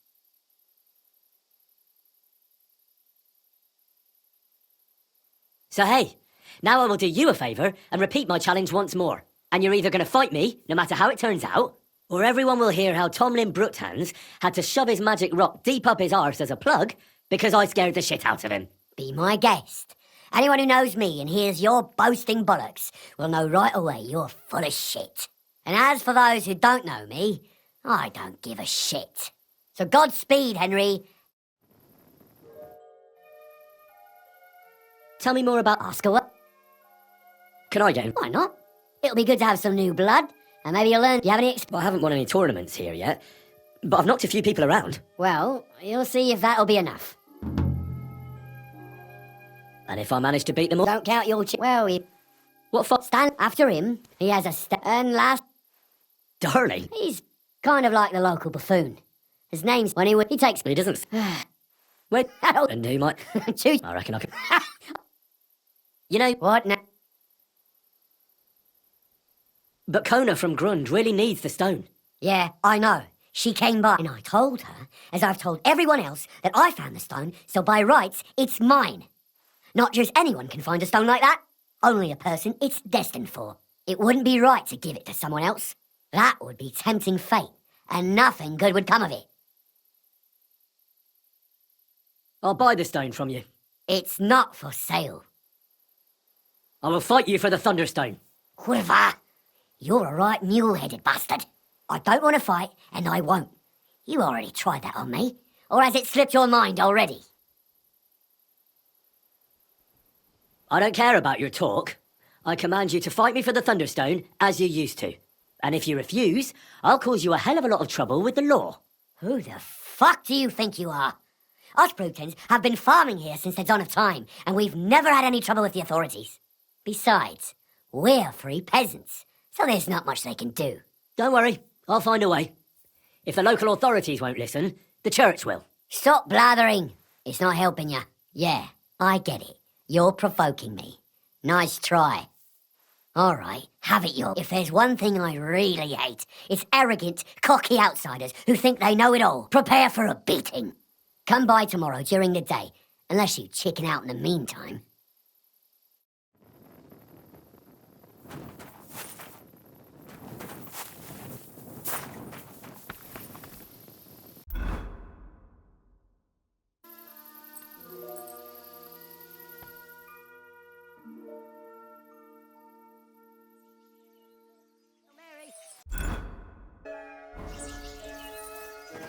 You have a kind master, eh, Matt?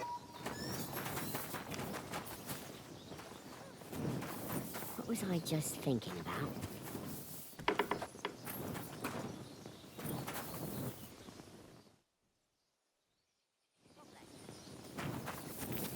Amen.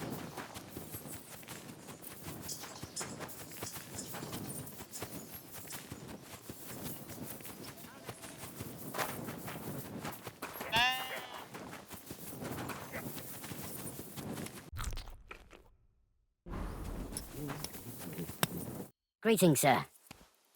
We agreed to fight, in case you forgot. And here was me hoping you'd shit yourself and save me the hassle. But so be it. Let's do this. I'll wait for you by the pen behind the barn. That's where me and the fellas train, and we're all training with you too. When you get there, put up what you're wagering against my stone, and then we'll fight. And no armour, that goes without saying. Better yet, strip down to your waist so nothing gets in the way.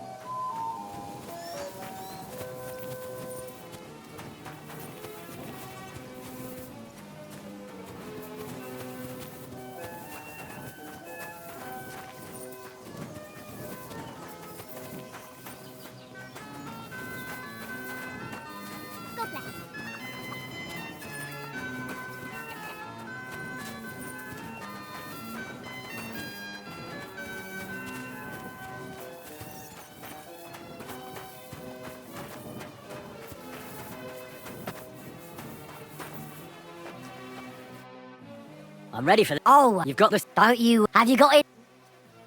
Here it is. I'm no cheat. Trust, but back it up with proof. I always say. Well, we have everything we need. Let me just take off my coat and we'll get started. Ha! Ah! Ah! Ah! Yield!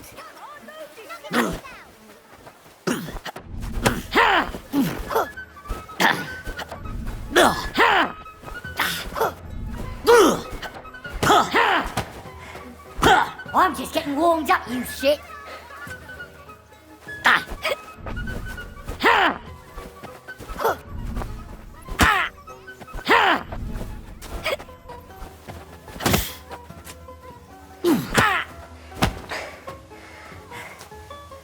No mercy!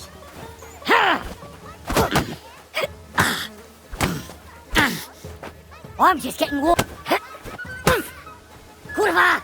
I'm. Ha! Fuck you! Ha! Ha! Ha! Ha! Yeah! bothering me. Try it. Ha! No chance.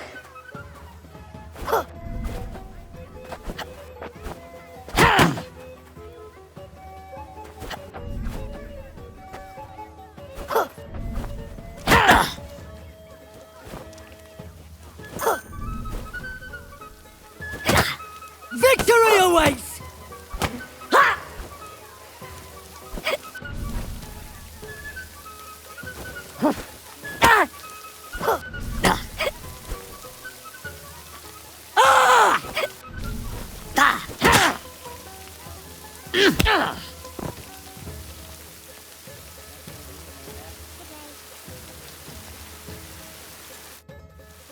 I beat you. The prize is mine. Yeah, you did. But it was close. I almost had you myself. Close? Not one bit. I was all over you from the start. Bollocks you were. You're just lucky I fucked up my back yesterday. No need to be so upset. It's not so bad. Just a little embarrassment and a few bruises, right? But let's not waste time. You owe me my money back and the stone along with it. You'll get your money back, goes without saying. Here you are. Perfect. What about the stone? Well, I can't give you that. Because I don't have it. What? But the stone was your stake. No, it wasn't. It was your idea that if you won, I'd give you the stone. I didn't actually promise you anything like that.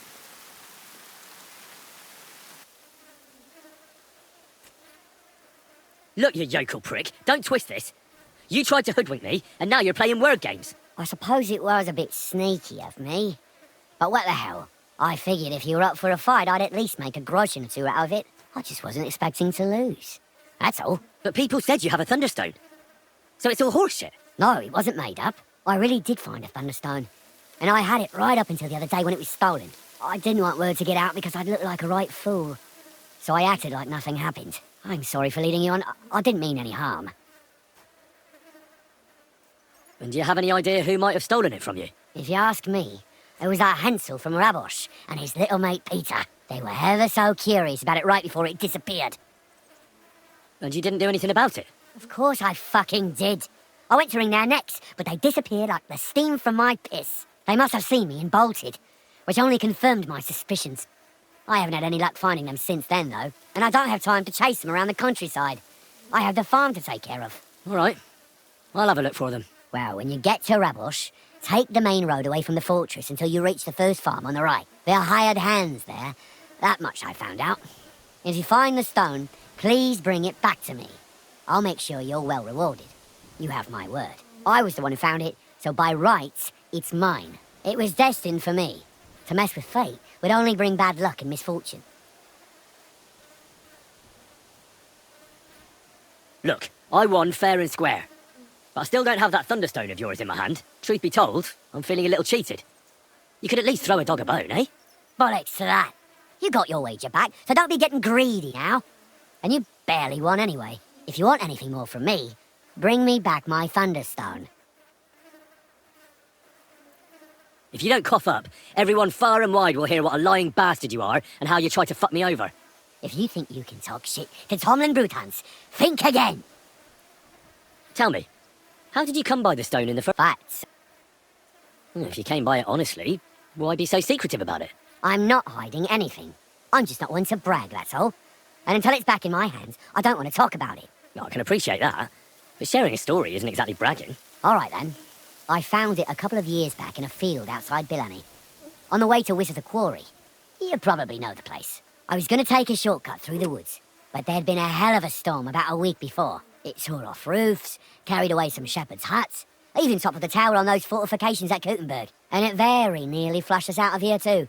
A proper act of God it was. Well, the forest was a complete mess, so I couldn't go that way. So I decided I'd go through the field. And all of a sudden, I stumble over something. And what do I see? A Thunderstone right under my foot. Stroke of luck it was.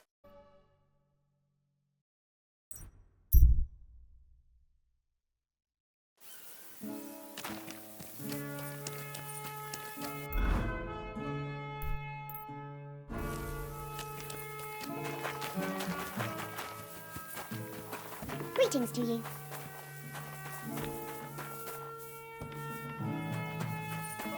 My God, you're all covered in blood.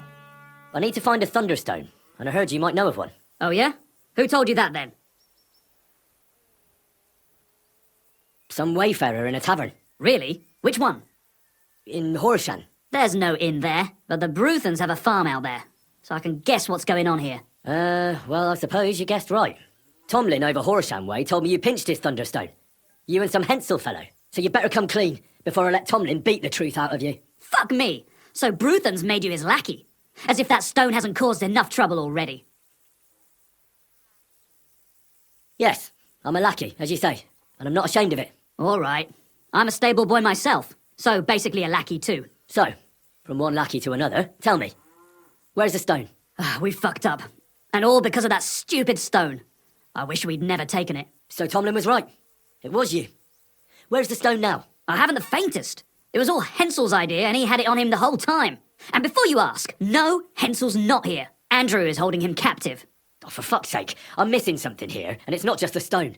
So tell me, what the fuck happened? We wanted to butcher Andrew Ramhead's band of pillagers, but that's easier said than done. So Hensel got the idea that we could borrow Tomlin Bruthan's magic stone from him to help us fight them but Tomlin wasn't having it, so we filched it without him knowing, and then set off after those bandits. But everything went to shit. They caught Hensel and almost killed me and Stislav. So, you come a bit late for that fucking stone. Not that it brought us any luck anyway. If I were you, I'd give it up as a lost cause. How did your assault go? Hensel led the way. There was him, me, and Stislav. We wore padded doublets and took hunting knives and axes. Stislav had a bow too. We got within earshot when it all went to shit. Stislav stumbled and yelped. Then they noticed us. After that, everything happened so fast. We charged at them, Hensel up front with us behind. Arrows started raining down. They all missed Hensel, but I was shot in the arm. It hurt like hell. I was screaming and scared shitless. So I took to my heels. I met back here with Stislav. They chased him, but he being so lightly dressed and them in armour, they couldn't keep up. It's not easy pitting yourself against seasoned mercenaries, but there are other details I need to know. Why did you want to kill them? Why, to stop them doing mischief round here. We wanted to help the village. We could hide in fear and moan, or do something about it. And we also wanted to make a bit of a name for ourselves among the locals. It was brave of you. You wanted to do the right thing. I would have done the same. Not that it did any good, but thanks. All the folk here now take me for a fool. You're the only one to see it differently. Where can I find this, Andrew? Are you fucking with me? No. I'm sorry about what happened to you, but I badly need to find that stone. You don't just lose something like that. And from what you said, it seems I don't have much choice. I'm telling you, that stone's cursed. Weren't you listening to me? Can you hear yourself? You attacked a band of hardened mercenaries. Anyone else would have paid for that with their life, but not one of you was killed. Not to mention that this Hensel, the one with the stone, wasn't hit by a single arrow. But you were. Sakura, I never thought of it that way. You know, you might be right. You see? Now tell me where this camp of theirs is. You'll come across some ponds between Raborsk and Bohunjovic. Near one of them, there's a fork where wayfarers sometimes camp if they're stuck for a place to stay. From that fork, follow the water downstream, and you should find the ruins of an old mill. And that's where they're holding Hensel? The one with the stone? Yeah, there. But if I were you, I'd stay off the path. Take the hill and nip through the woods. You'll get to some rocks overlooking the mill. You'll have a bird's eye view of everything from there. That's the way we went too. But make sure they don't spot you. There's a good chance they've upped their guard after our attack. Sound advice. Thanks. Look, what's your plan anyway? Well, I'm thinking if I can find Andrew, I'll find Hensel. And then I'll finally get to the bottom of this shit with the Thunderstone. Just be careful, because Andrew's a cunning fucker. Look, since you're going there anyway, I know I'm not in a position to ask you for anything, but still, do you think you could rescue Hensel? Why doesn't the local lord do it? Because he doesn't give a shit, for Christ's sake. He cares nothing for the likes of us, understand? Hensel's just a stable boy who toils with his hands. No lord's going to do a deal with Andrew for him. And how, pray? I don't know, just something. Because if you don't, I don't know who will. Andrew's a greedy bastard. Some coin might do it. Or you could sneak in quietly and slip back out with Hensel. How about I just kill them all? I thought best not to suggest that. You know how we ended up. But, you know, whatever you think's best. It's just, they're pretty... I'll manage some. If I find... Thank you so much! May all the saints be with you, and I hope you have better luck than we did.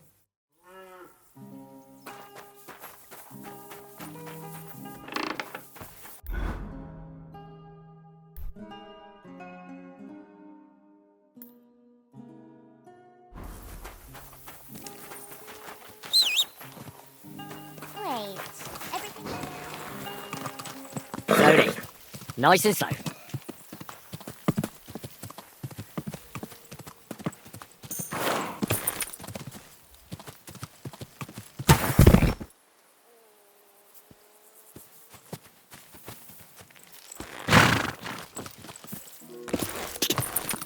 Quick.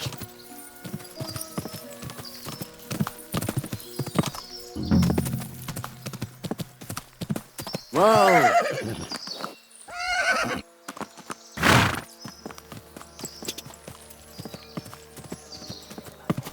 Whoa. No, that's not what I meant at all. That fucking sodomite! I don't think I'll reach you. The trip would go by faster. Quiet Los, down. Los, forward! Hell of a hangover. Oh, come now.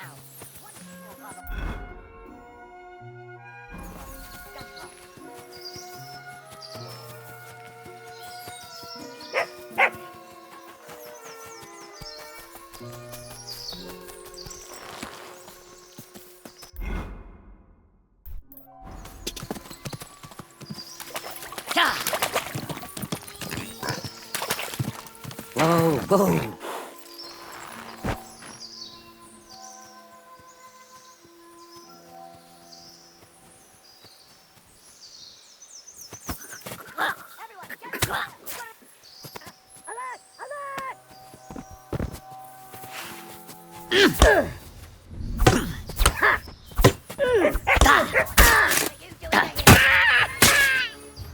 What do you want? No, you don't.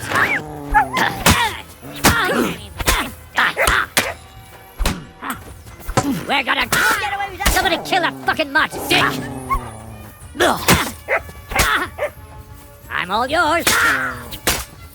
What?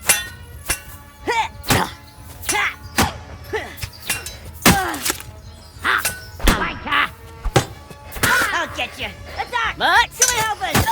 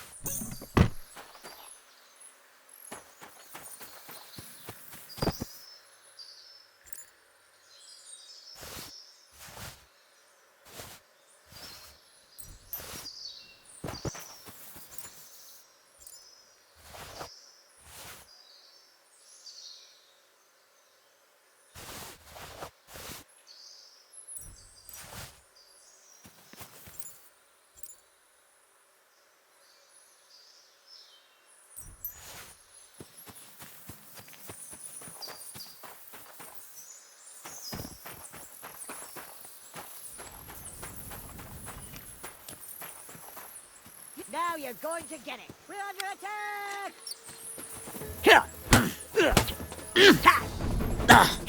Mercy! Spare me!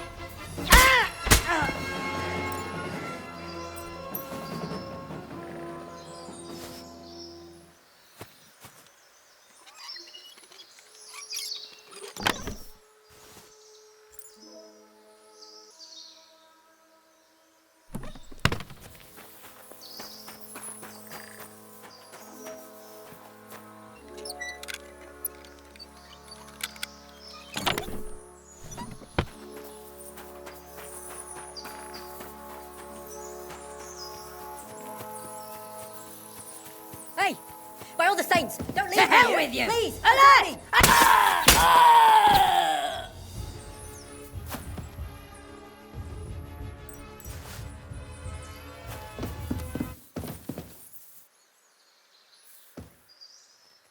Christ almighty, you stormed in on them like you were the Archangel Michael himself. Thanks for Whatever you want, but first, I need to get out of here, all right?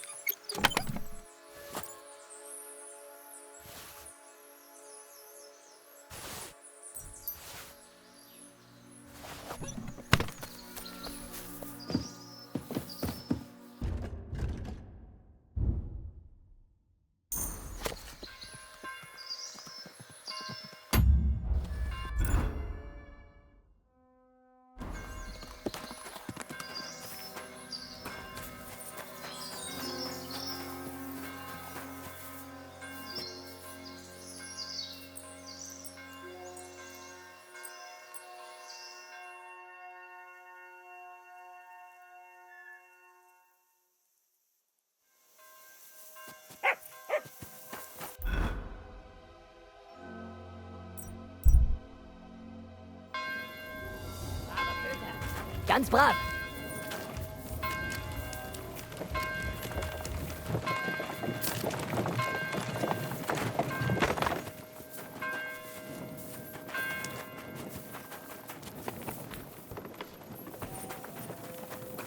Are you alright? Yeah, I am. All things considered. Thanks for rescuing me. You have no idea how grateful I am. God knows what they would have done to me in the end. All that aside, who are you, anyway? Henry. I'm Hensel, and I owe you big time, Henry. Though, in all honesty, I'm not sure why I was worth all that trouble. But grateful nonetheless. Peter told me what happened. Peter? Well, thank the saints for him. So he's safe and sound, is he? In a manner of speaking. He got shot, but nothing serious. What about Stislav? I have no idea. Ah, well, I hope he's all right and all. Listen, it wasn't exactly by chance that I ran into Peter either. I was looking for you in the village because of the Thunderstone you stole from Tomlin in Horsham, who, by the way, is royally fucking upset with you. Well, I suppose I would be too if I were him. But I have to say, the whole Thunderstone idea was the stupidest I've ever had. It brought us no luck, no protection. Well, the opposite, in fact. Let's forget that for a moment. What I really need to know is where the stone ended up. You won't be surprised to hear. Ramed snatched it from me when I was captured. He didn't believe it had any powers, but he has a nose for money. That's all that matters to him. From what I heard, he sold it in Sukdal to some farmer's wife, I think he said, Mlada or something, well, from the edge of the village. Sakra, that stone really is cursed. Well, there's nothing for it. I'm off to Sukdal. Hold your horses. That wasn't the only thing I heard. There's this pond below Raborsh, right?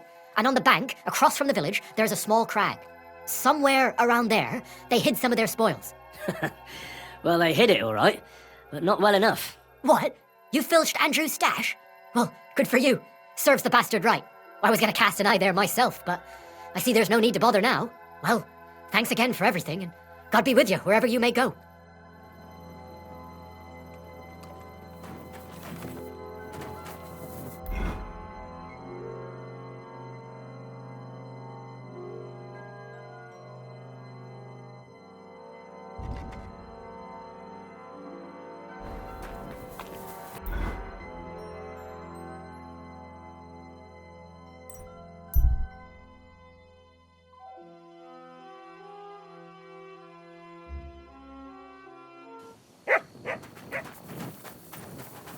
Pfui, wasch dich.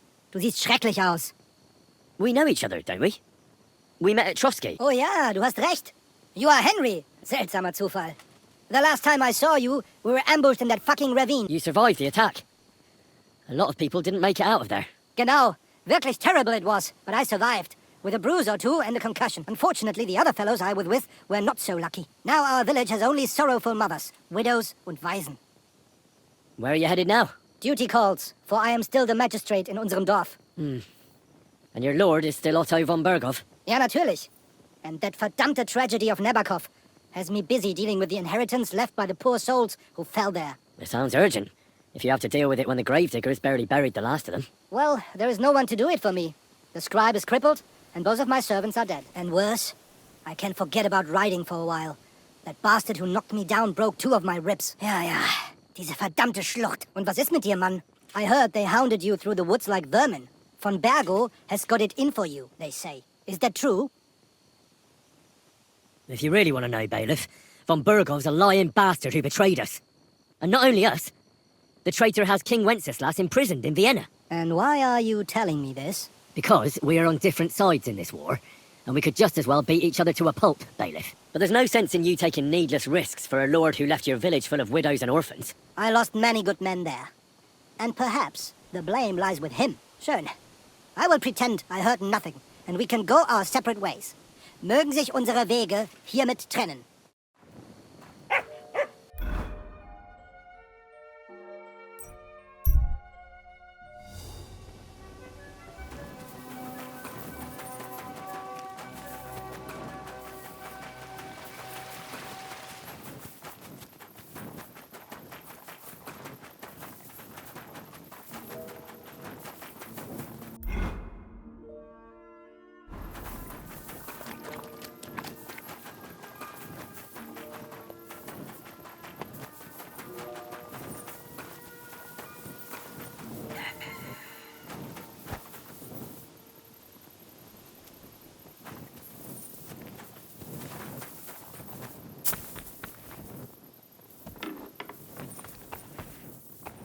Oh, go on.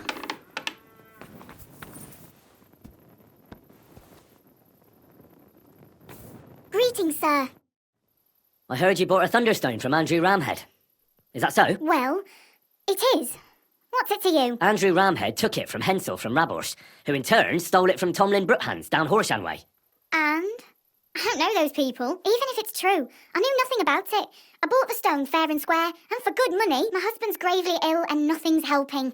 The stone is to heal him. And what ails your husband? Peter went to lie down one afternoon and he hasn't budged since. He's not eating, and he's barely talking to anyone. What's worse, soon after he took ill, a Minerva owl perched on the roof one evening. A Minerva owl? I assume that doesn't bode well, does it? No, not at all. An owl on your roof means death is closing in. That's why I need the stone. If it weren't for the stone, I'm sure Peter would be gone by now. So am I to understand that if your husband heals, you won't need the stone? Well, a stone like this is a precious thing. It can still protect us from all manner of misfortune. But you bought it to save your husband. That may be, but I'll not be wanting to lose that stone. How about this? I'll try to help your husband, and if I succeed, you'll gift me the stone. Why would I do that? The stone is bound to help him. What if the power of the stone brought me here to help your husband? I hadn't thought of it like that. So, how about we make a deal? All right, but only if you help him. Of course. I'll take a look at him and see what I can do. And please hurry. With that owl and everything, I'm quite sure the Reaper's nearby. You'll find Peter in his room. All right.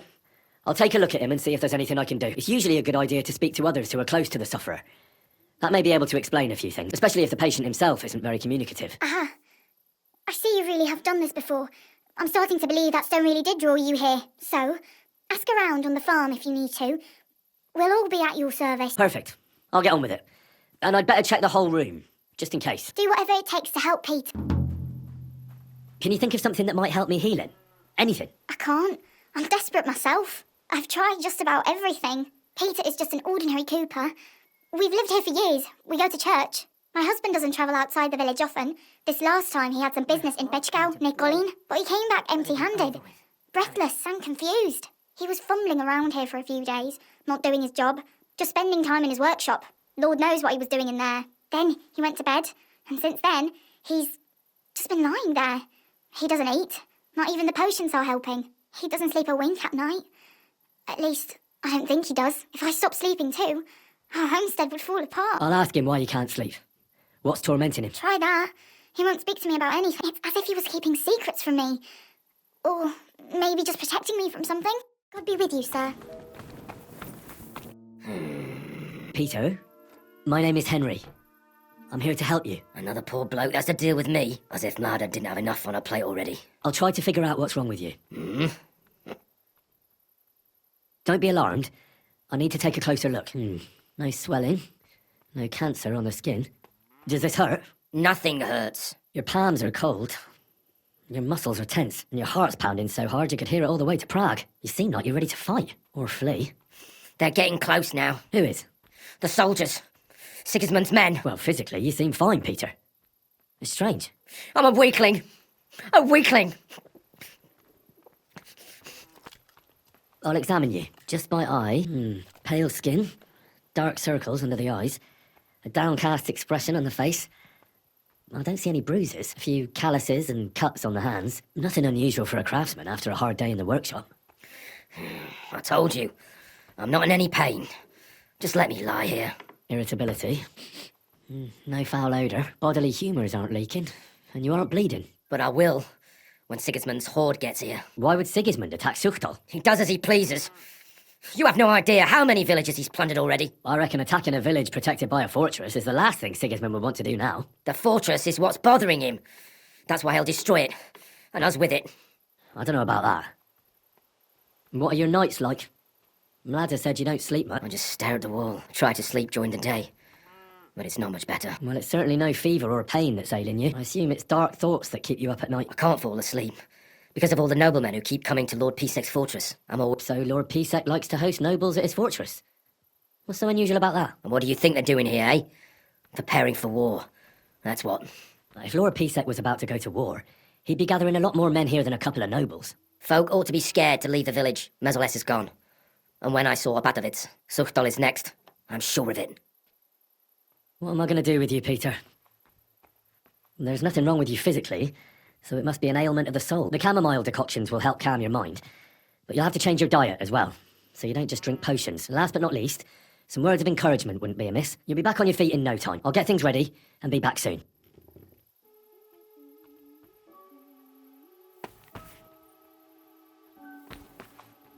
My heart's going to break. Let it be. Damn it. Peter, I have some suggestions. I'm listening. You should drink the chamomile.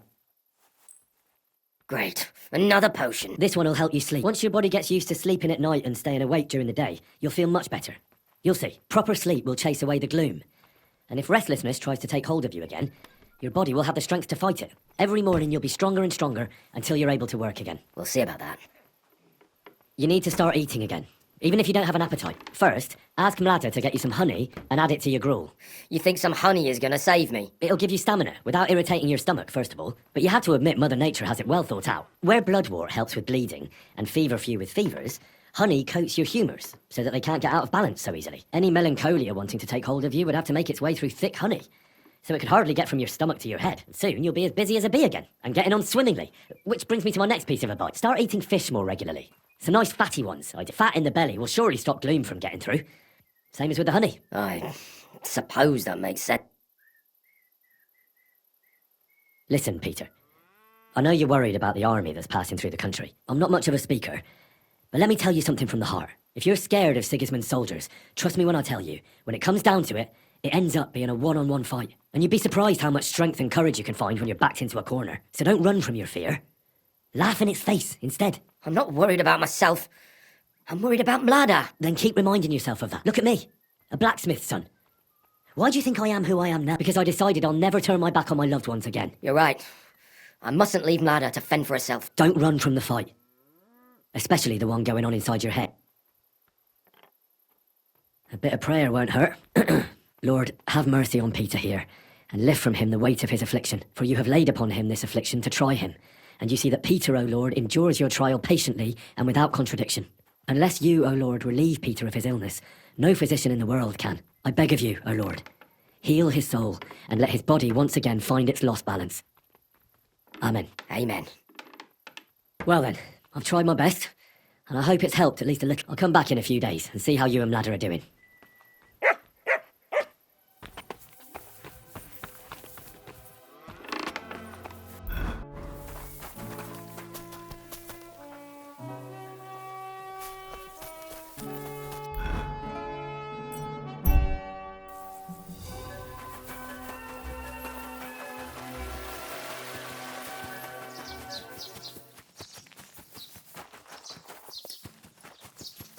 God bless you.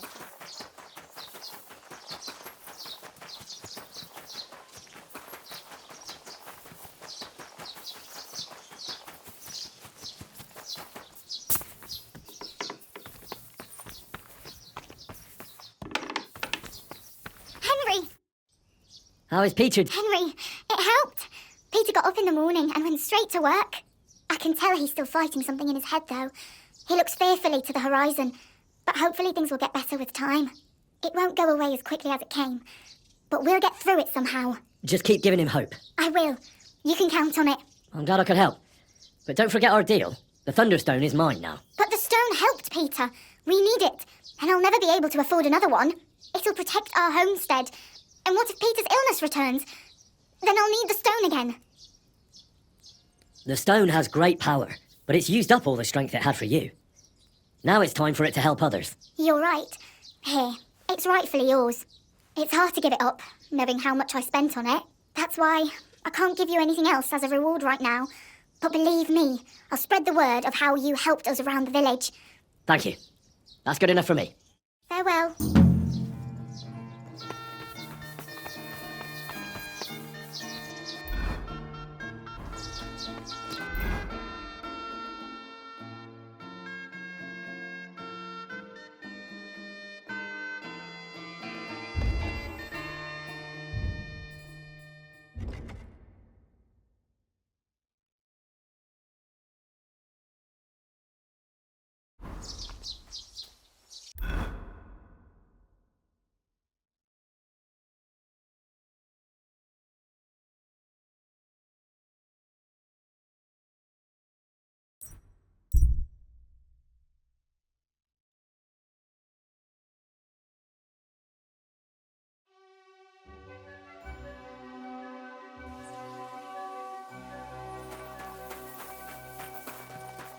May God give you health, sir.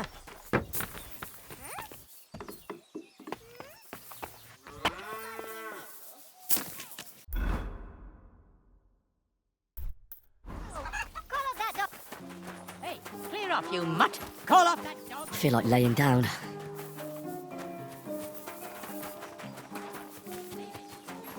I could use a nap.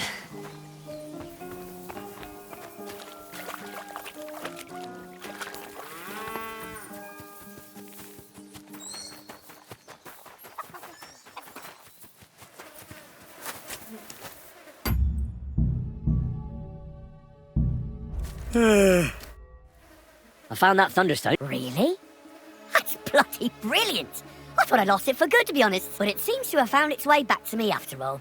Which just goes to show I was meant to have it. Maybe. But Kona really needs it. I think I'll give it to her. You what? You can't do that. I found the stone. It was meant for me. If you give it to anybody else, it won't do them any good.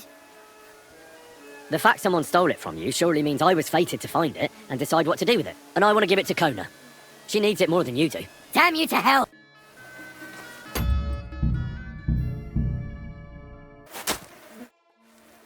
I found... Really? But it's... Well, perhaps there's some truth in that. Hey, thank you so much. I won't forget this. And I promise to reward. I can give you some of the coin I put aside from my fights. Or I can show you some wrestling feints and holds if you want. You know, it was a close fight last time. Wrestling moves, you say? I'm all ears. Well, listen carefully then. And be ready to take it all in.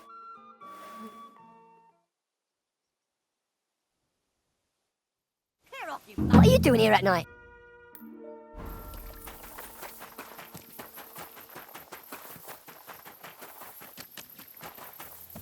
I'm at your service, sir. I found the Thunderstone. Really? Oh, God bless you, Henry. Without the stone, I don't know what I would do. Or what else could help me. Well, you don't have to worry about that now.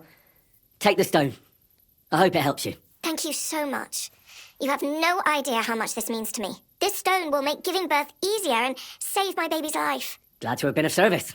I'll get Hannah to give you a lower price at the stud farm, as I promised. And you know what? I'll share a piece of wisdom my grandmother taught me. She said you need to brew nightshade with twice as much mugwort and a good splash of brandy. Hold on.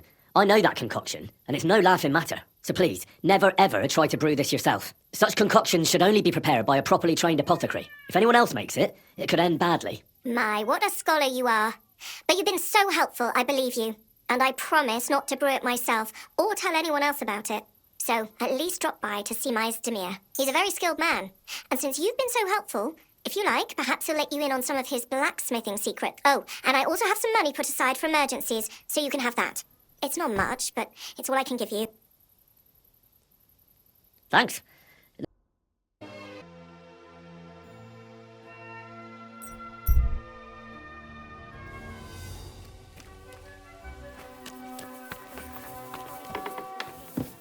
Tell me, how the fuck is this possible? I don't know how it works. You knew him as much as I did, didn't you? The arrow always protected him. Aye. At least, it was supposed to. I just don't know. I could use a few groschen. Do you know of any work around here? What? Don't bother me. I got other things on my mind right now. Wait a mo. I know you. We've met before. Well, it's possible. I've met a lot of people. I know. You helped our Carol out, remember? You carried some sacks together to our camp. Oh, yeah. You're with that fellow with the arrow in his head, right? Exactly. How could I forget? It's not every day you meet a fellow with a wooden shaft sticking out of his head. So we'll have to have a drink to his memory together. Well, something happened to him. Aye. Our dear Carol passed away. Didn't he say the arrow protected him? That it made him unbeatable? But he was! Then how come they got him? I don't fucking know. I don't know how this miraculous shit works. Carol just said it made him unbeatable. And now this. Fuck. So I don't know. I don't know. Fuck. What are you gonna do now? Without a leader? Well, I'm the leader now, but it doesn't matter. Because as soon as we show up anywhere, we're dead. Are they looking for you? There's a price on our heads. But more importantly, without the power of Carol's arrow, we're lost. Maybe you'll be fine even without the arrow. Carol was a good man, but Maybe the arrow wasn't magic. It could have all just been a coincidence. You're dead wrong. Before the arrow, we were just a bunch of hopeless wretches, and Carol was the biggest one of all. What? How come? The fool couldn't fight. He was useless with a sword, and every skirmish left him with a wound. Once, he was running through the forest, and he got impaled on a tree branch. Would you believe it? Even a tree could beat the fella. But then the miracle hit him. Once, he told me that when he was out of it that time, he heard some saint speak to him. It completely changed him. When I listen to you, the hair stands up on the back of my neck. It's not the kind of story I hear every day. Look, you're looking for a job, and we need that arrow. How about you help us? I'll pay you handsomely. What do you have in mind? Well, I need someone to find Carol's body. And to to pull that arrow out of him. Are you shitting me? You want me to yank it out of his skull? Oh, I know, it sounds nasty. But Carol would agree to it. I'm sure he wouldn't want us to end up dead. He'd happily give us the arrow. That's a job for someone with an iron stomach. It's nothing too complicated. Find Carol's body and pull out the arrow. That's it. So then, will you help us? This is just about the oddest thing anyone's ever asked me to do. And I've had some odd requests, but... All right, I'll help you. Where should I look for him? Well, that's the problem. I'm not entirely sure. Well, we're off to a great start. Hold your horses. I've got a bit of a lead. Our whole plan with the caravan went to shit near Sedlets. They've got a cemetery there, and I heard there was a bit of a commotion about the last execution. The local gravedigger lives near the cemetery. I'm sure he'll know something. That's about all I know. We can't go round asking questions. That'd cost us our necks. Well, I'll see what I can do. If you manage to get the arrow, bring it here.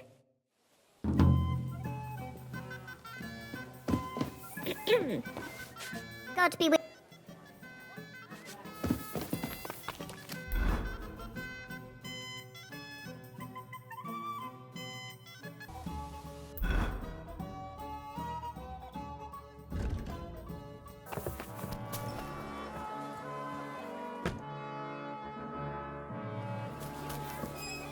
Greetings. Take a look around, but no funny business. What do you want? I'll have a look at...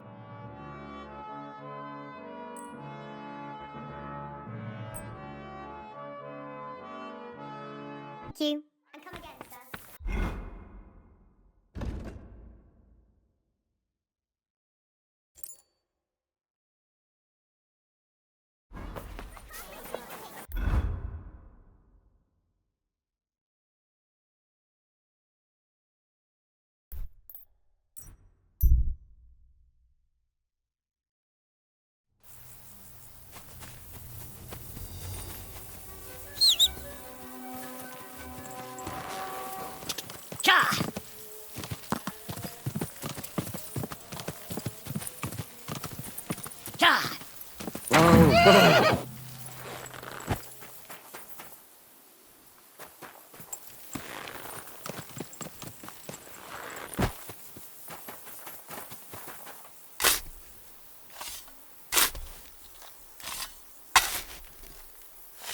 Oh, shit.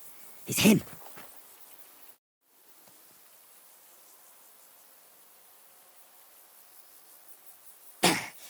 Yeah! Phew! I've got it.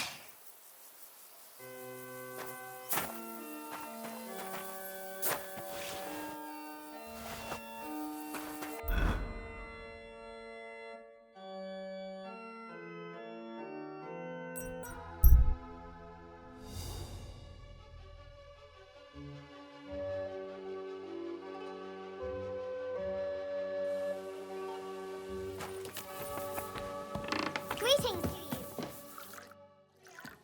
I'm looking for Pasha. Have you seen him around here? Ah, you must be that good Samaritan, helping us out with our little matter. Maybe. And who are you? They call me Heir. I've been waiting here for you. Pasha had to return to the camp. He's got duties to attend to. Leadership duties. See? I get it. So, do you have it? Did you find the arrow? Of course. I'll keep my promises. All right. Show it to me. Well... Just a moment. Why not? Here it is. Sweet Mother Mary. I never thought I'd see it with my own eyes. I'll be happy to give it to you, but not for free. I know. Pasha promised you a reward, but I don't have any money for you. I was supposed to wait for you here and take you to the camp. Pasha will pay you there. Well, that's a shame. I was thinking it was too easy. Well, let's go then, eh?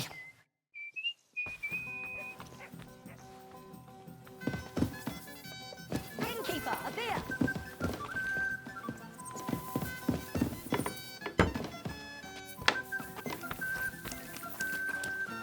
Hey, where did you find it? I mean, where is Carl buried? In Sedlets. There's a big willow tree near the cemetery. He's buried beneath it. What, do you want to put flowers on his grave? I'd like to, but there's no time. Pasha has big plans with the arrow, so I reckon we'll start robbing again soon. I'm worried what will come of it. What are Pasha's plans? Robbing, on a grand scale. Well, he's not like Carl. Pasha wants gold, booze, ores. Most of all, revenge. I'm afraid it'll end badly. Well, maybe it won't be so bad. Things will settle down in a few days and go back to how they were before. I wish. I reckon things will only start getting wilder and wilder. Pasha's got everything planned. Who he'll take revenge on, who he'll rob. There are savage times ahead. I don't want to go back to the camp. Pasha's leading us straight to hell.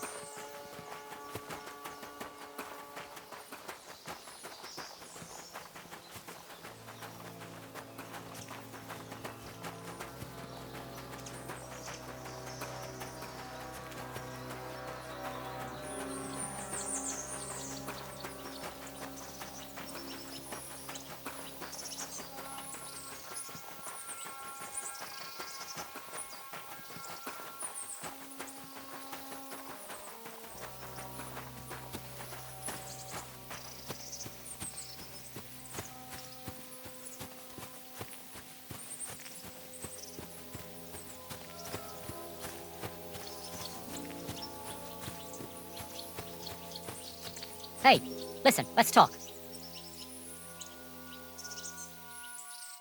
What's going on? Hey, listen up. Pasha mustn't get the arrow. If you give it to him, well, you'll be killing us all. The man doesn't know when to stop. He'll drag us on raids we won't come back from. What do you suggest? Give me the arrow. I don't have any coin to pay you for it, but you'll be doing the right thing. You'll save a few good men from certain death. You're the same bunch, aren't you? Why shouldn't Pasha have it? Well, because if he gets his hands on it, he'll kill us all. What kind of nonsense is that? It's the truth. Pasha isn't like Carl. Carl was like an holy man. He preached like a priest. He kept talking about humility, about how we only need a little to live. He always said, an humble life can be a good life. He sounds like a good man. A shame. He was. Pasha, on the other hand, well, he's different. He keeps babbling about how we'll have mountains of gold just as soon as he gets his hands on the arrow, and how he'll take revenge on all those who did him wrong. Well, he's like a madman. I'm afraid he'll drag us into something that'll have us all swinging. That's the risk of being a bandit, though. It can cost you your neck. So it is. But I'm not going to hang just because Pasha wants his vengeance. If I give it to you, what will you do with it? I'll go somewhere far away and start my own gang. I don't need mountains of gold or revenge like Pasha. We'll be happy with a little and we'll have a good life. Like with Carol, and the arrow will help us.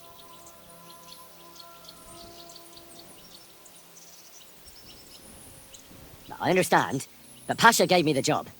I'll only give the arrow to him. I was worried this would happen. Look at it this way. We're all alone. Here, nobody'll hear you scream. So, either you give me the arrow, or I'll take it from you.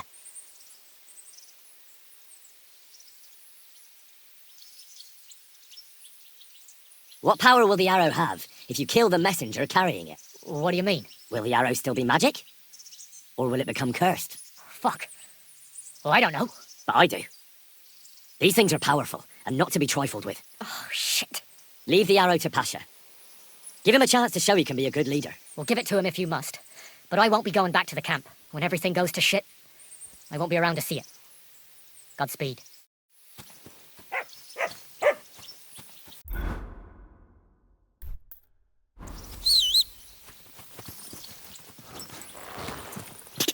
Ah! Quick! Quick!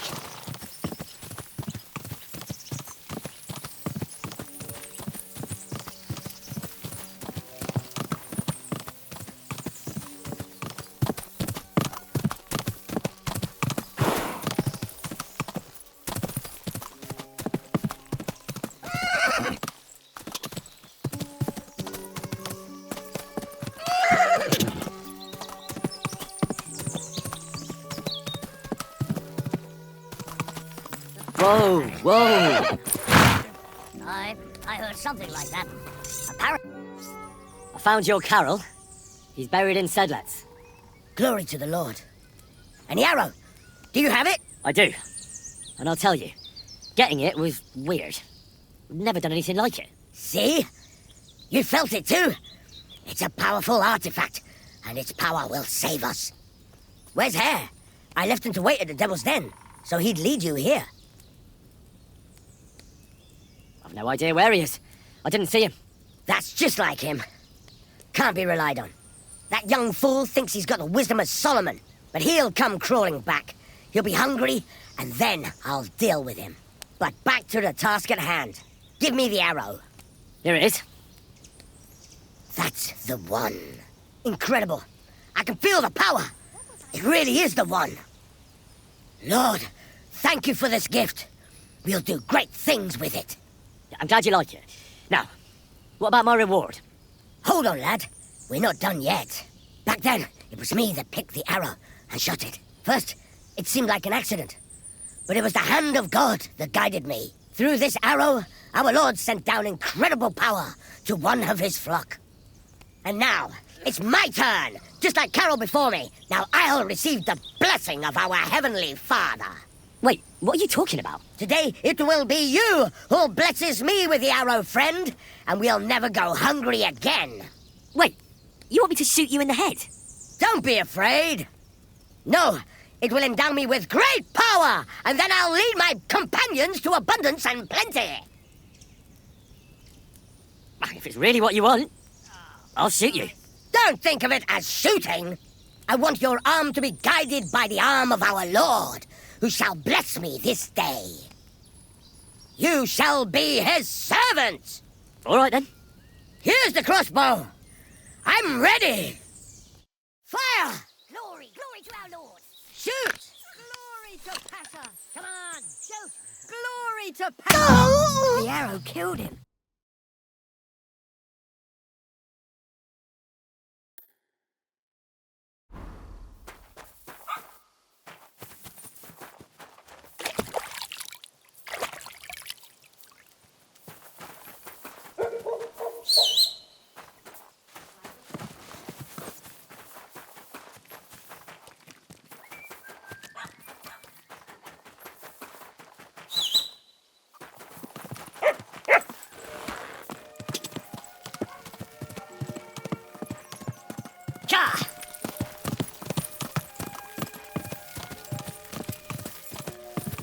Quick!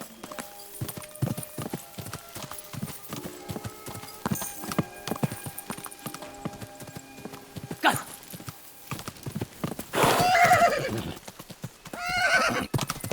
Ja!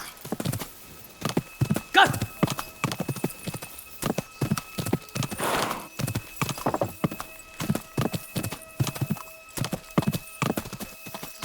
Quick! Whoa, whoa. Beautiful horse. Good morning. You live here? In the woods? Well, it wasn't our choice, believe me. But it's a long story, and I don't want to hold you up. What's going on here? Well, Ma's gone crazy because Pa hasn't come back from the village yet. Try and tell her to calm down. I don't know what else to say to her. Farewell, sir. Can you come here a moment? Please, help. What's going on? Thanks for stopping here. My husband, Mikush, hasn't returned from Billany. Me and Vendula are awfully worried about him. Do you want me to find him? You'd do that for me? Yes. Don't worry. I'll find him. Where do you think I should start? In Billany? Aye. Ask about him in the tavern. He wears a fine embroidered hat. Everyone will remember him. Wait, I need to know a bit more. Svatava. I'm Henry. And Vendula would be... Our only daughter. And your lost husband is Mikush? Aye. Since we've been living in this hut, he's been going to work to Billany. When did you last see him? He left a few days ago. He's never been away this long. What job did he do in Billany? He's a damned good tailor. But besides that, he does odd jobs around the village. He always brings whatever he earns here. Mostly food. The little we manage to grow here isn't enough. Why are you here? We had a big house in Messales. But then Sigismund's mercenaries decided to burn the village to the ground. Mikush, Vendula and me all escaped at the last moment. The others weren't so lucky. It was hell on earth. You can't imagine the terror. Well, I'm from Scallis. I reckon I can. You can. I don't know. In any case, we ended up here. At least we had some roof over our heads. But now, I don't even know what'll happen next. How are you getting along here? Now, quite miserably. I hope you find my Mikush soon. We won't be able to go on without him. Why don't you look for him yourself? Billany isn't that far. I can't. I've injured my ankle. I can't walk that far. What happened? I twisted it when we were running away from the soldiers through the forest. It's better now, but it still hurts. It would take me half a day to limp to Billany. So why don't you send your daughter? By herself? Are you mad? She's young, inexperienced. Something might happen to her. Why did the soldiers attack? Why? Good Lord, such a question. They didn't ask us anything. The worst thing is, the village paid some mercenaries for protection. But they took off the moment they saw horses kicking up dust on the horizon. I'm glad old Svartosh, my father, didn't live to see it. His heart would have burst. I'll try and look for him. Oh, bless you, kind soul, and good luck.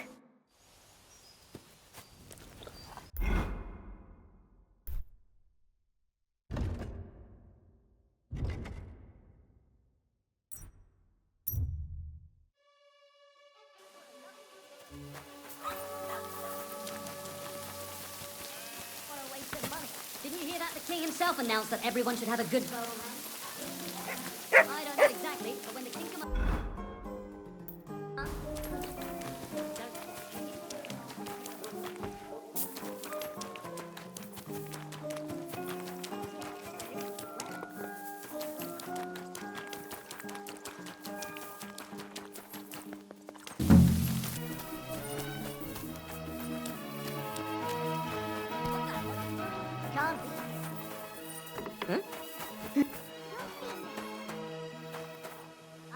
Good day to you.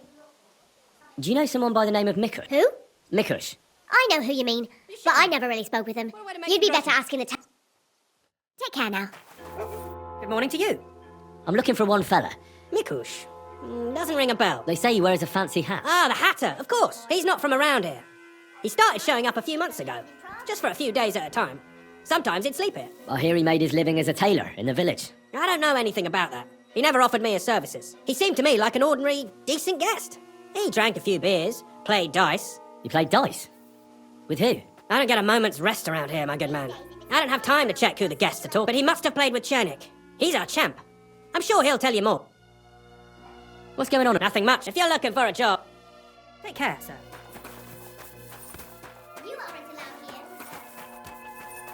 Huh?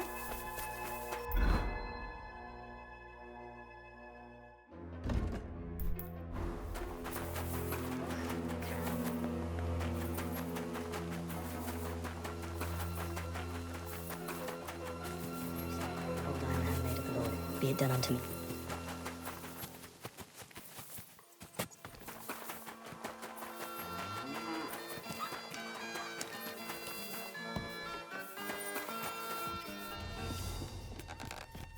You shouldn't be here.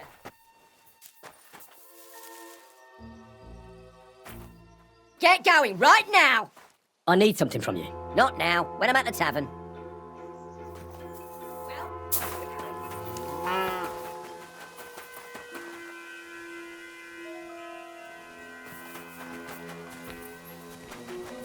Did you hear?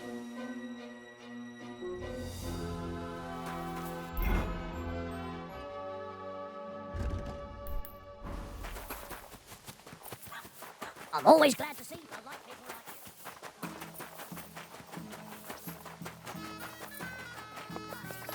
On today. Good morning, lad. I'm looking for someone. His name's Mikush. Mikush? Never heard of him. I've been told he wears a... Fancy hat? Exactly. I've seen him around here.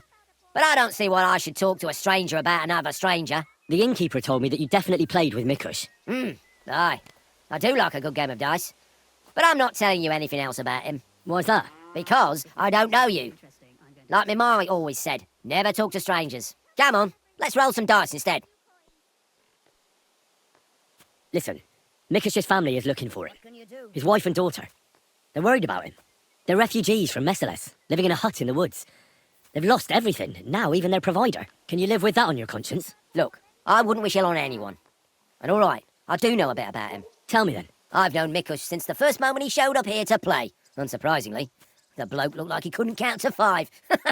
I thought I'd found an easy mark. But man, was I wrong. He's a great player. And that kind of praise means something coming from me. He knows when to bet everything on the final roll. So he won a lot? Aye, for a while, until his luck ran out. Then he started borrowing. One time he got so desperate, and maybe had a few too many beers, he started going on about his buried fortune in Messales, saying he'd surely pay back anyone who lent him money. Ha! Did anyone lend him anything? Aye, and Mikush won everything back. And did he pay back the money he borrowed? Of course, every last groschen. He was laughing the whole time too. What about that buried fortune of his? Did he ever mention it again? The next day, he claimed he made it all up, saying he just had too much to drink. Only nobody believed him. Did anyone seem particularly interested in his fortune? Someone who'd want it for himself, and would go after Mikush because of it? Everyone was interested in it, but Mikush never talked about it again. Besides, that village is burned to the ground and full of rabble. Messales is an awful mess. That rhymes! When did you last see Mikush? A few days ago. He was playing against that hired hand, Drat. Drat lost and didn't have enough money. They left together, and Mikush hasn't shown up since. That's pretty suspicious now that I think about it. That Drat bloke's an odd duck. What do you mean, odd? I've heard he's been dealing with some bandits. You'd better have a word with him. But be careful. Where can I find this Drat? Somewhere in the village. I reckon he'll be at the farm he works at. Well, technically, because he's a big fella and looks strong, they made him into something like the village catchpole. But to tell you the truth, he's less a catchpole and more just a regular farmman pretending to be a catchpole. Where can I find this Drat? I already told you. At the farm or somewhere in the village. I'll go have a talk with Drat then. Thanks. Don't mention it. And if you ever fancy a game, you know where to find me. See you later.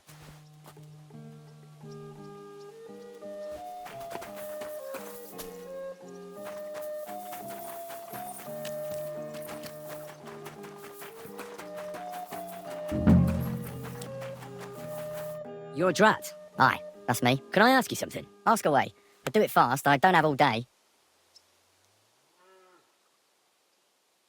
Do you know a fella by the name of Mikush? I don't know any Mikesh. Nah, knock it off. I hear you left the tavern together. And no one has seen Mikush since. Oh yeah, that fella. We were heading in the same direction, but then went separate ways. That's all I know. You certainly know something about Mikush's disappearance, and you should talk. Should I? Why's that?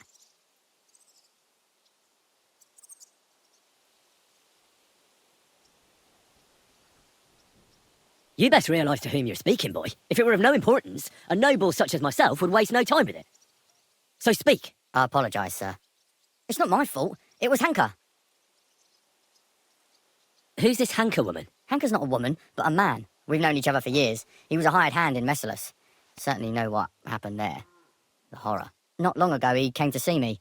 Said he was the only survivor from the entire village, but I know that wasn't true. Because you met Mikush? I thought he'd be quite happy that someone else got away, but he was actually quite upset about it.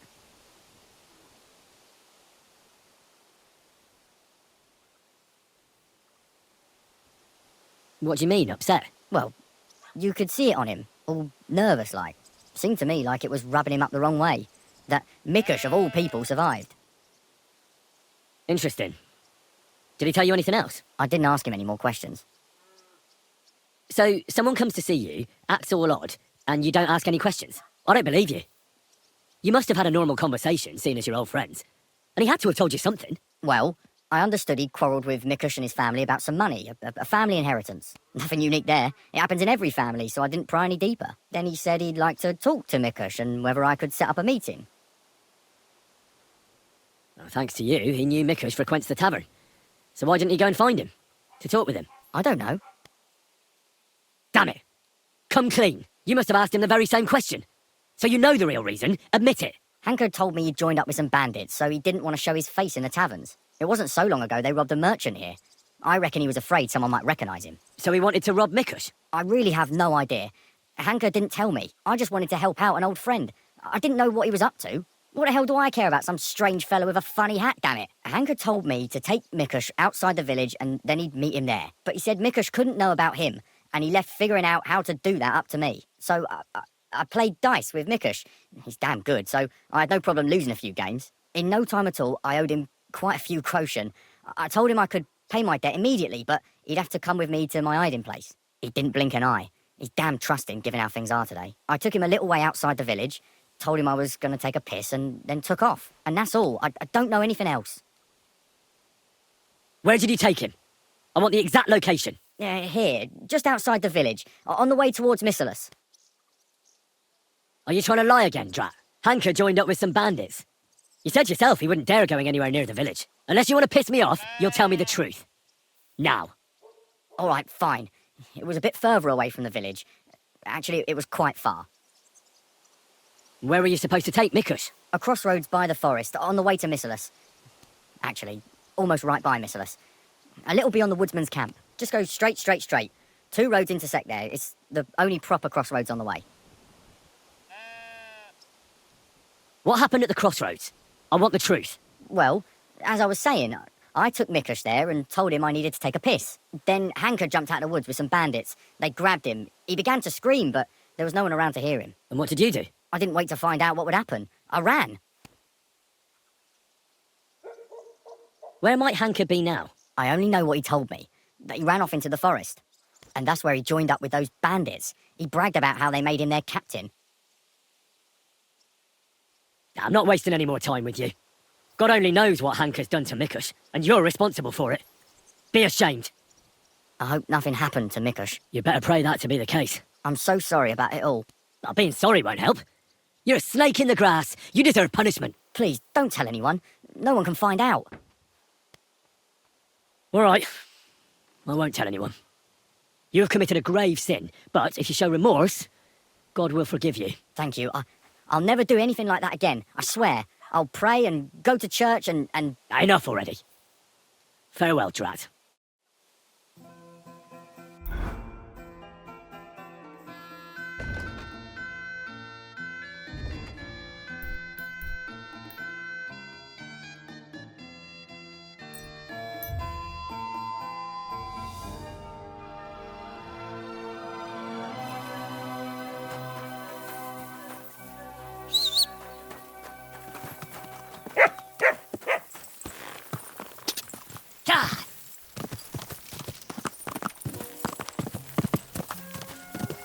Quick!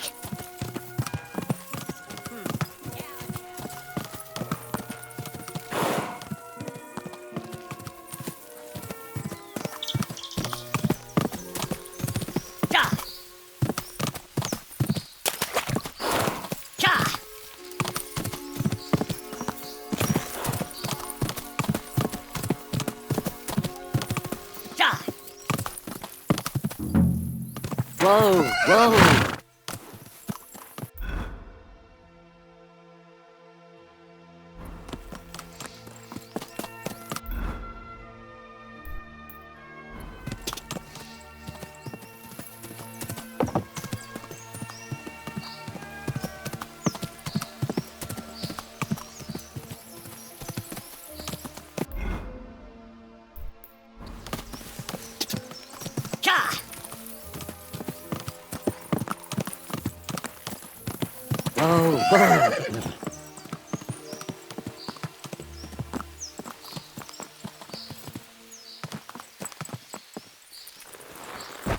Blood. Quite a lot of it, too. It looks like they dragged that poor wretch further. I'll have to find out where. That must be Mikush's hat. It looks like it fell off when they dragged him into the woods. I'll have to find out which way they took him.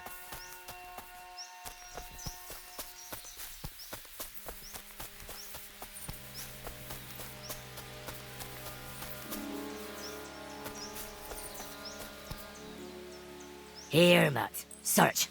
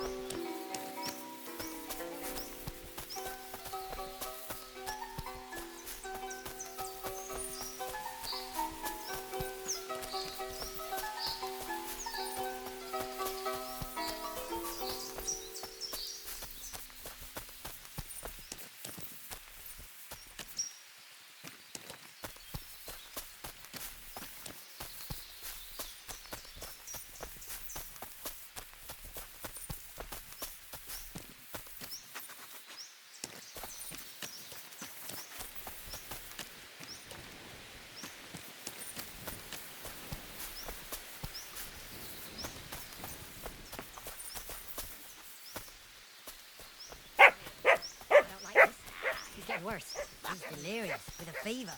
It must hurt. You'd be in pain too. That hanker is a real... He'd have thought this wouldn't have happened.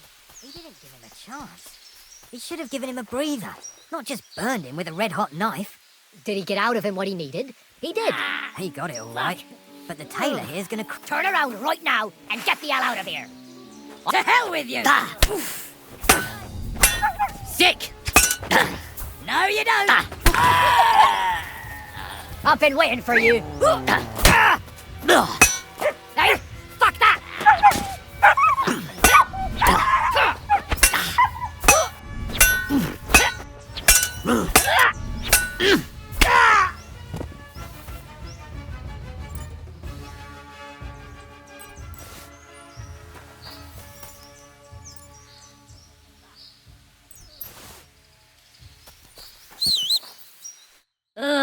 Christ. He's on his last legs. Let's have a look then. The burns look ugly, but something tells me they aren't the main problem. The stab wounds are worse. They're red at the edges, and they're hot to the touch. I think this wound is infected. I ought to do something about it. At the very least, clean and bandage it. Maybe a potion would help him. Something healing. That works fast. The better quality it is, the quicker he'll get better. Maybe some herbs would help him. Medicinal ones. They help with healing. If I place them on his wounds and dress them, he could get some relief. I've seen enough. I think I know how to help him. I'll get him through this. I hope I can act fast enough. Fuck me. Well, I shall clean that wound. This'll sting a bit. That hurts. The wound is clean. That should stop the pus from forming. I ought to put herbs on that wound. I have just the thing for this. Right. The wound is clean. You should be feeling better soon. I'll give you a hit.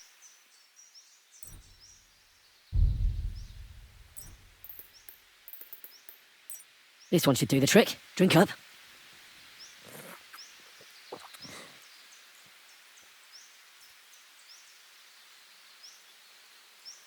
I should bandage it for you. I'll just wrap it tight. There we are. I'll pray for you. At least your soul will get some relief. How does it go again? All praise and glory is yours, Lord our God, for you have called us to serve you in love. Bless Mikush, so that he may bear this illness in union with your son's obedient suffering. Restore him to health, and lead him to glory. We ask this through Christ our Lord. Amen. Amen. That's all. I'm sure he'll pull through. Mikush? Who are you? Henry. But that's not important now. What happened here? Why did they torture you? I buried inheritance. I told Hanka that the only person who knows where our inheritance is buried is Svatala. And then he burned me. So much pain. I told him where he could find her. My God, he took his men and headed out for her. To the hut. You have to save them. Hurry. I'll follow you. Don't wait for me. Their lives are in danger.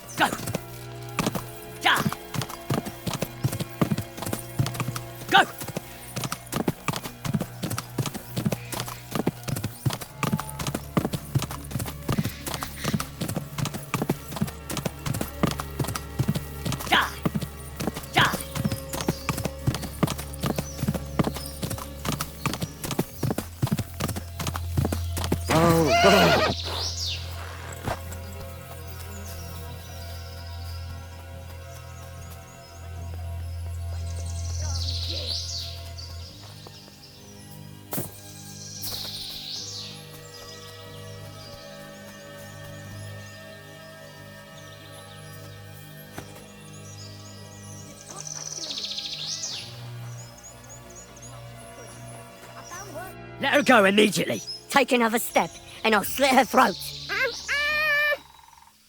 Don't do it. Do you hear me? You'll be sorry. Someone else is going to be sorry here. For God's sake, talk to me. Why are you sticking your nose into this?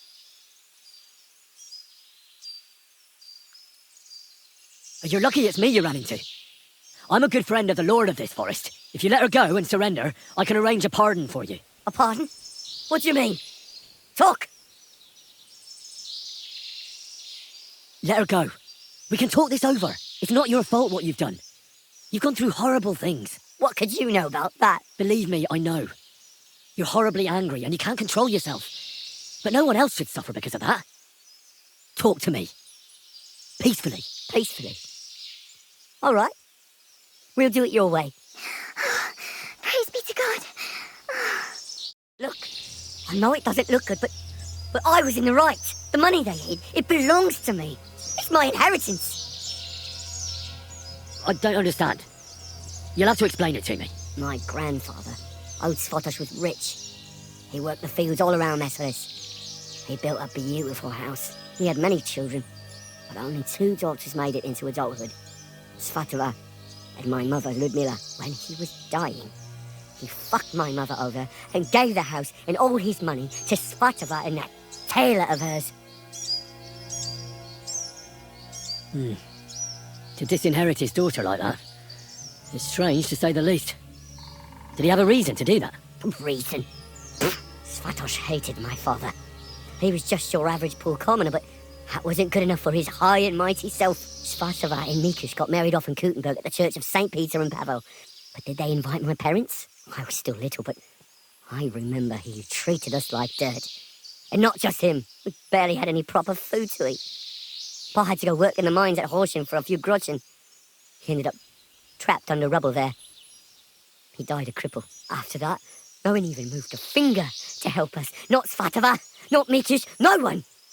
You're damn lucky I came in time to help, Mikush. Things might have ended up much worse. I only wanted justice. Nothing more. If you felt aggrieved, you should have found another way. Violence solves nothing. That's the first time I've heard that. You don't exactly look like the type of man that would avoid, say, torturing an enemy. Or am I wrong? I need to have a good reason to get violent. Are you saying I didn't have a good reason? In any case, you should apologise. You put them through hell. I won't apologise to anyone. They had a guilty conscience because of what they did to me. If they shared just a bit of their wealth, nothing would have happened to them. But they didn't. They fucked up my life. I'm poor and alone. Tell me one thing. How did you survive what happened in Messelis? Dumb fucking luck, I reckon. That band of despicable cutthroats. Once they made their way into the courtyard, all hell broke loose. Tried to defend ourselves, but everyone but me fell. So I fled to save my brother and mother. But it was too late. Everything was burning. I took off running and didn't stop until I was deep in the forest. No matter what you've done, I must admit, I feel sorry for you. I know well what you went through. Your family? What happened to them? No one survived. No one was expecting it. Once the soldiers entered the village, there was no escape. Their captain got his eye on my brother, who worked with me in the courtyard. Franz was barely 15. He didn't stand a chance. I ran out to the fields for Ma, but they got there first. All I could hear was a screaming. And then it stopped. I lost everyone. But Svatova and Mikush didn't. I'm sorry, but your misfortune gives you no right to harm others. Enough talk. Be reasonable. No one died in the end. I said enough talk. I've had enough of you. Get out of my sight before I change my mind. Fine. I'll go. You'll never see me again. And forget about that inheritance. Got it? I suppose it wasn't my fate anyway. Farewell. Where's he going? I have no idea. That fella told him to leave.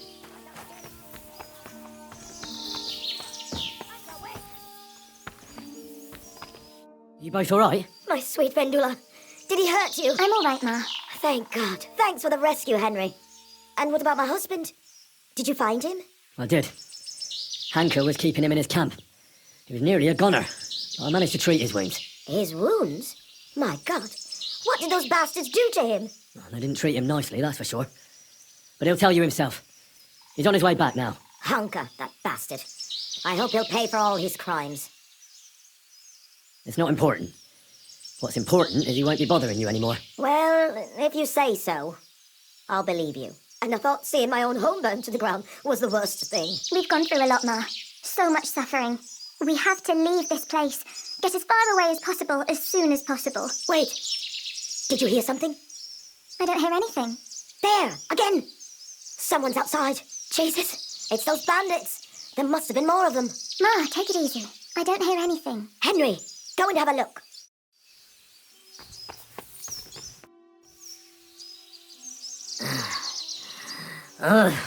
It's not the bandits. Look who's come home. Mikush! Pa! You made it here quickly. I came as fast as I could. I nearly gave up the ghost. I was so worried about the two of you. I'm so glad you survived. That horrible hunker tried to kill us. I know. All because of the inheritance. He was absolutely mad. If it weren't for Henry, he'd have killed Vendula. And then me. That lunatic. Who would have guessed that about him? He used to be a good lad.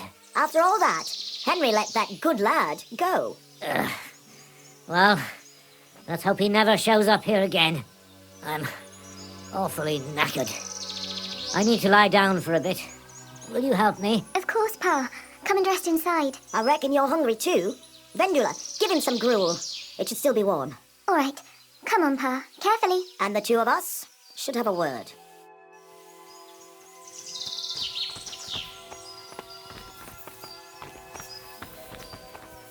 What did you want to talk about? I wanted to thank you for everything.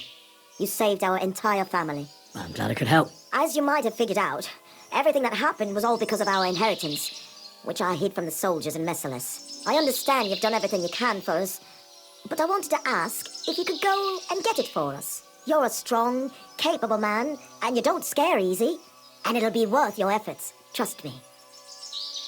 All right, I'll look for it. But you'll have to tell me where I'll find it. Listen, I'll tell you everything. My memory's not as good as it once was. Our house is the third one on the right when you follow the main road towards Visoka. Anyone entering the village goes by our house. Must have been about 2 days before the tragedy. The neighbour boy ran over and started yelling about how something was coming, that he'd heard it from the patrol on the road. No one believed him, not even his pa. After all, why would soldiers attack a monastery village, one far from their camp? It didn't make any sense. That night, though, I had a strange dream. I tried to put out a fire, but the more water I poured on it, the bigger the flames got. So I decided to hide all our valuables. Only I couldn't do it during the day. I was worried someone would see me. I put all of it in a chest, loaded it onto a handcart, and waited till nightfall. Did you believe your dream? Dreams are gifts from God. They can tell the future. Don't you know that? But anyway, when night fell, I snuck out the back of our house with a handcart, making my way through the hole in the fence next to the compost heap. Mikush was supposed to fix that hole a long time ago. But as good as he is with a needle and thread, well, when it comes to other work, you can forget about it. At least it made things easier for me. First, I headed right. Then I turned left, up the path, around the neighbour's barn. It's outside his fence. I had to stop there, because the neighbour's little brat was still awake and wandering around. Fortunately, he didn't see me. So I kept going past a low wall where two paths cross. There, I went left. Once I was safely out of the village, a dog started barking at me, so I had to pick up the pace. Instead of turning right down the path, I went straight into the field there. That handcart was damned heavy, and it was rough going off the path. I crossed the field, making it to the wood, but the wheel got stuck there. I couldn't go any further, and it was pitch black. I lit a lantern and dug a pit to fit that chest. Took me forever. When I was done, I could barely walk straight. The sun was coming up. I left the handcart and shovel there and went back the way I came. I hope those directions are good enough for you to find it. Why did you do all that work yourself? Why didn't your husband help? The fewer people know about it, the better. I didn't want to leave anything to chance. That's all I need. I'll go and find your inheritance. What's the story with your inheritance? My father, Old Man Svatos, was quite wealthy. He had 9 children. He wanted to be sure. Why did your father disinherit Ludmilla? She was quite flighty. She liked to have a good time, if you know what I mean. She was never without a man. Then she brought this hired hand home. Fanos was his name. She had to marry him, as she was in the family way. Svatos threw her out of the house without a second thought, heartlessly. And he never mentioned her again. Why didn't you help? Hanka said you didn't care about them. That you left them to starve to death. That's not true. I offered to help her. I found her a job, but it was in vain. She was mad. Sometimes something came over her, like she was possessed, and it got worse and worse. It seems Hanka has... How did Svatos? He was a good... It's no, sometimes... Why didn't he lost his father after he got hurt in the mines? He must have been... Fanos! A miner! Where did you hear? He drank so much, he lost his job. He's a... I hope... What do you think so of? At least some... I'd like to know... You know... My lord! Unfortunately, I'm so sorry to hear that. What would you like to know? I know... Like I said, we were prepared. The soldiers came from the main road. First the horse, then came a god. You said you were... I already told... And then... Did you know... Aye, when the forest fell under the... And now, it's our home. What was messed up? I wouldn't call... As more and more silver started coming out of the mines, people moved to work in Kuttenberg. It wouldn't surprise me if there was nobody left to work in the fields soon. But what can you do? That's a question for the custodian. And there's no reason to ask now anyway. Was there anything... What do you mean? Well... They didn't... Though, I reckon... I'm going for the... I'm sure me even...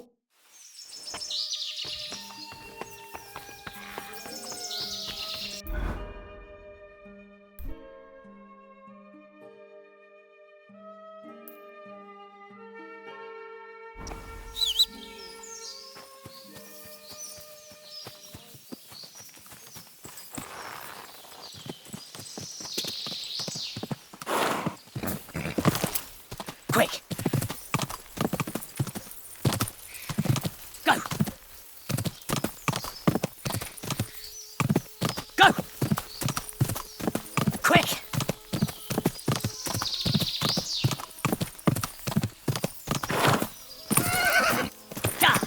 Quick!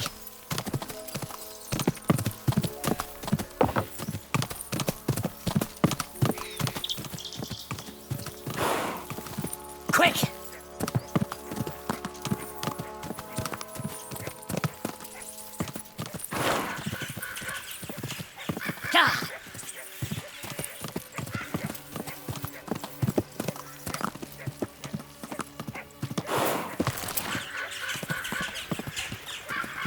This is where Mikish's family lives. It's a pretty big house for 3 people. I reckon they had a lot to be jealous of.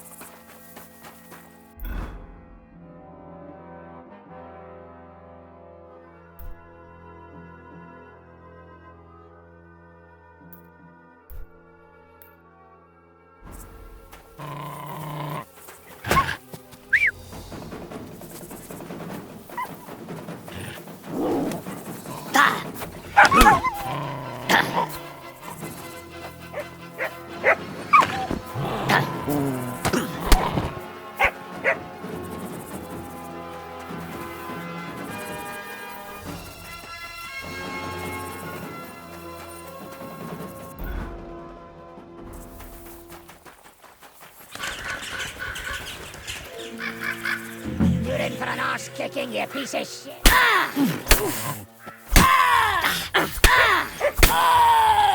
I've been waiting for you.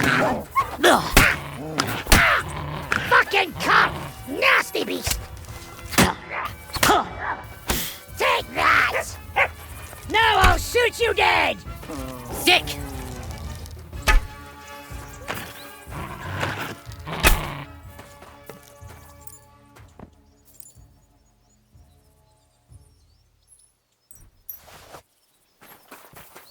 The lords are playing soldiers, and it's the ordinary folks that suffer. Just like in Scullets.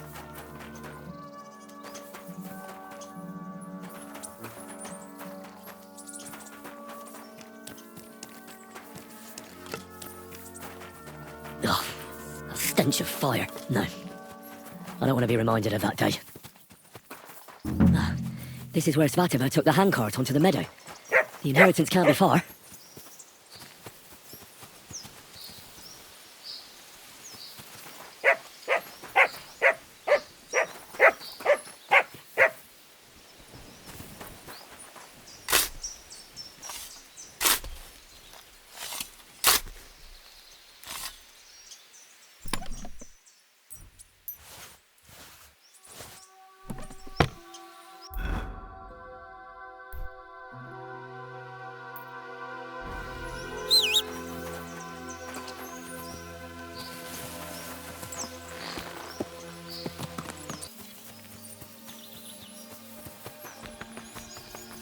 I was in Messeles and followed your instructions. And? Did you find it? The chest was buried by the forest, exactly where you said. Next to the handcart. My God! Thank you for everything. Vendela, Mikush, Henry has returned, and he found our inheritance. Finally! Some good news. Don't keep us waiting, Henry. Let's see what you have for us. Here's everything I found. Fabric, Groshen, and our ancestor. Nothing's missing. This fabric's as good as new. Think of all the money this will make. Finally, fortune smiled upon us. It surely has. I told you that once our ancestor comes back to us, everything will be like it once was. Thank you, Henry. Here's something for your efforts. If you ever feel like learning something new, Mikush here would be glad to teach you. So he teach me to play dice, eh? You can't learn dice. You have to have it in your blood. That's not what I meant. He's a tailor by trade, so he can show you how to mend your clothes. I reckon I could. Stop by, Henry. I'll find time for you. God be with you, neighbour. Greetings.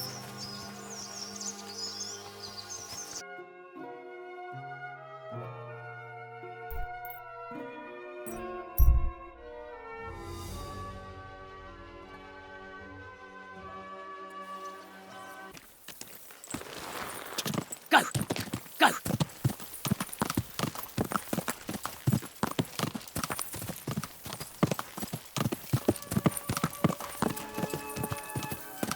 Cha! Quick!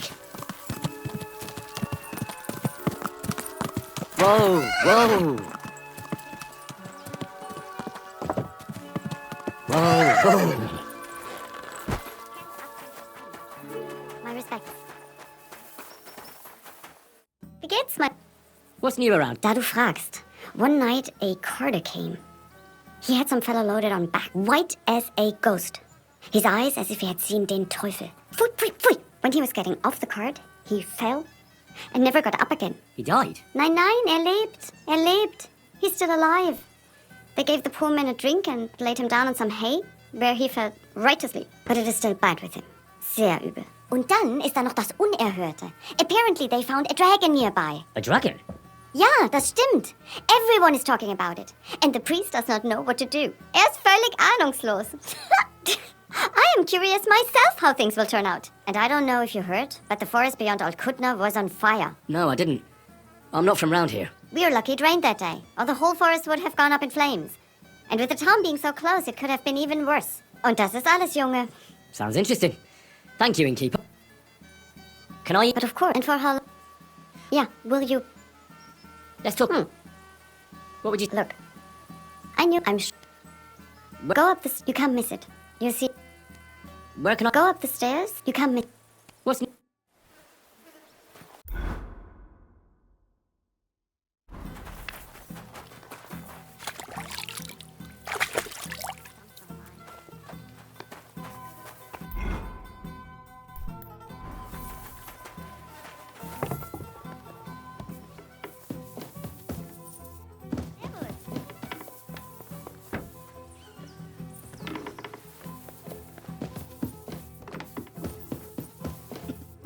Are you awake, my lord? Who are you? Have you come to finish me off? Take it easy.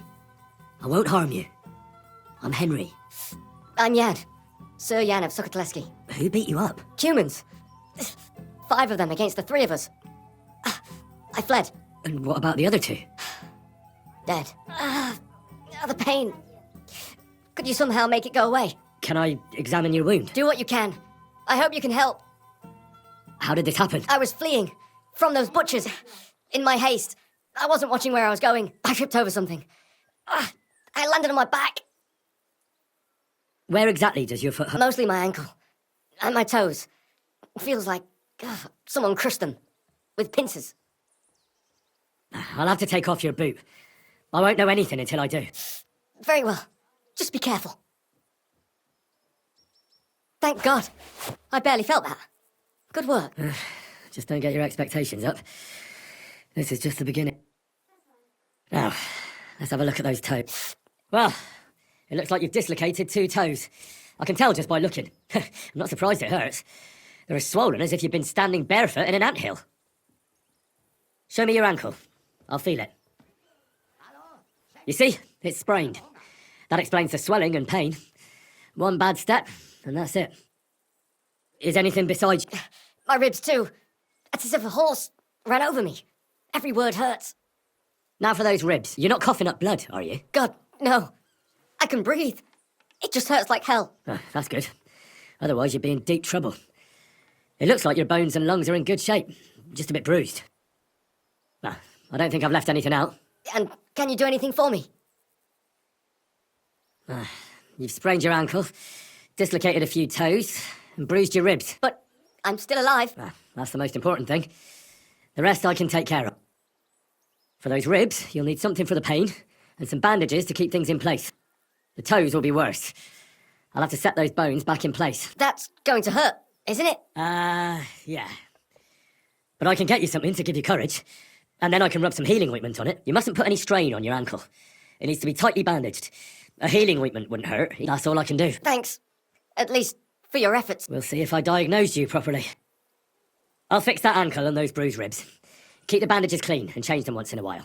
Very well. First, we need to straighten out those toes. The longer they stay dislocated, the worse they'll heal. Will it hurt? It won't be nice, but a little lick... Good idea. Maybe I could find... Give it here. To your health. Indeed. But I'll be glad if I can ever walk again. Let's do it. Clench your teeth. The pain vanished. It's gone. Or rather, it's almost gone. You're welcome. This should help your ribs and ankle to heal. Give it some time, and you'll be as fit as a fiddle.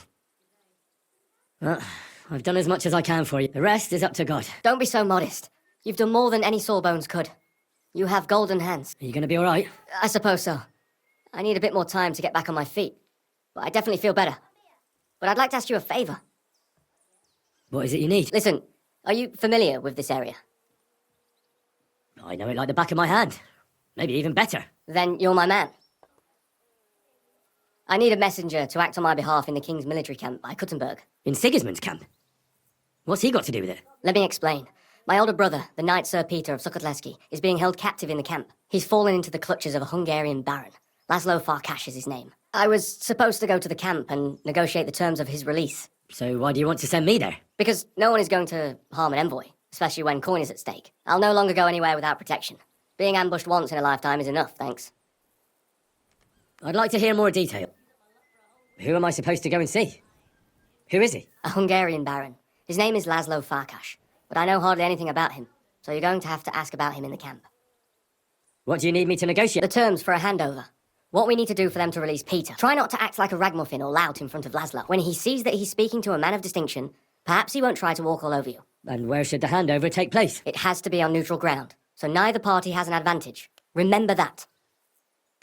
What should I know about Peter? Sir Peter, Knight of Sukotleski. He's several years older than I and fought in many great battles. He was always lucky, and nothing ever happened to him. But now, it looks as if fortune has abandoned him. What does Peter look like? He's as bold as an egg and has a scar on one cheek. A souvenir from a battle? Hardly. Once his horse was spooked and bolted through some bushes with him on the saddle. He nearly lost an eye, but fortunately, he only got that scar.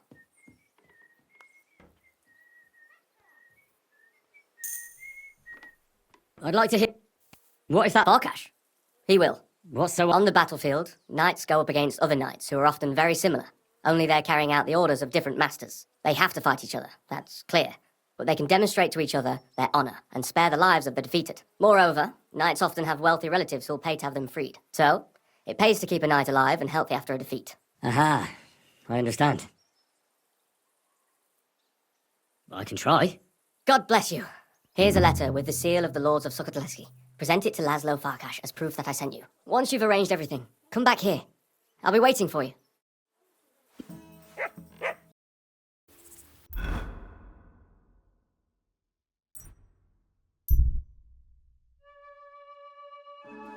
People like you. God be with you.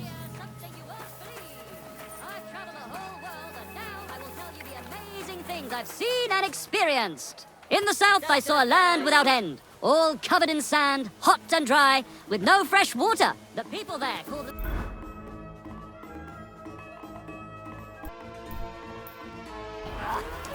Ow!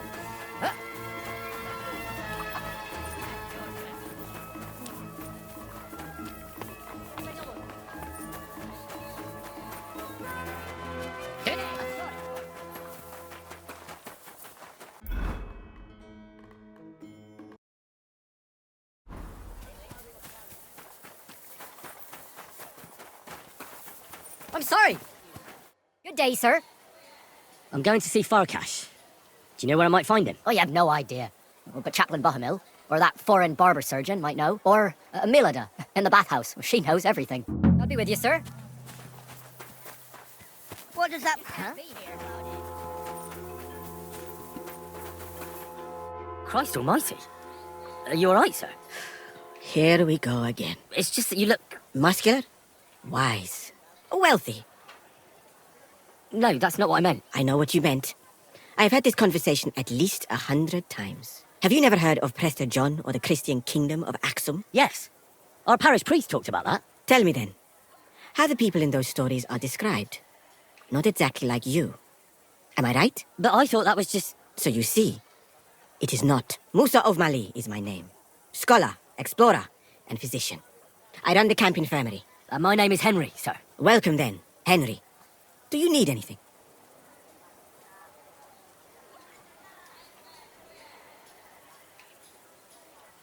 I'm going to see Laszlo Farkash.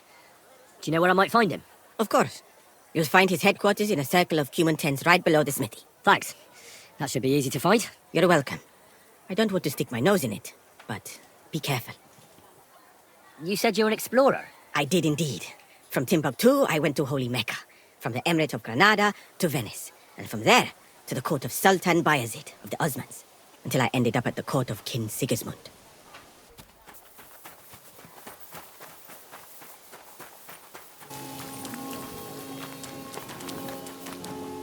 You shouldn't be bothering us here.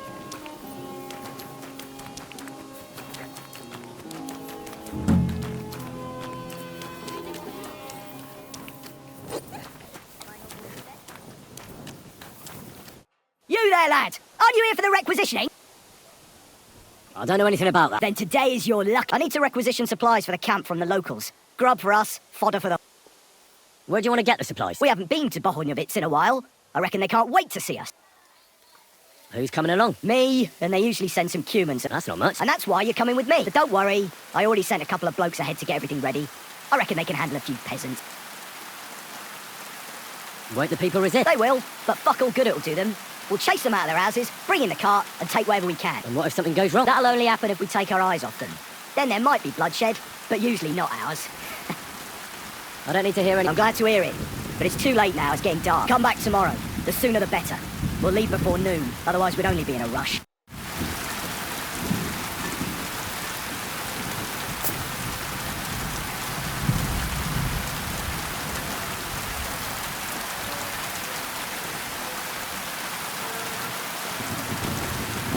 Mine. Help me with you.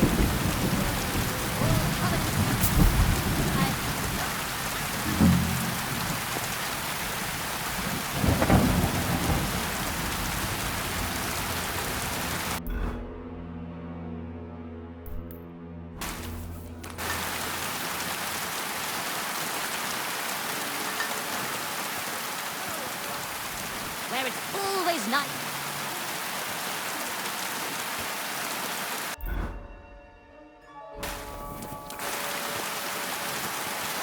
My respect!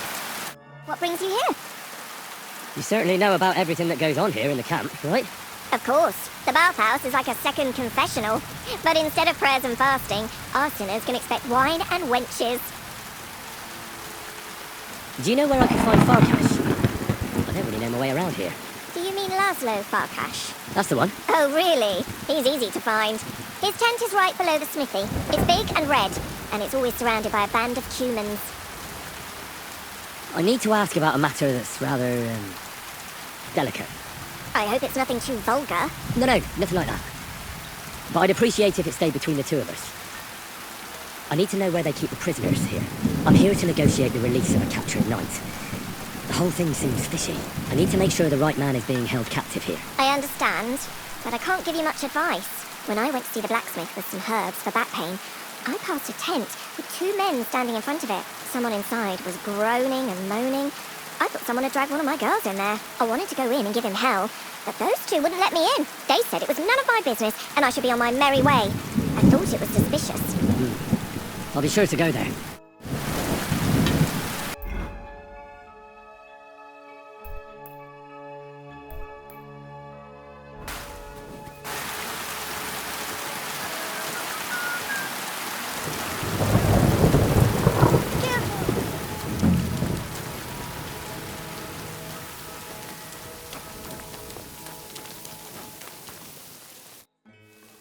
I'm looking for Baron Laszlo Farki. Near, Chator, tent. What does Laszlo look... Vörös és fekete. Uh-huh. And what would that mean? Vörös like, blood. És fekete like, night. Ah, colours. So he's wearing red and black? Igen. Which tent belongs? Big one. In front there is... Thanks.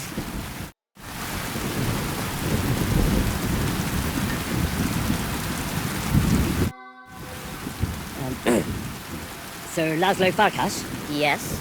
I'm here on behalf of Sir Jan of Sukatleski. My task is to negotiate with you the terms for the release of his brother, Knight Peter. Really? He gave me a letter with his seal. Here. Very well. Can we discuss the matter? Certainly. But please, allow me one question. Why has Jan sent an intermediary to handle such an important affair? He was attacked on the way here. He's injured, but not seriously. He's staying in an inn near Kuttenberg. That is unfortunate. The roads are dangerous. But let us get to discussing the terms of the exchange. I'd like to see the captive. Out of the question. Well, how am I to know whether you're really holding Peter of Sukatleski captive? Indeed, trust is essential to negotiating. I trust that you are Jan's envoy. That is also why you are still alive. And now, you trust me in return. But Jan will want... It is I who set the terms. And I say that you will not see the captive until the handover. Let's talk about the ransom. How much are you asking for? Let us be sincere with each other. What do you say? All right. Jan knew beforehand how much coin I would want for the night. But he still sent you here to haggle. He's trying to offend me. But there is one more thing to negotiate about. The knight's armor and weapons. They belong to me now. If I return them, I want to get at least a fraction of their worth. As far as I know, ransom isn't paid for a captive's gear. Jan wants him back in the same state as you took him, sir. Very well. Have it your way. The price remains the same. Where will the handover take place? Once you pay the ransom, you can come and get Peter of Suchotleski right here. We'd rather do the handover on neutral ground. To be on the safe side. Your master has given you exact instructions, has he? What is your idea then? Why don't you invite the knight to the tavern by the oak? There'll be plenty of witnesses there, and we can sort this matter over a few beers. Where in the name of God did Jan dig you up? I do not intend to deal with a matter of their significance in an alehouse full of drunkards. I know of a much better place. On the hill between Miskovitz and Horshen, there is a mill. It is visible from far away. You can't miss it. We will have peace and quiet up there, and no one will be able to overhear what we are saying. Sounds good to me. Once you leave, send the boy from the inn to the camp. He delivers supplies and we'll know who to give the message to. That should be everything.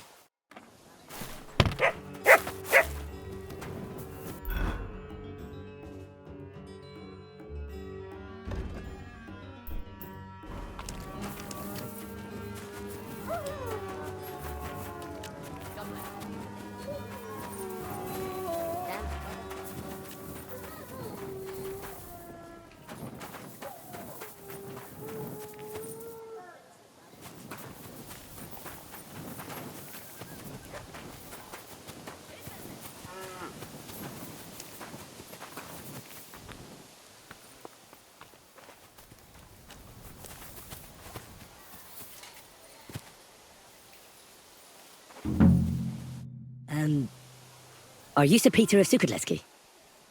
No, I'm not. I'm Hinnock of Hobser. Oh, Sakra. I'll have to keep looking. Wait! That name sounds familiar, though.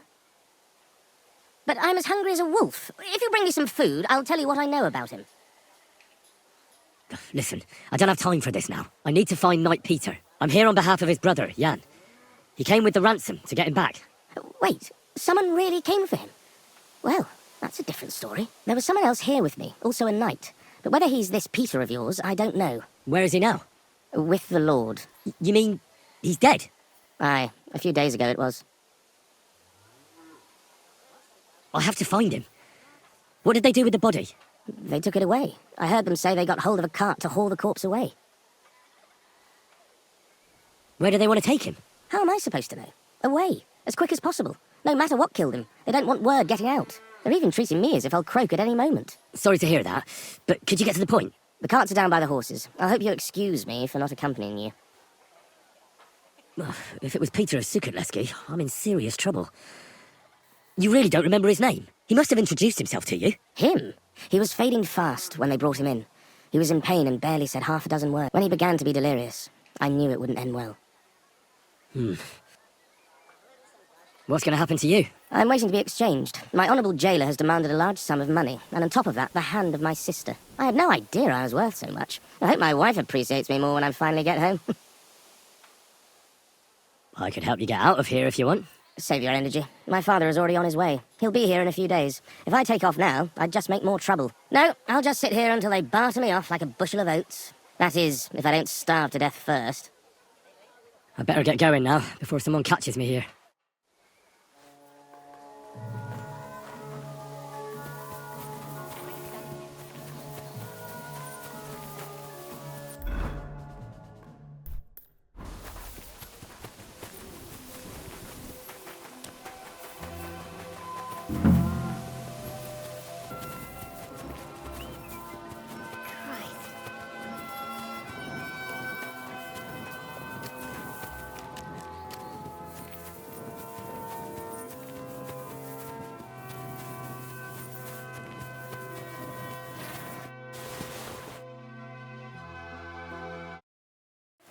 Yeah, this is definitely Peter. Jan's not going to be happy about this.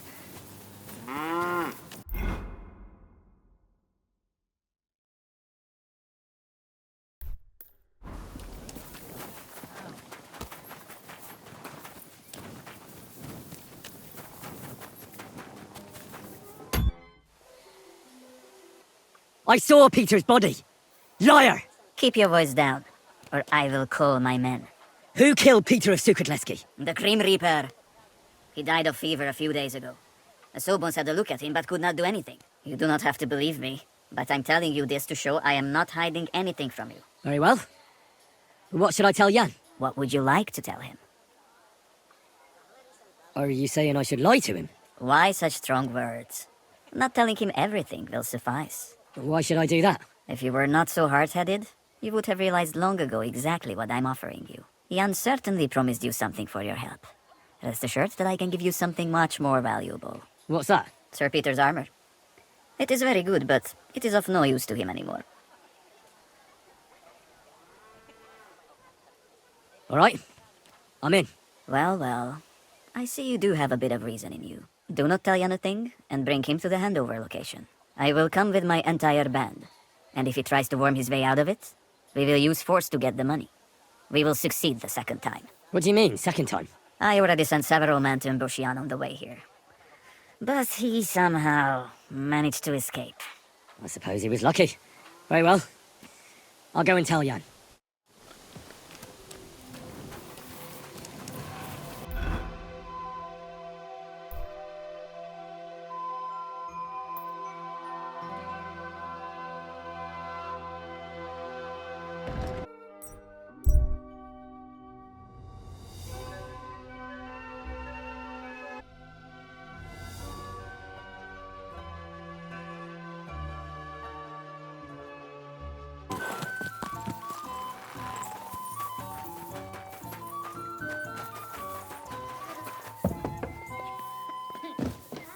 Grüß dich.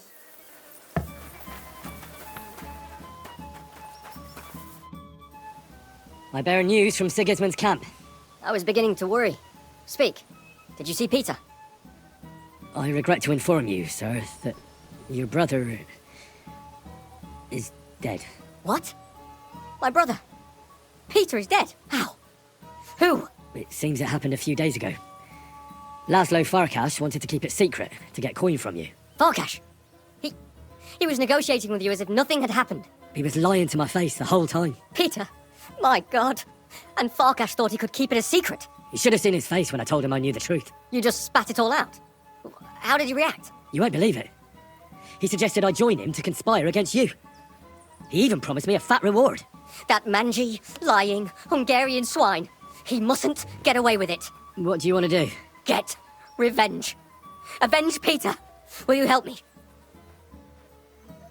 I've sent a few men like him to hell already. Laszlo won't be an exception. Thank you. I'll never forget this, but we'll need more men for the job. Many more. How do you want to do it? We'll play along with Laszlo so he expects nothing. Did you agree on a place for the handover? Aye. Somewhere beyond Horshan. Near the hill with the mill on top. Very well. We'll draw that rat out of his camp. And then, the trap will be sprung. I think I know someone who could give us a hand. Who? I know some people from the Kuttenberg sword fighting brotherhood. How well do you know them? I probably know Master Menhard and his apprentice Arn the best. That doesn't sound bad. We could make good use of a master swordsman. I can't think of anyone else at the moment. But maybe someone will occur to me. All right. Go now. I'll wait here for you.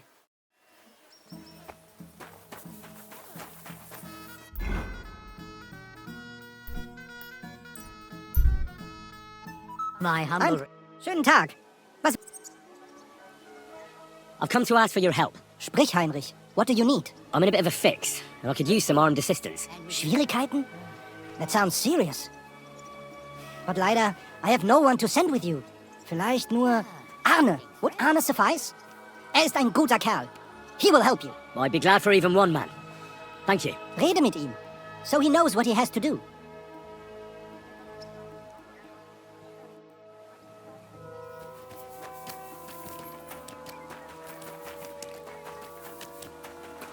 Guten Abend. Was braucht... I see you're on... Yeah. What about the eye? Good, Heinrich. I see healing skill of mine, and I think my injury teach me discretion and humility. Those are wise words, but it wouldn't be a bad idea to get a proper helmet. Best with a visor. I'm sure you'd look great in a hound skull. Ja.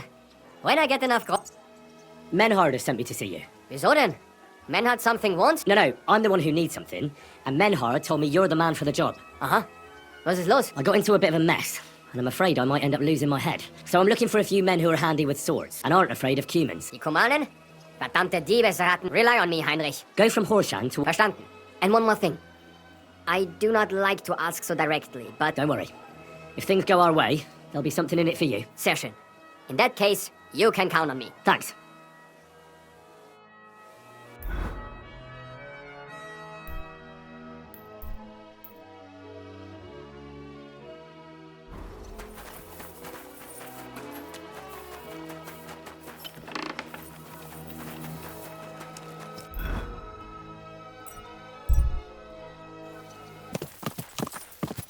Whoa! You're always...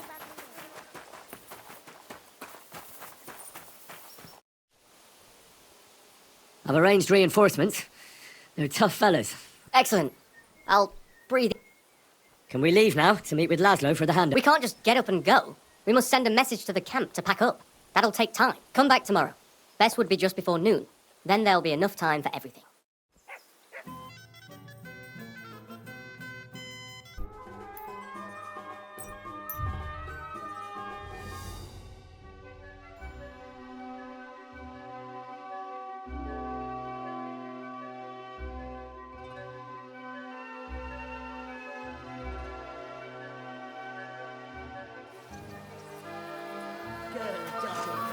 Good boy.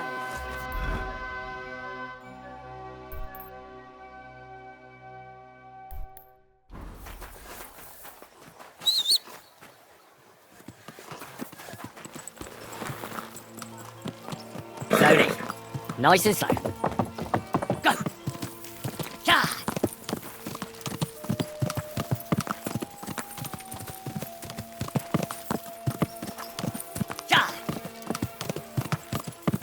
quick!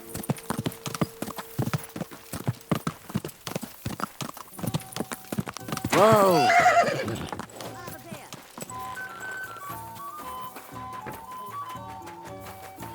Give me something to My eat, head and thanks. my guts hurt. Can we? We can. So, let's go. But first, we have to send that boy to the camp. I'll take care of it. Then we'll leave straight away.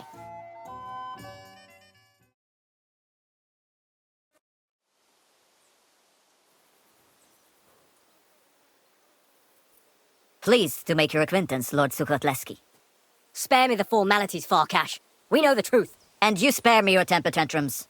They might have worked on your mother, but we are all grown-ups here. I won't be intimidated anymore, especially not by some Hungarian butcher. If you have even a slither of honor, you'll give me my brother's body and his equipment without delay. If you don't cause any problems, I might give you a part of the original ransom. Dare to object, and you won't see a single groschen. I thought I was ready for anything, but I never would have imagined this. Sarian, my patience has run out. Either you will pay the ransom in full, or you will join your brother. Come on then, you horsens! If you think I'm afraid, you're gravely mistaken. If we survive this, there's a reward in it for you. Wait, Henry? That is your name, right? Don't listen to him. I have nothing against you, and I see no reason to kill you. But if you protect that wretch, I will have no other choice. Join me, and you will live. He's just playing us.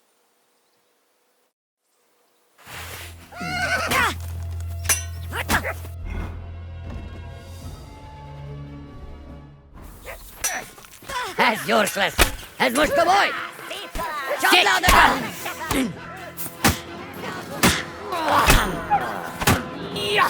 Yes, I know.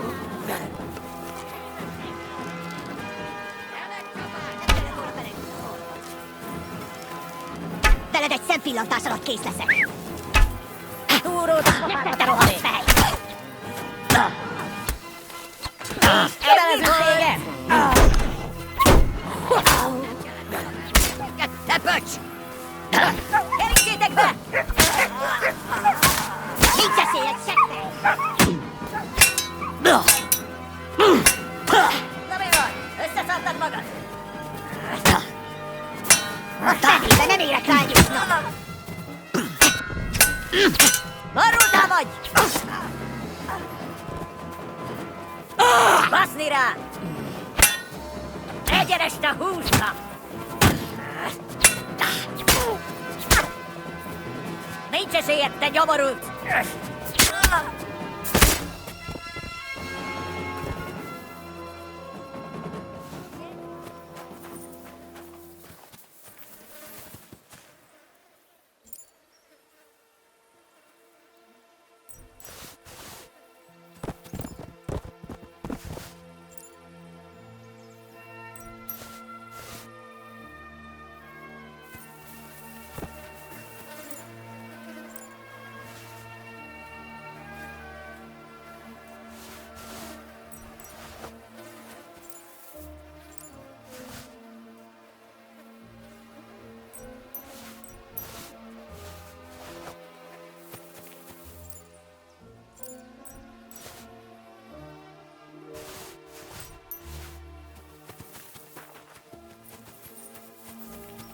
Stop fooling around. That's right. Sakra. I have the feeling I can now hang up my hat as a messenger. Yes. We should head home.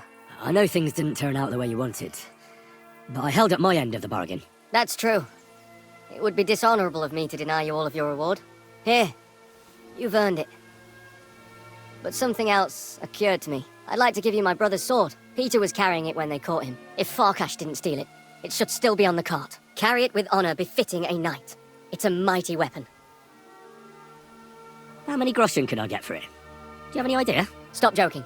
This is a serious matter. One more thing.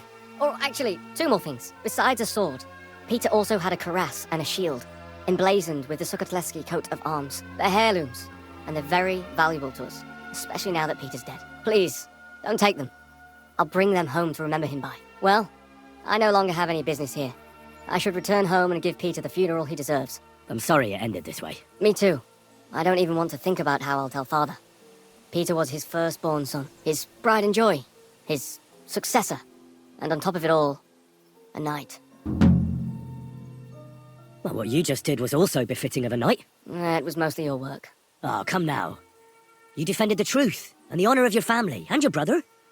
Your father can be proud. If you think so. I'll be going now.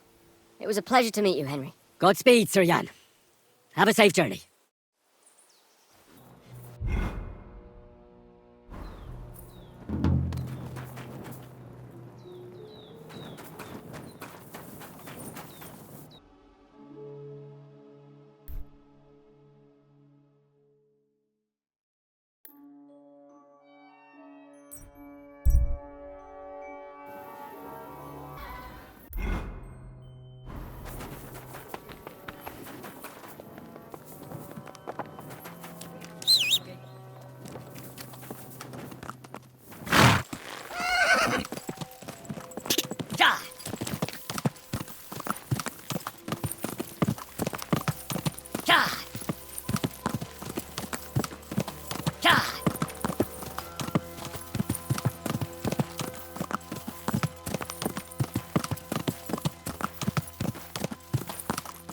Whoa.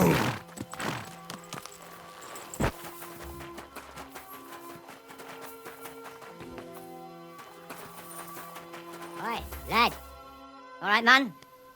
Was there something you wanted? Maybe. Maybe not. We'll see. What's your name, pal? Henry. Kvietoslav. Pleased to meet you.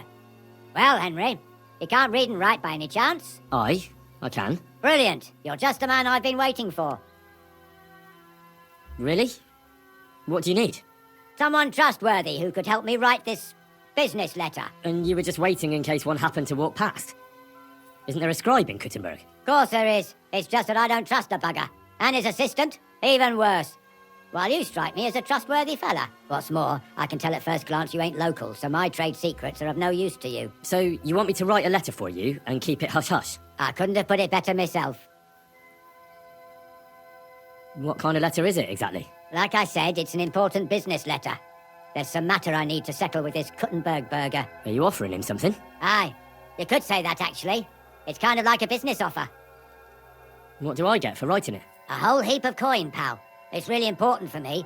I don't mind giving you a groschen for every word. Really? How long will the letter be? Very long. There's a lot I need to say. All right. I'm certain we can work something out. Brilliant.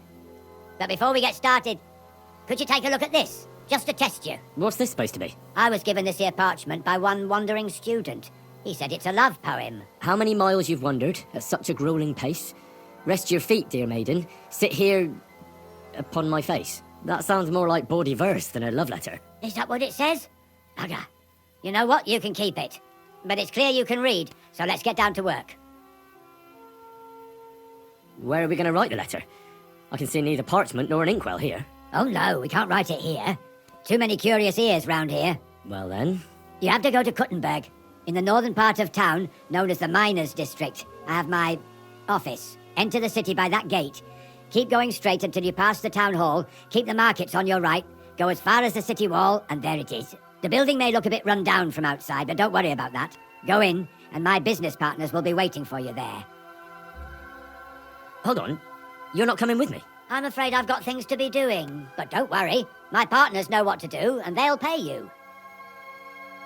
Right, so I go to the city, and in the Miners' District, I find your office. Well, they'll dictate the letter to me and pay me. That's right. There's one more thing, though. Tell them two in the office that justice is worth more than silver, so they know it's me what sent you. You have a password? Why? You know, when coin's at stake, you can't trust anyone. But that's enough chit-chat. Off you go, don't keep them waiting, and welcome to the world of Kuttenberg businessmen.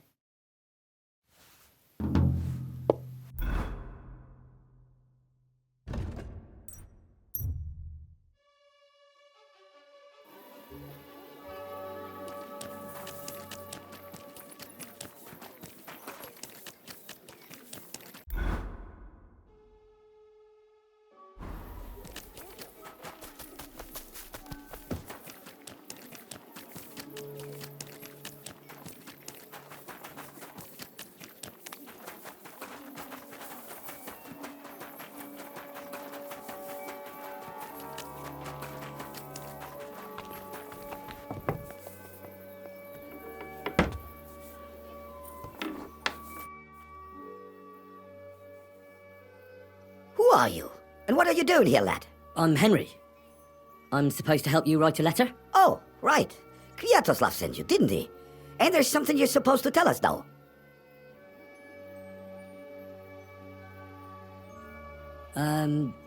Justice is worth more than silver? Great. You know the password. Let's get down to it right away, shall we? First, tell me why there's all this secrecy around this letter. And why are we meeting here? It doesn't look like an office. Well, that's the way it's done in Kuttenberg. There's a lot of coin at stake, so we take precautions. And secrets that everyone knows are no secrets. But you don't mind getting a complete stranger to write the letter? Of course we mind. But what choice do we have? If Kviatoslav sent you, we'll take the risk. All right. Let's get to it. Right. A nice, polite beginning. Greetings, Master Markhold. I hope you are in good health. And good spirits. And likewise, your wife. Never mind his old woman. Is he even married? A prick like that would bully a woman to death. Write this. You fucking arsehole. Release him and pay up, or we'll fuck you up. We can't be so brutal. We have to be more polite. Markhold is a merchant. He's all about coin. We need to, sell it to him. He ain't no merchant. He's a murderer. What do you think Thomas went off to see the world in his old age? He got rid of him when we started getting suspicious. So? Thomas was a bastard anyway. I'm just saying we have to stick it to Marco brutally, so he doesn't think we're afraid of him. Bollocks. If we do that, he'll think there's no talking to us. We have to do it with a silver tongue. Suit yourself. For all I care, you can just draw the fucking thing. It'll be shit anyway. Well, do it like I said. So, dear Master Markhold, I hope this letter finds you in good spirits. I'll make it sound a bit more refined.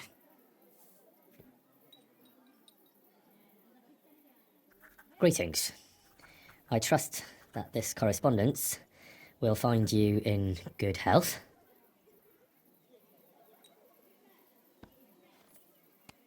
Done. Next. We are writing to you about a serious matter concerning our deal. That you fucked us over on, you cheating scum! Would you please let me compose this letter? All right, forget I spoke. Now, where was I?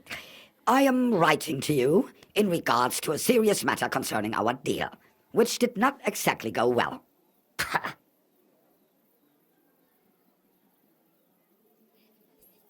You tried to trick us last time. God help you if you try anything like that again, you bucket of shit. What's next? Right. What was it I wanted? To get to the point? Why don't you get to the door and fuck off? If you keep sticking your nose in, we'll never get it written. We'll never get it written if you don't get to the point. But suit yourself, I'll shut up. So, it didn't end up well.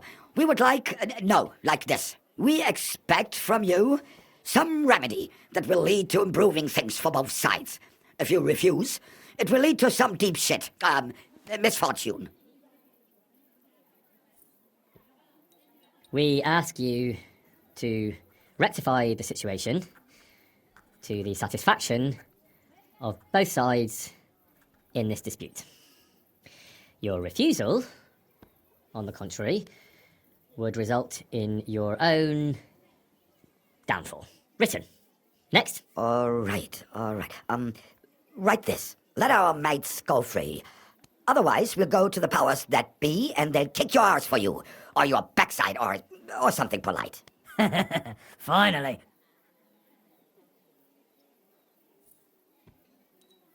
Free our captive brothers. Otherwise, we shall report your dishonesty to King Sigismund, and he shall see to your prompt punishment. Carry on. Aye, once they return to us safe and sound, we'll clear off and you'll never see us again. And your secret will be safe. Ha! You don't really believe he'll let us go just like that? Why not? If we disappear, he'll be out of danger. Him and his silver. He'll be safe as long as he kills us. Shut up, you idiot. You shut up, you fool. Once our brothers have returned to us safe and sound, we shall vanish from these parts, and you shall never hear from us again. Done. Maybe some polite parting? Like, go fuck yourself, shitbag. We can't put that in the letter, surely. That's definitely not done. We'll do it politely. Yours trustingly in your wise decision, the Mining Brotherhood. With regards and trust in your wisdom, yours, the trustworthy men of the honest Brotherhood of Miners. That's that. The letter is finished. Great. Give it to me so I can seal it and have it delivered. We are grateful for your help. We are. And we're sorry for what we have to do now. Can't we just leave it be? He knows too much. What if he goes to the bailiff? I'd be no good to him anyway. Does he know about our camp on Sukov Hill? Kurva. I shouldn't have said that. You must be the biggest idiot in the region. There's no way we can let him go now. Fuck. Yeah, sorry, lad. You're out of luck, I'm sad to say. Why are you laughing? Have you gone mad? You two want to kill me? Are you serious? We've been breaking rocks all our life. They're a lot harder than a bloke in a bit of armour. Maybe so. But rocks don't usually fight back with iron, do they? If I hit you hard enough, you'll shatter as well. Cut it out. He's right. We're no match for him. What now then? Will you let me go? What if we pay you extra? We might still need you. After you just wanted to kill me? What do you want? For you to take the letter to Markholt and give it to him. Are you mad? You don't believe him, do you? I believe he could kill us. Well, will you help us? All right, I'll help you. Agreed. Take the letter and deliver it to Master Markholt of Loney. He lives in a big stone house on the lower marketplace, next door to a tailor's. Got that? Just make sure you don't tell him anything. Some miner gave you some coin to deliver a letter, and you did it, because you're a decent fella. You don't have to wait for a reply, but watch how he reacts to the letter. If it goes well, and Markholt lets our mates go with them to Sukov. There'll be a nice pile of silver waiting there for you. Don't you worry. But if you betray us, there'll be a nice sharp blade waiting for you instead. And if we see you going to the bailiff instead of Markholt's place, you're a dead man. All right. I'll hand it over. Keep my mouth shut. Mum's a word. Don't worry.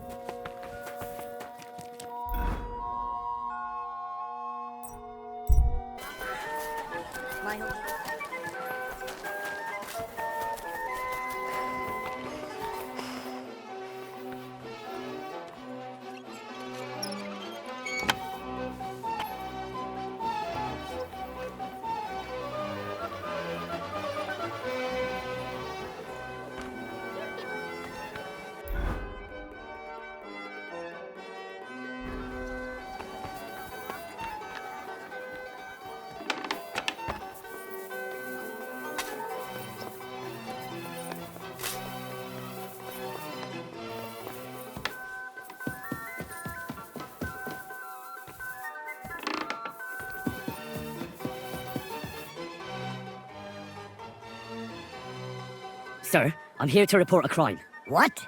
Was sagst du da? I admit I don't know much about it, but Markholt of Loney is involved in some dodgy business with local miners. I have a letter here the miners were going to send him. Maybe it'll mean more to you than to me. This looks useful. Do you know where these miners are hiding out? They've got a hidden camp somewhere on Sukov Hill near Grund. But what about Markholt? Don't worry, he'll get what's coming to. But it will be easier if one of those miners confesses first. Here's deine Belohnung, a reward for your service to the king, lad. It was an honor, sir.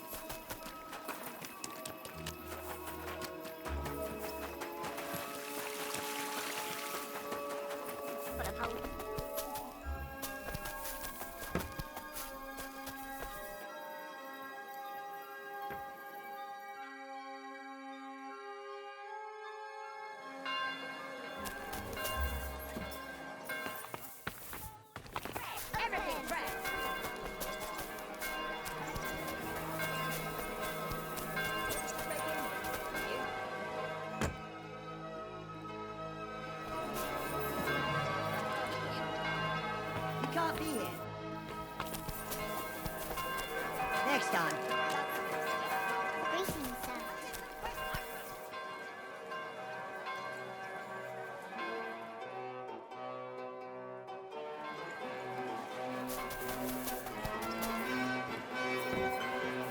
Hey!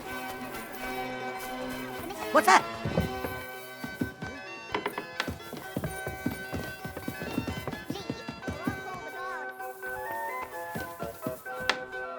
Must be mad.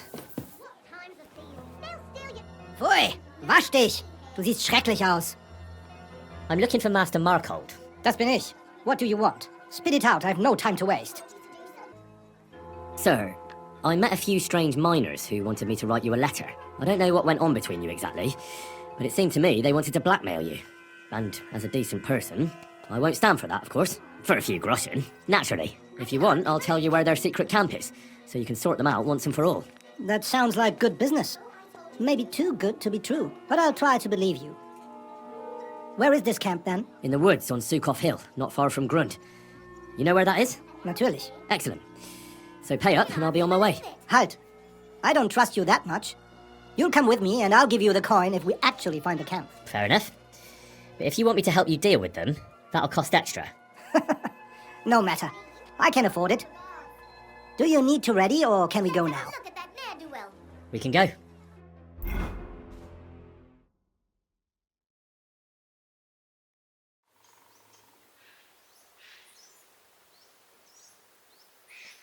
Ausgezeichnet. I found you at last. For a while I was afraid you'd escape. Fuck! How did you find us, you bastard? Did you double-cross us, lad? Double-cross is such an ugly word. Let's just say I got a better offer. It was only a matter of time before I found you anyway. So what now? Have you come to kill us all? You're all long dead anyway, meine Brüder. You just don't know it yet. Get at them! Might be more of them, but we'll take them down two at a time.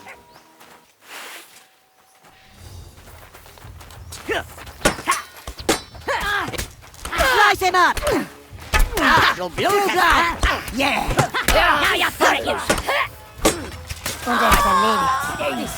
At least it stopped the bleeding. God bless. Ja. Servus.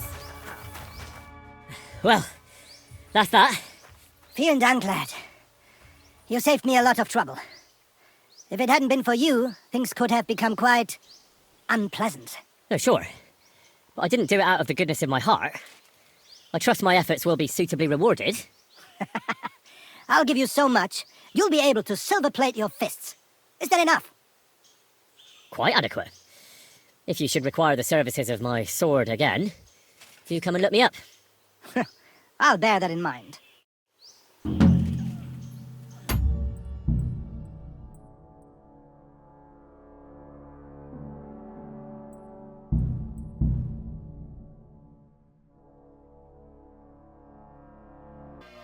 Some fella gave me this letter and said I should give it to you. Was? What fella? What did he look like? Heads, 2 arms, 2 legs. Looked like a miner. Give me the letter. That sicher must be them. Interesting. I'd never expect any of them to be able to write. But whatever. The main thing is, what to do about it. Were you told to wait for a reply? No. They said they'd know straight away if you'll listen to them or not. Wirklich? If that is how it is, I should listen, no? And fast. What should I do then? You? Right.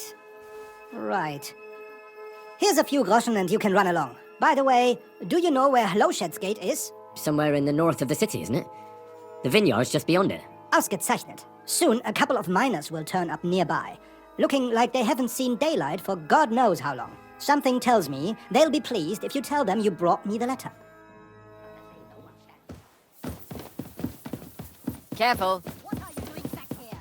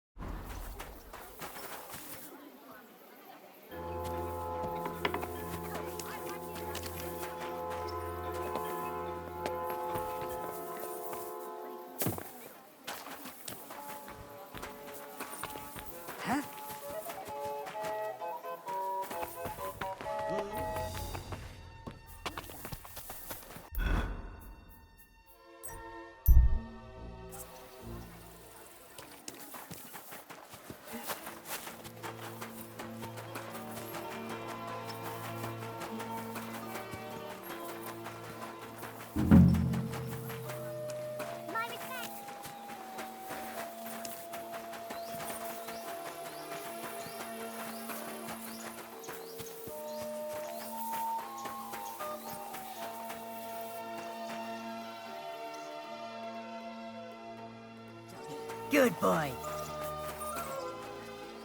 You must be Kviatoslav and Myslibor's mates, eh? You're free at last. I reckon you know where to go now, right? Well, aye, we do, but who the hell are you? A messenger, and a good Christian. I brought the message that secured your freedom. Really? I owe you one then, pal. Well, you can thank me later. Now we should all vanish quick, before Markhold changes his mind about letting you go. You're right. Are you going with us? Sure. I'll go right along with you. I was promised something anyway. I'd say you've earned it. I was beginning to think we were done for. Let's go then.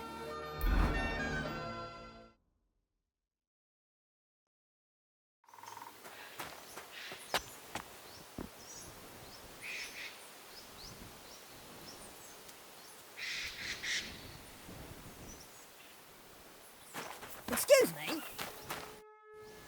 Right. Job done. Letter delivered. Markhold didn't even get too angry. I'm surprised. That fucker's a sneaky bastard who'd seize Jesus Christ himself if he thought he'd have something out of it. Well, I'd never have thought it of him. He just sat there smiling. Smiling? Christ, laddie, that sent shivers down my spine. Just when I thought we were in the clear. Ah, come on. What are you afraid of? After all... What was that?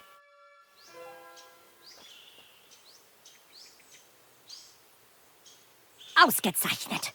I found you at last. For a while I was afraid you'd escape. Fuck! How did you find us, you bastard? Did you double-cross us, lad? What? No, this isn't my fault. Nobody had to double-cross anyone. I just had to have you secretly followed.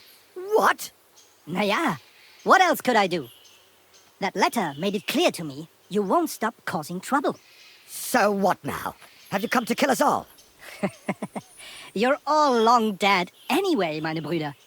You just don't know it yet. Now, kindly shut your mouth, Markhold. You're giving me a headache. You won't have a head to ache soon. At them! We'll trample them under our hooves again. The old man has no mercy. I'll be done with you in a flash. What are those fancy moves, for fuck's sake? Scheiß drauf. Nice hit! You're no match for us, fucker! You got it! Next! No mercy! Down, fucker!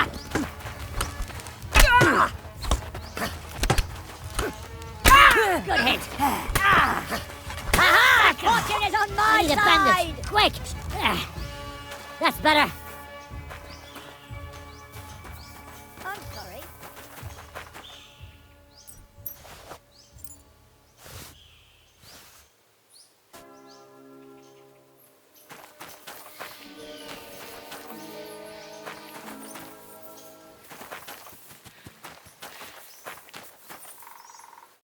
Whew.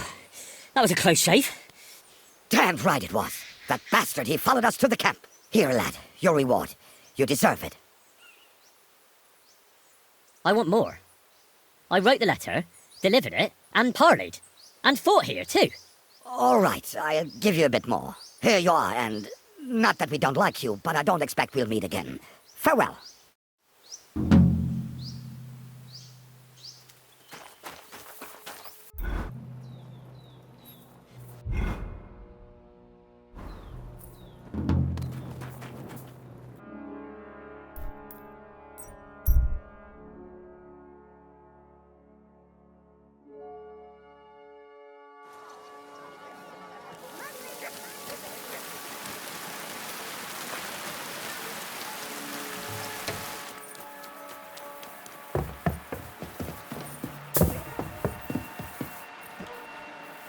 I'll be right there. You said you needed some help with something. What's going on? Something's happened. A real mess. And I need help from someone reliable. What is it? When I was fishing around for information about Liechtenstein, I cast the net a bit too wide. And one of the servant girls I've questioned was just found dead. You think she was killed because of you? I don't know. If I did, I wouldn't be asking you for help.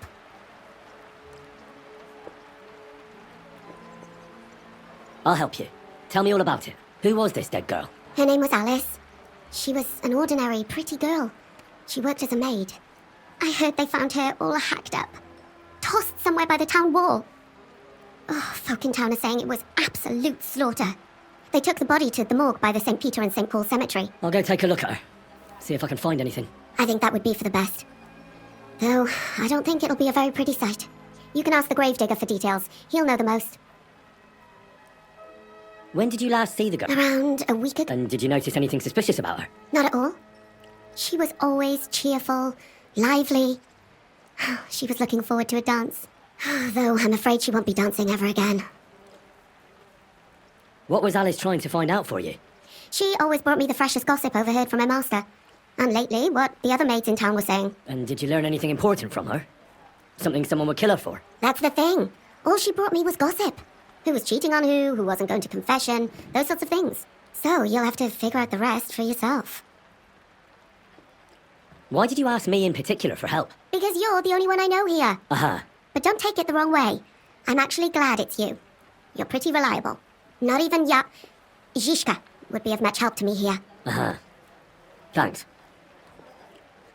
Do you think there could be something bigger behind the murder? I don't know. Maybe she just got caught up in something.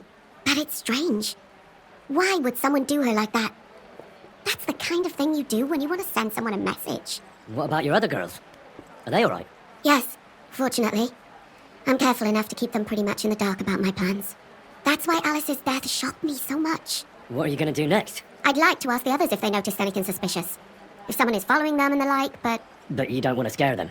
I'm scared myself. For them. Maybe nobody knows about them yet. If someone was to follow me, I could give them away. And I can't risk that. I don't want anyone else to die because of me. What if I go and see them?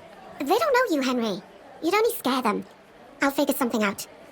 In the meantime, find out everything you can about Alice. I know everything I need. Good. Go to that graveyard, talk to the gravedigger, and take a look at that poor girl's body. In the meantime, I'll try to find out more. Then we'll put it all together, and I'll be damned if we can't come up with something. Certainly. Have no fear.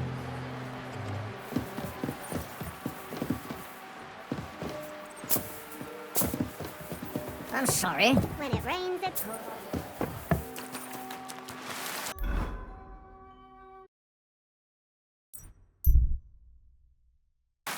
You have a kind master, eh, Toby?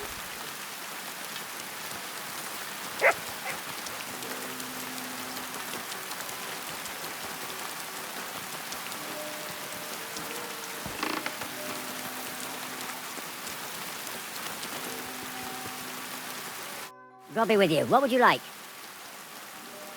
You must be the local gravedigger. That's right. They call me František. At least them that can speak do. I'm Henry. Greetings, Henry. What do you need? I hear there was a murder here recently. Some young girl? True. She's lying in the morgue. So who the hell are you? Another gawker? Another? Why would anybody come to look at her? People ain't got no respect. As soon as news spread about what was done to her, folk are always turning up to have a gawk. So if you ain't one of them gawkers, you must be one of them other types. Well, no, you can't shave her. No thumb for a souvenir. I don't want to take anything. I need to find something out. Like what exactly? Who killed her? Why? Someone killed the poor girl. You can't just let the murderer get away with it, can you? Well, what do you plan on doing about it? Find out who did it and bring him to justice. Well, if that's the way it is, and you really want to help them lasses, it's true that Lumiere ain't shown no interest in her yet. But I wouldn't expect that from him no more. Who's this Lumiere? Another one of those gawkers and collectors? No. He actually tried to help. Help? How? Well, he was investigating them others. Right. You said she wasn't the first. Aye. We had a couple of similar cases. Lumiere said they was all killed by the same murderer. And who is this Lumiere? He used to work for the local bailiff. I think he knew the first one what was killed, but that was a long time ago. Do you remember how many girls were killed? You mean you don't know nothing about it? Here, even the sparrows are squawking about it. I haven't been in Kuttenberg very long. I see. There's been one every few weeks for the past year. Do you know where the last one got killed? I heard some talk about it when they brought her here. But what do you want to do there? Look for clues. Footprints, blood, Anything? That can help you. That's worth a try. I heard she was killed by the town walls, close to the hole in the wall, a dodgy tavern in the Hoprink neighbourhood. Thanks. What's this Lumiere got to do with this? Well, like I told you, he used to work for the bailiff. I think he was a scribe. A scribe keeps records in the Black Chronicle. Though I've never heard of one doing his own investigations. Well, the old bailiff wasn't all that interested in the common folk. But Lumiere, he was quite helpful. Folk heard about it and went to him with whatever was troubling them. I'd like to speak with Lumiere. Do you know where I can find him? At his home in Bohemia Street, that's near the church. You won't find him at the bailiff's no more. I don't know exactly why, though. Seems he had some quarrel with the bailiff. Thanks. You've been a big help. It's my pleasure, especially helping someone from the land of the living again. Actually, wait a mo. Speaking of the living, there's a girl what comes here and grieves over that dead maid. I think her name is Barbara. And do you know where I could find her? She said she serves in one of the burgers' houses. So either there or in the morgue with that poor dead girl. Thanks again, Master Gravedigger.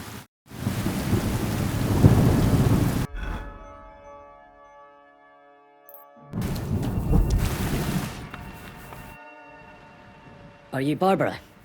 I'm told you knew Alice. Alice? Aye, she was almost like a sister to me. We served together for years, in the same house. Why'd you ask? Who are you? I'm trying to find out who did this to her. I'm afraid the killer might want to go after my friend as well.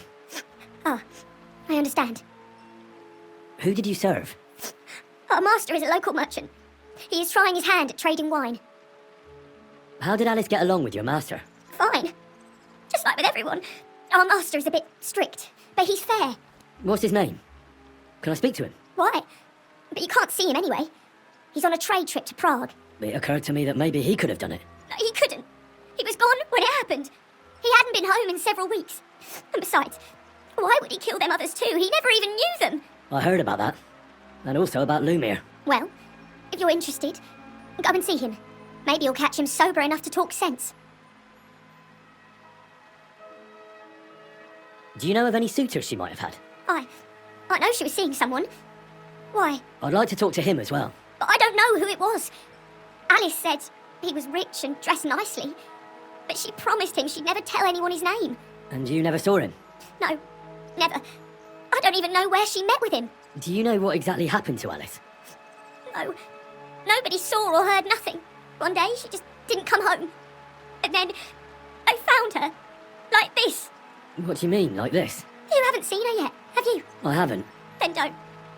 It's a horrible thing to see. She was such a pretty girl. She had such beautiful brown hair.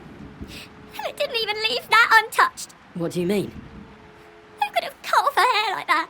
And why? None of it makes sense. So, I'll leave you to mourn in peace now. So, let's see what we have here.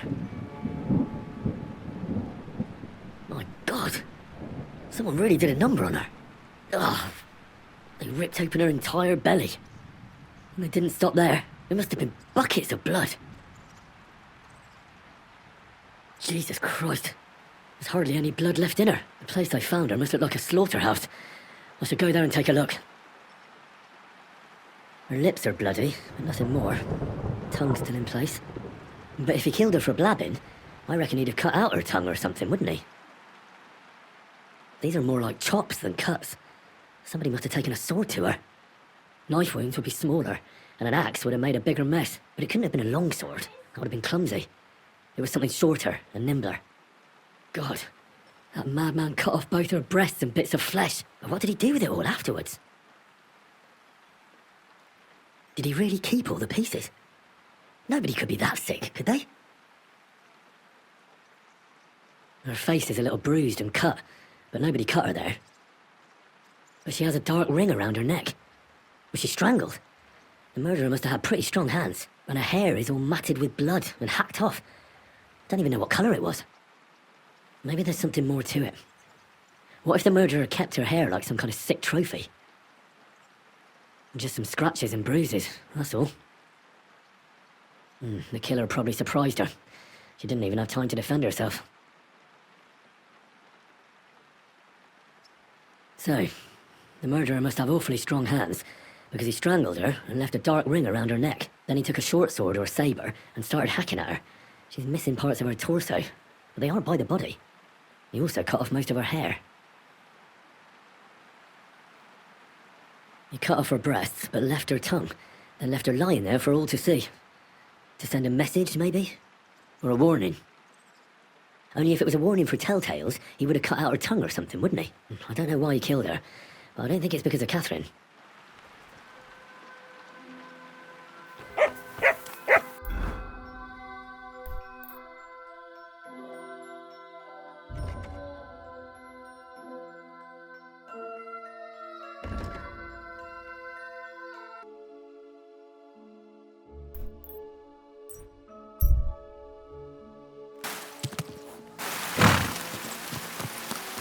Easy, easy. Nice and slow.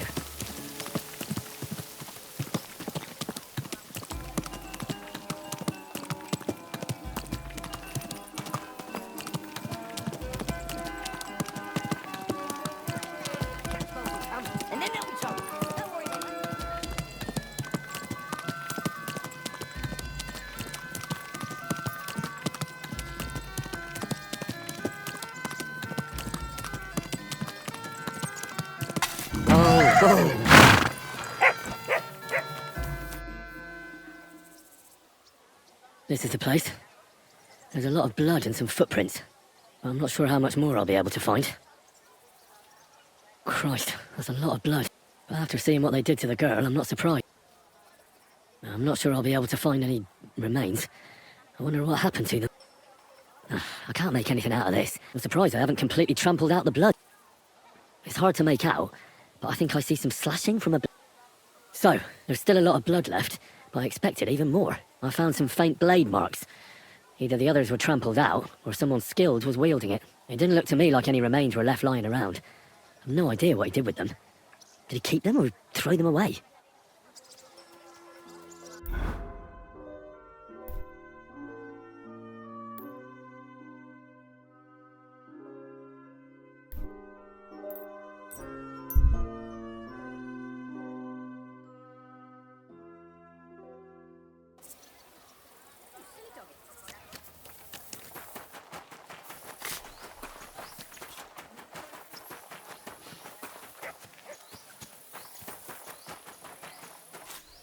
Lumiere? Oh. Christ, my head. Not so loud. I need to ask you something. I said not so loud. I have a splitting headache. That's some hangover. He's useless to me like this. Unless I'm willing to wait for him to sleep it off, I'll have to get him some kind of cure or potion. Nothing like a little hair of the dog that bit you. More booze. Christ. Drink up. It'll make you feel better. Better already. Wait, what? Who... What are you doing here? Who are you? My name is Henry. And what do you want from me? I'm trying to find out who killed a certain girl. And I was sent to you. To me? What for? Are you Lumiere from the rat house? The scribe? I used to be. Now I'm just Lumiere the madman. They say that about you. Why? Because I was just on some wild goose chase. And what came of it? Absolutely nothing. But I need your help. If I were you, lad, I'd leave it be. You can't help that girl anymore, anyway. You'll just end up hurting yourself. Come now, Lumiere. Poor girls. Nobody was all that interested in it, except for me. We let it be in the end. We let a monster walk among us. No way. You can't solve this yourself. I'm not doing it for myself. I'm afraid he might kill one of my friends. A friend, eh? That's not good. Not good at all. I searched high and low. And what did I get out of it? Just mockery. What makes you think you can find out more than I did?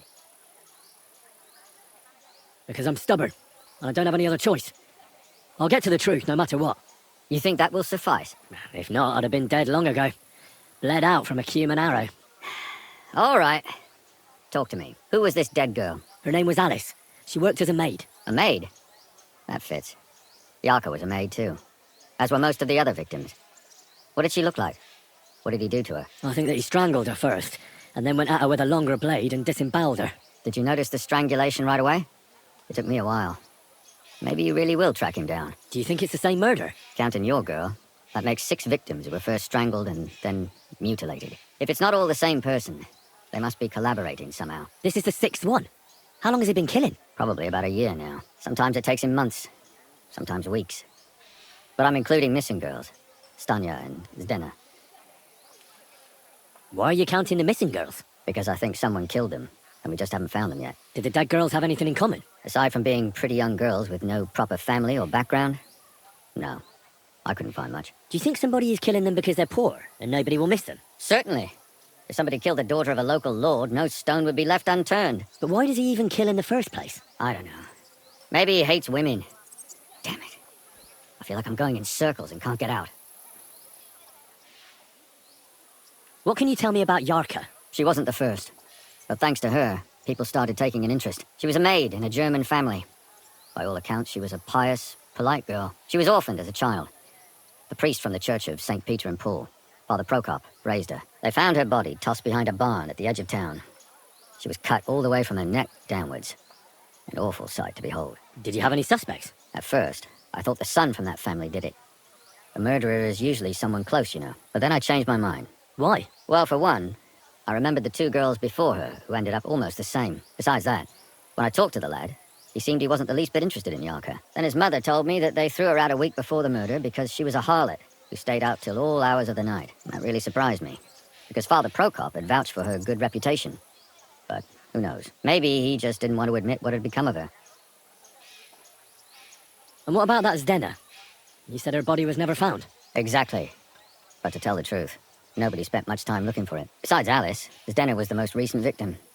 It's only been a few weeks since she went missing, but I suppose nobody wanted to do any more digging. But if her body was never found, how do you know she was killed? Because she was the same type as the other girls. Maybe the prettiest of them all. Young, beautiful. A real live one. Lively as the devil. She was a thief.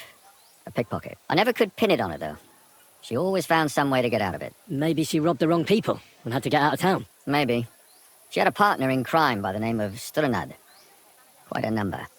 He's always sitting in the hole, boozing. When I asked him about Zdena, he told me he'd rather rip his own tongue out than talk. Do you think he'd be more forthcoming with me? He might be. You're not known all over town like a catchpole. It's worth a try. Besides, it might still be fresh in his memory. That would be a great help. What about Stanya? She was an alehouse wench in a tavern of ill repute called the Hole in the Wall. You said her body was never found. Maybe she just got out of town. You have no idea how much I'd like to believe that. Only there was a lot of blood. Unfortunately, the investigation wasn't very successful. The Hole is a world of its own, and the people there aren't very forthcoming with information. Did you suspect anybody? You could suspect every second man there. Those people have nothing but thievery and deceit in their eyes. The innkeeper, Mole, definitely knew Stanya, since she worked for him. But he isn't all that chatty either. So if I want to learn anything more, I have to ask this Mole? In the hole? Yeah, he still runs the place. And what about the other 2 victims? It all started with them, though nobody did much about it at the time. The first one worked as a bathhouse maid. They called her Chestnut. She'd only been in town for a short while, and nobody really knew her. So I couldn't find out anything more. But the other one, Libushka, she was from Loretz. She was a maidservant, too. I also talked to her mother. She said she was really cheerful and outgoing. There were lots of suitors circling around her, but she refused them all. She knew she was pretty, and knew she could do better than some farmhand. You mean she wanted someone higher up? That's what it sounded like. But her mother never found out who she had her eye on. Interesting. I'll try to see what else I can find out from the mother. Where can I find her? In the graveyard, lad. The poor woman died of grief. It's sad to say, but we can't help those 2 dead girls now. And they can't help us with our investigation either. There's nobody else left who could tell us anything about them. Why were you looking into it? Who were those dead girls to you? I don't know what people told you about me, but for many long years I was a scribe for Kuttenberg's bailiff. Kuttenberg is a big city with a lot of people. Silver, silver, silver. Mining it, smelting it, stealing it. There's always something going on. The bailiff was always running from hell to Hades, from one rich man to another, settling their quarrels. Often trivial nonsense. But there are more than just rich burghers and lords in the city. Exactly. There are common folk, too. There's a lot more of them, and their troubles are usually more serious. So when one of them came to the bailiff's one time, and the bailiff was running around somewhere, I started to deal with it myself. I was pretty good at it, too. Behind the bailiff's back? Not really. Andreas supported my activities until recently. What happened? I don't want to talk about it. Sorry. Did you have any suspects back then? You can always find some suspect. I always dragged the most suspicious ones to the body in the morgue by force. And they threw up at the sight. Or fainted. Couldn't it have just been an act? Fainting? Vomiting? That's hard to act. I'd swear none of them did it. Can you sum it all up for me? We have 6 victims here. Unfortunately, of the next one, they both hung, and the last one, they all had... Good. I know everything I need to know. When you learn something more, you've aroused a bit of hope in me, lad. I hope you won't disappoint me.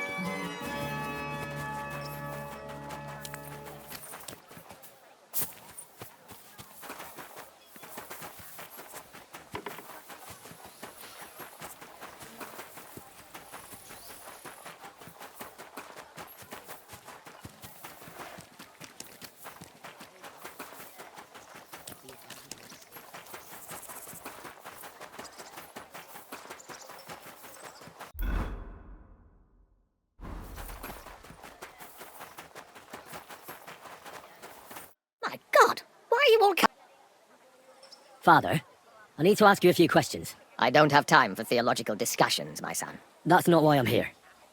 My name's Henry, and I wanted to ask about the murder that happened recently. Someone killed and gutted a young maidservant and left her body lying by the city walls. And I hear it's not the first time this has happened. Another one murdered. May the Lord grant her eternal rest.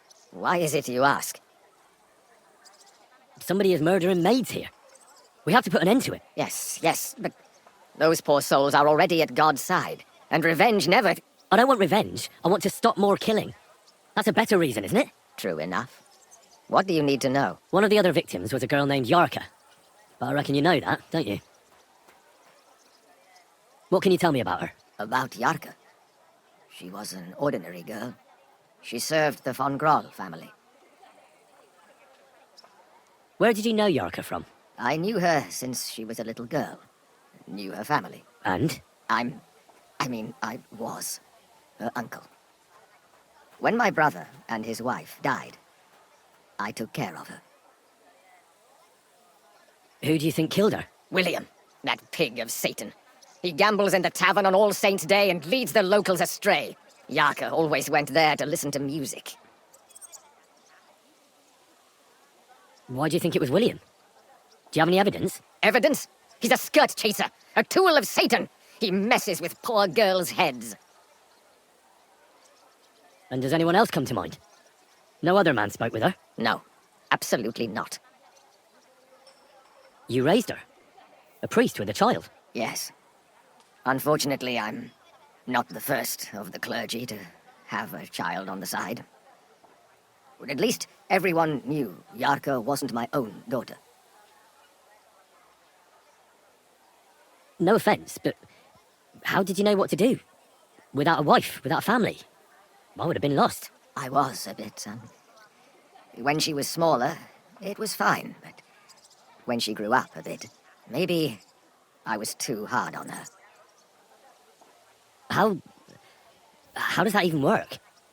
Did you have her with you at the presbytery? When she was small, I could. But when she grew up, she had to go.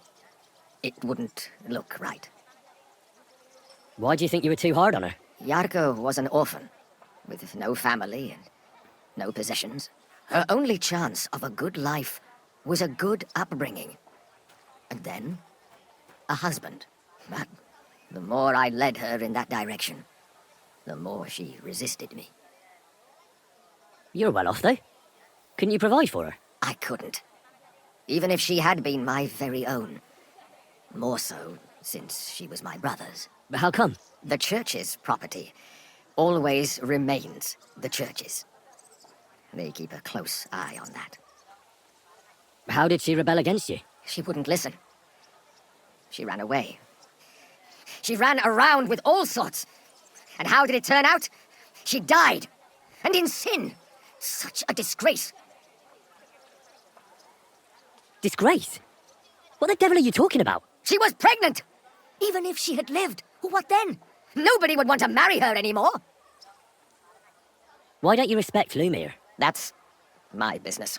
You needn't concern yourself about that. I won't tell you anything. Come now, Father. I'm not just asking out of curiosity. This is about all the dead girls. Isn't it written in Scripture, speak up for those who have no voice? A layman quotes the Bible to me. Fine. Lumia accused me of her murder. What? Yes. He slandered me in public. And how... what happened then? It turned out he was deranged. How could he even think such a thing? He's finished in Kuttenberg. I've heard enough, Father. I'll be going. Son, I'll give you some good advice. Don't listen to Lumia. That man has gone completely mad.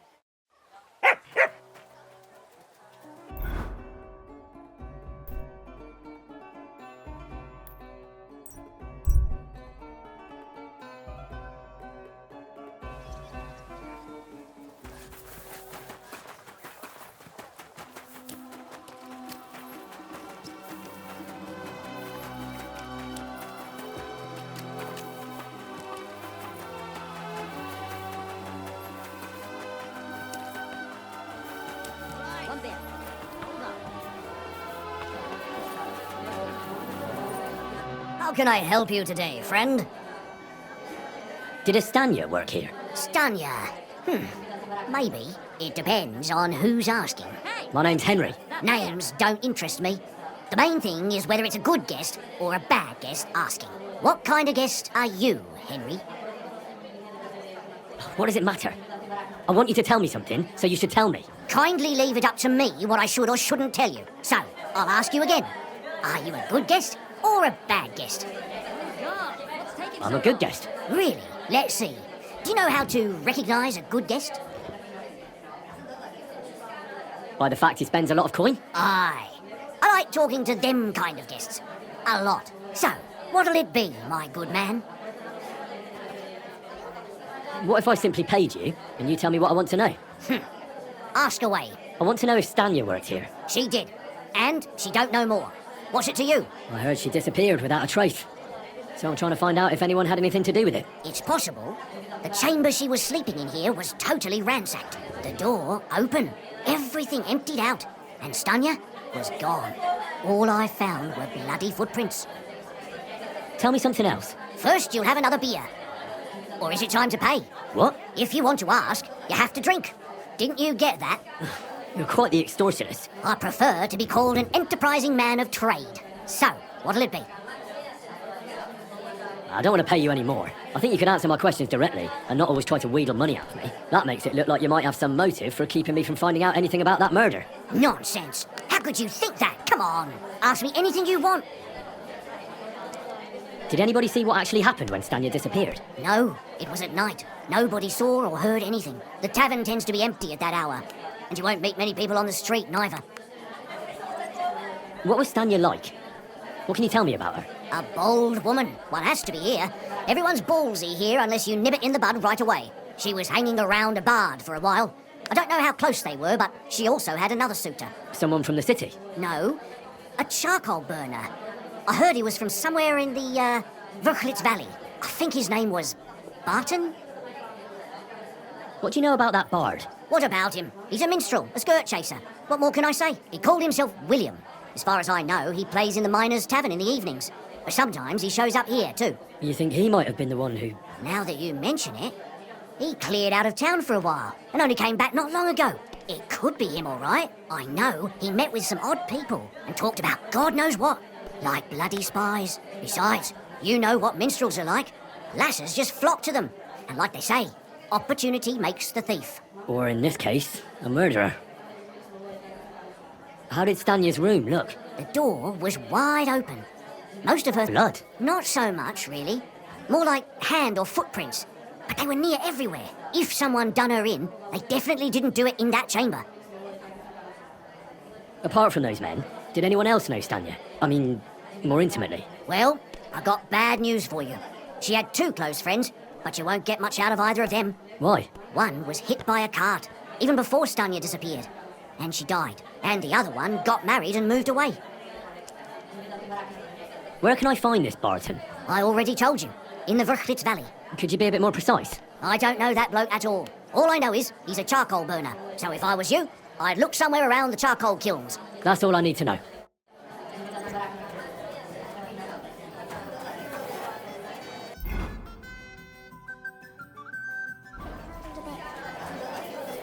much beer for me, excuse me.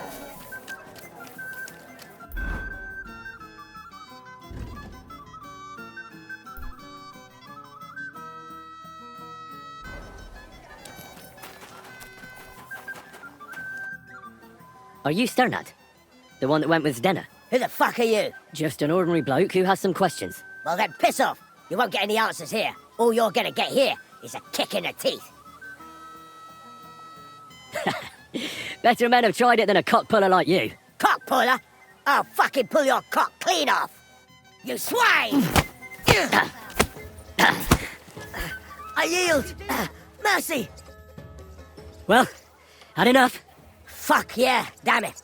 What the hell do you want from me? Talk. Where's Zdenna? The last time I saw her, it's a long time ago, she scored big. Everyone was fucking jealous. She just needed to pawn it off. And where did she go with her loot? Do you know? Well, she had some kind of arrangement with this fella called Pint from the mill. The one called Rabstein. She always took the stuff to him. Do you remember what she managed to steal? Mainly jewels. Gold and silver. No bloody pewter. She had some fucking huge golden signet ring. A bloke could fuck for a whole month with something like that. Do you know whose crest was on it? I don't know, I'm no expert. But it were bloody expensive, that's for sure. Do you know who she took it off? She always said she found it on the street. That's because if the wrong ears hear it, you can end up in the shit. Or on the gallows even. Did she hang out with any men? She liked to hang around with that crooner that plays for the miners in that tavern of theirs. Made him sing songs and that. Oh, and once she got in a quarrel with that fucking priest Procop. That was a laugh. Could she have run away with that bard? I doubt it. He was a bit of a milksop. He tried to be all mysterious and play the tough fella, but you could see he was lying. And Zdenna could see right through him, I bet. Why do you think so? Because he was getting on my nerves, so I cornered him in a dark alley one time. He ran away so fast, I bet he shit himself. And what about this priest? Why was he quarrelling with her? I don't know.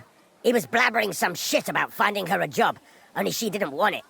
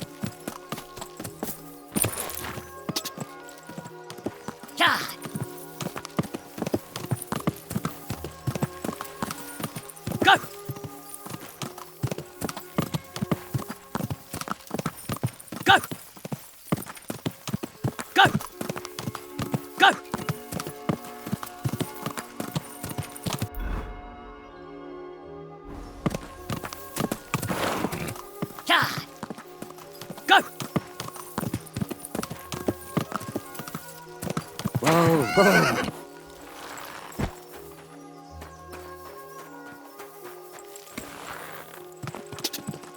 Quick. Whoa. Whoa, whoa. Go!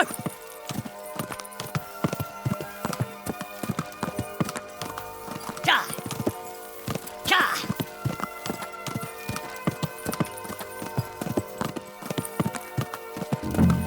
Whoa.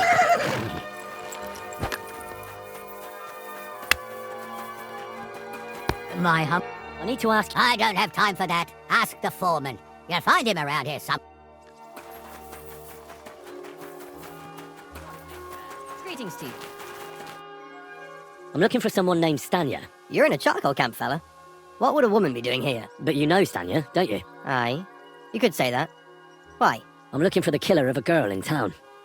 And I heard that someone also tried to kill this Stanya. That's true. She told me something like that. But that was a long time ago.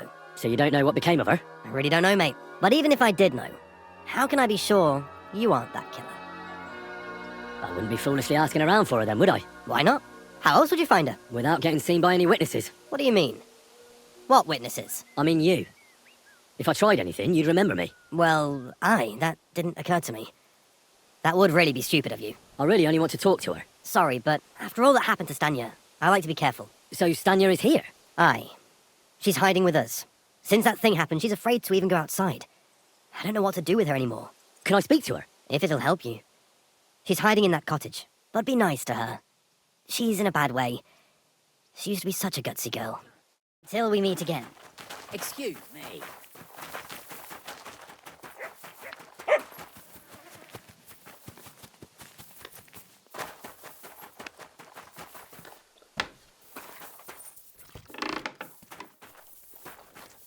Who are you? How did you find me? If you came here to finish what you started, I'm not afraid of you. I'll claw your eyes out. Don't be afraid. Barton told me where to find you. Barton sent you to me. What do you want from me? Lumir thought you were dead. I was supposed to find out what happened to you. Lumir? From the rat house. He sent you. Exactly. Someone killed a girl in Kuttenberg. Lumir thought it might be connected with you, so maybe you could help us find out who did it. How can I help you when I haven't been in Kuttenberg since... I don't even know when. You disappeared from the hole in the wall without saying goodbye. Without a word. What happened? Someone attacked me when I was coming home from the baths one night. I managed to get away, but I was so afraid. I decided to run away from Kuttenberg. Did you see who it was? Not at all. I didn't see anything until he jumped out of the shadows and grabbed me around the neck. And he was terribly strong. I nearly blacked out right away. And how did you manage to break free? I had an empty pitcher in my hand, and I hit him with it. He howled and let me go, and I ran away. Here? To the charcoal burners? No, first to my room in the hole. I was so scared there. I took what I could and ran. Here, to Barton. And your lover? What did he say? At first he was horrified, because I had cut myself on a shard from the pitcher and was all bloody. He's been hiding me here since then. What was it like working in the hole? Well, I earned a few groschen, that I did, but I often had to grit my teeth. How so? Every single day I had to put up with their lewd remarks. Rich or poor, everyone wants to grope a girl. People, well, us girls have to watch out. We can't just put up with it, and sometimes we have to be tough, especially in a place like the hole. But you can't overdo it either. That's no good. How so? Because if you smile at them nicely, then sometimes they leave a groschen, or even two. You have to keep a balance. To look friendly, but unavailable. You said that rich or poor, they all like to grope girls. Like who? Truth be told, the hole isn't exactly a good place for a rich man, but young von Groll used to go there for a while. Is that so? Did he talk to you? He smiled at me a lot, so I smiled back, but beyond a few groschen, there was nothing more to it. Then this thieving wench started hanging around him and... oh, it doesn't matter. But that servant of his didn't like it, tried to drive her away, and so the young lord stopped bringing him with him. Von Grolla had a servant with him? Aye, a pudgy fella, well-dressed, but had a mean face. He never said a word or smiled, or even said thank you. You walked home from the baths at night? What's so odd about that? Well, at night, the baths are... Ah, right. I went there after closing. I always brought the girls a pitcher of wine or ale and took a bath while they drank it. Ah. So that's why you had the empty pitcher you hit him with? Right. I went there regularly. Every week. The same way every time? Aye, always the same way. The shortest one. I didn't want to stay out too long at night. And who knew that you went by yourself to the baths? Well, everyone from the tavern, I reckon. I didn't hide it. Why didn't you go back to the hole? Just to get murdered there? Are you mad? I'm never going back there. Not until they catch him. How are you now? I'm still awful scared. I can't fall asleep knowing that, and I can't even really leave the house. Do you remember anything important about the attacker? What he looked like? What he was wearing? I don't know anything. It was at night. He grabbed me from behind, and then I ran and never turned back. And what about when you hit him? What did he do? He let me go, and cursed. Aha, and what did he say? He said Scheisse, in German. Couldn't it have been that innkeeper then? You yourself said he's a pig. Aye, when he drinks, he turns into a total bastard. All lewd remarks and groping fingers. The lecher. Only when I got to my room, I could hear him snoring. It couldn't have been him. Couldn't it have been Father Prokop? Father Prokop? I don't know him. No, he's pretty old. He preaches in the Church of St. Peter and St. Paul. I don't know him, and if he's an old man, how strong could his grip really be? I heard William liked pretending to be a spy. Do you know anything about that? Aye, I thought it pretty silly. A stupid trick to make himself seem more interesting. Though, I reckon he's more likely to attract an arse-kicking than a woman. Seems you're the only one to survive the killer's attack. I know it isn't easy for you to think about it, but try to remember something else about that moment, or when you were running away. Anything can help us, even if it seems insignificant. I don't know. It's all like in a fog. You were walking down the street. Did you notice anything before he attacked you? No, nothing. You didn't see anything or hear anything? Actually, I knew the side street wasn't empty. I heard somebody talking, but when I looked, there was nobody there. So when somebody grabbed me, I completely froze. Did you understand what they were talking about? Not at all. But there were two voices. Two of them waiting for me there. It's difficult, I understand. But I need you to think hard one more time. Aside from those voices and the empty street, what else do you remember? I didn't hear him at all, and then he grabbed me. And nothing else? Did he grab your hair? Well, no. He grabbed me by the throat right away and squeezed, just for a moment, but I still had a big bruise round my neck for weeks. Barton said the man must have had a terribly strong grip, like a miner or swordsman. I reckon that'll be all. I'm sorry I'm not able to help you more. You don't need to apologise. Thank you. Could I ask you for a favour? If it's in my power. When you catch that bastard, would you please let me know?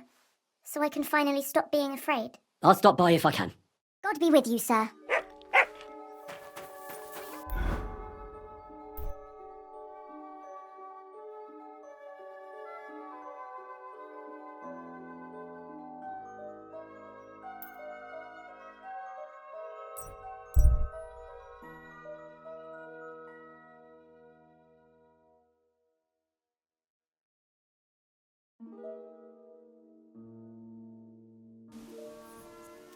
You silly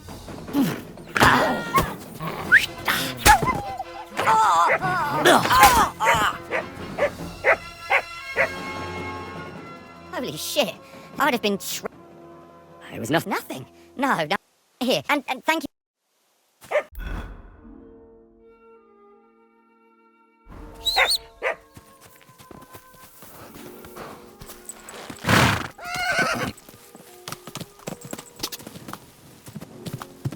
Quick!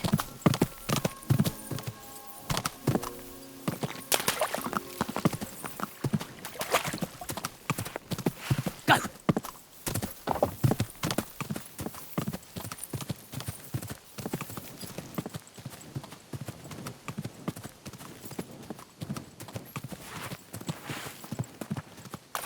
Whoa!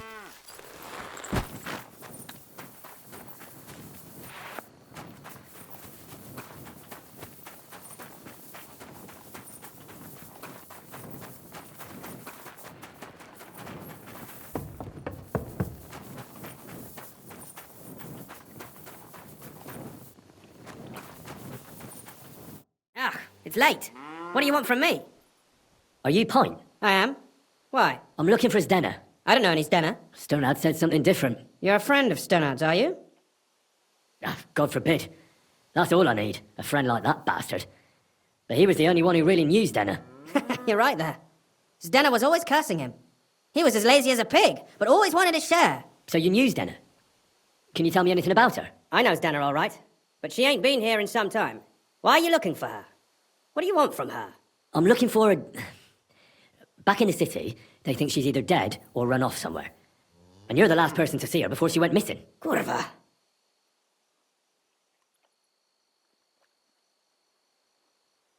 What can you tell me about Zdenna? She always had it hard.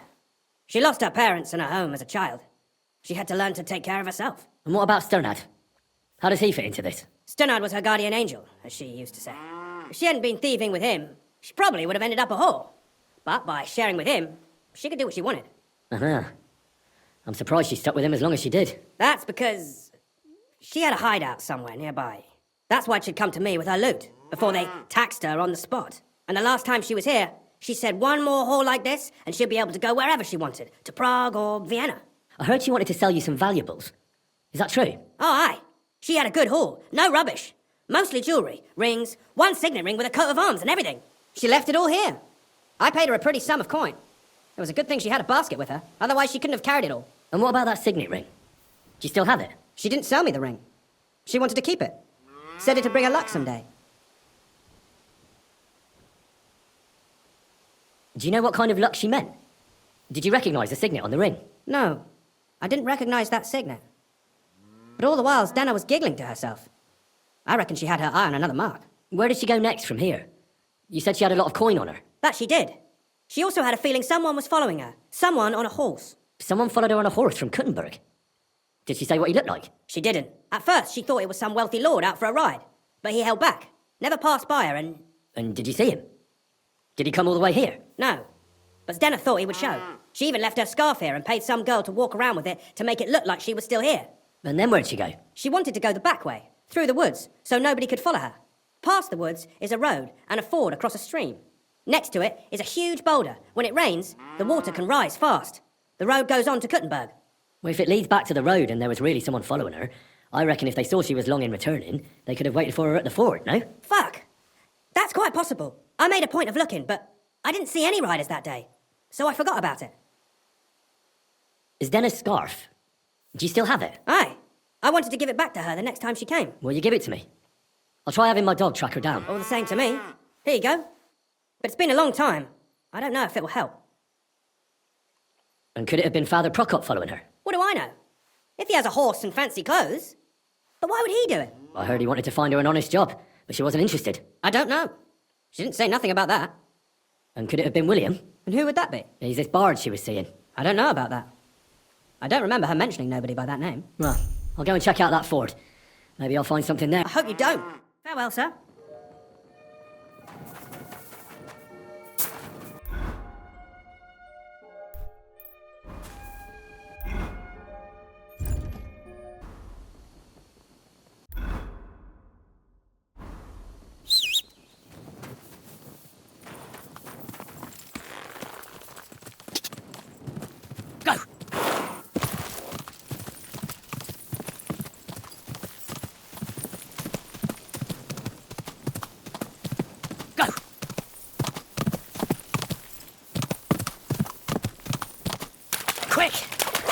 Be that ford Frank was talking about. I should take a look around here.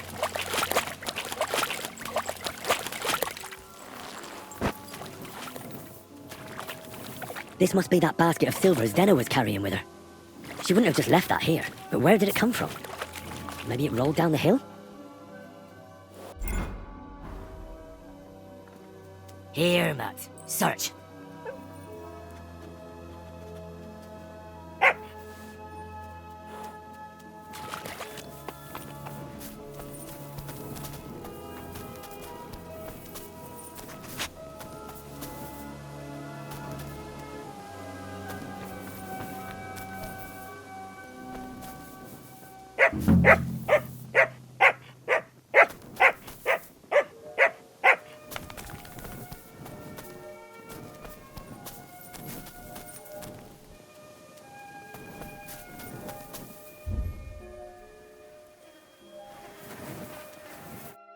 Poor thing.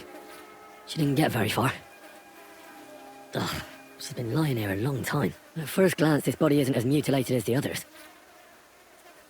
Unfortunately, I can't tell if somebody strangled her like the others. She's been lying here too long for that, but her head is smashed in. Either the murderer hit her with a rock, or dashed her hard against the ground. She must have put up a fight. Or maybe he lost his patience. Ugh, she's all stuck to her clothes. They're torn up, but I don't see any cuts. The rips are odd. Like someone was looking for something. Ugh, I can't make much out by now, but it seems as if the fingers on her right hand are broken. Did the murderer torture her? Or was he trying to get something out of her hand? Oh, my God. Oh, something fell out of her. A signet ring. Oh, that must be the one she stole. How did it get inside her? Did she swallow it herself? Or did the murderer shove it in there? Was she trying to hide it? Or was it punishment for stealing? Well, that's enough. But what does it all mean? I'd say she put up a decent fight, and the killer had to improvise, and that's about all I can find out. She's probably been lying here a few weeks, but that ring is a good lead.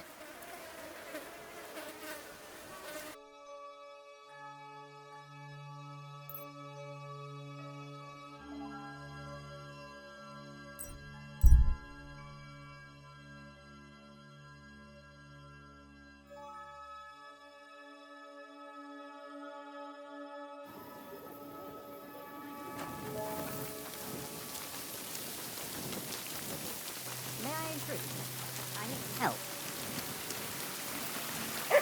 This is my first time in the city. I don't know my way around. Do you? We'll see. What are you looking for? I'm looking for a tavern. The Emperor Charles? But I don't even know what quarter it's in. I only know the merchant quarter.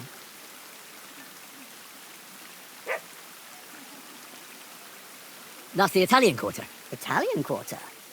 That must be where the Italian court is then, is it? Yes.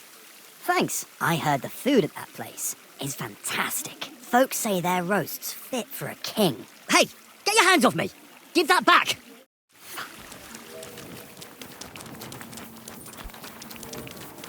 Enough! Someone fight. Had enough. Now hand it back. Everything you stole from me. Here. That's all of it. Can I go now? Piss off. And don't let me see you here again.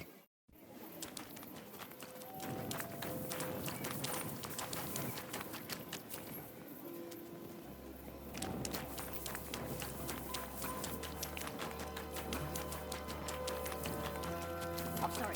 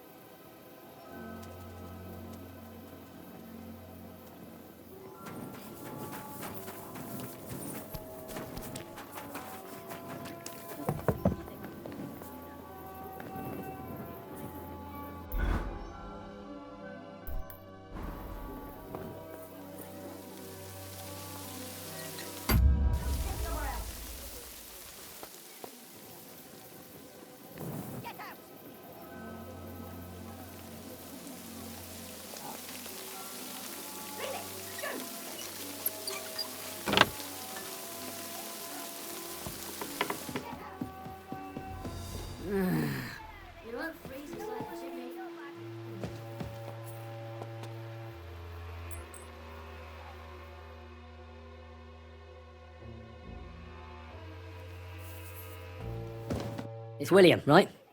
I need to talk to you. What is it? Do we know each other? Do I owe you money? My name's Henry, and no, we don't know each other, and you don't owe me money. But we do have something in common. We have a lot of mutual friends. What? What do you want of me? I don't have to talk to you. Well, you don't have to, that's true. But you should. It's in your own best interest. What are you talking about? If you don't start giving me some answers right now, I reckon you'll end up begging in the streets. Because I'll break all your fingers, and you'll never play the lute again, you miserable minstrel. What? No! Come on, I didn't do anything! Stop whining and talk, or I'll be the one doing something to you. Come on. All right, then. Ask away. Did you know Alice? I know a lot of Alices. You have to be more specific. The one they found dead somewhere below the town walls. Oh, her.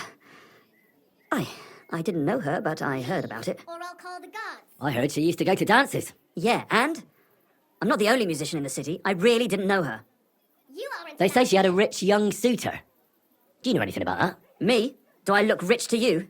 I get paid in food. But you could at least pass yourself off as wealthy. Oh, I could claim to be the Virgin Mary, but I doubt anyone would believe me. And did you ever meet Yarka? It was a long time ago, but I heard she used to hang around you a lot. And Father Prokop didn't like it. Oh, that one. Aye, she was very keen on my company for a while, but then she stopped coming. Because somebody killed her? I know what happened was a tragedy, but it wasn't my fault. She stopped talking to me long before that. Honest. You've got no business here. And did you know she was pregnant? What? Yarka was... That's horrible. Who would kill a pregnant woman? That's what I'd like to find out. What about the unwilling father-to-be? It wouldn't happen to be yours, would it? What? Mine? I never even got under her skirt. We just flirted a bit, and then she stopped coming by. And can you tell me anything else about it? I don't know anything. It was a long time ago. You said so yourself. And I hear you knew Stanya. Which one do you mean? The alehouse wench from the hole. I heard you had something with her too. Well, she batted her eyes at me a couple of times when I was still playing there. A nice girl, but I didn't know her much. And the innkeeper Mole told me a different story. He said you were the one coming on to her. Fine, we had a bit of fun together. But she was always the one who started it. Before she gave you the boot for an ordinary charcoal burner. That's not true. She'd been seeing that charcoal burner long before she met me. And you didn't mind? Why should I? I didn't want to marry her. So what did you want from her then? You're yanking my pizzle, right? Of course I wanted to fuck her, but no, we never got around to it. I thought I told you to do something. Go away. Someone wanted to kill her. What? Her? Yeah, but... What does that have to do with me? It wasn't me, and I don't know anybody who'd want to do that either. And what about Zdena? Or I'll call the guards. You knew her, right? Do I know Zdena? As wild as the wind and always full of life. And those nimble fingers. You always had to check your purse around her. Did she steal something from you? A travelling minstrel doesn't have much to steal, but she was well aware of that. She was on the lookout for some better prey. Well, as Denna's days of stealing are over. They caught her. I told her she'd be better off travelling the world with me. Worse. Someone killed her. It's been a while now. So her too? Jesus Christ. I'm afraid so. I'm sorry. Thanks. Though it should have occurred to me since you're asking about her. You don't happen to know who she wanted to rob? There were lots. Anyone she thought was rich enough who let her ply her charms for a while. Like young Von Groller. When he started coming here, she got to him right away. Said she was going to rob him blind. And might she have stolen a ring from him? I don't know. I had to disappear before she succeeded. Look, why are you asking me about all this? You don't seriously think I killed her, do you? Well, you didn't know them all. And? I'm surely not the only one. That may be true. But everybody knows you're a skirt chaser, and they were all pretty girls. And now, they're dead. But I had nothing to do with it! You've got no business here. Confess, or this won't end well for you. What do you mean, won't end well? If you come clean and get lucky, they'll hang you. If not, you'll get the rack. So, did you do it? No, I didn't! Leave, or I'll call the guards. I don't believe a word you say, and I'll make certain you pay for your deeds. You're out of your mind! I didn't do nothing to those girls. Nobody will believe you. I thought I told you to Oh, come on, pull yourself together and stop squirming. Are you a man or a worm? What do you want from me? Give me your hand and swear that you didn't kill them. No business here. I swear that I didn't hurt any of those girls or kill them. Ow! Not so hard, damn it! You're crushing my fingers. I didn't mean to. I thought you were stronger. But I believe you're not lying. Leave, or I'll call the guards.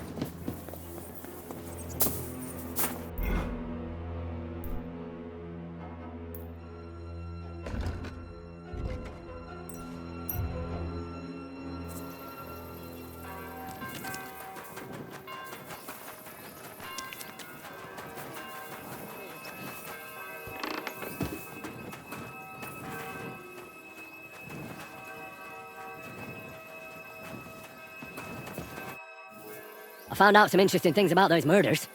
Just like you said. That's wonderful news.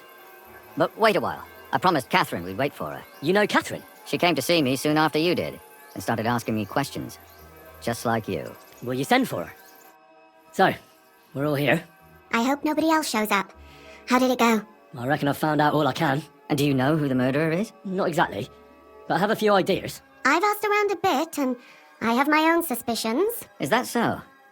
See, I was trying to recall some more details, and I had someone come to mind as well. I didn't do all this for nothing, did I? Well,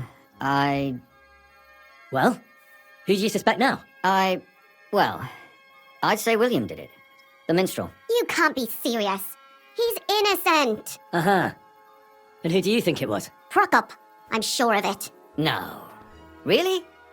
That's impossible. It couldn't have been him. So I see we disagree. Too bad. We could have been done with it quickly. Well, who do you think it was then? I'm not entirely sure. First, I'll tell you what I found out, and then it might be easier for us. Go on then. Starting with who? Let's talk about Yarka, the one raised by Father Prokop. What did you learn about her? Prokop didn't just raise her out of the goodness of his heart. He was actually her uncle. Really? But he still could have killed her. His own relative. Why not? He's a priest. I'm sure he knows the story of Cain and Abel. Prokop also admitted that he didn't know how to handle her, and perhaps he was too strict. What do you expect from a Bible thumper? Man punishes and God forgives. It never occurs to them that if man didn't punish, God wouldn't have to forgive. Well, maybe I wouldn't hold it against him. He really tried to make sure she was well taken care of. He wanted to find her a husband, too. And did you learn who he found? No. I think it fell apart when Yarka started rebelling. Yarka started working for the Von Groller family, where she remained until her death. I was there to ask whether she'd given them any trouble, but they said she was always thorough and reliable. So what's the story with Von Grolls? A very wealthy and important family. The mother is quite devout, known to spend a lot of time in prayer. Old Von Groller's been sick for years. Can't even get out of bed. So, who runs affairs? That would be young Hendel. They say he's quite successful. Before her death, I heard she often went to dancing. There's nothing wrong or surprising about that. But maybe she found someone there. Maybe. Prokop was convinced that she went to see William. That was actually the only name he mentioned. That doesn't mean anything. It means she had some relationship with William, or at least knew him. And now, most importantly, Yarka was pregnant when they killed her. I didn't know that. Do you know for sure? So they gutted her? To make it impossible to tell she was pregnant? I wouldn't be surprised. May God forgive us. Do you know who she was pregnant with? Because if we know who the father is, we'll likely know who the killer is. She didn't tell Prokop. It had to be someone from those dances. Maybe William. Prokop is convinced that she was murdered by that bard, William. And I agree with him. I heard the daughters of important men come to see him. It even went so far he had to flee the city. And the moment he's back, there's another murder. Really? But I found out you accused Prokop first, Lumir. What? Why? It doesn't matter. It was a mistake, and I paid for it. And were you as sure then as you are now about William? I don't think so. But he's a skirt chaser. If he got Yarka pregnant, then... Perhaps. But why would he kill and mutilate her? He could have just run away. But then he could never come back. Why not? He could come back a year later once things have died down, the child would be born, the shame forgotten, and nobody would bring it up again. I suppose that makes sense. That's all I was able to find out. You still found out more than I did. But it's not enough. We still don't know who the killer is. But we can agree that she was killed because of her pregnancy, can't we? Agreed. Somebody got rid of her to make sure nobody found out she was pregnant. I'm sure William wanted. William isn't the only man with a prick. And he certainly didn't use it to strangle her to death. Such language. What are you trying to say? That making babies and murdering folks require different tools. But who would it be if not the father? Someone who stood to lose something because of the child. Money, reputation, honor. Freedom? I managed to find Stanya. Alive? You found her alive? I did. Alive and well. Hiding with the charcoal burners. So, she's not one of our victims? She is. She just managed to escape the killer. She said she was attacked on her way home from the baths. She heard somebody talking in a side street, but it was empty. But when she walked by, someone grabbed her by the throat and started strangling her. And how did she manage to get away? She was holding an empty pitcher, and she smashed the killer in the face with it. He either got startled or hurt, but he let her go. Did she get a look at him? Did she take his eye out or something? No, she didn't stop to find out. Just ran. Which is probably why she survived. And what about the blood in the bedroom? She cut her hand on the broken pitcher. She didn't stay in her room for long. She was still so scared that she grabbed her things and ran off to her beloved charcoal burner. She said she returned from the baths in the evening regularly, and somebody knew exactly which way she would take and where to wait for her. You mean someone followed her beforehand to figure out where to ambush her? Who knew that she went to the baths? Apparently everyone in the tavern. She didn't hide the fact. She also said she was sure it wasn't Mole. He may be a pig, but the evening she ran home, he was in bed snoring. Well, according to Stanya, the murderer had a terribly strong grip. Her neck was bruised for almost a month. Doesn't almost every man have a strong grip? Depending on what they take in hand every day. A tankard, a quill, or a hammer. Except none of our suspects are miners or blacksmiths, eh? According to Stanya, the murderer didn't say a word the entire time. That's strange, right? I'd expect him to at least call her a whore. The only word he uttered was when she smashed him in the face with the pitcher. He said Scheisse. So, we're looking for a German? Even I say Scheisse sometimes, and I'm not German. Besides that, she also recalled hearing two voices in the alley. Someone was talking to the killer. So we have a witness. Now, just to find him. Or an accomplice. If I remember correctly, the other one must have seen the whole thing, right? And he didn't go to report it. I asked Stanya if she knew Prokop. She said no. Maybe she just doesn't remember him. Or he gave a different name, or... I don't think Father Prokop is the type to frequent the worst tavern in Kuttenberg. Stanya admitted that she knows William. He flirted with her and tried to get to know her better, but nothing came of it. And that's probably why he wanted to kill her. And likely rape her before that. Well, perhaps, but Stanya doesn't think so. She's sure it wasn't William, and no matter what they say about him, in her eyes he's a good lad, and that's all that Stanya told me. I'm so glad that girl is alive. Me too. At least someone's had a little luck. Does she want to come back, or will she stay with the charcoal burner? I don't think she'll come back. She's so scared now they'll come back for her, she doesn't even leave the house. I managed to find Zdena. You found her? Is she alive too? No. Unfortunately, she's dead. And where did you find her? Pretty far away. Near the mill she used to sell things at. Someone caught her in the forest when she was coming home with a load of coin and killed her. I reckon she put up a hell of a fight. So the killer got nervous and ended things quickly. So he didn't strangle or mutilate her? She'd been lying in the woods for a long time, so I couldn't really tell. But he definitely didn't hack her up like the others. Judging by what her accomplice said, she robbed someone good. She had so much jewellery on her, she could hardly carry it. And what's odd is when she was murdered, the killer left her basket of valuables behind. So I reckon he didn't kill her for the money. She said someone followed her on horseback from Kuttenberg. She tried to lose him, but apparently wasn't able to. On horseback? I don't suppose she described him, did she? Only as a wealthy type who never got too close. That doesn't fit in with the previous murders. Father Prokop came looking for Zdena and nearly cursed her on the spot. What did he have in common with a thief? He had also looked after her, but unlike Yacker, she ended up on the street, and he took it badly. Zdena tried to rob young von Grolle. It's possible she succeeded. Von Grolle? Yacker worked for them, didn't she? That whole family is suspicious. Assumptions. Nothing more. I'd say it's pretty obvious. Why else would I have found that ring on her? They just left the ring by her body. That's odd, isn't it? It wasn't by her body. It was inside of it. I don't know if she swallowed it herself, or someone shoved it in her. That's awful. But I can't say it surprises me. My mouth is starting to hurt from all this blabbering. So are my ears and head. Come now, we're nearly there. We just need to find our suspect. So, Henry, who do you think did it? What leads you to think that? Are you sure it wasn't William? Yacker was their maidservant until she started rebelling, right? Yes. Do you think she was rebelling because of someone in particular? Perhaps the young lord? That's possible. Alice had a young and wealthy suitor, and young von Grolle fits both descriptions. True. We could be getting somewhere. Yacker was pregnant, and if the father was young von Grolle, it would make sense if he got rid of her. Sakura, you're right. But William could have fucked her too. Just saying. Zdena was followed by someone on a horse. Von Grolle could afford a horse. That's not so sure, is it? And maybe the horse was stolen or borrowed. But it certainly worsens the case for him. That much is true. Zdena robbed von Grolle. That's true. It's all coming together, isn't it? And that's all I can pin on him. So, do we agree that it was young von Grolle? Well, old von Grolle can't do much now, can he? So do we really agree that our most likely suspect is young von Grolle? Aye. I agree. I don't have a problem with it. Little rich boys are capable of anything. But what are we gonna do about it? Our suspicions aren't enough. They'll just laugh at us without something more tangible. So, you want to search their house? There's nothing else we can do.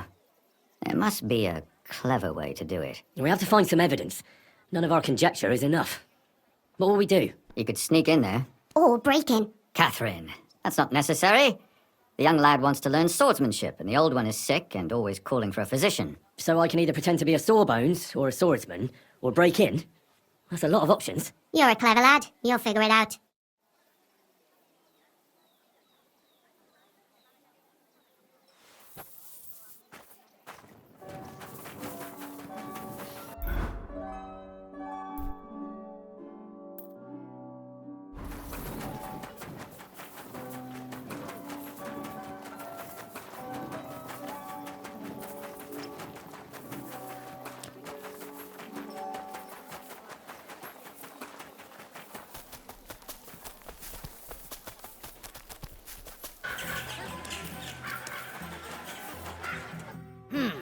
Can I help you? Is this the house of the von Grolle family? Yes?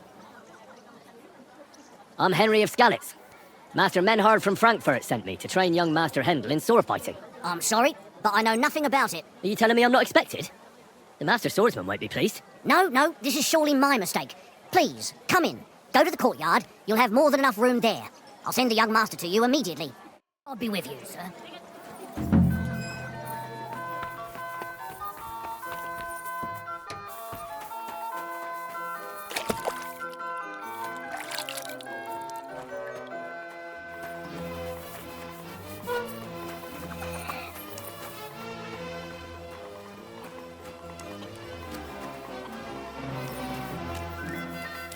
I must admit that I didn't expect anyone so soon.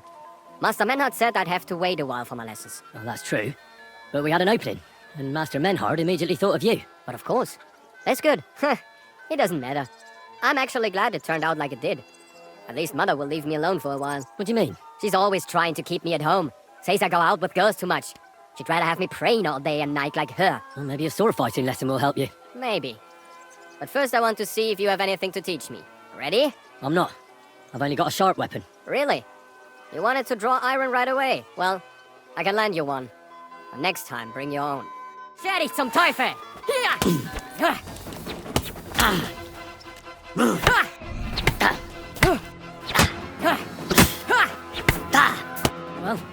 I hope the young lord is assured he has much to learn from me. Yes. The young lord learned it the hard way. And after a few lessons, you'll only get better. I hope so. I know the basic steps, but lack the finesse, I admit. Excellent. That's enough for today. But before I go, I'd like to ask you something. What type of weapon are you most interested in? A sword, of course. It is fitting for someone of my standing. And what about a cleaver? Or a hunting sword? Pah! A cleaver is more fitting for some yokel or bandit. Or a butcher. And a hunting sword? My father used to have a beautiful one. I don't even know what happened to it. I wouldn't be ashamed of that one. But otherwise, they are for fat burghers and poor mercenaries. And what about an axe? Have you ever held one? No! Do you take me for a woodcutter? Have you ever killed anybody? What kind of question is that? Of course not. I meant in battle. How else could you have meant it? Enough small talk. I want you to practice the basic posture. Nice and slow. Yes, master.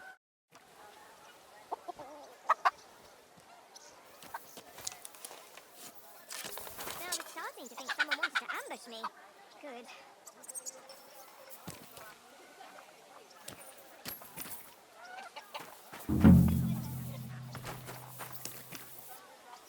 I'm fussing over nothing.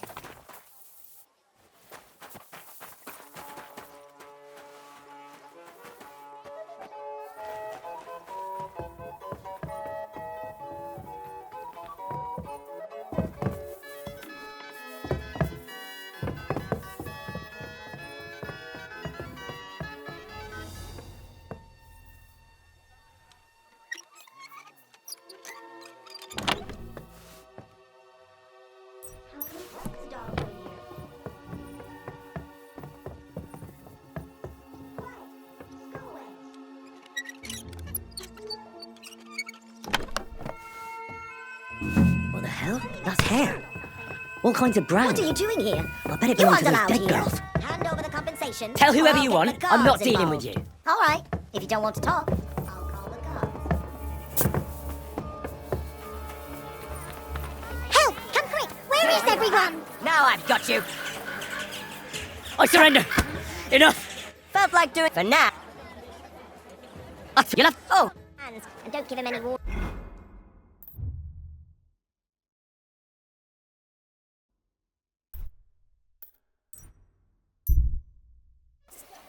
Silly doggy.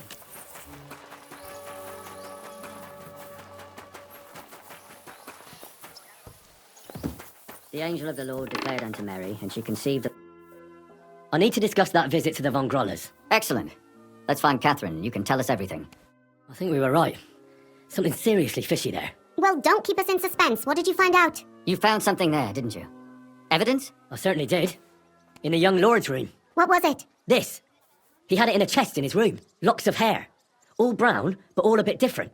They're definitely from those murdered girls. Hair? But that's not enough. That definitely won't suffice as proof. Why wouldn't it? He took them as a keepsake from the dead girls as a trophy. It was him! But nobody will believe us. We need more than just hair. A bloody dress or the murder weapon. And to be honest, I don't think we're going to find anything like that. They're pretty careful to cover their tracks. Damn it. We're fucked. If we at least had a witness. And what about 3 witnesses at once? Where are you going to find 3 witnesses when you don't even have one? I don't yet, but... Look, we're almost certain young Hendel did it. So what if we set a trap and catch him in the act? And how do you want to do that? I mean, we don't know who he's planning to murder next. We'll set someone up. Some brunette. You want to sacrifice some poor girl? No, nobody's going to get hurt. We'll be keeping our eye on her the whole time. The only one I can think of is Stanya. And I highly doubt that she'd want to risk her life again. She won't have to. I'll do it. But you haven't had anything to do with him. He'll see through it immediately. It'll fail. We'll wait until the lad's out of the house. Maybe we'll dress Catherine up a bit, and she'll go asking for the young lord, father of her child. When Hendel comes home and hears what happened, he'll come looking for her to fix things up. I'll cause such a scene, they'll be talking about it for years. Then we'll tell them where he can find me, and we've got him. If you say so. But where can we do it? We can't do it here. They'd figure it out pretty quick. We can use one of the rooms here in the tavern. It has only one way out. You'll be hiding across the way. and jump out at the right moment.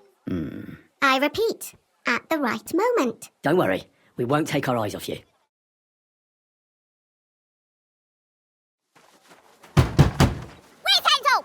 I need to talk to him! Don't you hear me? I have to talk to him about our wedding. I won't be left alone with his child.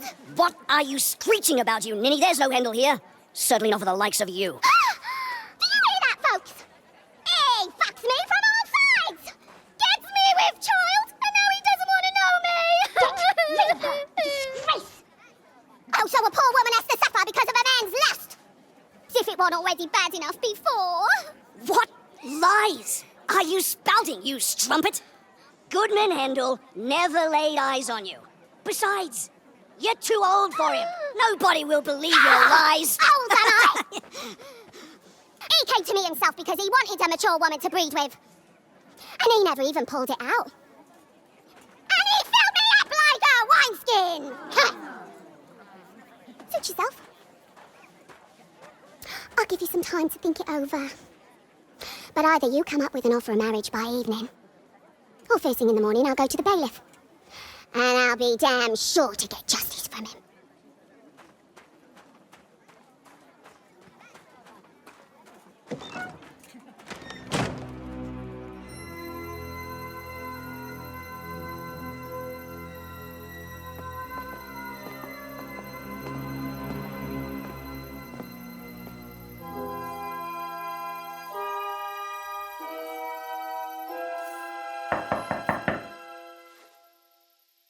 It's open.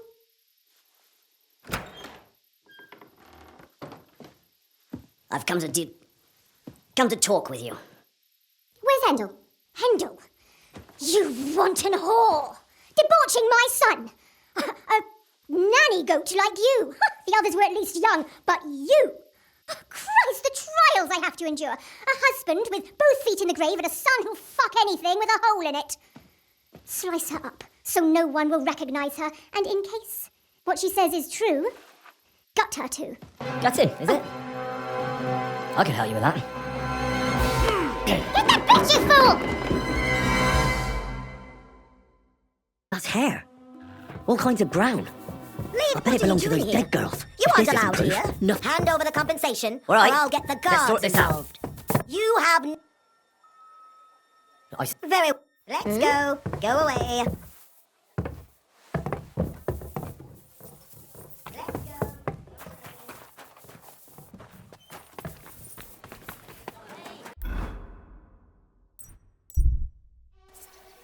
Doggy, good boy. I'm sorry. The angel of the Lord declared unto Mary, and she conceived of the Holy... I need to... Excellent. I think we were... What- You found... Certainly... what was it? This, locks of hair. Hair? Why would... No, but to be honest... Damn it. Where... I don't... And how do you... You want to... No, the only one... She won't, but you haven't... Well, when hen... Then If- we can use your... Don't worry.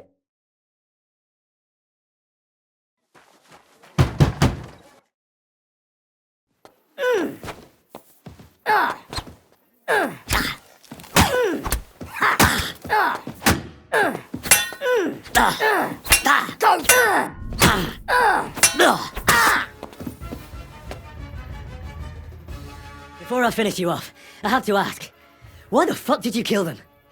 I'll tell you, but you aren't going to like it. I'm listening. Because it's the right thing to do. What's right about murder? All those whores had it coming. Confess then. How many of them did you kill altogether? Not enough! There's always more who deserve it.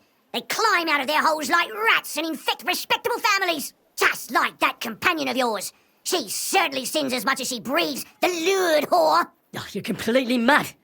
My God. Don't take the Lord's name in vain. It's a deadly sin. Then I suppose we'll be meeting in hell one day. It was all Mandalina's idea, wasn't it? She wanted them killed. And can you blame her? That first harlot was already itching to become Mistress von Growler. That bastard of hers wasn't Handel's anyway, but he was stupid that time. He'd have believed her. Now he knows very well, luckily, that they're all whores. He doesn't cry for them anymore. And Mandalina just came to you like that, out of the blue. And you immediately obeyed her. Well, One time she came to my chambers and she told me she knew very well that Yacker rejected me and that she'd started an affair with Master Hendel, while she was also spreading her legs for others in the evenings, and that she had to be punished before she brought misfortune on someone. And... Go on. I'm listening. That she deserved to die for all her sins, and she was right. You know that's not true. Stanya hardly knew Hendel, and you still tried to kill her. How many of the others had the same story? Rubbish. I saw it with my own 2 eyes, and not just me. He might have met the alehouse wench by chance, but they were intimate together. The mistress was convinced they were meeting in the evenings. Well, she might have been convinced, but that doesn't mean she was right. That girl had a sweetheart. That's even worse. He surely wasn't a rich and important person like Master Hendel, and she would even cheat on our master with him. Disgusting. Don't worry, I'm not going to kill you. I'll hand you over to the city law. I'm not worried, I'll have you know. My conscience is clear. They were all nobodies anyways. The bailiff should thank me for cleansing his city of them. Now, shut your mouth already. Don't make me regret my decision.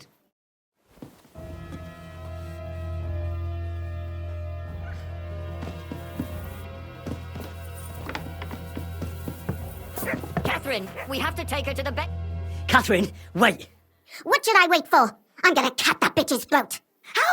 How dare you? Hands off, you heretical scum! Shut up! Let her speak. I still don't understand what actually went on here. I have some questions for you. I'll tell you nothing, you serpent! Nothing! You can't keep me here! Let me go! I'm a woman of worth! If you won't speak now, then the executioner will loosen your tongue when your feet stop burning. But why wait, right? I'll cut your ear off. Maybe both of them. All you need to talk is a tongue. No! Let me go! Why did you do it, for Christ's sake? Don't blaspheme, you heathen. Come on, answer him or it's gonna hurt. My husband. He drank a lot, ran around with whores and didn't pray enough. And God punished him for it. I couldn't allow the same thing to happen to Hendel. And why kill those girls? Why not just talk to him about it? I tried, but he wouldn't listen to me. He told me he wanted to sow his wild oats before finding a wife. So your own son didn't listen to you?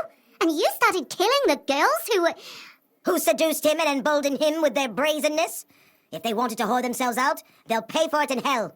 But there's no way they were going to drag my Hendel there with them. There was no blood where Alice was found. Where did you kill them? That was up to Thaddeus.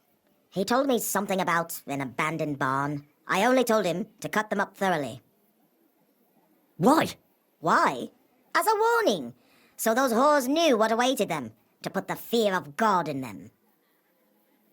And what about Hendel? Did he know what you were doing? That I was taking care of his immortal soul and eliminating his temptation? Of course not.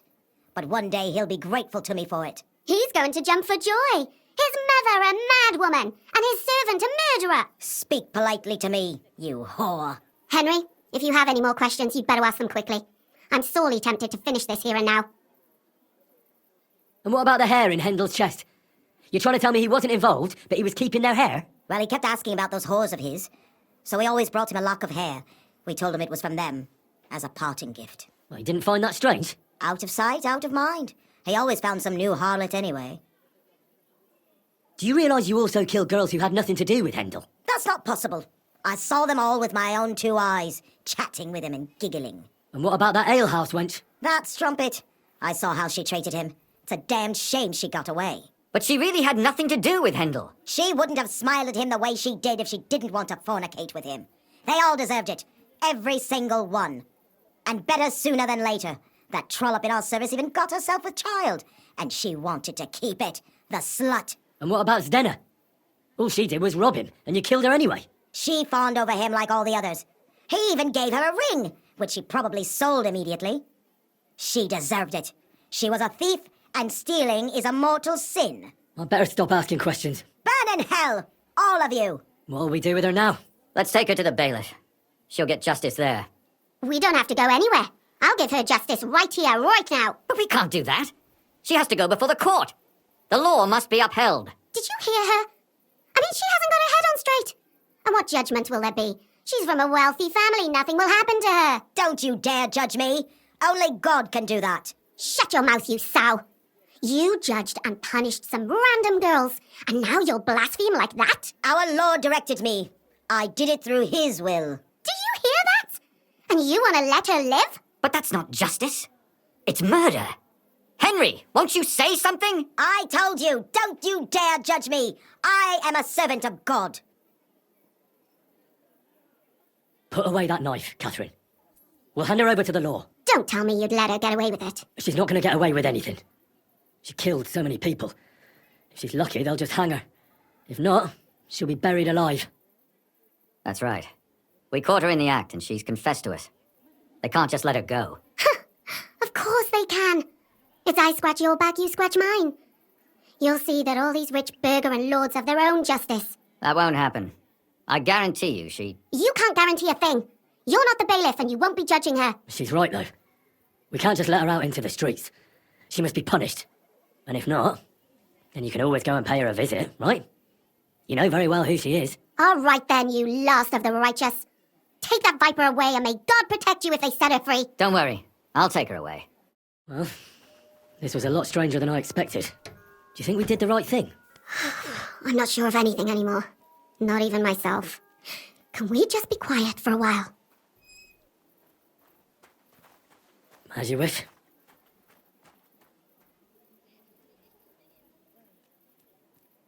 But still, it was damned odd. Aye, that it was. Let's go and see Lumia. I wonder how he fared. Tell us, Lumia. How did it turn out? Did it end well? Oh, we're not going to get into trouble now, are we? It ended well, and I didn't even tell anyone about you. I'm surprised it worked out.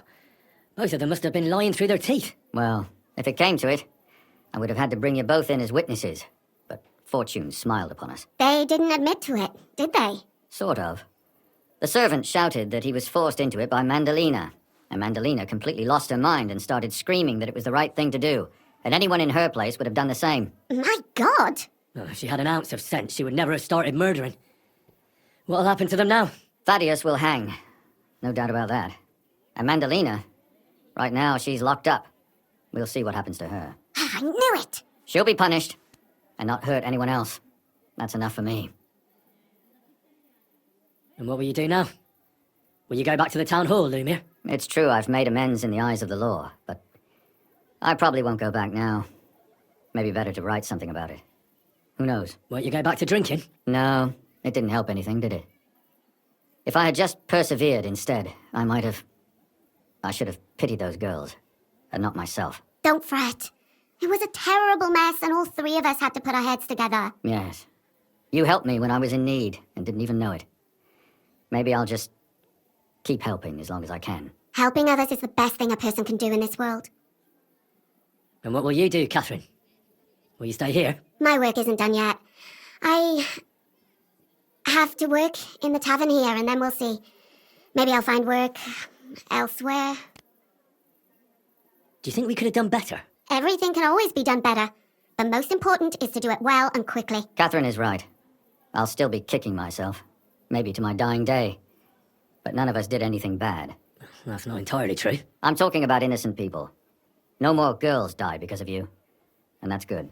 Well, let's go our separate ways. Thank you, lad. You prevented future murders. And you also saved me. And for that, I will be eternally grateful. I thank you both. Without you, the devil knows how it would have turned out. Here you are, as a keepsake. And perhaps as a reward. And if you ever pass by, look us up. Yes, here is a reward, Henry. And Lumiere, we shall certainly meet again.